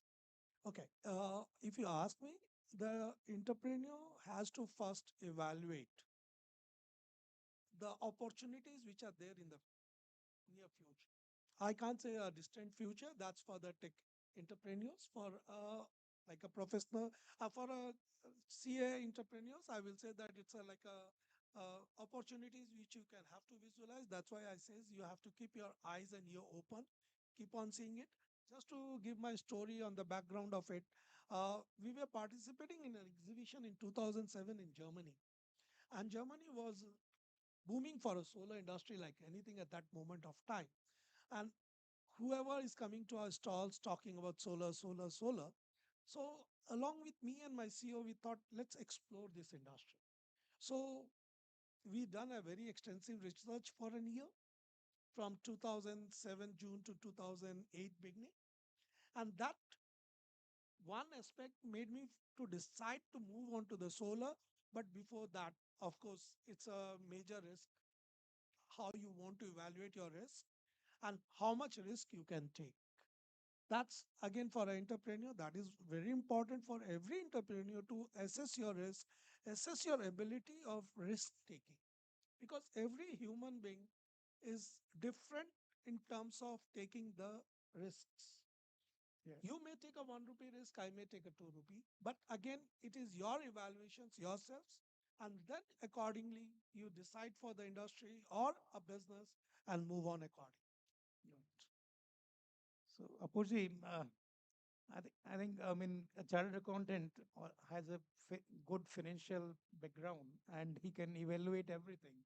Maybe a business opportunity that Alokji was saying. You have assessed the business opportunity. You can assess the business opportunity. You can see that what, say, profitability or EBITDA it will give. But what are those other skills that you felt that you should attain or you should have to switch on to this entrepreneurial journey, which gave you confidence that I mean I am good at finance, but these are the things which helped you, or skills which helped you to say gain the leadership. So, Saurabh ji, again, my apologies, but I just want to add a little bit of a precursor before I specifically answer that question. I'm saying it's also important for each one of us to assess what our inherent strengths and weaknesses are. Everybody doesn't have to be an entrepreneur. Everybody doesn't have to be a practitioner. You have to first figure out whether that is your aptitude and that is your area of interest. So I must kind of put that forward, because we celebrate entrepreneurship a lot, but that does not mean that that is the only thing to celebrate. There are so many different. The profession is a highly respected and noble thing as well, with opportunities also beyond the traditional kind of piece. Now, having said that, you know, as you get into entrepreneurship, essentially you are talking about leading an organization, and that means leading people. So beyond, I think the largest uh, sets of challenges that you are dealing with are people related challenges. So I think for me the largest sets of learnings, and I think it will continue for the next many decades till I kind of am able to do business, is to understand people better, to understand their motivations, to understand what they are fearful of, and how do we kind of channelize our company's goals with their goals. So I think you can align people to work with towards the organizational goals. It works far beyond processes, because आप process बनाते हो, कोई you envisaging certain sets of situations, or in the real world things move much beyond the sets of things which we imagine. If people are aligned and motivated to achieve what you are also wanting to achieve, they will figure out better ways to achieve it as and when required. And I think that is so. If I were to kind of say HR in a not in in the sense we used to think about it as administrative HR, but strategic HR, I think that is the one piece which I'm trying to learn more and more, that how do we kind of work on this and align people to the organizational goals. I think that is what Alokji was also telling, that people power is very important, and assessing the people's strength and weaknesses and deploying them at the right place. And one thing I'll just add, I think we've in multiple times during our discussion already in the last 15 minutes, the word risk has come out multiple times. And I think as chartered accountants, that is something which we are inherently trained to look at. And from a long term, see, while businesses are there to generate returns, to create output, long term sustainability means that risk management has to be a continuous and a deep process. It is, we don't celebrate risk management, we celebrate, risk taking. But risk management at an organizational level, only when you manage your overall existential risk, you are able to go out and take risk on particular projects or things. So I think as chartered accountants, we are inherently in a trained and in a good position to manage overall risk. And I think I have got that, from the profession, from the background that I've, been able to access from the fraternity, that I'm able to at least see the larger risk, and it enables us to then take specific risks. So I think that is also something which is under celebrated. But continuing that, how was your KPMG experience helped you in your business? Yeah, KPMG, and I must congratulate them. They have been, a global firm and in existence for so many decades and going strong, just like a lot of their peers. You know, when I went in and this is now, of course, over 20 years ago, but on the first week they had an orientation program. I thought they will be telling us about some legal stuff and some other compliance and things like that. You will not believe the kind of things which were there part of the orientation. They actually, made us. Back then, we used to punch all of these, punch files, and you were extensively used. How you fold and create that perfect punch. Whether when you are putting a staple, it should be at an angle so that you can read. So what I'm trying to say is that the kind of attention to detail which was there, we never think of these things as training. So that is something which I learned, is that attention to detail. And if you can train people, you know, to look for that detail, it, solves lot of, otherwise you are every time you are getting a document which is not perfect and it irritates you, or you are coming back and think those small little things have a lot of value which we don't realize. I think that is one aspect. And the other thing is, the entire audit approach was a very process oriented approach. We were basically mapping the entire process for each function, and then doing a test audit to see whether the controls in that function were working or not. It was a control oriented approach. And of course, this is pre lot of software which are probably used right now. And that really helped me appreciate processes and controls. And today when we look at our own organization or new projects and things, I think that approach to bring in those controls and to have more defined or visualized processes, I think that is something I've really gained from that experience. Right. I think when just putting it in another way, if a chartered accountant who wants to get into entrepreneurship can we say that doing an MBA course or working in a company like Big Fours will help them to grow their business faster? Like, faster, slower, I don't know. I'm saying there are different ways to reach one destination. यहाँ से अगर हमको अलीपुर जाना है तो हम माँ flyover से भी जा सकते हैं, लेकिन 4 नंबर ब्रिज से भी जा सकते हैं. I think we have to figure out what our own strengths are, and we have to figure out which is the best approach for each person. I know this is a conference of chartered accountants. I'm a CA, but I don't want to kind of delusionally say that that is the best or the only way to kind of do it. There are various ways, and each one has to, the chartered accountancy course brings in a lot of discipline, brings in a lot of rigor, brings in, process orientation. Some of the other courses like an MBA, etc., sometimes bring in some other or highlight more aspects such as, communication skills, people management skills. But, in either case, you have to supplement it with your own learning and your own experiences over a period of time. So it has definitely helped me immensely. And there is a lot of learning that we can take from there. But, equally, there are other opportunities also to do. Great. So coming back to Apurji, say, means for a capital intensive industry like solar, uh, we we know that financial modeling and financial say knowledge is very important. But how are you managing, say, ensuring due diligences and compliances and cost effectiveness while scaling up the operations?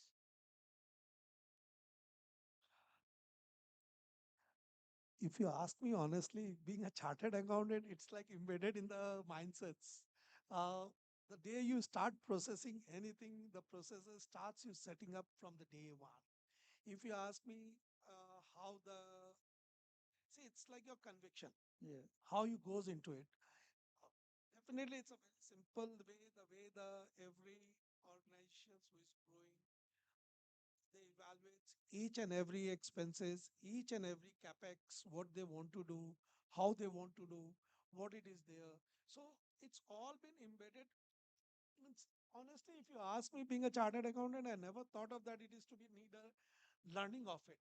Yeah. It's automatically come in यार ये काम कर रहे हैं इसका ये processes SOPs बना दो.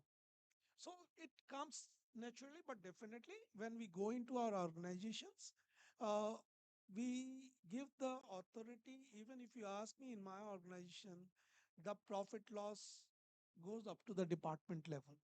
It's not at the top level. Even at the organization levels, the cost efficiencies, they have to talk cost efficiencies at each and every departmental level. Otherwise, the industry in which I am, I can't survive. So I don't know how to answer it, but somehow it comes naturally to me to make the SOPs of any processes which is going to be implemented in the organization. Great, great. I think that SOPs definitely help in every area, every field. So I'll just ask one question, which is maybe common question between you, and you can answer. Maybe Apurj, you can answer, and then you can answer. That what is that one advice to all the colleagues here, or all the budding chartered accountants, that how I mean, see, what I personally feel is that crossing a comfort line is very important from to say go through that journey from professional to entrepreneurship. And because every first of every month, which gives us a cash flow, makes us more comfortable being a employee, and being a practitioner also, maybe 10 or 20 say clients may give us a satisfaction level that yes, we are earning well. But then crossing that line, and at this moment of time, when you say that India is the fourth largest economy, and maybe by the end of the next decade, we may be amongst the first two. So this may be the best of opportunities to get into the entrepreneurship to in the next 10 years. So what say attributes one should build, or what is the how they should start thinking to what can matter in their life to give them a motivate them to take that stride across that comfort line. I'm just sharing my point of view, and I think one entrepreneurship is more often than not a linear journey. There are lots of ups and downs, especially early on when you are setting up. For example, I had moved back here about 18, 19 years to set up. We had set up the business here in Calcutta from scratch. And what I realized is that there are, unless you have you have the conviction that you really want to do what you are doing, and you feel that you're walking in the right direction. You don't know whether you are doing well or not, especially early on. It requires that conviction for you to go through the downs. Otherwise, it is very easy to give up at lot of that point, and you are not always able to see the road right up ahead, because आगे जाके शायद एक right भी लेना पड़ेगा ये आने के लिए. अभी आपको सिर्फ सामने का रास्ता दिख रहा है. So I think that sense of conviction in what you are doing, that sense that yes, ये direction ठीक है, हो सकता है अभी मैंने पूरा figure out नहीं किया है मुझे exactly क्या करना है. I think that belief in yourself, that sense of conviction, and it comes at different points of time to different people depending on what your experience has been. I think that is important, and then you have to be able to withstand the ups and downs. Make sure your conviction is allowing you to do that, because there will be ups and downs. It's not a linear journey.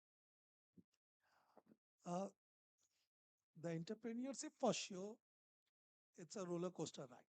I will not say ups and downs. I have been into this journey. When I started a solar in 2008 and 9, there was no taker in India. And so it was a roller coaster ride.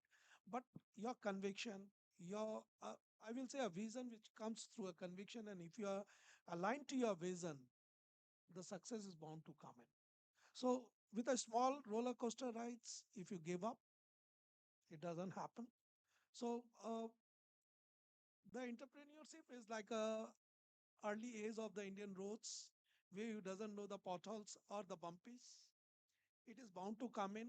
It is surprises are built in. You have to live with it.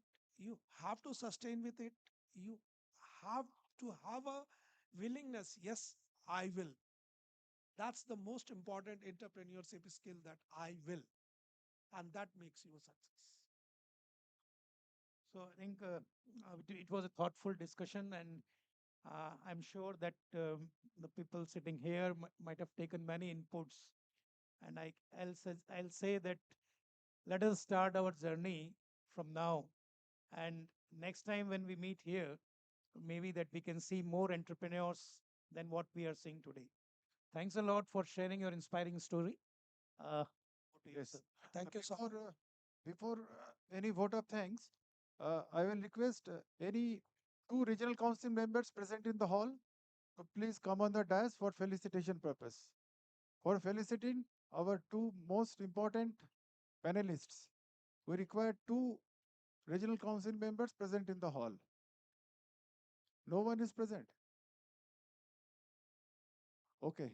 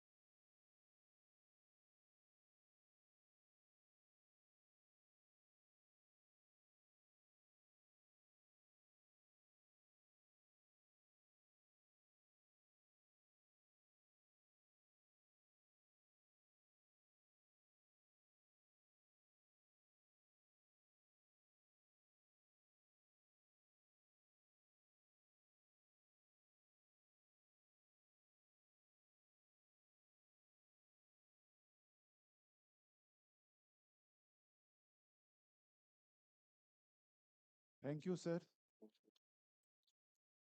Guru photo.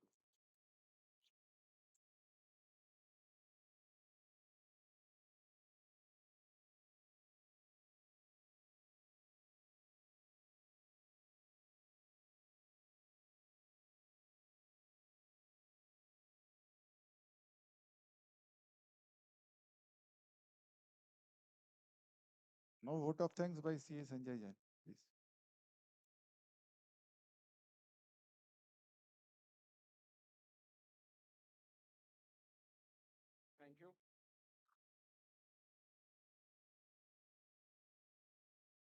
Thank you. Thank you.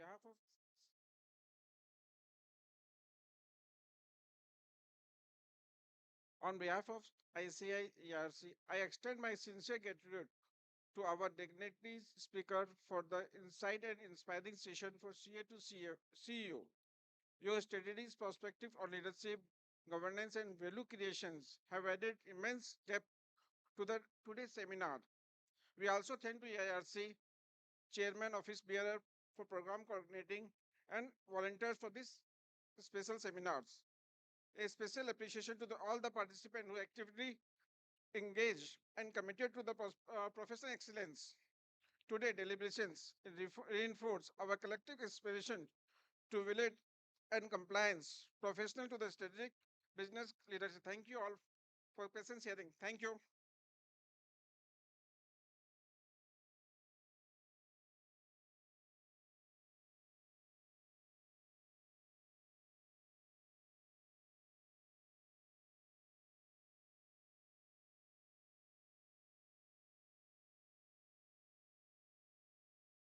Sir आपने काफी सारी चीजें बोली, मैं जितना उसमें से जो क्वेश्चन मैं ग्रास कर पाया, I just try to answer that. तो जहां तक स्ट्रेटेजिक एचआर का सवाल है, what we were talking about essentially as leaders of a business, we are leading people, we are leading organizations. हम लोग अलग अलग सिस्टम और प्रोसेस बनाते हैं कि भाई आप जब कंक्रीट पोर होगी तो ऐसे होना है, या जब स्टील बाइंडिंग होगी ऐसे होना है. All of that is fine, but there are various, especially in businesses like ours, which are project businesses. It's not a factory setup जहाँ एक जगह काम हो रहा है, same environment है रोज. Each site is different, and every day at a site is different. You are at a different stage of a project, etc. So there are a lot more variables in businesses like ours as compared to fixed place businesses. Every business has different challenges, but variables are higher in ours. So ये I believe that ultimately हम लोगों को company के गोल से align कैसे करें कि भी हम, अदरवाइज हम साइलोज में काम करते हैं. जो साइट वाला है उसका खाली काम ये है कि साइट को कैसे हम आगे बढ़ाएं. जो सेल वाला काम है उसको साइट से मतलब नहीं है, कंस्ट्रक्शन क्या है हमको ये. तो if we can align people to the overall objective that we want to deliver our projects on time, we want to generate profits for our shareholders, and if everybody can see that picture and align it with their own picture कि भाई मेरे को भी आगे बढ़ने के लिए, if I am doing these things, I think that is what essentially I mean. And HR के साथ the work that we do, for example, last week we had done a workshop with our entire leadership team to assess हर जन के strengths क्या हैं, and as a team what are the gaps in our strengths. So and how do we then work with each other? I am looking at a problem differently, somebody else is looking at it differently. So all of these aspects, and of course this is a huge topic, I can share a lot, and I'm not an expert, I can just share my experience, but even that I can so the idea कि हम लोगों को के साथ, how do we deal with people, not with roles. हम engineer नहीं है, ये एक person है. So how do we bring that into life, and how do we take care of their aspirations and marry it with the organizational aspiration. ऐसा नहीं है कि organization को building time पे नहीं complete करनी है या profit नहीं कमाना है shareholders के लिए, but the work to align this and for people to see the same picture, I think that is a big role. And I'll give you a small little example. When I was in fact on the audit side, I used to audit Wipro as part of the KPMG team, and I used to see Mr. Azim Premji. This was the campus in Sarjapur, which was their headquarter. Uh, Mr. Azim Premji used to walk with another gentleman during lunch hour, actually run around the campus. And I used to ask my seniors that who is this gentleman? Every day he's only working with Azim Premji, and he said he's the HR head. His name was Mr. Anurag Beher back then. And मुझे समझ में नहीं आता था because वो 25 साल पहले for me HR used to mean salary processing, HR used to mean attendance mapping, HR used to mean and I was like, why is Mr. Premji working with the HR head? Because I could not but as I have kind of now for the last many years been leading an organization, I appreciate and I realize that I should have been doing this 10 years ago at my own level in so I think that is the shift that I'm talking about. And I think to me that is the single largest set of skills I am trying to master for the next many years. Thank you.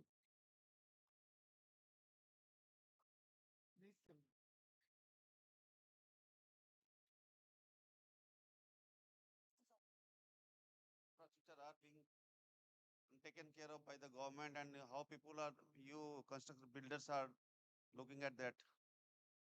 देखिए, again, this is a very wide topic, but I can tell you again in a short way.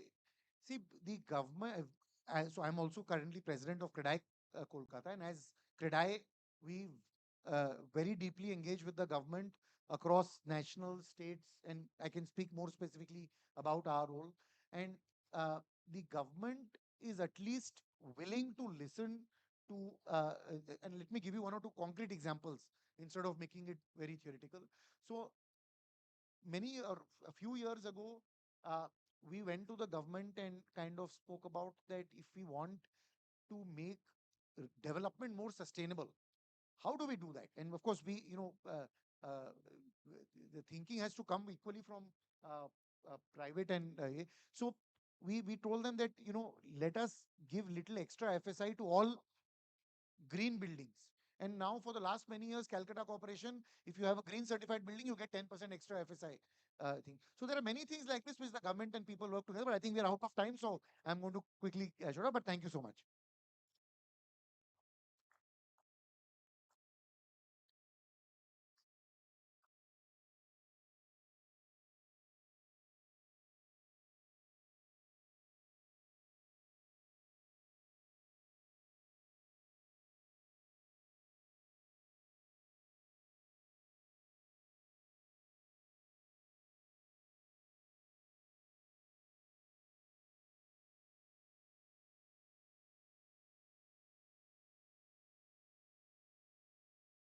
A very good evening to all.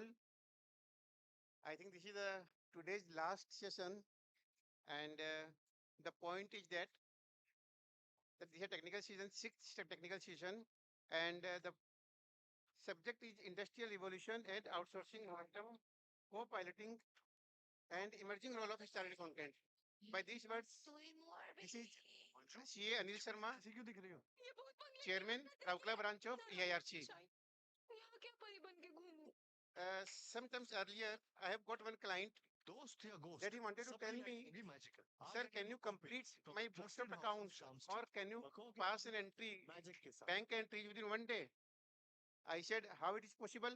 It is not possible at all since the work is of 365 days and you are just saying one day or 2 day.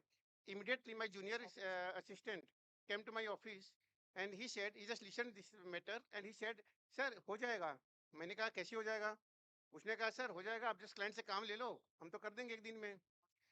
So I was completely astonished कि जो काम 365 days का है one day में कैसे होगा और 2 days में कैसे होगा और मान लीजिए 377 days में कैसे complete हो सकता है. Then he said, sir, I've got one software where I can bring all data from the all data from the site, banking site, and I can pass in an entry and you will get it all. That's the complete easy work, easy task. So,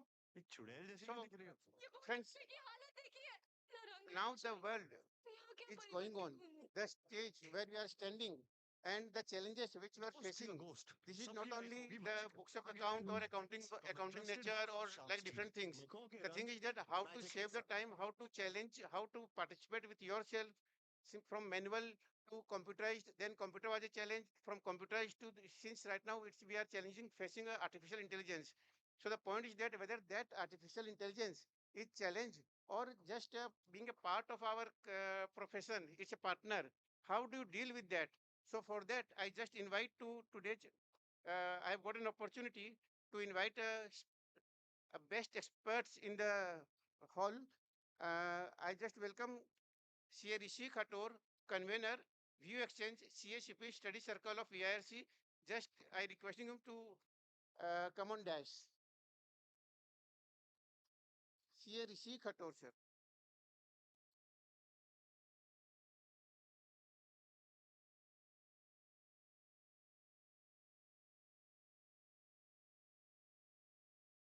We have also panelist, esteemed panelist, Sri Ajay Pandit, Vice President, Mesco Pens.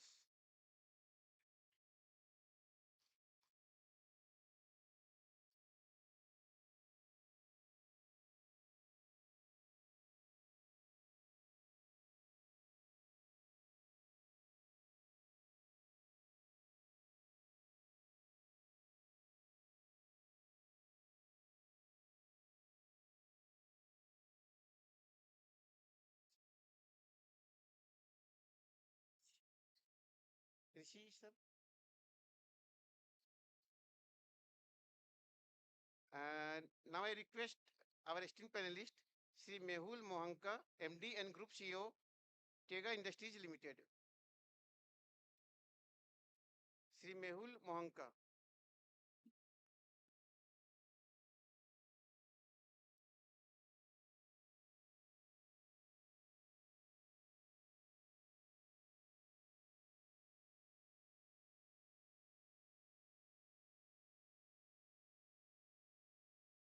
I request our esteemed panelist, Dr. Anup Kumar Sinha, Non-Executive Independent Chairman, Bandhan Bank. Sir, please come on dash.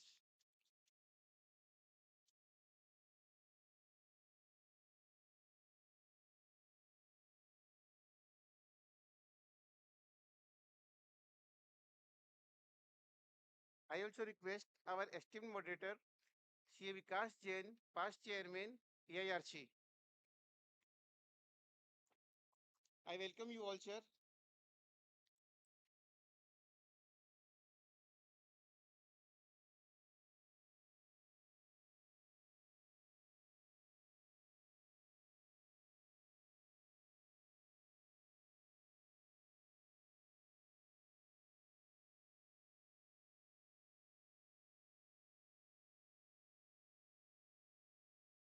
Thank you, sir, for joining. Please have a seat.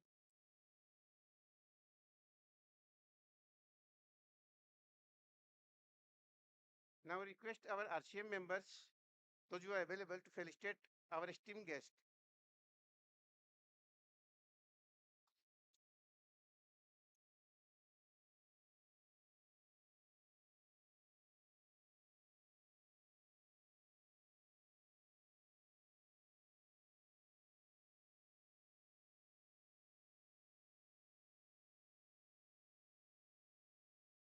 I request Mr. Sonu Goel, please have a seat.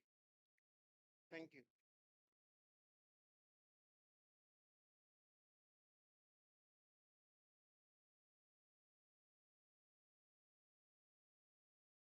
A big round of applause to all of them for this devoting their important time, valuable time for us, and they are sharing the thoughts which we are just, sir, wanted to listen from you.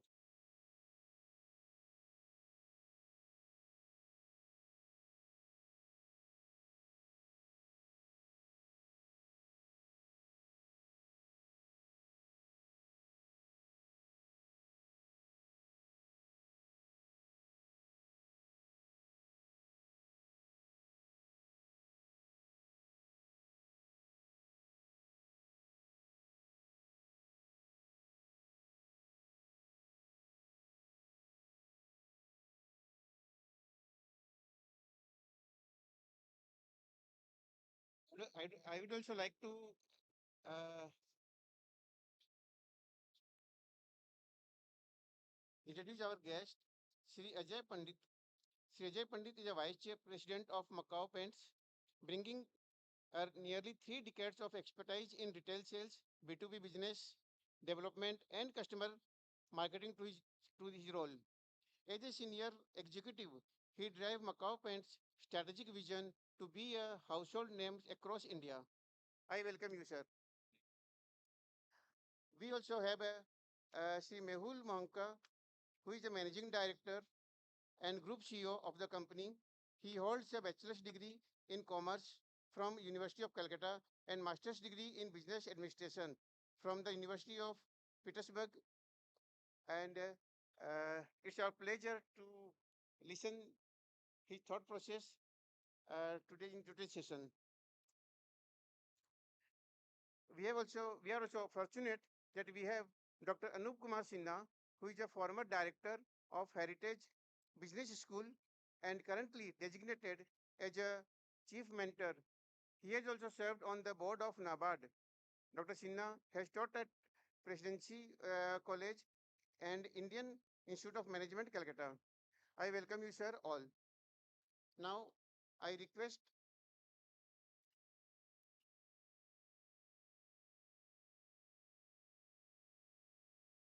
our program moderator,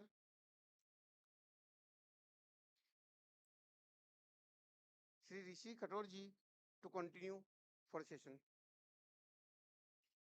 Mr. Jain. Hello. Thank you, sir. Good evening, everyone.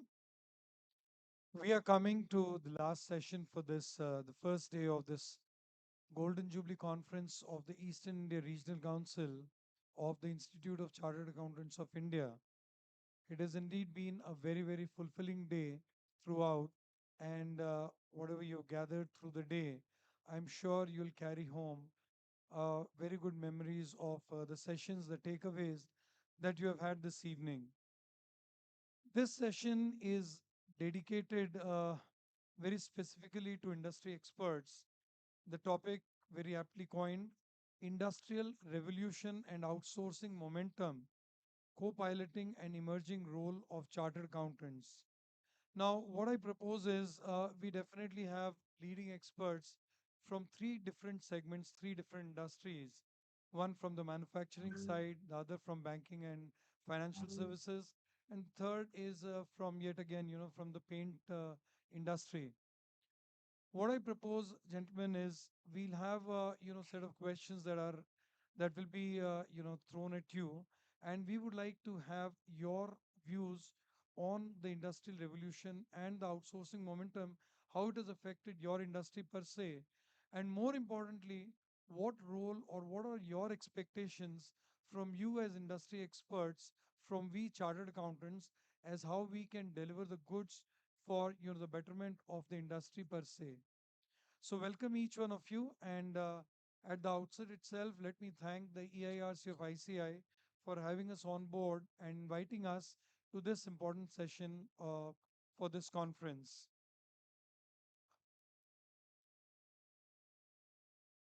So first question, let me pose it for Dr. Anup Sinha. Dr. Sinha, how do you think outsourcing is relevant to the financial services segment? Of course, there'll be ups and downs, but then let me straight come to you as to how do you think outsourcing is important to the banking and financial segment insofar as your industry is concerned?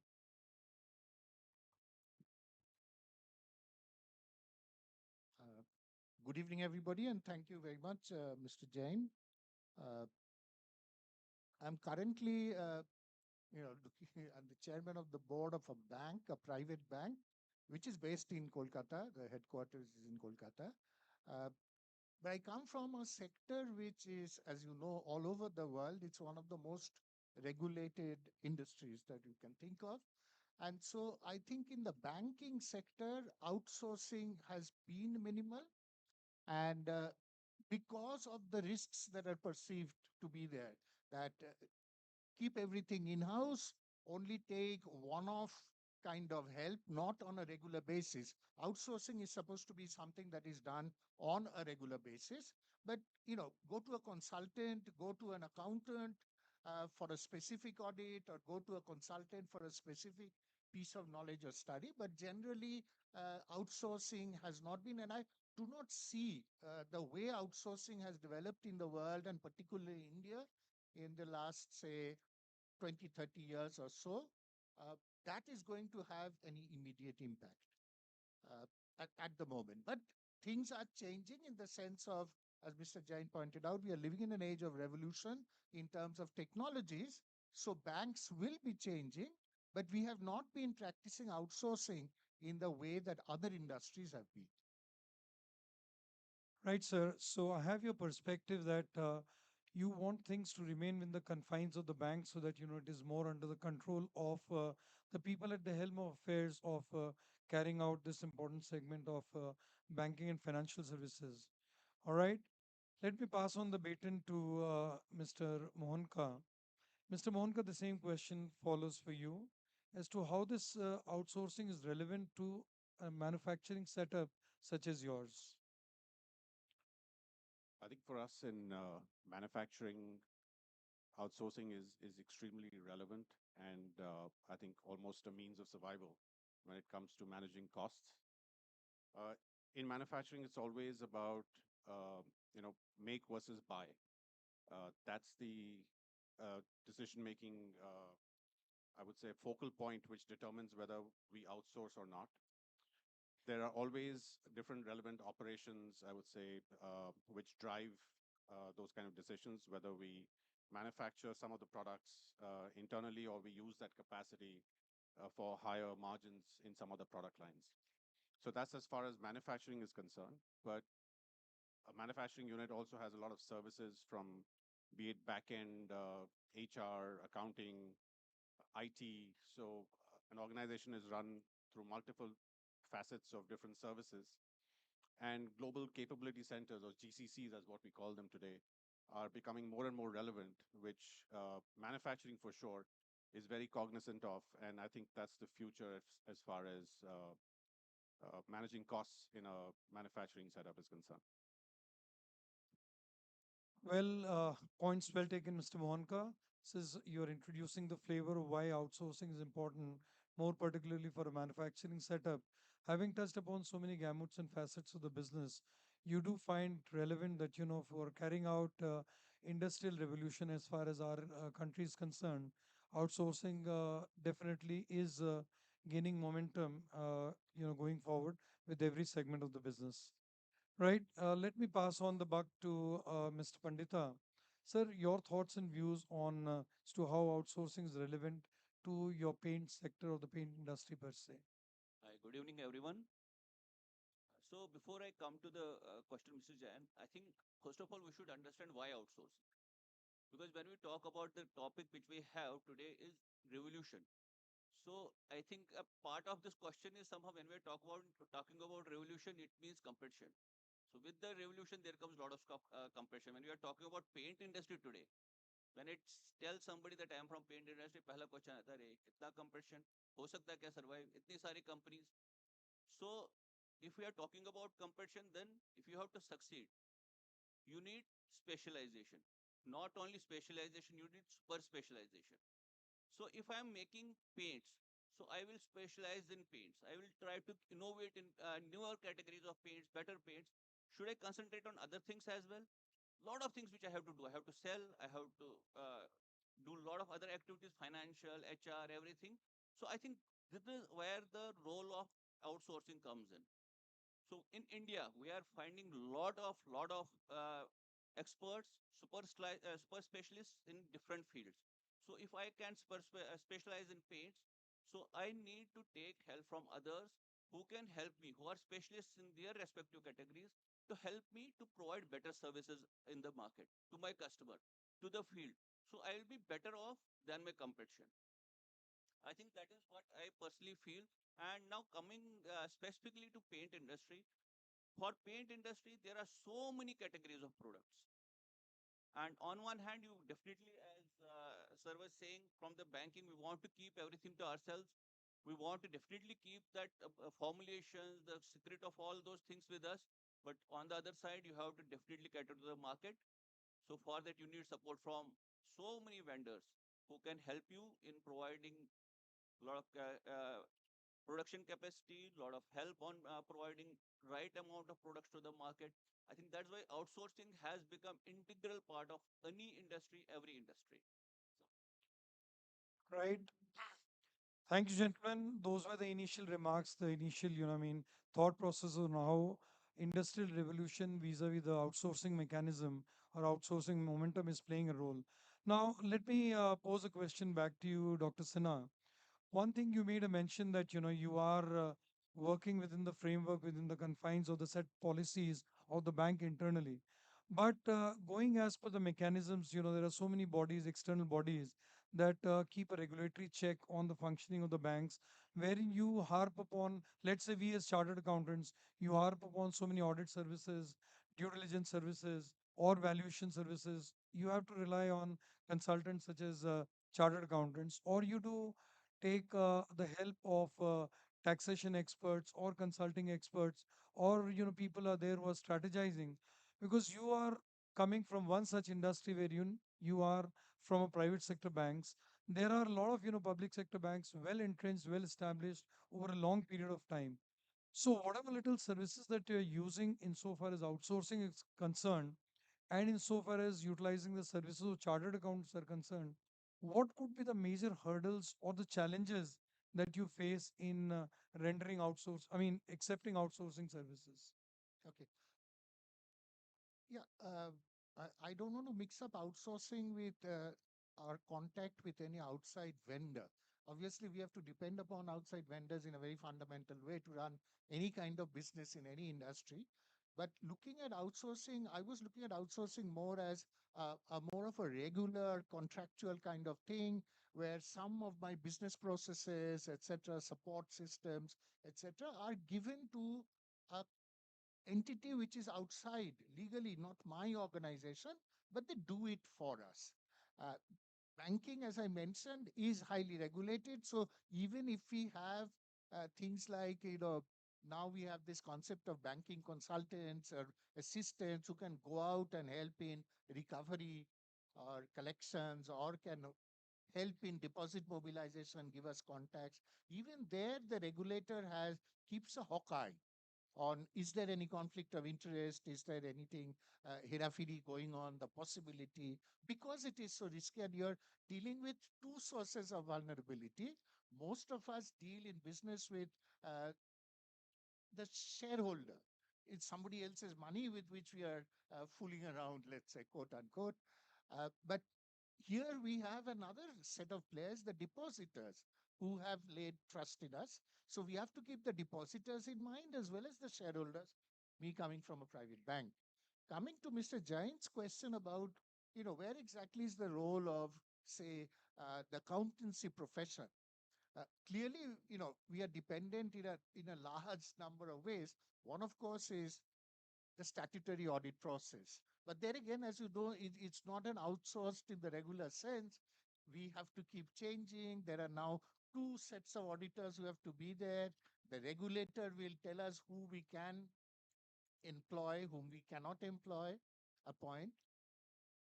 And of course, we have an internal audit team where there are accountants. Most of our, senior level in all banks, senior level finance people are all chartered accountants. My CFO is, I think all CFOs are. In the board for the audit committee itself, the independent director who is the audit committee chair has to be a chartered accountant as per SEBI norms. So obviously we do need. What I would like to share with the audience here is that things are changing in the sense, first of all, if you look at outsourcing in India, that itself is changing in a dramatic way because of the advent of AI. All right, and I was looking at a BCG report which has been submitted to Niti Aayog. There is going to be three kinds of things that are going to happen. Some existing jobs are going to go kaput, they're going to disappear. That itself may be a social problem. There will be jobs which are existing but will be reshaped in a dramatic way. And third, completely different kinds of jobs will be opening up. And there will be a transition in the next 4 or 5 years into something which we have not journeyed into. So there's an anticipation, there are estimates going on, but there are also anxieties that what might happen to the economy as a whole. Regarding the accounting profession, the way the things that I can see is that very routine auditing purposes, I think the human accountant is going to become less and less needed by organizations. And in fact, if I do it through artificial intelligence, some agent, I am ruling out some of the vulnerabilities that a human individual entity, however good you're a chartered accountant, you can make a lapse, you can make a mistake. That's unlikely to be in a machine. But the more complicated the world of technology becomes, the more there will be, other kinds of crimes, lapses, frauds. And for there, some kind of hyper specialization will be required from not the mold of the classic accountant, the chartered accountant, but in terms of a financial expert who carries accountancy along with a huge amount of technical knowledge, along with a huge amount of, I would say, smartness in terms of judging human beings, judging situations, etc., which makes for a very good sort of analyst of a complex situation. And that is where I think the accountancy profession is heading towards. I think the next generation, our children and particularly our grandchildren, given my age, when they're going to become accountants, they're going to be much more technically versed in terms of latest technologies than probably my generation ever has been when they studied accountancy and became professional accountants. I'll stop there. So you touched upon a very, very important aspect about artificial intelligence. Our institute is very much seized of this idea, and they have introduced a lot of curriculums about it. Training the members insofar as AI is concerned. Blockchain is there, data mining is there. So we are jolly well aware of as to which level, to which stage we have to adapt technology in order to assist the society at large per se, and more particularly the services as well as the manufacturing sector. So we are seized with the idea, not that, the institute is not aware of that. You have heard, through the day, right, in the morning, our president also, had thrown enough light on in which direction the institute is treading upon to respond to the needs of the industry at large. All right.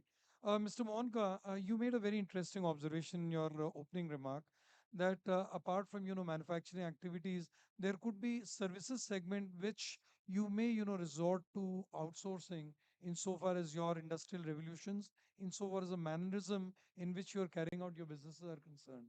So, if you could share your thought processes, what could be the challenges you look at while you are parting away with any outsourcing activity?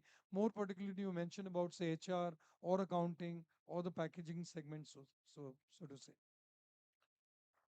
So for those who are not aware of what we do in Tega, it's a pretty much a global business, which is spread across 18 countries with customers in over 96 countries. So for us, the speed and efficiency with which we respond to customers, we respond to our different manufacturing units across the world is very, very critical for us to be able to deliver that efficiency to customers.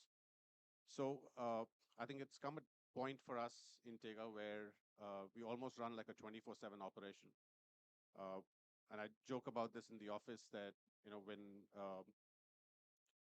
we go to bed at night, our furthest office in the geography, which is Brisbane, starts to wake up. And when we wake up in the morning, it's Los Angeles is going to sleep. So it's almost like a 24/7 operation for us.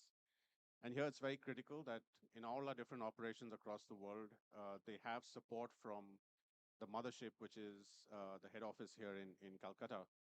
And that's where something like a global capability center becomes very efficient, where we have our own, I would say, mix of people delivering different kinds of services across the entire spectrum, including design engineering, for example. Uh, Operational support could be to do with all the different back-end services that we have, which is available to them on a 24/7 basis. So it's not to do with the hours that India operates in, but a global kind of a timeline. And that's where we find a lot of merit in for example, outsourcing such services. We could in-house it, for example, have our own global capability center, or we could have a vendor run that for us.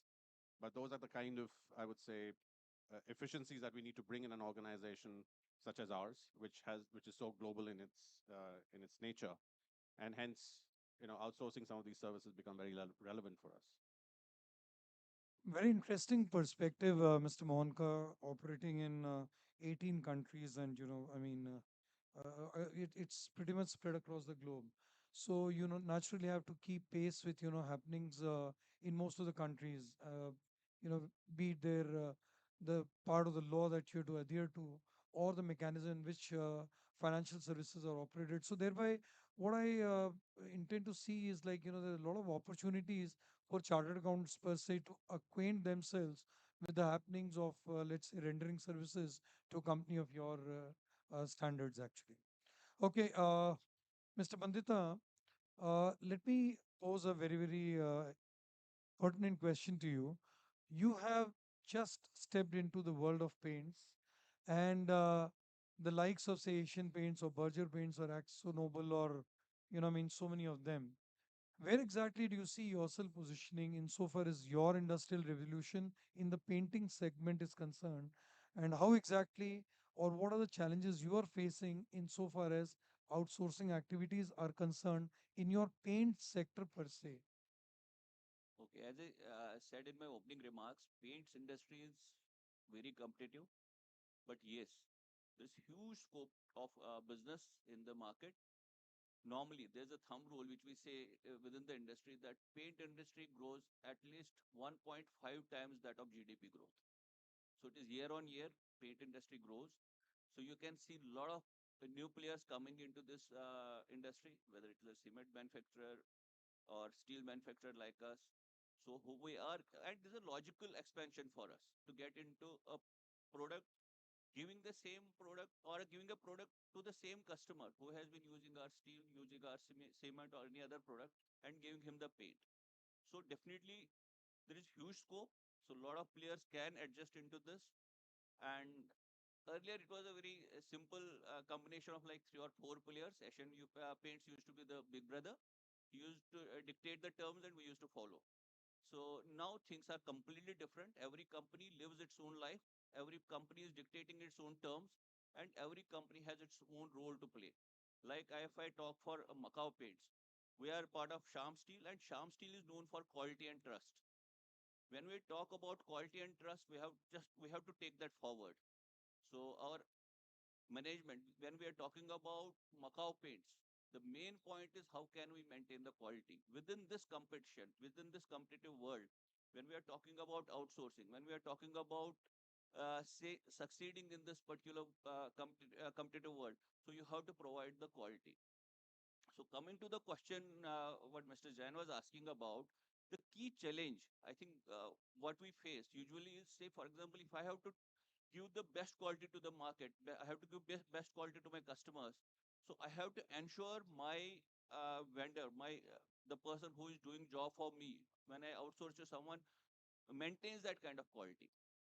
So I think that is one of the biggest challenges which we face, that we are not getting that consistency. We are not getting that kind of quality, whether I'm outsourcing my production, whether I'm outsourcing the HR services, whether I'm outsourcing any service or say production to my any outside vendor. So that is the main challenge we are facing currently.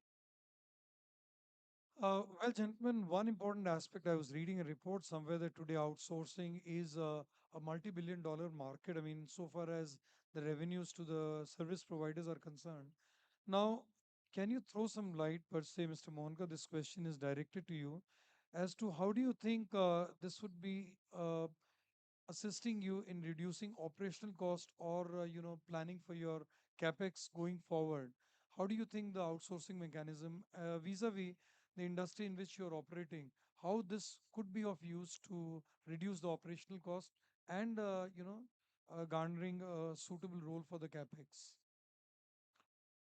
As I'd mentioned earlier in my opening remarks, that it's always a make versus buy decision for us. So in every manufacturing plant, there's finite capacity, and one would always want to maximize the margins by manufacturing in-house and utilizing that capacity. So, for example, if by using my own capacity I can get a margin of 100 rupees, I would rather use my capacity for that than manufacture a product which gives me, say, a margin of 60 rupees. So while I would not want to give up those margins either because they're lucrative enough, so I would then look at outsourcing the product that will give me 60 rupees of margin to a third party, who I would like to for sure make sure that they're using the right raw materials based on our specifications. They have the right manufacturing setup. They have the right quality control processes. Sometimes we use our own quality inspectors to monitor those vendors. But outsourcing for us is what we would say internally is a good word. It's not a bad word. So you can leverage your own capacity for higher margin products while you outsource those product lines which give you a lower margin, and yet get away from additional capex towards a lower margin product, for example. So that's how we would view our outsourcing strategy. And I think going by cost of land today, increasing cost of for building, availability of land, increasing cost of manufacturing equipment globally, I think it makes sense to outsource as much as you can. There's also a new word in our space, is what we call cooperative competition. So there are lots of competitors today in our space where we try and leverage each other's capacity. For example, it's long been known that ABB and Siemens kind of share their own capacities, right? They compete when it comes to out in the open market, but yet they utilize each other's capacities to build for each other. So that's also becoming more and more relevant in at least our market is concerned. One question to you, Dr. Sinha. Uh, See, insofar as accessing to talent pool is concerned, especially once you mention about, the technical tools or the technology available at the disposal, and more particularly, say, cybersecurity or data analytics or software development, and particularly for the financial services and the banking segment. How do you think we as chartered accountants can play a definitive role in assisting you in carrying out such technological services? How do you think you want to adapt the services wherein our members are trained in adopting such technology? That's an important question in the sense that what I see in terms of moving to a new technology, new interfaces, banks, I think some other big organizations are also doing the same. Banks definitely are building in-house competencies in terms of data analytics, artificial intelligence. They are constantly interfacing with business. Without business, those tech chaps won't be able to deliver. And without the tech chaps, the business people will not be able to execute what we need. It is in that interface, I think, in the banking sector, one of the first sort of expertise that these data chaps and these tech chaps will be going at would be the accountants, the financial experts. I'm saying, fin experts in the more general sense, which will to a large extent include accountants in our field. And that is the most important thing that is being done. There's a constant sort of development of things. Then it goes out in the sense that then there is some comparison that takes place. What is my peer bank doing? What is my competitor doing? What are some international best practices? Are we heading towards that? Then you are looking at the industry as a whole rather than your own organization. But I think that's an extremely important role because everything we do in a bank boils down to finance ultimately, whether it's HR or marketing or customer relationship. It's always ultimately driving at a set of numbers, and where you know there is inherent risk, there is inherent responsibility towards, as I said, a double set of customers, and of course the regulator with the rod standing on top of our heads, as it were. But that is an area that is very fascinatingly changing. And my sense is that by 2030, it will have changed beyond recognition in the extent that if you take say, a typical chartered accountant, the way he relates to a bank, if he's outside the bank, or a chartered accountant, the way he relates to an organization, if he's employed by the bank, could be either.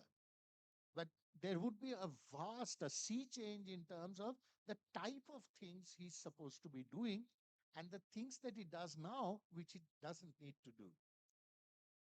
So, Mr. Sinha, you're throwing a gauntlet to we chartered accountants that, we need to be more technology adapting in, say, next 4 or 5 years to come. 2030 is not very far away, just 4 to 5 years to go. And definitely, we are working in that direction. Mr. Pandita, a very important question to you. Since you are operating in a very, very competitive environment, uh, how do you think you'll be able to respond to the increase in flexibility or adapt quickly to market changes? And what exactly do you think we as accountants could assist you in playing a role in curtailing your costs of operations and marketing are concerned? Okay, so restricting myself to the current topic of outsourcing.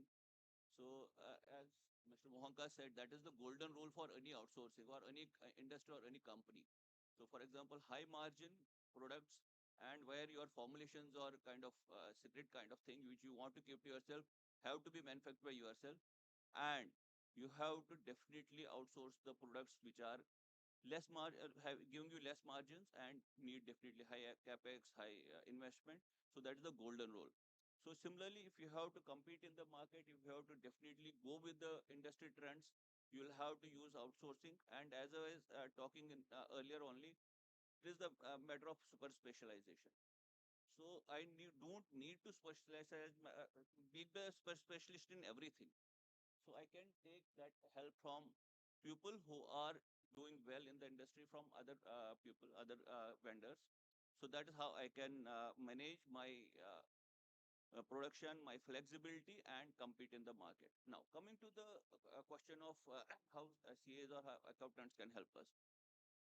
In one of the earlier sessions, we heard that one of the members was saying, why can't we call laborers as employees? So I think similar thing can be related to our outsourcing vendors. Why can't we call them as our partners? So when we are going to call them as our partners, it is very important that we have to get into PIP, that is partnership in profit. So there where I personally feel accountants, chartered accountants can play a huge role if they define a proper strategy between the person who has to give it to the other person for manufacturing and the vendor. If because when I was talking about my key challenge is to maintain the quality, consistency. So once he is partner in my profit, once he is considering himself equivalent to what I am doing. He's considering himself equally responsible for the job which I am supposed to do. I think things will be sorted and people will be able to do things in a better way, more productive, more efficient, and I think we will be able to compete better. Gentlemen, one very important remark that comes to mind, one of our former presidents, Mr. Abdul Kalam, he had mentioned that chartered accountants are partners in nation building. And he went on to say that, they're the conscience keepers of the economic affairs of the society. So keeping this thought process in mind, Mr. Monka, what do you think could be the expectations from, an industry expert such as you, defining the role of chartered accountants in co-piloting industrial revolution and outsourcing momentum? What do you think we can, be of some utility to the industry at large, keeping in view Mr. Abdul Kalam's thought process? I think when you hear someone as a qualified chartered accountant, the first thought that comes to your mind is bookkeeping.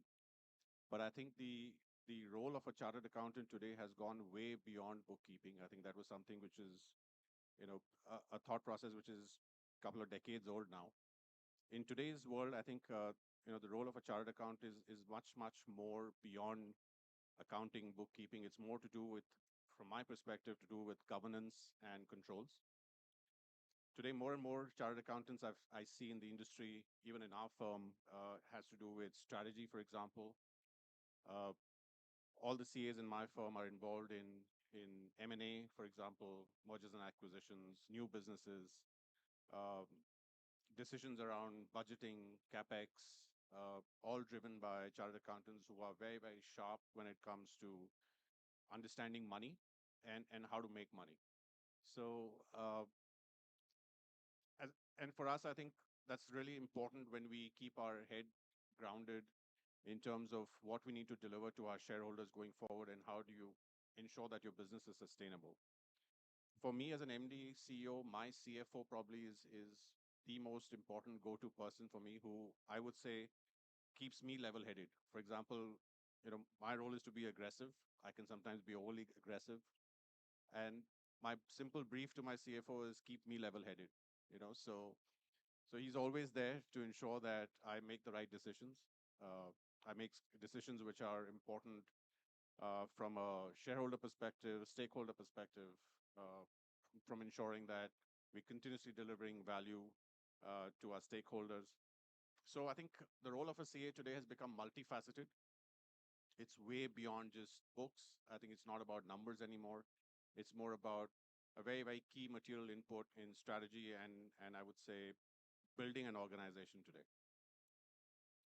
Thank you very much. That's a much needed compliment, Mr. Mohanka, hearing from the industry expert. So, we are going beyond number crunching or accounting or taxation or routine matters. So we are more, partnering with you in assisting you in strategizing, in taking important decisions.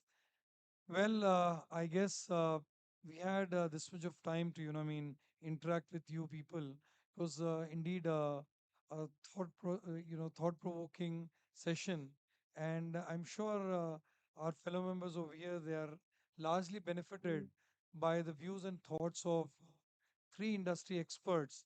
Now, just before I, pass on the buck to the organizers, in case there be any question, one or two at least from the floor, who do you want to direct it? If you could raise your hand, come forward, pose it to the panelists, that would be a welcome move. Anyone from the floor, please.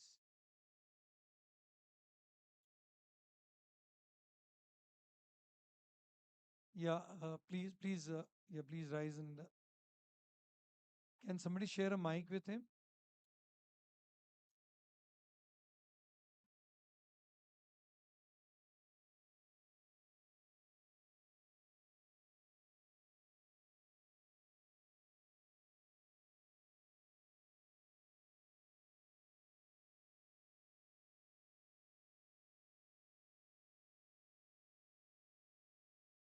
Yes, sir, please go ahead.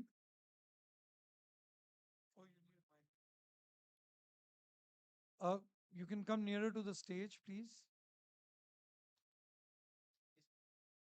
And who's to whom you're directing the question, if you could be specific? Thank you very much to the stalwarts of the industry.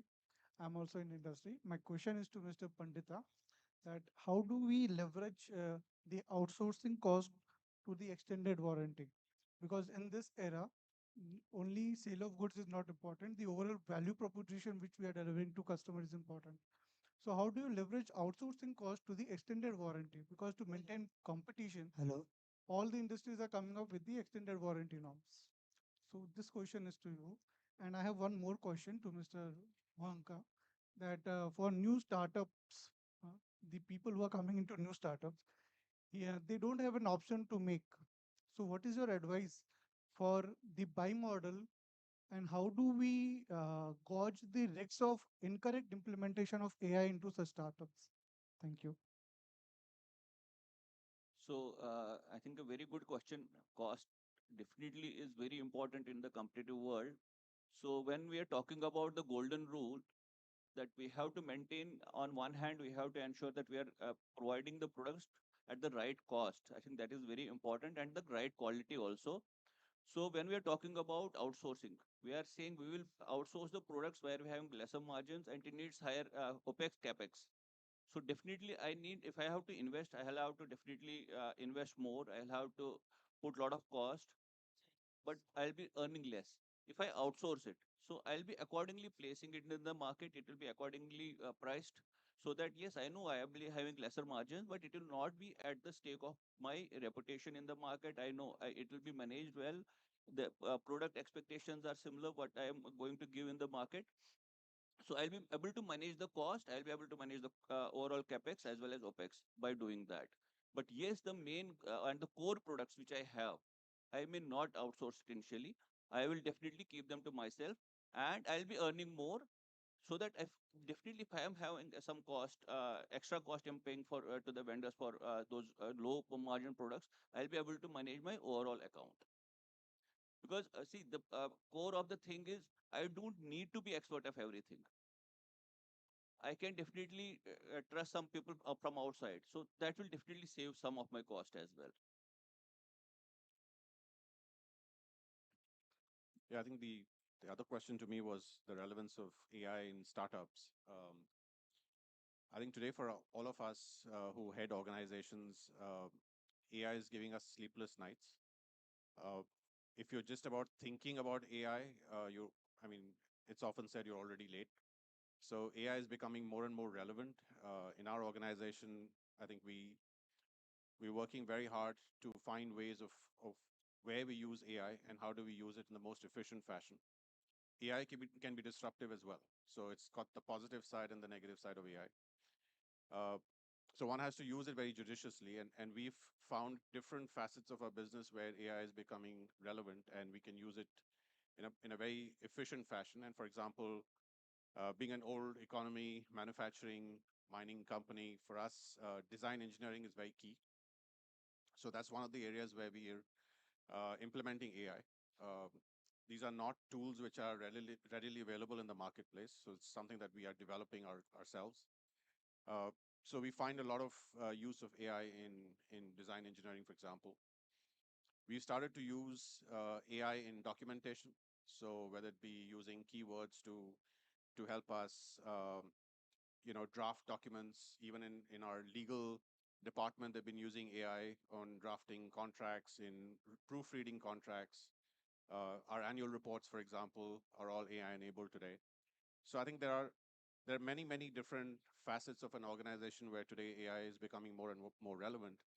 But AI is expensive as well. So it's about how do you use it in a fashion that gives you the most cost benefit in implementation of AI. I think today resources are also very scarce in AI. Not everyone can code AI. Those who can, it's very expensive. They're difficult to find or retain. So AI, I think, is very real. As I said, if you're just thinking about AI, you're probably already late. But uh, there are multiple uses of AI today, and it's getting more and more relevant. And I think it's the future. So for us in manufacturing, AI has a lot of scope in delivering efficiency, performance, cost for us, and that's something that's a continuous process for us to look at these different aspects of implementation of AI in manufacturing. Very nicely summed up, Mr. Mohanka. So, ladies and gentlemen, one important, underlining factor that comes to us is, insofar as industrial revolution and outsourcing momentum is concerned, we definitely, finance professionals and more particularly we chartered accountants, we do have a very important role in navigating the increased momentum in assisting the industrial revolution. This is what I could gather, from the experts over here, and especially in the wake of, the emerging economic scenario in our country. These are certainly positive facets for we as accountants, for we as finance professionals, and more particularly, the global businesses per se is also witnessing a sea change, wherein the speakers prior to these sessions they've made a mention as to what important role the institute is playing in shaping our members to face the challenges for and on behalf of our industry experts, for and on behalf of the economy per se. Having said so, I guess this is time now to wind off. And once again, on behalf of all the panelists over here, I extend my warm gratitude and thanks to the Eastern India Regional Council of the ICAI for having invited us for this wonderful session. This has indeed been a very thought-provoking session with a lot of takeaways from the industry experts. It's over to the organizers. Thank you very much.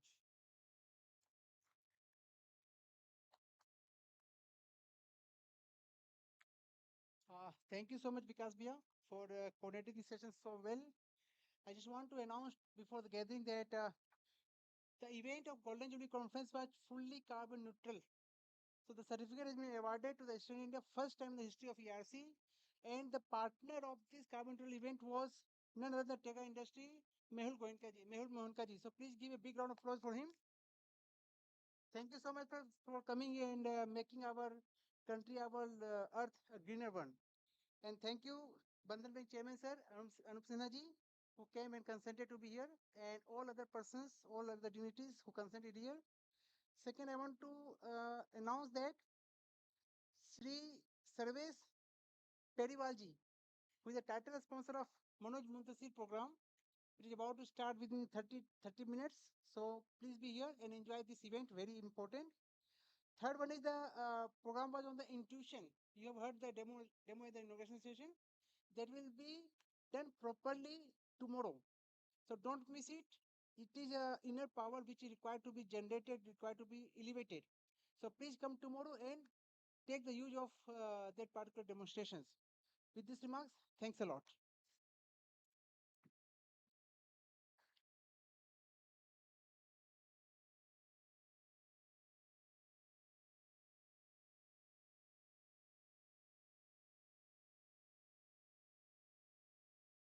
Hello, good evening to everyone. I extend my sincere thanks to our distinguished speakers for sharing their valuable insights on outsourcing momentum of CS. Your thoughts have truly enriched us. My thanks to all participants for being a part of this session and to the organizing team for their support. Thank you all.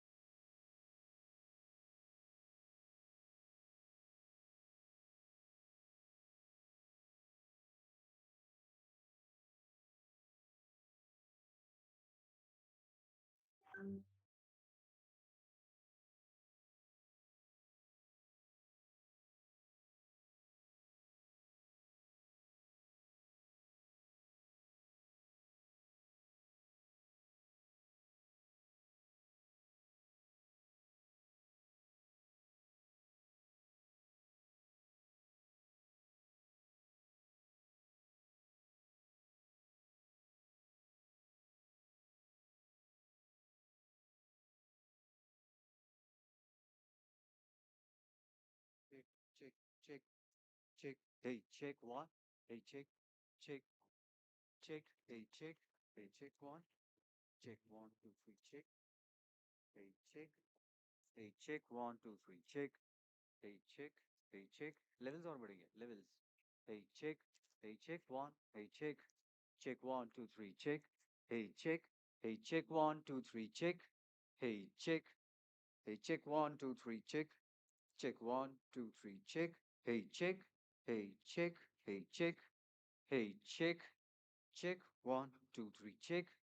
Hey, check one. Check one, two, three, check. Hey, check one, two, three, check. Hey, check one, two, three, check. Hey, check. Hey, check. Hey, check one, two, three, check. Hey, check.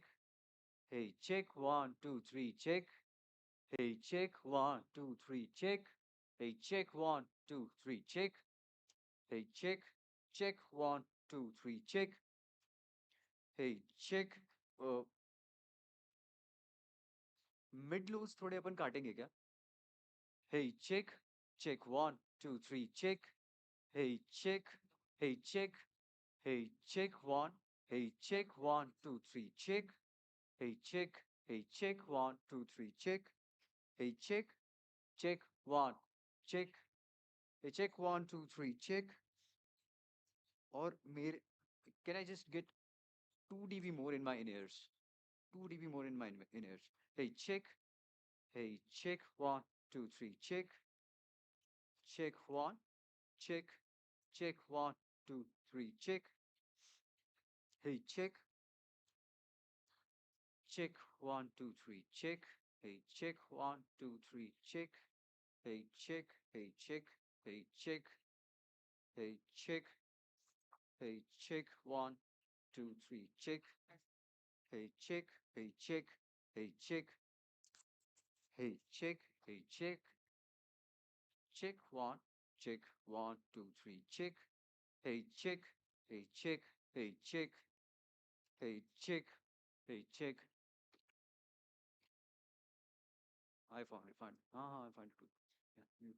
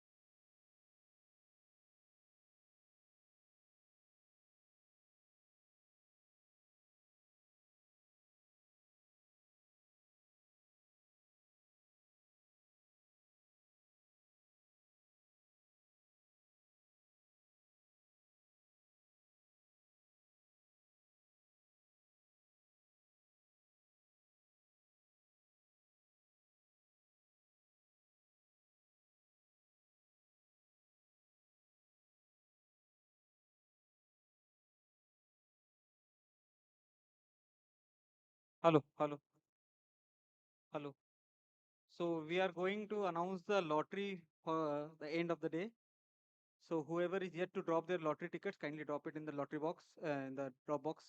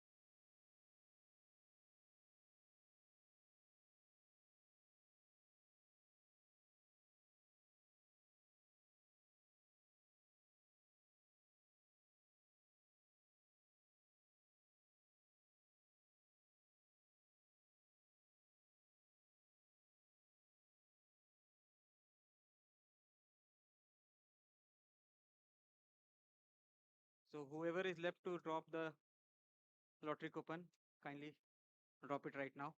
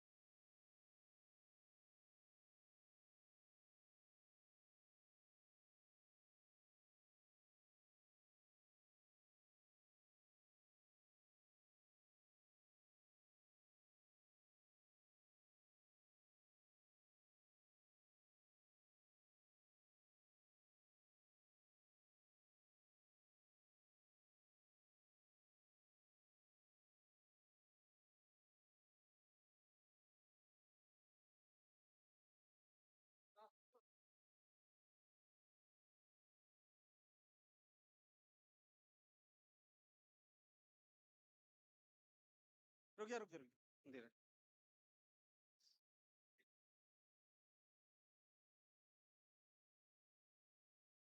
Anyone still left to drop the lottery coupon?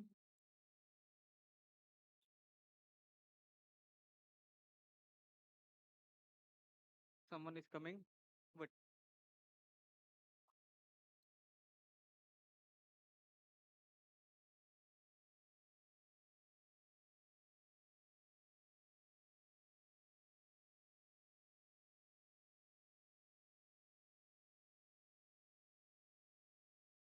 that's the lucky draw. Thank you.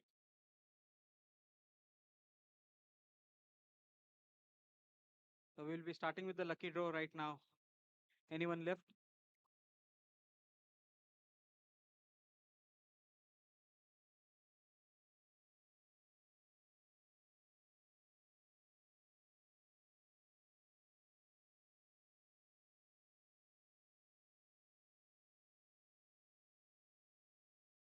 Okay, student को block.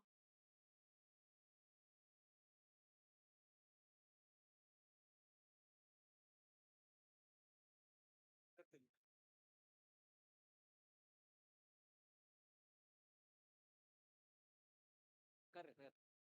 Good.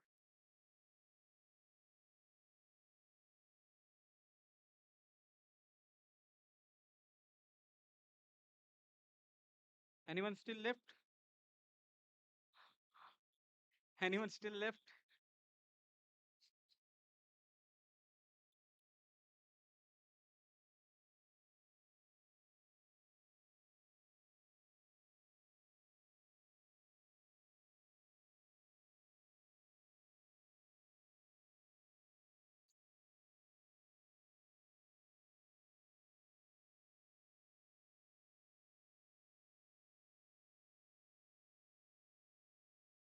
So we are starting with the lucky draw. So I invite two of the students to kindly help us in picking up the lucky draw coupons. So first we'll be starting with the third prize for the day.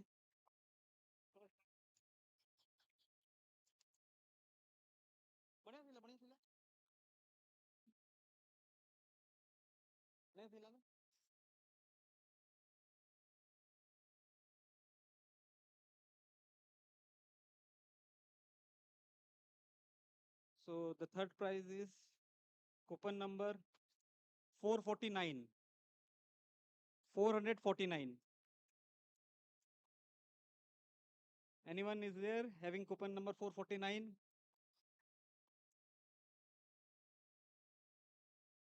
$449. So we are picking up the next coupon.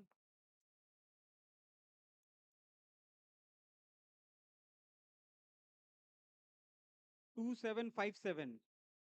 2757. 2757. आ रहे देखो.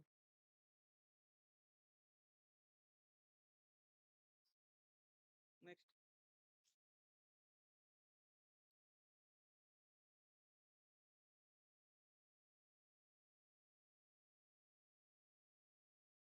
$786. Coupon number 786.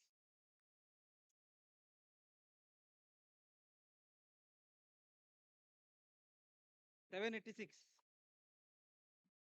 Next. Coupon number 3002. 3002.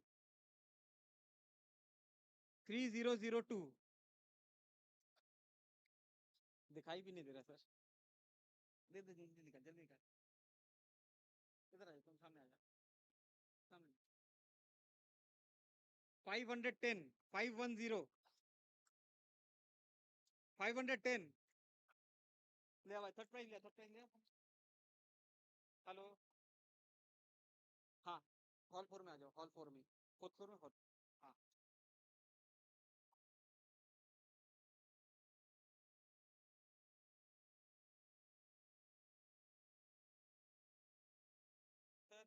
May I invite sir to Sushil sir to please come up and hand over the.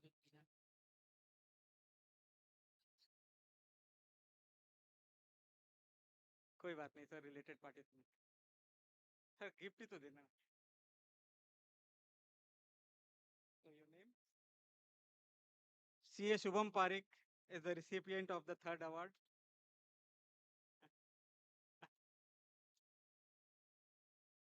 Okay.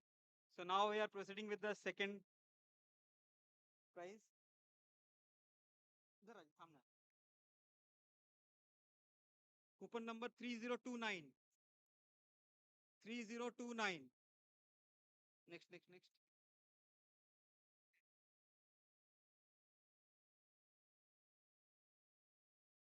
2950. 2950. Next.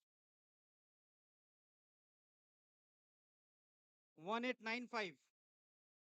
Coupon number 1895. Next निकाल. हिला हिला. 3311. 3311. No, no, it cannot be, madam. It has already lapsed.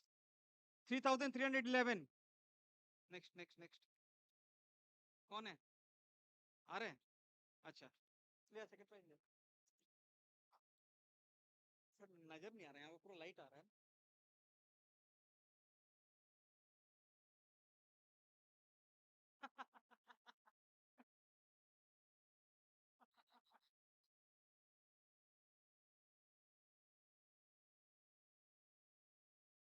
So CA Sudipto Chakravarti is the recipient of the second award.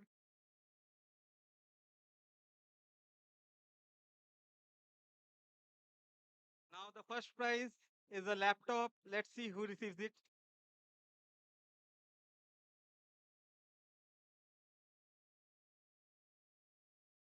$239. Coupon number 239.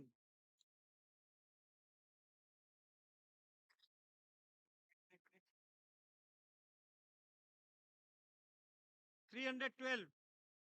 312. Okay, so we have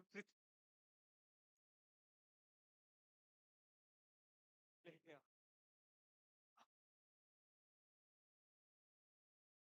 No, no, सही है.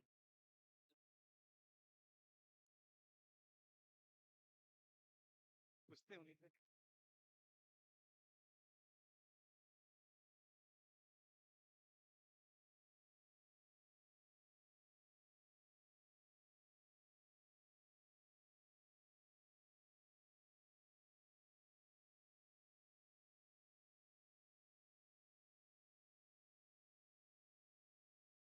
So CF Sudip Pramanik is the recipient of the first prize of the lucky draw, a laptop. So that's all for the lucky draw for today. Now again we'll be having the lucky draw tomorrow. And please be patient. We'll be starting with the Manoj Muntasir show very shortly. And again tomorrow we have two lucky draws, one for the early arrival and again one till the valedictory session. We'll be announcing the award in the valedictory session for the second one, and the first one will be announcing in the inaugural session. Not the inaugural, but the first technical session before.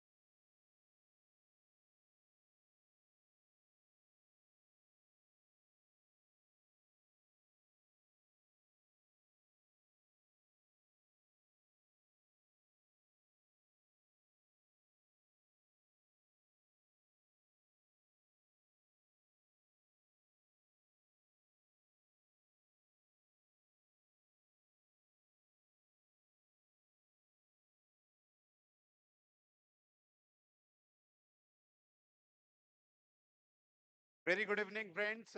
We are just a couple of minutes away from the big evening today. And before we settle down the dais, here with us one gentleman from Sambalpur. He is our past chairman also from the Sambalpur branch, Asak Kumar Agrawal. And today we have released the souvenir, and on the basis of ethics, empowerment, and youth, we have written 3 poems on Hindi. And one of the contributors is C.A. Asak Agrawal ji. And I'll request him to put up a nice poem before you, before the person we are waiting for is here on the dais. Asak.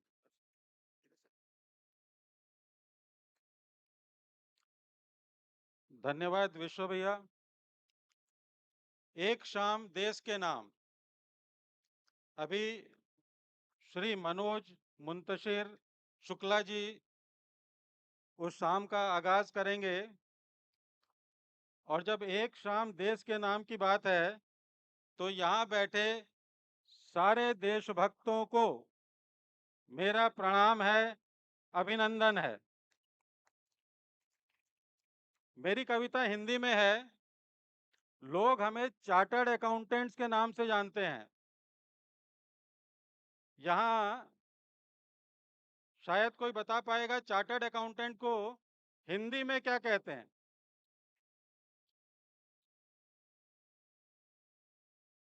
सनदी लेखाकार।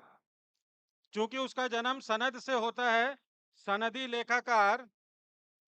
कविता का शीर्षक है गर्व है सनदी लेखाकार हैं हम। मैं चाहूंगा कि मैं बोलूंगा गर्व है और पूरा सदन कहे कि सनदी लेखाकार हैं हम। जैसे कि बोला जाता है we are partners in nation building, तो कविता की शुरुआत करते हैं राष्ट्र निर्माण में भागीदार हैं हम, गर्व है संधि लेखाकार हैं हम।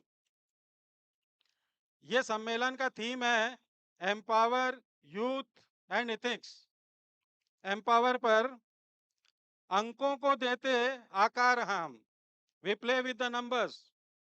अंकों को देते आकार हैं हम, हैं सेवा भाव से ओतप्रोत, स्वप्न को करें साकार हम, वाणिज्य का हम है स्रोत। सशक्त भारत का आधार हैं हम, गर्व है संधि लेखाकार हैं हम। थीम का दूसरा भाग है युवा। तो युवा का अर्थ सिर्फ उम्र से नहीं होता। जो अभी कम उम्र के हैं उनके पास सूचनाएं हैं, ज्ञान अनुभव से आता है और अनुभव उम्र से आती है।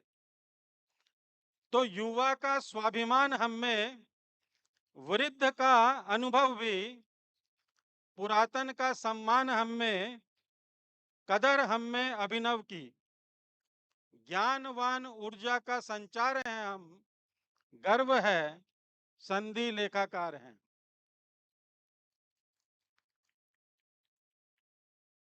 तीसरा भाग है एथिक्स। तो नैतिक मूल्यों का भान हमें, है राष्ट्र प्रथम का भाव भरा।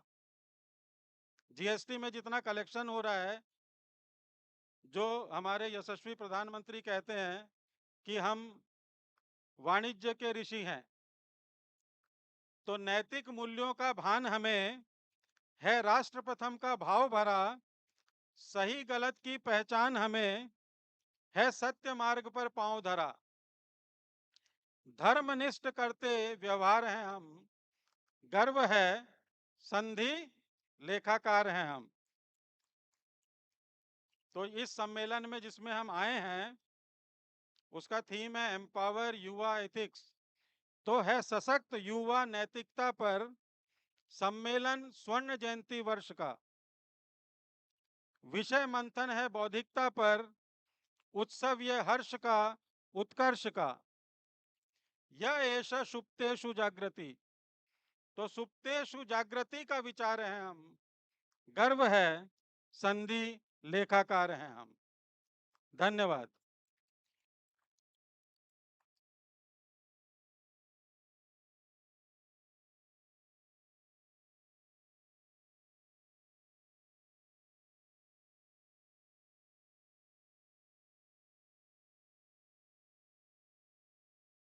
Good evening to everyone.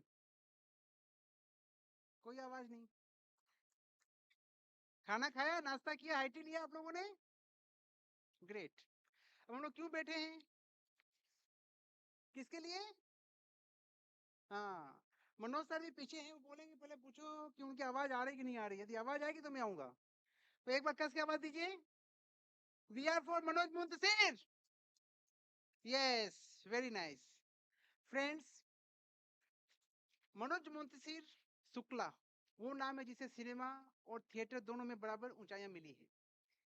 80 से ज्यादा फिल्में, 700 से ज्यादा गीतें और देश का सबसे बड़ा फिल्म पुरस्कार नेशनल फिल्म अवार्ड और महाराष्ट्र साहित्य एकेडमी अवार्ड जीतने वाले मनोज मुंशी दुनिया के 500 से ज्यादा मंचों पे भारतीयता, इंडियंस और राष्ट्रवादिता, नेशनलिस्ट को अमिट छाप छोड़ चुके हैं।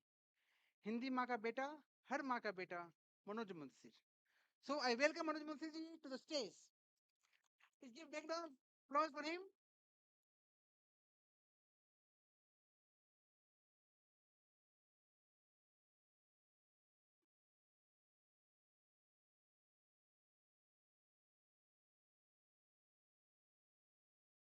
I also request Sri Sarvesh Bediwala, the director of Siam Steel, who is the title sponsor of this program, to please come on stage.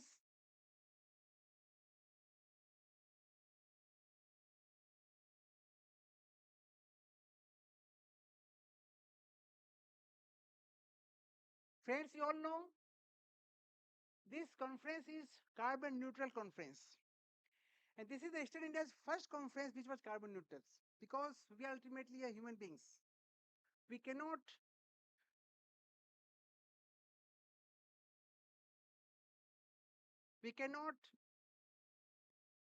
destroy our mother earth, our water, our sky, our air.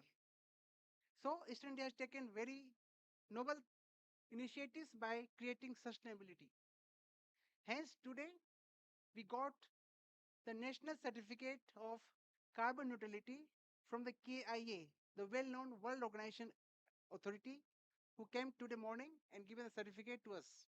So this is a win for everyone. This is the winning of us that we are really the partner in not only national building, also the partner of the global winning. So this is very good initiative taken by EIRC. We also have taken the initiatives of Industry Connect. What we do it? We meet the industries, we meet the industry leaders, and we keep a dialogues with them so that their expertise can be captured in a camera by way of podcast. So that the expertise can be given future references to the new chartered body chartered accountant aspirants so that they can be inspired how chartered accountant become the owner of the any company or he become the promoter of the company later on. So we have started these initiatives, and for the knowledge of all of you, lot of chartered accountant in the industry is coming very properly way and they are helping Eastern India Regional Council to have these types of initiatives successful. We also have started एक घंटा देश के नाम। Objective ये है दोस्तों कि हम सीए हैं,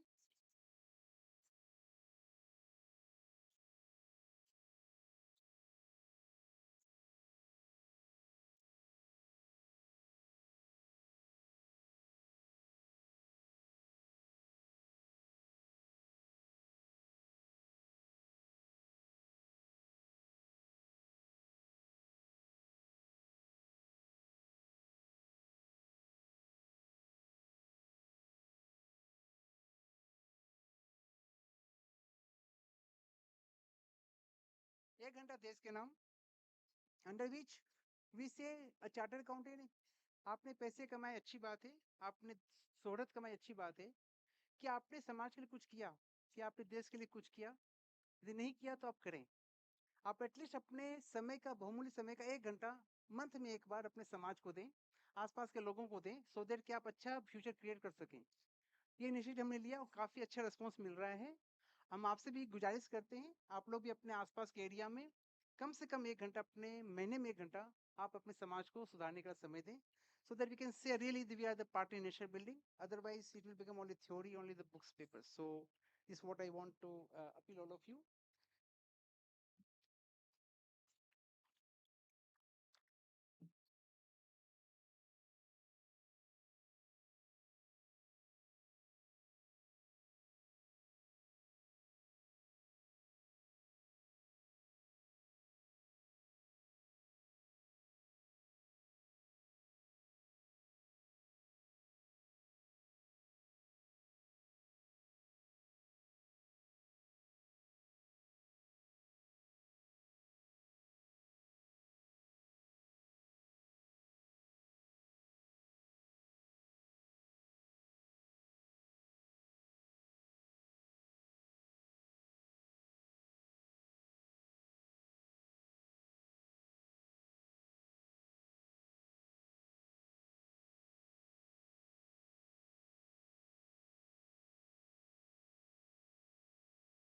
Yes, दोस्तों एक घंटा देश के नाम I was talking about that.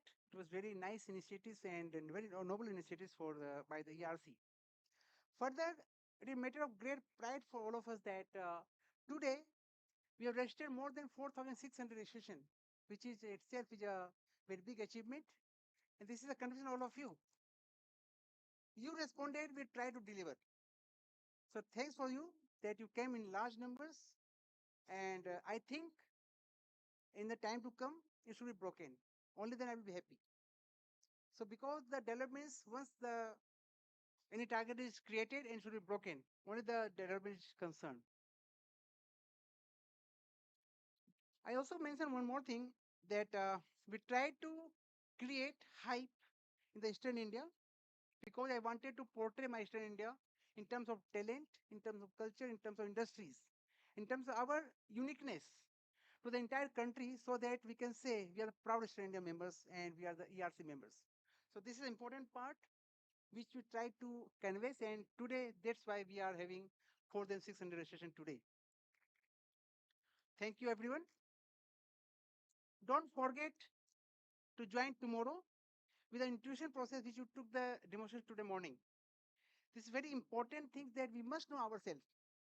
So what energy we have, we should also give the knowledge to other children, other family members, other brothers and sisters, so that they can know themselves. And now, I request Aditya Mahesuri to please come forward and felicitate our director, Syam Steels, Mr. Service Bediwalaji, because he is the person due to whom we are here. And we are seeing this Manoj Mansir program. So give big round of applause for him.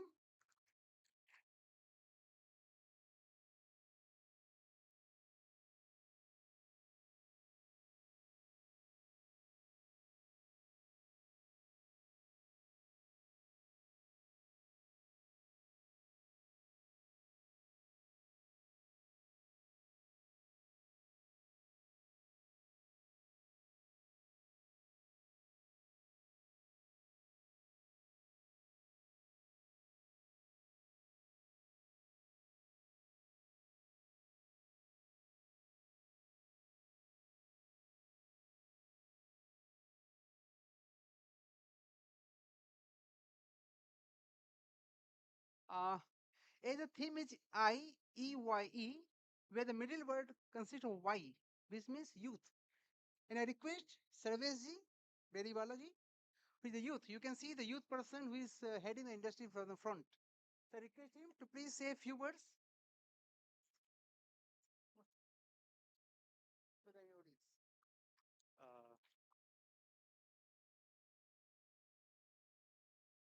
Thank you all मैं बस एक ही चीज कहना चाहूंगा जय हिंद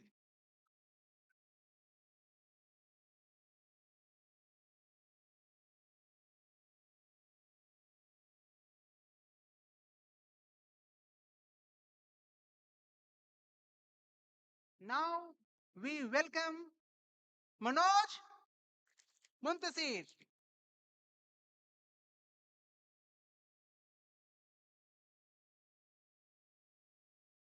एक कहानी सुनाए सर सर्वश्रेष्ठ गुरु बस lyrics के लिए इंडिपेंडेंस साइना के गीतकार श्री मनोज मुंतासिर पर प्रोजेक्ट करना मुल्क मराठों का ये यहाँ शिवाजी था मुगलों की ताकत को अपनी तलवारों पे तोल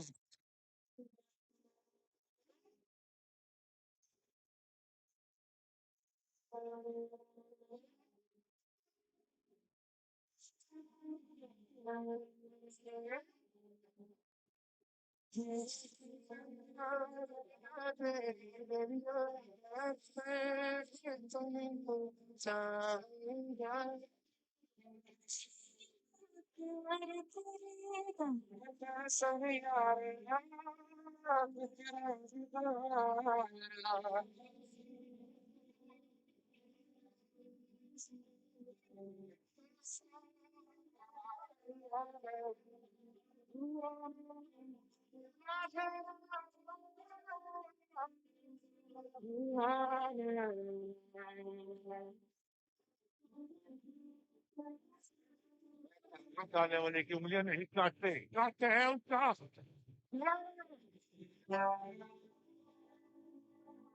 जय जयकारा जय जयकारा स्वामी देना साथ हमारा। स्वागत में मेरे घर राम आए।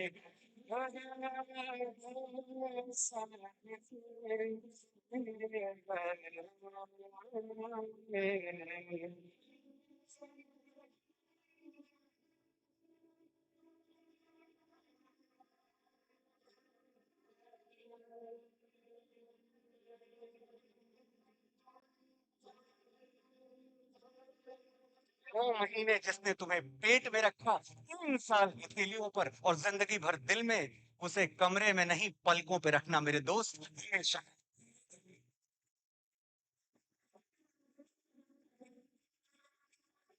मेरी माँ के बराबर कोई नहीं है भारत माँ, तेरी माटी तेरा आदेश पहले, दुनिया के सारे सुख पीछे हैं, मेरा देश पहले। मेरी शान सदके, कोई धन है क्या तेरी धूल से बढ़ के।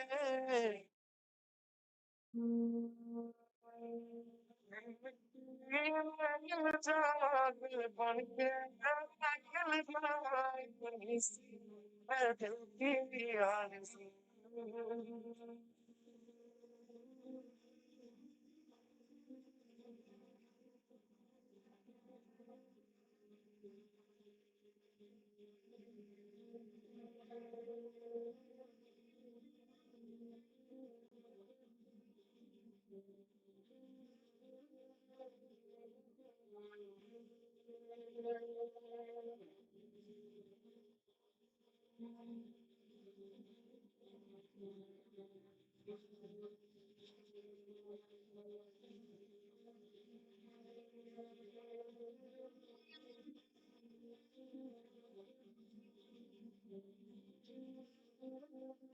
गुड इवनिंग, नमस्कार, प्रणाम आप सबको।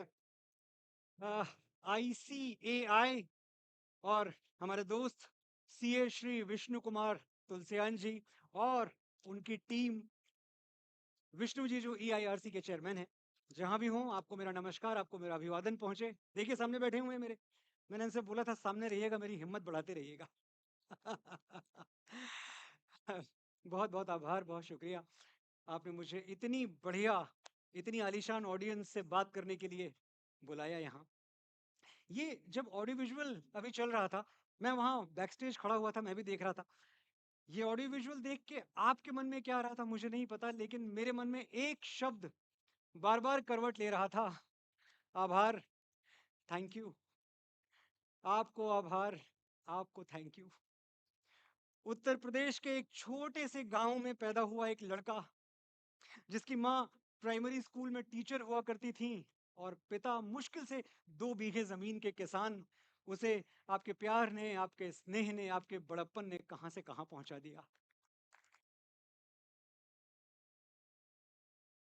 सच यही है कि डरे सहमे हुए लफ्जों में कुछ लिखा हमने, बने वो नगमे तभी जब तुम्हें पसंद हुए। हमारा कद तो कभी इतना बड़ा था ही नहीं, तुम्हारे कंधों पे बैठे तो हम बुलंद हुए। ये आप जैसी प्यारी ऑडियंस, ये सैकड़ों गाने, सैकड़ों फिल्में, देश विदेश में लाखों सुनने वाले, कभी कभी ये सब कुछ एक सपने जैसा लगता है। लेकिन मैं ये मानता हूं कि ये सब मेरा किया हुआ है, ये सब मैंने कर दिखाया। ये घमंड दुनिया में किसी कलाकार को नहीं होना चाहिए।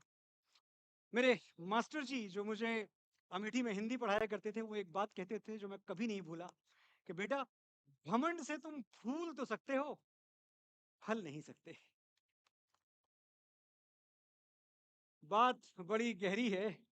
अपने दम पर, अपनी मेहनत से आप लाइफ में कुछ भी कर सकते हैं। बड़ी से बड़ी नौकरी पा सकते हैं, बड़े से बड़ा बिजनेस कर सकते हैं, स्टॉक ब्रोकर से लेकर क्रिकेटर तक आप कुछ भी बन सकते हैं। बड़े से बड़ा CA बन सकते हैं, जैसे आप लोग हैं, पूरे देश में आपका नाम है। लेकिन एक बड़ा कलाकार आपको लोग बनाते हैं, आपको सुनने वाले बनाते हैं।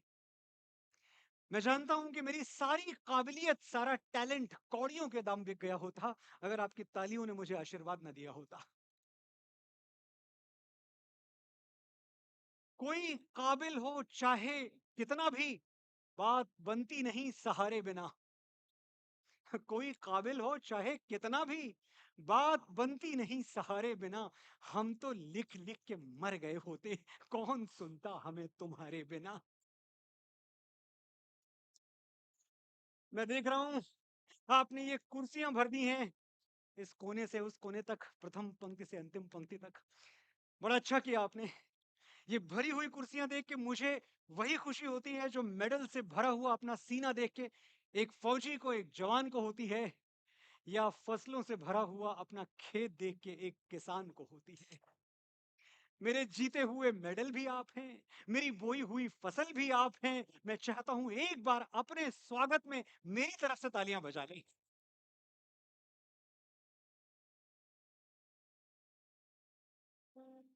ICAI अपनी डायमंड जुबली सेलिब्रेट कर चुका है। ये इंस्टीट्यूट जिसको आप अपनी माँ का दर्जा देते हैं, it's shining at 76 now, am I right? It is 76 now, right? बताइए। और मैं एक बात तजुर्बे से कह सकता हूं, क्योंकि मेरी माँ की उम्र भी एग्जैक्ट 76 ईयर है। इस उम्र में माँ और प्यारी हो जाती है, और प्रेशियस हो जाती है, और कीमती हो जाती है, और जरूरी हो जाती है। क्या मांगे वो बेटा जिसने माँ की ममता पाई है? क्या मांगे वो बेटा जिसने माँ की ममता पाई है? एक तरफ है ये जग सारा, एक तरफ मेरी माई है। और आप तो ये भी कह सकते हैं कि एक तरफ है ये जग सारा, एक तरफ ICAI है। ये इंस्टीट्यूट आपके लिए माँ भी है और पिता भी। मुझे याद है 2024 में मैं पहली बार ICAI के एक इवेंट में अहमदाबाद गया था, तो वहां मुझे CA राज चावला मिले। मैं उनका नाम भी आज तक नहीं भूला। वो मेरे पास आए और उन्होंने बड़ी कमाल की एक बात कही। उन्होंने कहा, मनोज जी, मेरे पिता का दिया हुआ नाम तो मैं फिर भी अपने नाम के बाद लगाता हूँ, चावला, लेकिन मेरे इंस्टीट्यूट ने मुझे यह हक दिया है कि उनका दिया हुआ टाइटल मैं अपने नाम के पहले लगाऊं। तो मेरा पूरा नाम है CA राज चावला। देखिए, EIRC का भी आज 50th रीजनल काउंसिल कॉन्फ्रेंस एक सेलिब्रेशन का दिन है। जाहिर सी बात है कि इतनी तादाद में आप लोग का आना इसीलिए हुआ है। खैर, मैं कहना ये चाह रहा था कि समुद्र मंथन की कथा तो आप सबने सुनी होगी, आपको पता होगा समुद्र मंथन हुआ था तो क्या हुआ था। जो सबसे कीमती चीज समुद्र मंथन से निकली थी वो था अमृत। आप जानते हैं उस अमृत को सेफ गार्ड करने की जिम्मेदारी किसे दी गई थी? सुरक्षित रखने की जिम्मेदारी गरुड़ को। 21वीं सदी के गरुड़ आप हैं। अर्थव्यवस्था का अमृत संभाल के रखने की, सहेज के रखने की जिम्मेदारी आपके हाथों में है, आपके कंधों पर है। ये आपकी जो तारीफों भरी तालियां हैं, किसको अच्छी नहीं लगती? मुझे भी बड़ी अच्छी लगती हैं।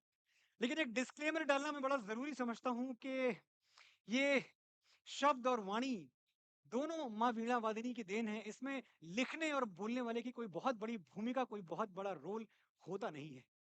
एक बहुत बड़ी अमेरिकन पोएट हुआ करती थी, एमिली डिकिंसन। शायद आप में से बहुतों ने पढ़ा हो उनको। एमिली एक बड़ी अच्छी बात कहती थी कि poetry is nothing but a dictation by God. जब ईश्वर डिक्टेशन देता है तभी कोई फैज अहमद फैज लिखता है, मुझसे पहली सी मोहब्बत मेरे महबूब न मांग। मैंने समझा था कि तू है तो दरख्शां है हयात, तेरा गम है तो गमे दहर का झगड़ा क्या है। तेरी सूरत से है आलम में बहारों को सबात, तेरी आंखों के सिवा दुनिया में रखा क्या है। जब ईश्वर डिक्टेशन देता है तभी कोई साहिर लुधियानवी लिख पाता है। ये महलों, ये तख्तों, ये ताजों की दुनिया, ये इंसान के दुश्मन समाजों की दुनिया, ये दौलत के भूखे रवाजों की दुनिया, ये दुनिया अगर मिल भी जाए तो क्या है। जब ईश्वर डिक्टेशन देता है तब कोई इंदिवर लिखता है। कोई जब तुम्हारा हृदय तोड़ दे, तड़पता हुआ जब कोई छोड़ दे, तब तुम मेरे पास आना प्रिय, मेरा दर खुला है, खुला ही रहेगा तुम्हारे लिए। अभी तुमको मेरी जरूरत नहीं है, बहुत चाहने वाले मिल जाएंगे। अभी रूप का एक सागर हो तुम, कमल जितने चाहोगी खिल जाएंगे। ये दर्पण तुम्हें जब डराने लगे, जवानी भी दामन चुराने लगे, तब तुम मेरे पास आना प्रिय, मेरा सर झुका है, झुका ही रहेगा तुम्हारे लिए। ये तो खैर बहुत बड़े लोग हैं जिनका जिक्र मुझे ऐसे ही अचानक याद आ गया, मैंने कर दिया। अगर ईश्वर हाथ पकड़ के लिखवा दे तो मेरे जैसा मामूली सा लिखने वाला लिख देता है, तेरी मिट्टी में मिल जावा, गुल बन के मैं खिल जावा, इतनी सी है दिल की आरज़ू, तेरी नदियों में बह जावा, तेरे खेतों में लहरावा, इतनी सी है दिल की आरज़ू। अच्छा, आज एक बड़ी कमाल की बात हुई। मैं थोड़ी देर पहले होटल में था, तो वहां मुझे किसी ने एक सजेशन दिया कि देखिए आप EIRC और ICAI ऐसी बड़े पढ़े लिखे लोगों के बीच में आप बोलने जा रहे हैं, तो हिंदी तो आप अच्छी बोलते हैं, हम बहुत सुनते रहते हैं आपको, लेकिन आपका कम्युनिकेशन बेटर होगा अगर आप थोड़ा आज इंग्लिश में बोलेंगे। ऐसा एक मशवरा मुझे दिया गया। मैंने कहा भैया देखो, हम कैसे इंग्लिश में बोलेंगे, हम तो वो देसी हैं जिन्होंने इंग्लिश को भी हिंदी नाम दे रखा है, अंग्रेजी। अंग्रेजी, सच बता रहा हूँ, अंग्रेजी को भी नहीं पता कि अंग्रेजी नाम की कोई भाषा दुनिया में एग्जिस्ट करती। और जो अंग्रेजी मैंने अपने प्राइमरी स्कूल में पढ़ी है अमेठी में, वो मैं ना ही बोलूं तो अच्छा है। मिश्रा जी मेरे टीचर हुआ करते थे इंग्लिश के, वो पढ़ाते थे, once upon a time there was a king, he had two daughters, both were girls.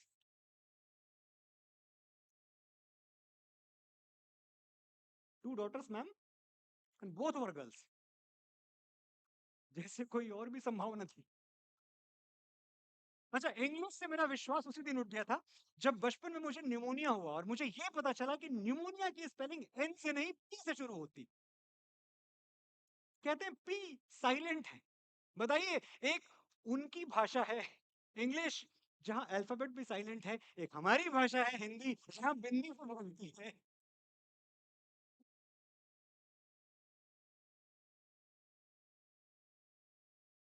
तो बताइए कौन सी भाषा में कम्युनिकेट करें, कौन सी भाषा में संवाद करें? हिंदी। अच्छा मान लीजिए, तो खैर आपकी राय मान रहा हूं मैं, अगर उन भाई साहब की राय मान के अगर बाई चांस मैं आज इंग्लिश में बोलने का फैसला कर भी लेता, तो वो जो हिंदी वाली धार है, वो जो हिंदी वाली धमक है, वो जो हिंदी वाला तेवर है, कलेवर है, वो मैं इंग्लिश में लाता कहां से? एक मामूली सा इंट्रोडक्शन, कोई सन ऑफ गन अगर अपना परिचय दे, you know what, my uncle is a member of state assembly, हाँ तो बेटा कौन सी बड़ी बात हो गई?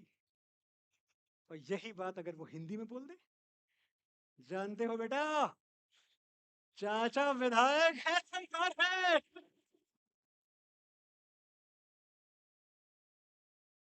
देखिए इंफॉर्मेशन वही है, लेकिन भाषा बदल गई, वजन बढ़ गया।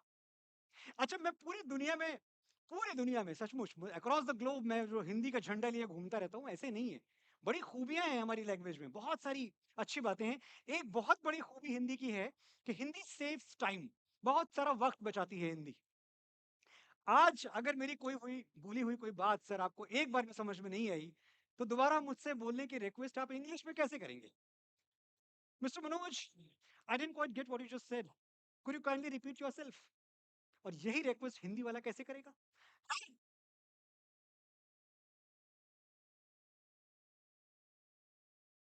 वो इतना लंबा, mister Manoj I did not quite get what you said, could you kind, अरे ब्ला ब्ला ब्ला। और कहा एक है, इनपुट का इतना फर्क है, आउटपुट दोनों को बराबर है। देख लीजिए, अपनी महिला मित्र का परिचय इंग्लिश में 3 तरीके से दिया जा सकता है। She is my girlfriend, she is my fiancee, she is my wife. तीनों में से कुछ भी सही हो सकता है। हिंदी वाला एक लाइन में तीनों बोल देगा, भाभी है तेरी।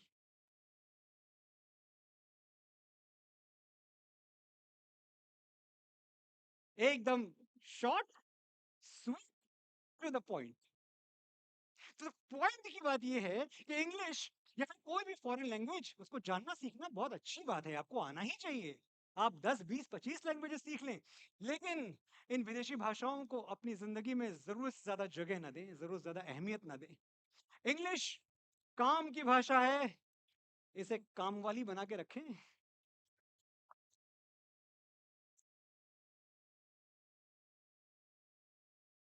आपके घर में जो बड़े बुजुर्ग की जगह है ना, वो आपकी मातृभाषा के लिए सुरक्षित है। आप हिंदी बोलें, गुजराती बोलें, मराठी बोलें, तमिल, तेलुगु, कन्नड़, बंगाली, कुछ भी बोलें, लेकिन अपनी मातृभाषा बोलें जरूर। माँ, मातृभूमि और मातृभाषा पर गर्व करें। That is non negotiable.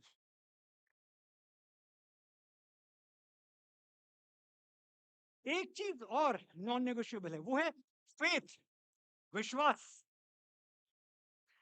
अच्छा वक्त आए, बुरा वक्त आए, अपने ईश्वर में, अपने भगवान में आपका विश्वास हिलना नहीं चाहिए। अगर वक्त अच्छा है तो शुक्र करो, और वक्त बुरा है तो सब्र करो। बुरे वक्त का भी एक दिन बुरा वक्त आएगा। कोई है जिसका हाथ आपके सर पे है, इसीलिए इतनी खुशहालियां हैं, इतनी रौनकें हैं। नारायण तेरे साथ न होते तो जग छूट गया होता। नारायण तेरे साथ न होते तो जग छूट गया होता। कागज की नैया जैसा तू कब का डूब गया होता। कोई धरातल होगा जिसपे तेरे पांव टिके होंगे। युग लिखे हैं यदि जीवन में तो केशव भी लिखे होंगे।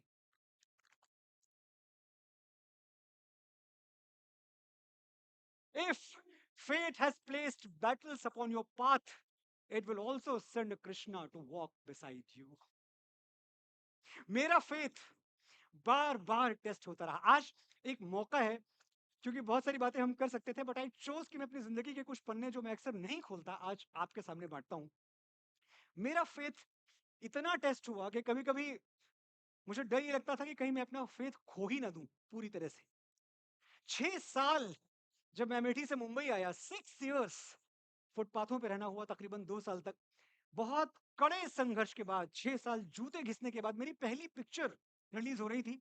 मैं खुशी से पागल हो गया। पहली फिल्म आने वाली है मेरी। मैंने 2005 की बात है, 2005। मैंने अपने दोस्त को फोन किया, मेरे संघर्ष के दिनों का साथी दीपक अमेठी में था। मैंने कहा दीपक यार आ जाओ, बहुत बड़ा दिन है मेरी लाइफ का, मेरी फर्स्ट फिल्म रिलीज हो रही है। मेरी वाइफ नीलम, हम तीनों जा पहुंचे। 24 कैरेट एक मल्टीप्लेक्स हुआ करता था अंधेरी में, मुंबई। और हमने देखा टिकट विंडो के आगे बड़ी लंबी लाइन लगी हुई है। मेरी खुशी दुगनी हो गई। क्या बात है, इतने लोग मेरी फिल्म देखने आए हैं। मैं तकरीबन आधे एक घंटे लाइन में लगा रहा, तब मेरा नंबर आया टिकट विंडो पे। मैंने 300 रुपए, तब कैश का ही जमाना था, 300 रुपए मैंने रखे बुकिंग क्लर्क के सामने। मैंने बोला 3 tickets, यू, बॉम्सी एंड मी। ये पिक्चर का नाम था। अगर आपने नहीं सुना है इस पिक्चर का नाम तो कोई दोष नहीं है, क्योंकि वो बुकिंग क्लर्क जिसके थिएटर पे पिक्चर लगी हुई थी, उसने भी ये नाम नहीं सुना था। कह रहा है सर एक काम करिए, साइड में हो जाइए। देखा साइड में हो जाइए मतलब 3 लोग के लिए पिक्चर नहीं चलाएंगे सर।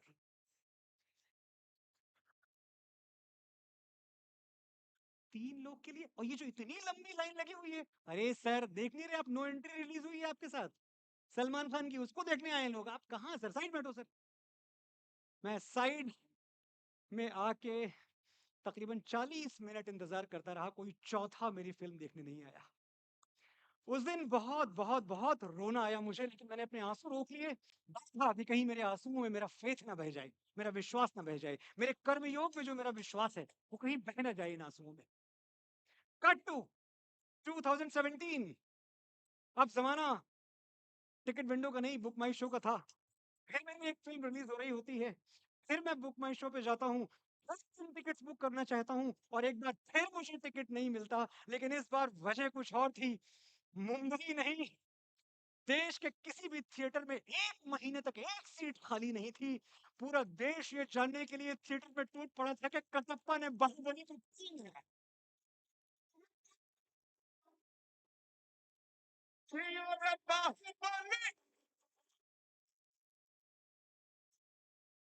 फिल्म का नाम मैं बताऊंगा, ये आप बताएंगे। बाहुबली में लिखा हुआ मेरा एक एक संवाद, एक एक गीत आपने, आपके प्यार ने, आपके स्नेह ने, आपके स्वीकार्य ने अमर कर दिया। औरत पर हाथ डालने वाले की उंगलियां नहीं काटते, काटते हैं उसका गला। लिखते हुए नहीं पता था ये इतनी बड़ी बात है, जितनी बड़ी बात आपने बना दी। जब तक तुम मेरे साथ हो मामा, मुझे मारने वाला कोई पैदा नहीं हुआ। मेरा वचन ही मेरा शासन है।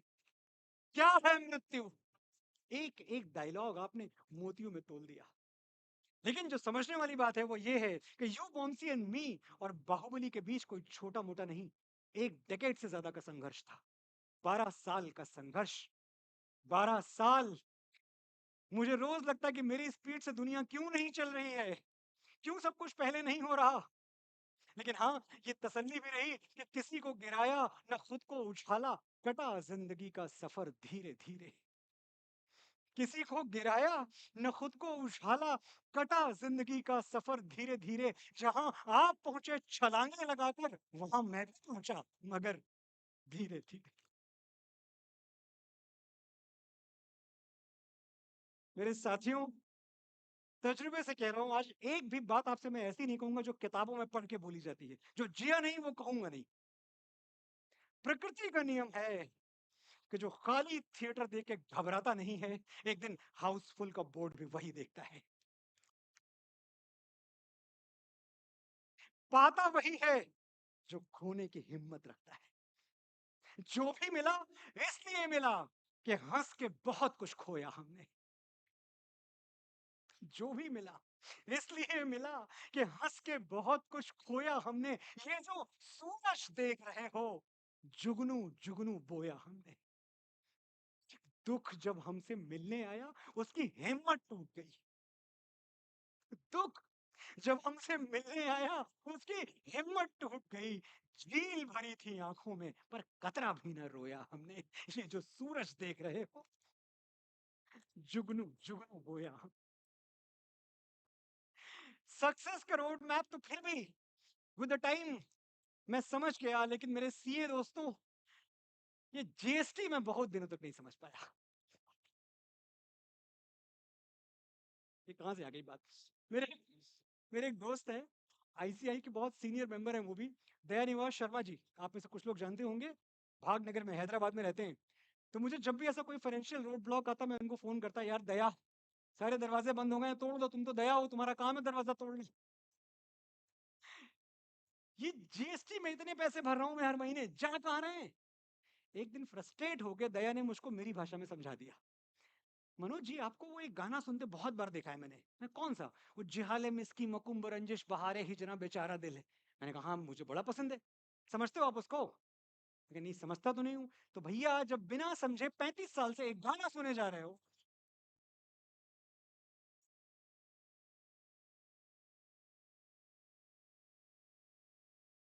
तो बिना समझे जीएसटी नहीं भर सकते? अरे मोदी जी गलत थोड़ी लेंगे।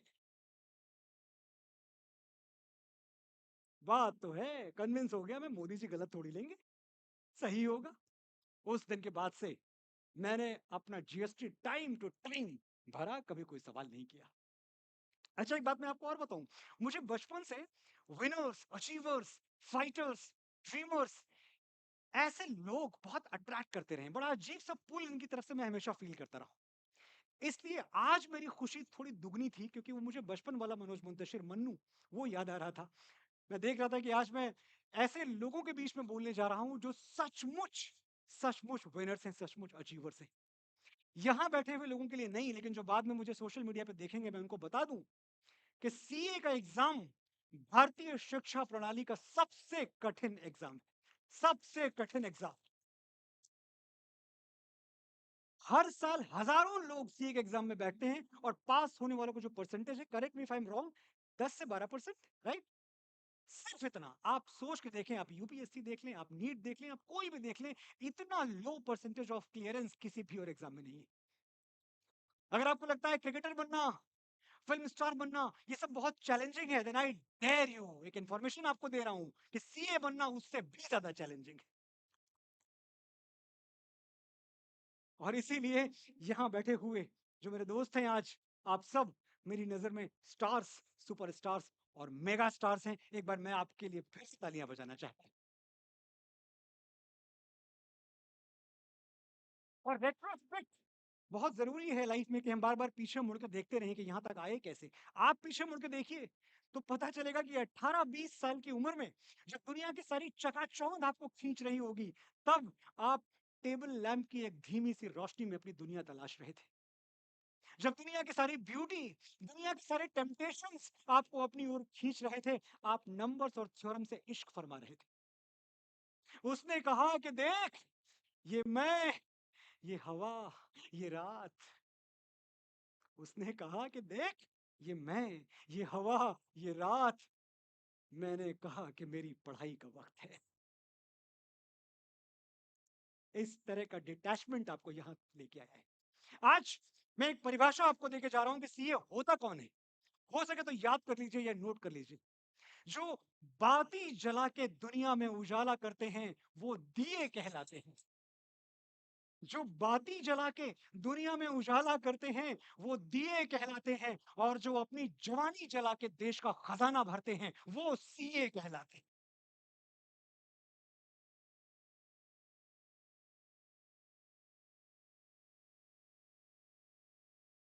जो बाती जला के दुनिया में उजाला करते हैं वो दिए कहलाते हैं। जो अपनी जवानी जला के देश का खजाना भरते हैं वो सीए कहलाते हैं। तकरीबन 24 से 25 साल की मेरी उम्र थी जब पहली बार मेरे अकाउंट में कुछ पैसे आने शुरू हुए। मैंने अपना पहला सीए हायर किया। मुझे आज भी याद है, मिस्टर कदम, मैंने जो पहली रिक्वेस्ट, एक मिडिल क्लास आदमी था मैं, लाइफ में कभी मैंने पैसे वैसे देखे नहीं थे, और ये कॉन्सेप्ट समझने में बहुत वक्त चला जाता है कि पैसे टैक्स में दिए भी जाते हैं, बहुत वक्त लगता है समझने में। तो मुझे भी समझ में नहीं आ रहा था कि मेरी कमाई है, मैंने दिन रात मेहनत की है, मैं सरकार को क्यों दूं। तो मैंने रिक्वेस्ट की मिस्टर कदम से, मैंने कहा यार देखो, मेरे पैसे बचा लेना। मिस्टर कदम ने, तकरीबन 25 साल पहले की बात है, मुझे आज तक याद है, जो पलट के मुझे जवाब दिया, सर उतना ही बचाऊंगा जितना लीगली बचना चाहिए। आपकी कमाई में देश का हिस्सा है, मैं अपने और आपके फायदे के लिए देश का नुकसान नहीं कर सकता। मेरे सीए साहब मिस्टर कदम आज भी हैं मेरे साथ। उसी दिन मेरी नजर में हीरो बन गए। ऐसी बात तो कोई देशभक्ति कर सकता है? एक फौजी सरहद पे गन, ग्रेनेड और वर्ड्स से देश के लिए लड़ता है, एक सीए कागज, कलम और कैलकुलेटर से देश के लिए लड़ता है। लड़ते दोनों ही हैं, इसीलिए देश के हर सीए को बिना वर्दी वाला फौजी मानता हूं। और वो टैक्स पेयर्स जो मुझे इस वक्त सुन रहे होंगे, उनसे मैं एक बात जरूर कहना चाहता हूं कि पैसे में ना 3 तरह की किक होती है। किसी भी तरह का पैसा कमाया जाए, 3 तरह की किक होती है। पहला, पैसा कमाना, ये अपने आप में बहुत बड़ी किक है। अपनी मेहनत से, अपनी लगन से, अपने अध्यवसाय से पसीना बहा के अपने पैसे कमाए। दूसरी किक है वो पैसा अपने ऊपर और अपनों के ऊपर खर्च करना। लेकिन तीसरी और सबसे बड़ी किक है अपना कमाया हुआ पैसा उन पे खर्च कर देना जो आपके कुछ नहीं लगते।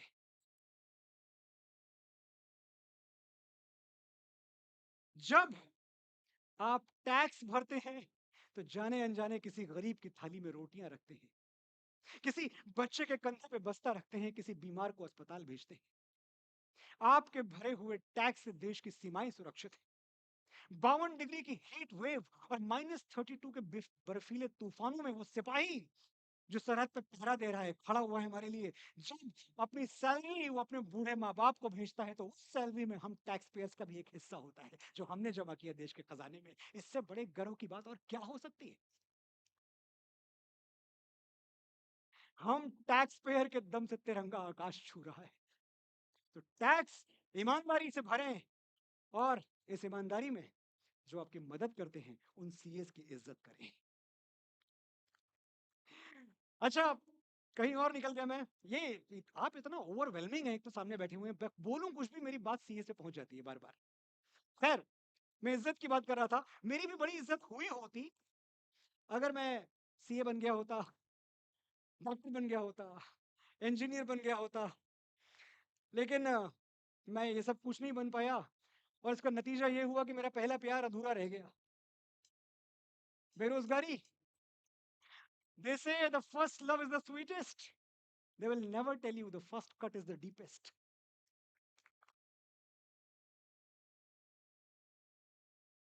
मुझे उसने पॉइंट ब्लैंक बोल दिया, Manoj, you are good for nothing, कुछ नहीं होगा तुमसे।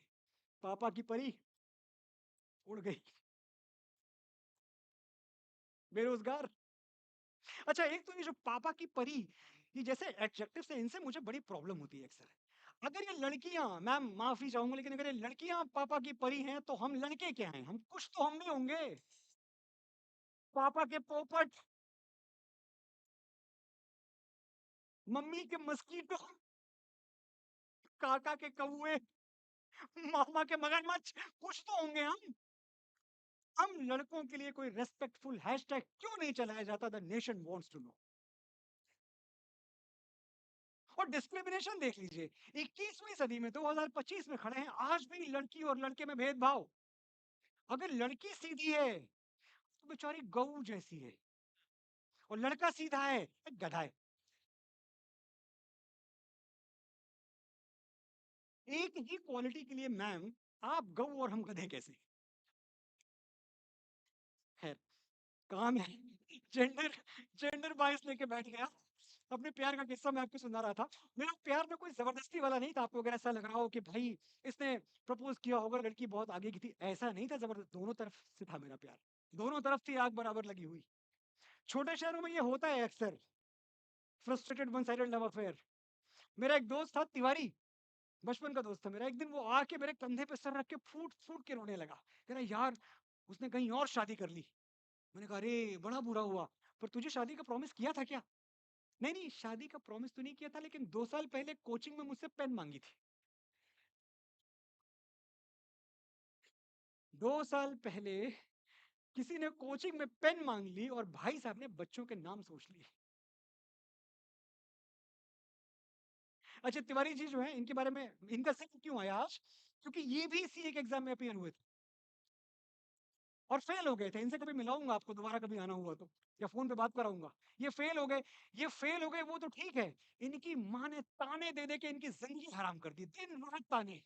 अरे वो पड़े सोले गुप्ता जी, उनकी बेटी को देख, फर्स्ट अटेम्प्ट में सीए क्लियर किया, फर्स्ट अटेम्प्ट में।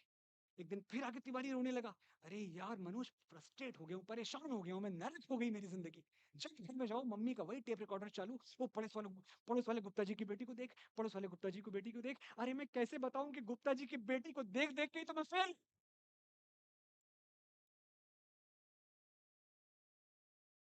और कितना देखूं?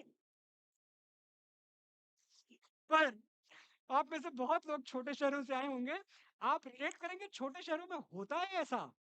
ये कोई ताज्जुब की बात नहीं है। यहाँ, ये बड़ा कलकत्ता है, बहुत ज्यादा बड़ा शहर है। ये सॉल्ट लेक वाले, हाई राइज में रहने वाले, ये लोग तुरंत सिग्नल समझते हैं। अगर लड़की को मैसेज दिया आई लव यू, उधर से कोई जवाब नहीं आया, clearly take the signal, bro she is not interested. हमारे यहाँ अमेठी में फौरन अगला मैसेज भेजा जाता है, तो क्या मैं आपकी खामोशी को आपकी हाँ समझूं?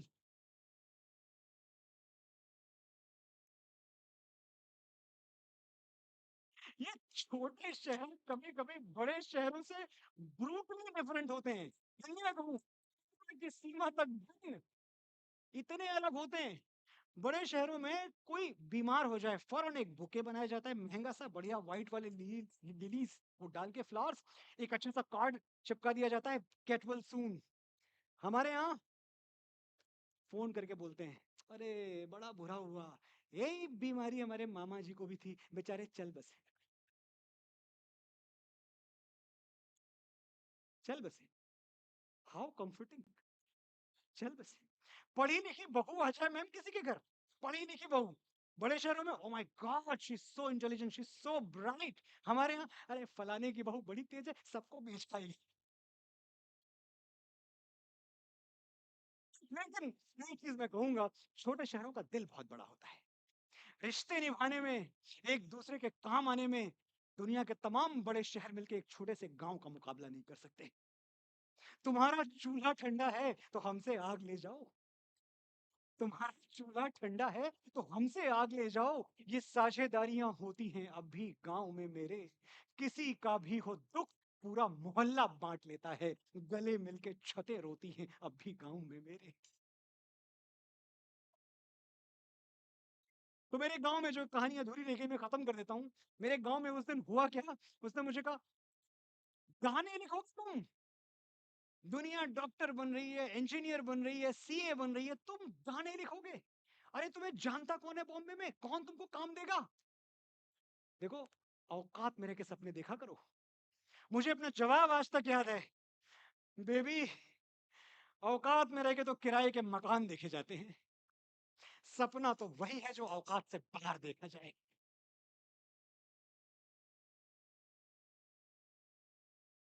और याद रखना, इस दुनिया में जो कुछ भी बड़ा हुआ है वो हम मिट्टी के सपूतों से हुआ है। इस दुनिया में जो भी बड़ा होता है सचमुच हम मिट्टी के सपूतों से होता है। बुलंदियों का रिश्ता डिजाइनर फुटवेयर से नहीं, फटे हुए जूतों से होता है।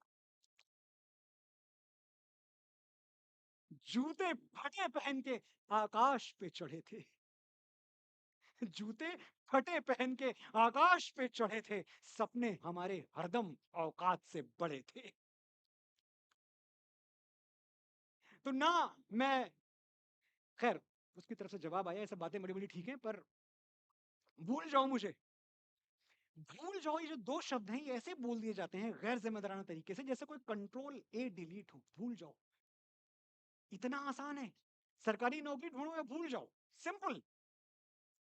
तू तो ऐसे कह रही है जैसे मेरे बस में है, तू तो ऐसे कह रही है जैसे मेरे बस में है, मैं तुझे कैसे भुला दूं, तू मेरी नस नस में है। तो ना मैं उसको भूल पाया, ना मैं सरकारी नौकरी ढूंढ पाया, लेकिन मैंने सुना है सरकारी स्कूलों में पढ़ने वाले उसके बच्चे फैन है मेरे।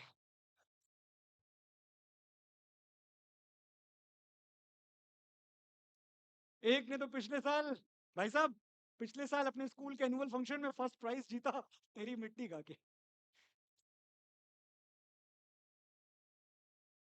कभी टकरा जाए, कहीं कहीं मिल जाए तो पूछूंगा जरूर कि वो मोहब्बत जो मैंने तुमसे की, क्या कभी उसको भूल पाती हो।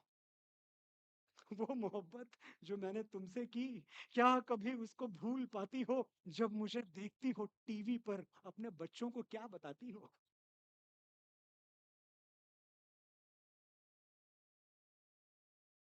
टूटा हुआ दिल, ये वो न्यूक्लियर पावर है जिससे आप आबाद भी हो सकते हैं, बर्बाद भी हो सकते हैं, निर्माण भी कर सकते हैं, विध्वंस भी कर सकते हैं, बिजली भी बना सकते हैं और बम भी बना सकते हैं। those things those things which break your heart are exactly the same things which open your eyes. तो मैंने अपनी अंधी मोहब्बत पे आंसू नहीं बहाए, खुली आंखों से सपने देख लिए और बंद लिफाफे में उसे लिख के भेज दिया कि जो लिखता है मुकद्दर की इबारत, वो तेरी सोच से ज्यादा बड़ा है। जो लिखता है मुकद्दर की इबारत, वो तेरी सोच से ज्यादा बड़ा है। जिसे ठुकरा दिया मिट्टी समझकर, वो लड़का आज तारों पर खड़ा है।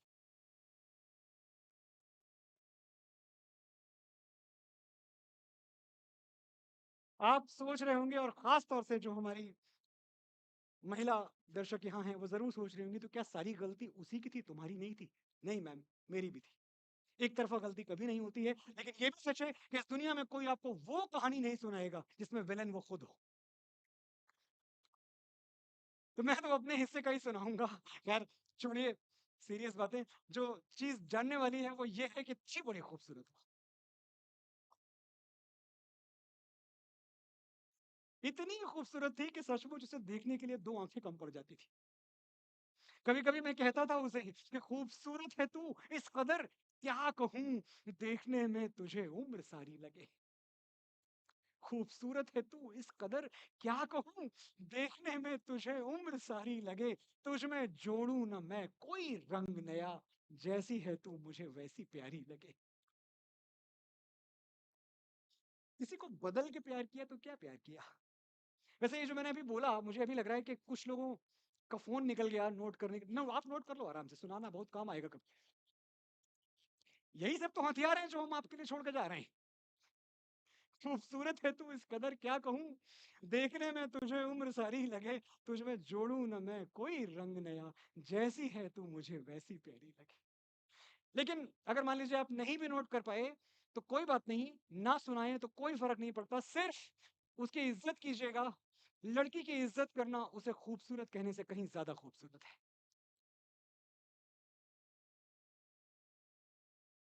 एक बार वो आपकी की हुई तारीफ भूल सकती है, आपकी दी हुई इज्जत कभी नहीं भूलेगी। मैंने एक बात नोटिस की मैं पिछले काफी देर से देख रहा हूँ कि जब से मैंने अपने वो अधूरे प्यार का किस्सा सुनाया है, थोड़ा सा माहौल उदास सा हो गया है, सौंबर हो गया है। कुछ मेरे दोस्त हैं जो बड़े दुखी हो गए हैं मेरे अधूरे प्यार को लेके।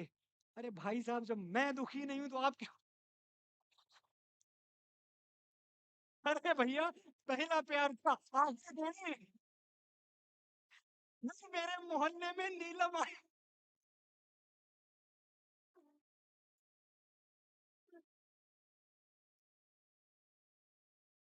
पर एक प्रैक्टिकल बात है कि जब आप किसी से कहते हैं you are my first love, तो आप सच बोल रहे हैं। लेकिन जब आप किसी को बोलते हैं कि you are my last love, आप शर्तिया झूठ बोल रहे हैं। लास्ट लव नाम की कोई चीज एग्जिस्ट नहीं करती। It's just a hoax. सिमट सका न कभी जिंदगी का फैलाव, कहीं भी खत्म गमे आशिकी नहीं होता। कतील शिफाई द लेजेंड लिख के गए।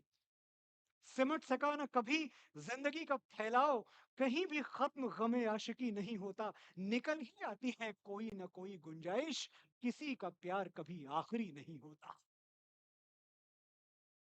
और अगर प्लान ए अधूरा रह गया तो प्रॉब्लम क्या है? अल्फाबेट में 26 लेटर्स होते हैं। हम तो हिंदी वाले हैं, हमारी वर्णमाला में 52 होते हैं। 52 बार प्रेम करने की अनुमति है हमें हिंदी में। हिंदी वाले को बड़ा फायदा है, मैंने बताया ना। 26 से 52 पहुंच गए। पिघले हैं बदन कितने ही आगोश में आके, खत आए गए कितने किताबों में छुपा के। छोटे हैं कई लम्हे मगर यादें बड़ी हैं, तस्वीरें कई आज भी सिरहाने पड़ी हैं। 2, 4, 6 या 10 की ये तादाद नहीं है, कितने हैं मिटे हम पे हमें याद नहीं है।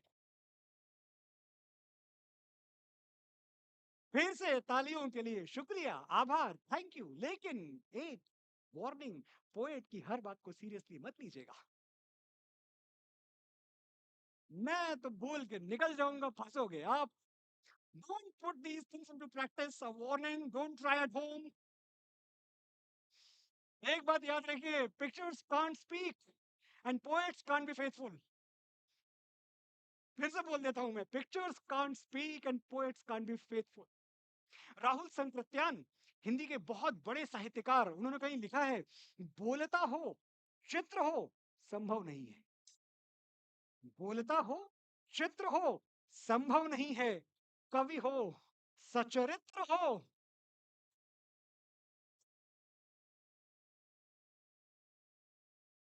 कितना टाइम हो गया यार, बड़ी देर से बोलता जा रहा हूं मैं। हामिद, 10 मिनट और। ठीक जी।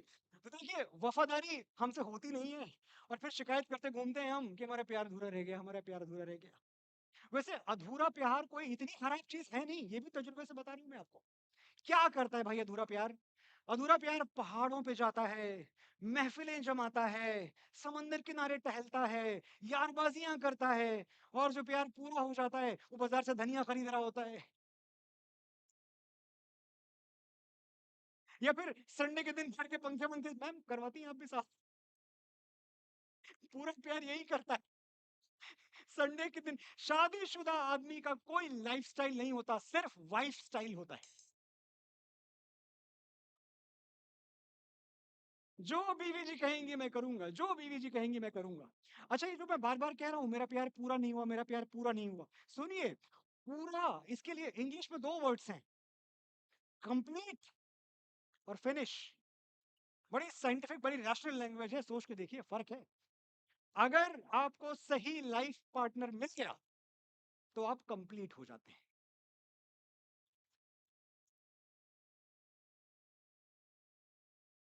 और गलत मिल गया तो अच्छा, अगर कभी ऐसा हो गया कि सही वाले ने आपको गलत वाले के साथ पकड़ लिया तो आप कंप्लीटली फिनिश। पुरुष का दिल बहुत बड़ा होता है, हंसने की बात नहीं है।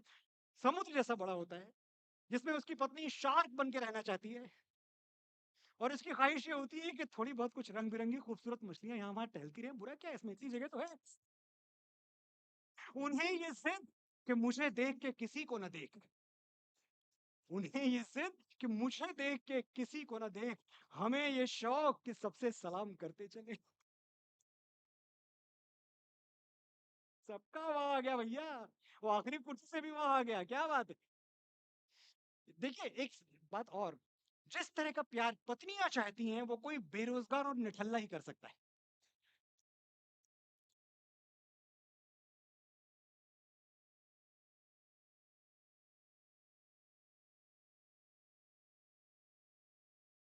बड़े दिलजलों के बीच में बोल रहा हूं मैं आज, ऐसे दिलजले। बेचारा काम धंधे वाला आदमी कितनी देर बाबू सोना करेगा भाई। अच्छा बाबू सोना ना करो तो झगड़ा, झगड़ा होने के बाद बीवी बगल से ऐसे धड़धड़ाते हुए गुजरती जैसे वंदे भारत गुजर रही। तू किसी रेल से गुजरती है, मैं किसी पुल से थरथराता। और एक बात है, अगर आप शादीशुदा हैं और आप झगड़ा नहीं करते तो पंडित जी ने आपके मंत्र उल्टे पढ़वाए हैं, गलत पढ़वाए हैं, पैसे वापस ले लीजिए उनसे। एक पंडित जी मुझे मिल गए, ट्रू इंसिडेंट, ये तकरीबन 2 साल पहले की बात है। मैंने उनसे पूछा, मैंने कहा पंडित जी बात बताइए, लड़कियां इतनी प्यारी होती हैं और बीवियां इतनी खतरनाक, ये डिस्पैरिटी क्यों, ऐसा क्यों? पंडित जी ने ऐसा उत्तर दिया, ऐसा जवाब दिया कि मेरे ज्ञान चक्षु खुल गए, कुंडली जागृत हो गई। पंडित जी बोले देखो बेटा, लड़कियां भगवान बनाता है। मैंने कहा जी पंडित जी, और उसे पत्नी तुम बनाते हो, अब तुम कुछ बनाओगे तो ऐसा ही बने। जाते जाते एक जरा नॉलेज टेस्ट करते हैं आपका। जी के इतने पढ़े लिखे लोग, बताइए सबसे कठिन एग्जाम हिंदुस्तान का पास करके बैठे हैं, उस सवाल का जवाब दीजिएगा। एक आपको सेंटेंस में बताता हूं, ध्यान से सुनिए।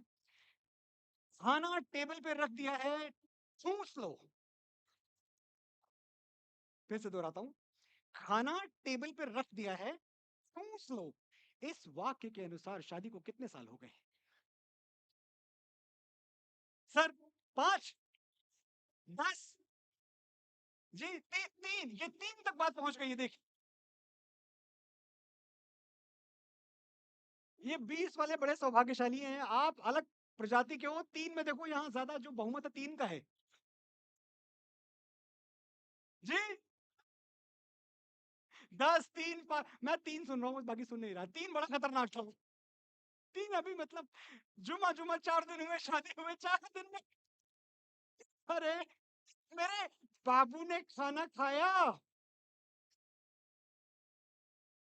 यहां से लेकर खाना टेबल पर रख दिया है, ठूस लो, यहां तक की जो यात्रा है, शास्त्रों में इसी को विवाह कहा गया है।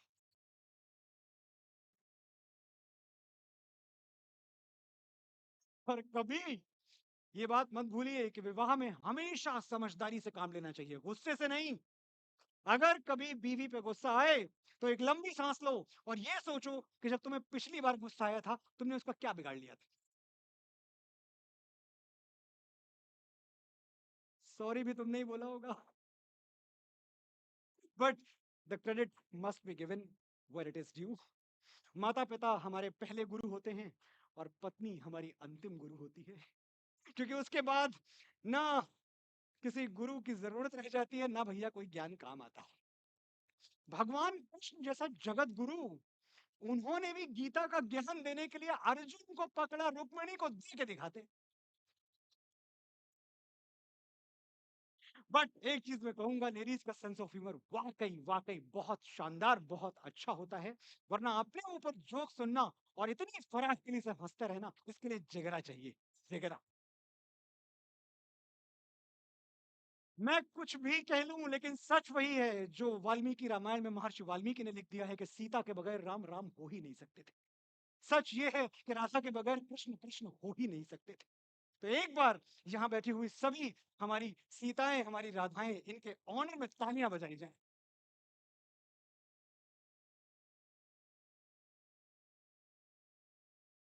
स्त्री अपने हर रूप में मैम वंदनीय है, पूजनीय है, लेकिन उसका एक रूप है जो सीधे भगवान को टक्कर देता है, और वो है माँ का रूप। लोग मुझसे हमेशा पूछते हैं, आपको इंडियन आइडल पे देखते हैं, आप जब भी आते हैं माँ पे ही क्यों बात करते हैं? कोई और सब्जेक्ट नहीं है दुनिया में। और मैं हर बार कहता हूँ कि जिस दिन मुझे कोई सब्जेक्ट माँ के बराबर इंपॉर्टेंट लगा, माँ के बराबर शानदार लगा, उस दिन उस पर भी बात होगी। अभी तो मैं ढूंढ नहीं पाया कोई सब्जेक्ट। देखो, मैं मानता हूं कि दुनिया में कोई रिश्ता छोटा या बड़ा नहीं होता, मैं मानता हूं कि दुनिया में कोई रिश्ता छोटा या बड़ा नहीं होता, लेकिन मेरी मां के बराबर कोई और खड़ा नहीं होता।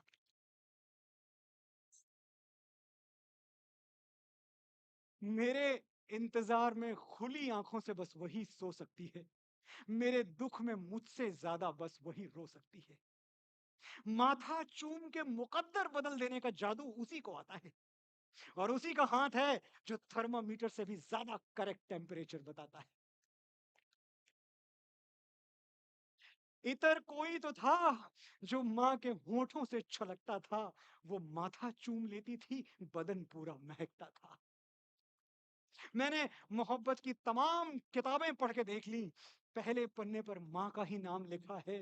वो मुझ पे तब से जान देती है जब मैं प्रेगनेंसी स्ट्रिप पर सिर्फ एक लकीर बन के दिखा था, सिर्फ एक लकीर। हिसाब लगा के देख लो, और हिसाब की बात मैं कर रहा हूं दुनिया के सबसे पढ़े लिखे लोगों के बीच। उठाइए एक कैलकुलेटर, हिसाब लगा के देख लो, दुनिया के हर रिश्ते में कुछ अधूरा आधा निकलेगा।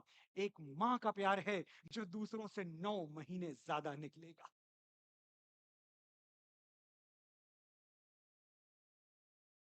अपनी माँ के साथ वक्त बिताएं, जितना वक्त हो पाए।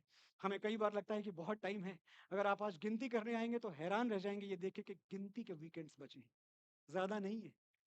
हमारा कैलेंडर उनका कैलेंडर अलग रफ्तार से चलता है, हमारे पास बहुत वक्त होगा, उनके पास कितना वक्त है ये भी तो सोचना पड़ेगा हमको। जब कभी अपनी माँ के पास जाएं तो एक बार उस उस फरिश्ते को भी गले लगाते हुए आइएगा जिसकी कुर्बानियां लिखने के लिए, जिसके त्याग लिखने के लिए इतिहासों को स्याही नहीं मिली।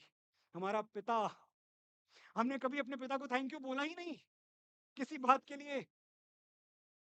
हमारा वो हवाई चप्पल वाला हीरो जो मुश्किलों के 2-4 समंदर हमारे लिए रोज पार कर जाता था और हमें हवा तक नहीं लगती थी, एक बार उसको थैंक यू बोलिएगा। एक बार, जिसके होने से बाजार के सारे खिलौने अपने लगता था जिस चीज पे हाथ रख देंगे वो गिफ्ट रैप होकर घर चली आएगी। हमने अपने पिता से कभी उनकी सैलरी नहीं पूछी, बस अपनी फरमाइशें बताते रहे। किताबों में पढ़ा था जितनी चादर उतने पैर फैलाओ, अपनी हदों से बाहर मत जाओ। लेकिन मेरे पापा मेरी खुशी के लिए दुनिया की हर चीज ले आते। मैं चांद मांग लेता तो आसमान से चांद खींच ले आते। कभी प्रोविडेंट फंड से लोन लिए, कभी फिक्स डिपॉजिट्स तोड़ दिए। जब जब मेरी चादर छोटी पड़ी, पापा ने उसमें अपनी फटी हुई कमीज के धागे जोड़ दिए।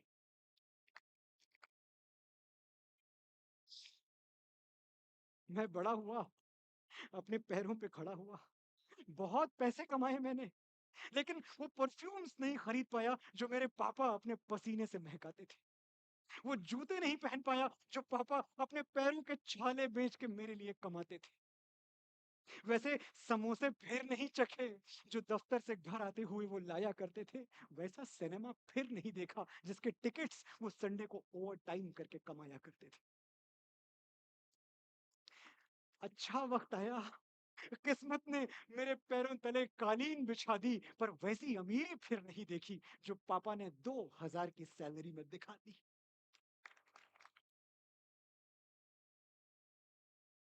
ये पिता नाम की महाशक्ति जब तक हमारे साथ है, दुनिया में कोई हमारा बाल बांका नहीं कर सकता। हम उस देश में हैं जहां हमारा बूढ़ा बाप भी हमारी ताकत है। हजारों मुश्किलों से लड़ रहा हूं मैं अकेला ही, दुआएं साथ हूं जिसके उसे लश्कर नहीं लगता। मेरे बाबूजी बूढ़े हैं मगर अब भी ये आलम है, वो मेरे पास होते हैं तो मुझको डर नहीं लगता। और सचमुच मैं डरता नहीं, किसी आफत, किसी बला, किसी मुसीबत, किसी परेशानी से नहीं डरता। मैं जानता हूं अगर मेरा वक्त बिगड़ जाएगा, अगर मेरे पैरों में दुख का कांटा गड़ जाएगा, तो कोई है जो मेरे लिए भगवान से भी लड़ जाएगा। जब तक वो झुर्रियों भरे हाथ मेरे सर पे है, मेरा गुरूर जिंदा है, मेरा रुआब जिंदा है। कयामत भी आ जाए तो मेरा क्या बिगाड़ेगी, अभी मेरा बाप जिंदा है।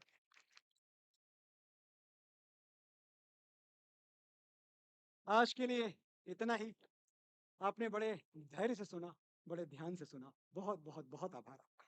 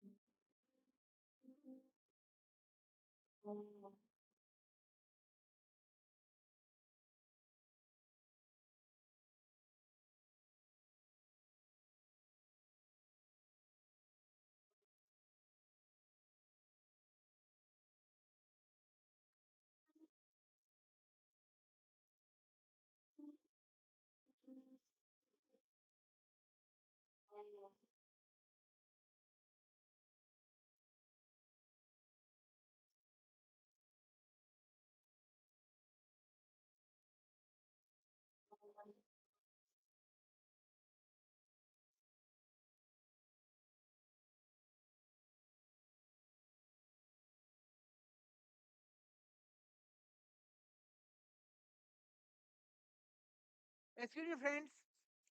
Please wait for 2 minutes. I request to please wait for 2 minutes. We want to felicitate him before all of you so that we can offer our honor to such a great personality who came today to address, to share his thought process, which is helpful to all of us. I request CA Ravi Patwaji, the Central Council member, please come on the dais. CA Devasis Mitraji, the past president, please come on the dais. CA Hari Ramji Agarwal, the secretary of EIRC, please come on the dais. CA Aditya Maheswari ji, CA Biswanjan Sutar, and if I am missing any past council members or regional council members or any other members of the institute, please come on the dais. Council members? No.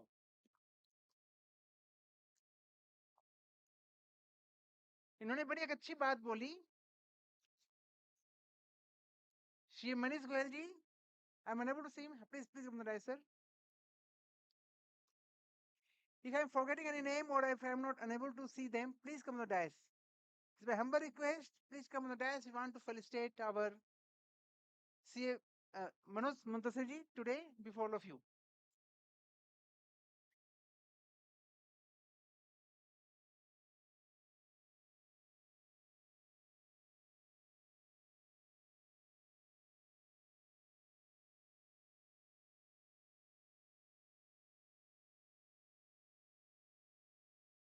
I also request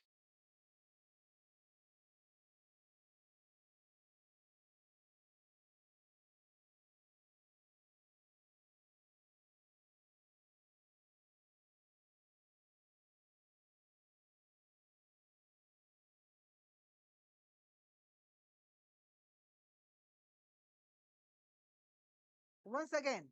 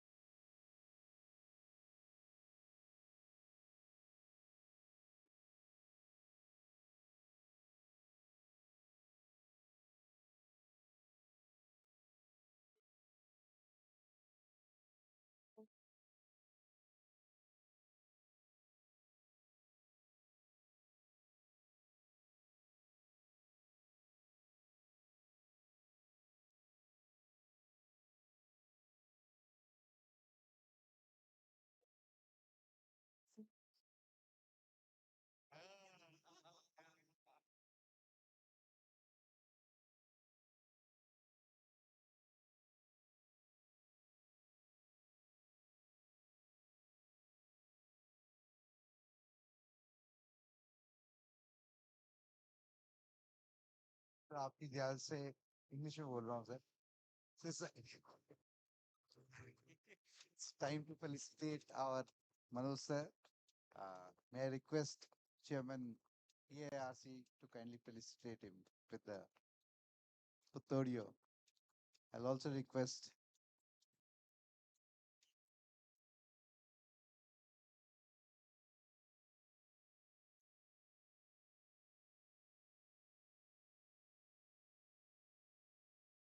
May I request Central Council member Sri Ravi Bhatwaji and Mayur Agrawalji to kindly jointly felicitate, along with CA Devashish Mitraji to felicitate.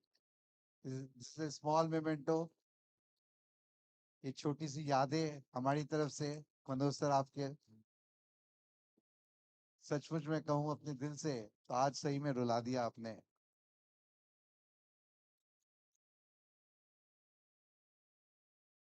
सही में माँ और बाप से ऊपर कोई नहीं होता है.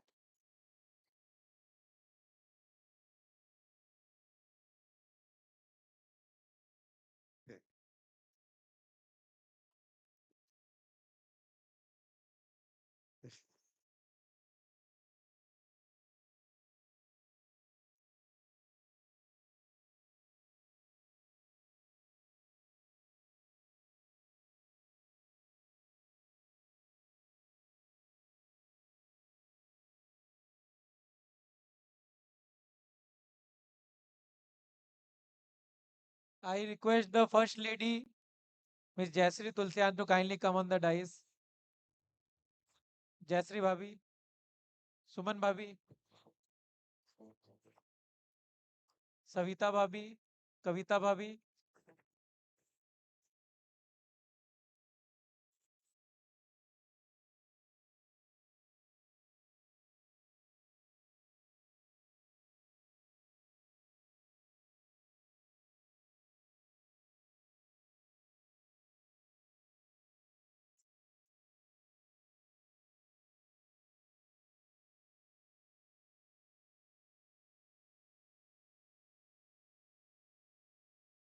ओ हीर मेरी तू हंसती रहे, तेरी आंख घड़ी भर नम ना हो, मैं मरता था जिस मुखड़े पे, कभी उसका उजाला कम ना हो. ओ माई मेरी क्या फिक्र तुझे, क्यों आंख से दरिया बहता है, तू कहती थी तेरा चांद हूं मैं और चांद हमेशा रहता है. तेरी मिट्टी में मिल जावा, गुल बन के मैं खिल जावा, इतनी सी है दिल की आरज़ू, तेरी नदियों में बह जावा, तेरे खेतों में लहरावा, इतनी सी है दिल की आरज़ू. भारत माता की वंदे वंदे वंदे. Thank you so much. Thank you so much.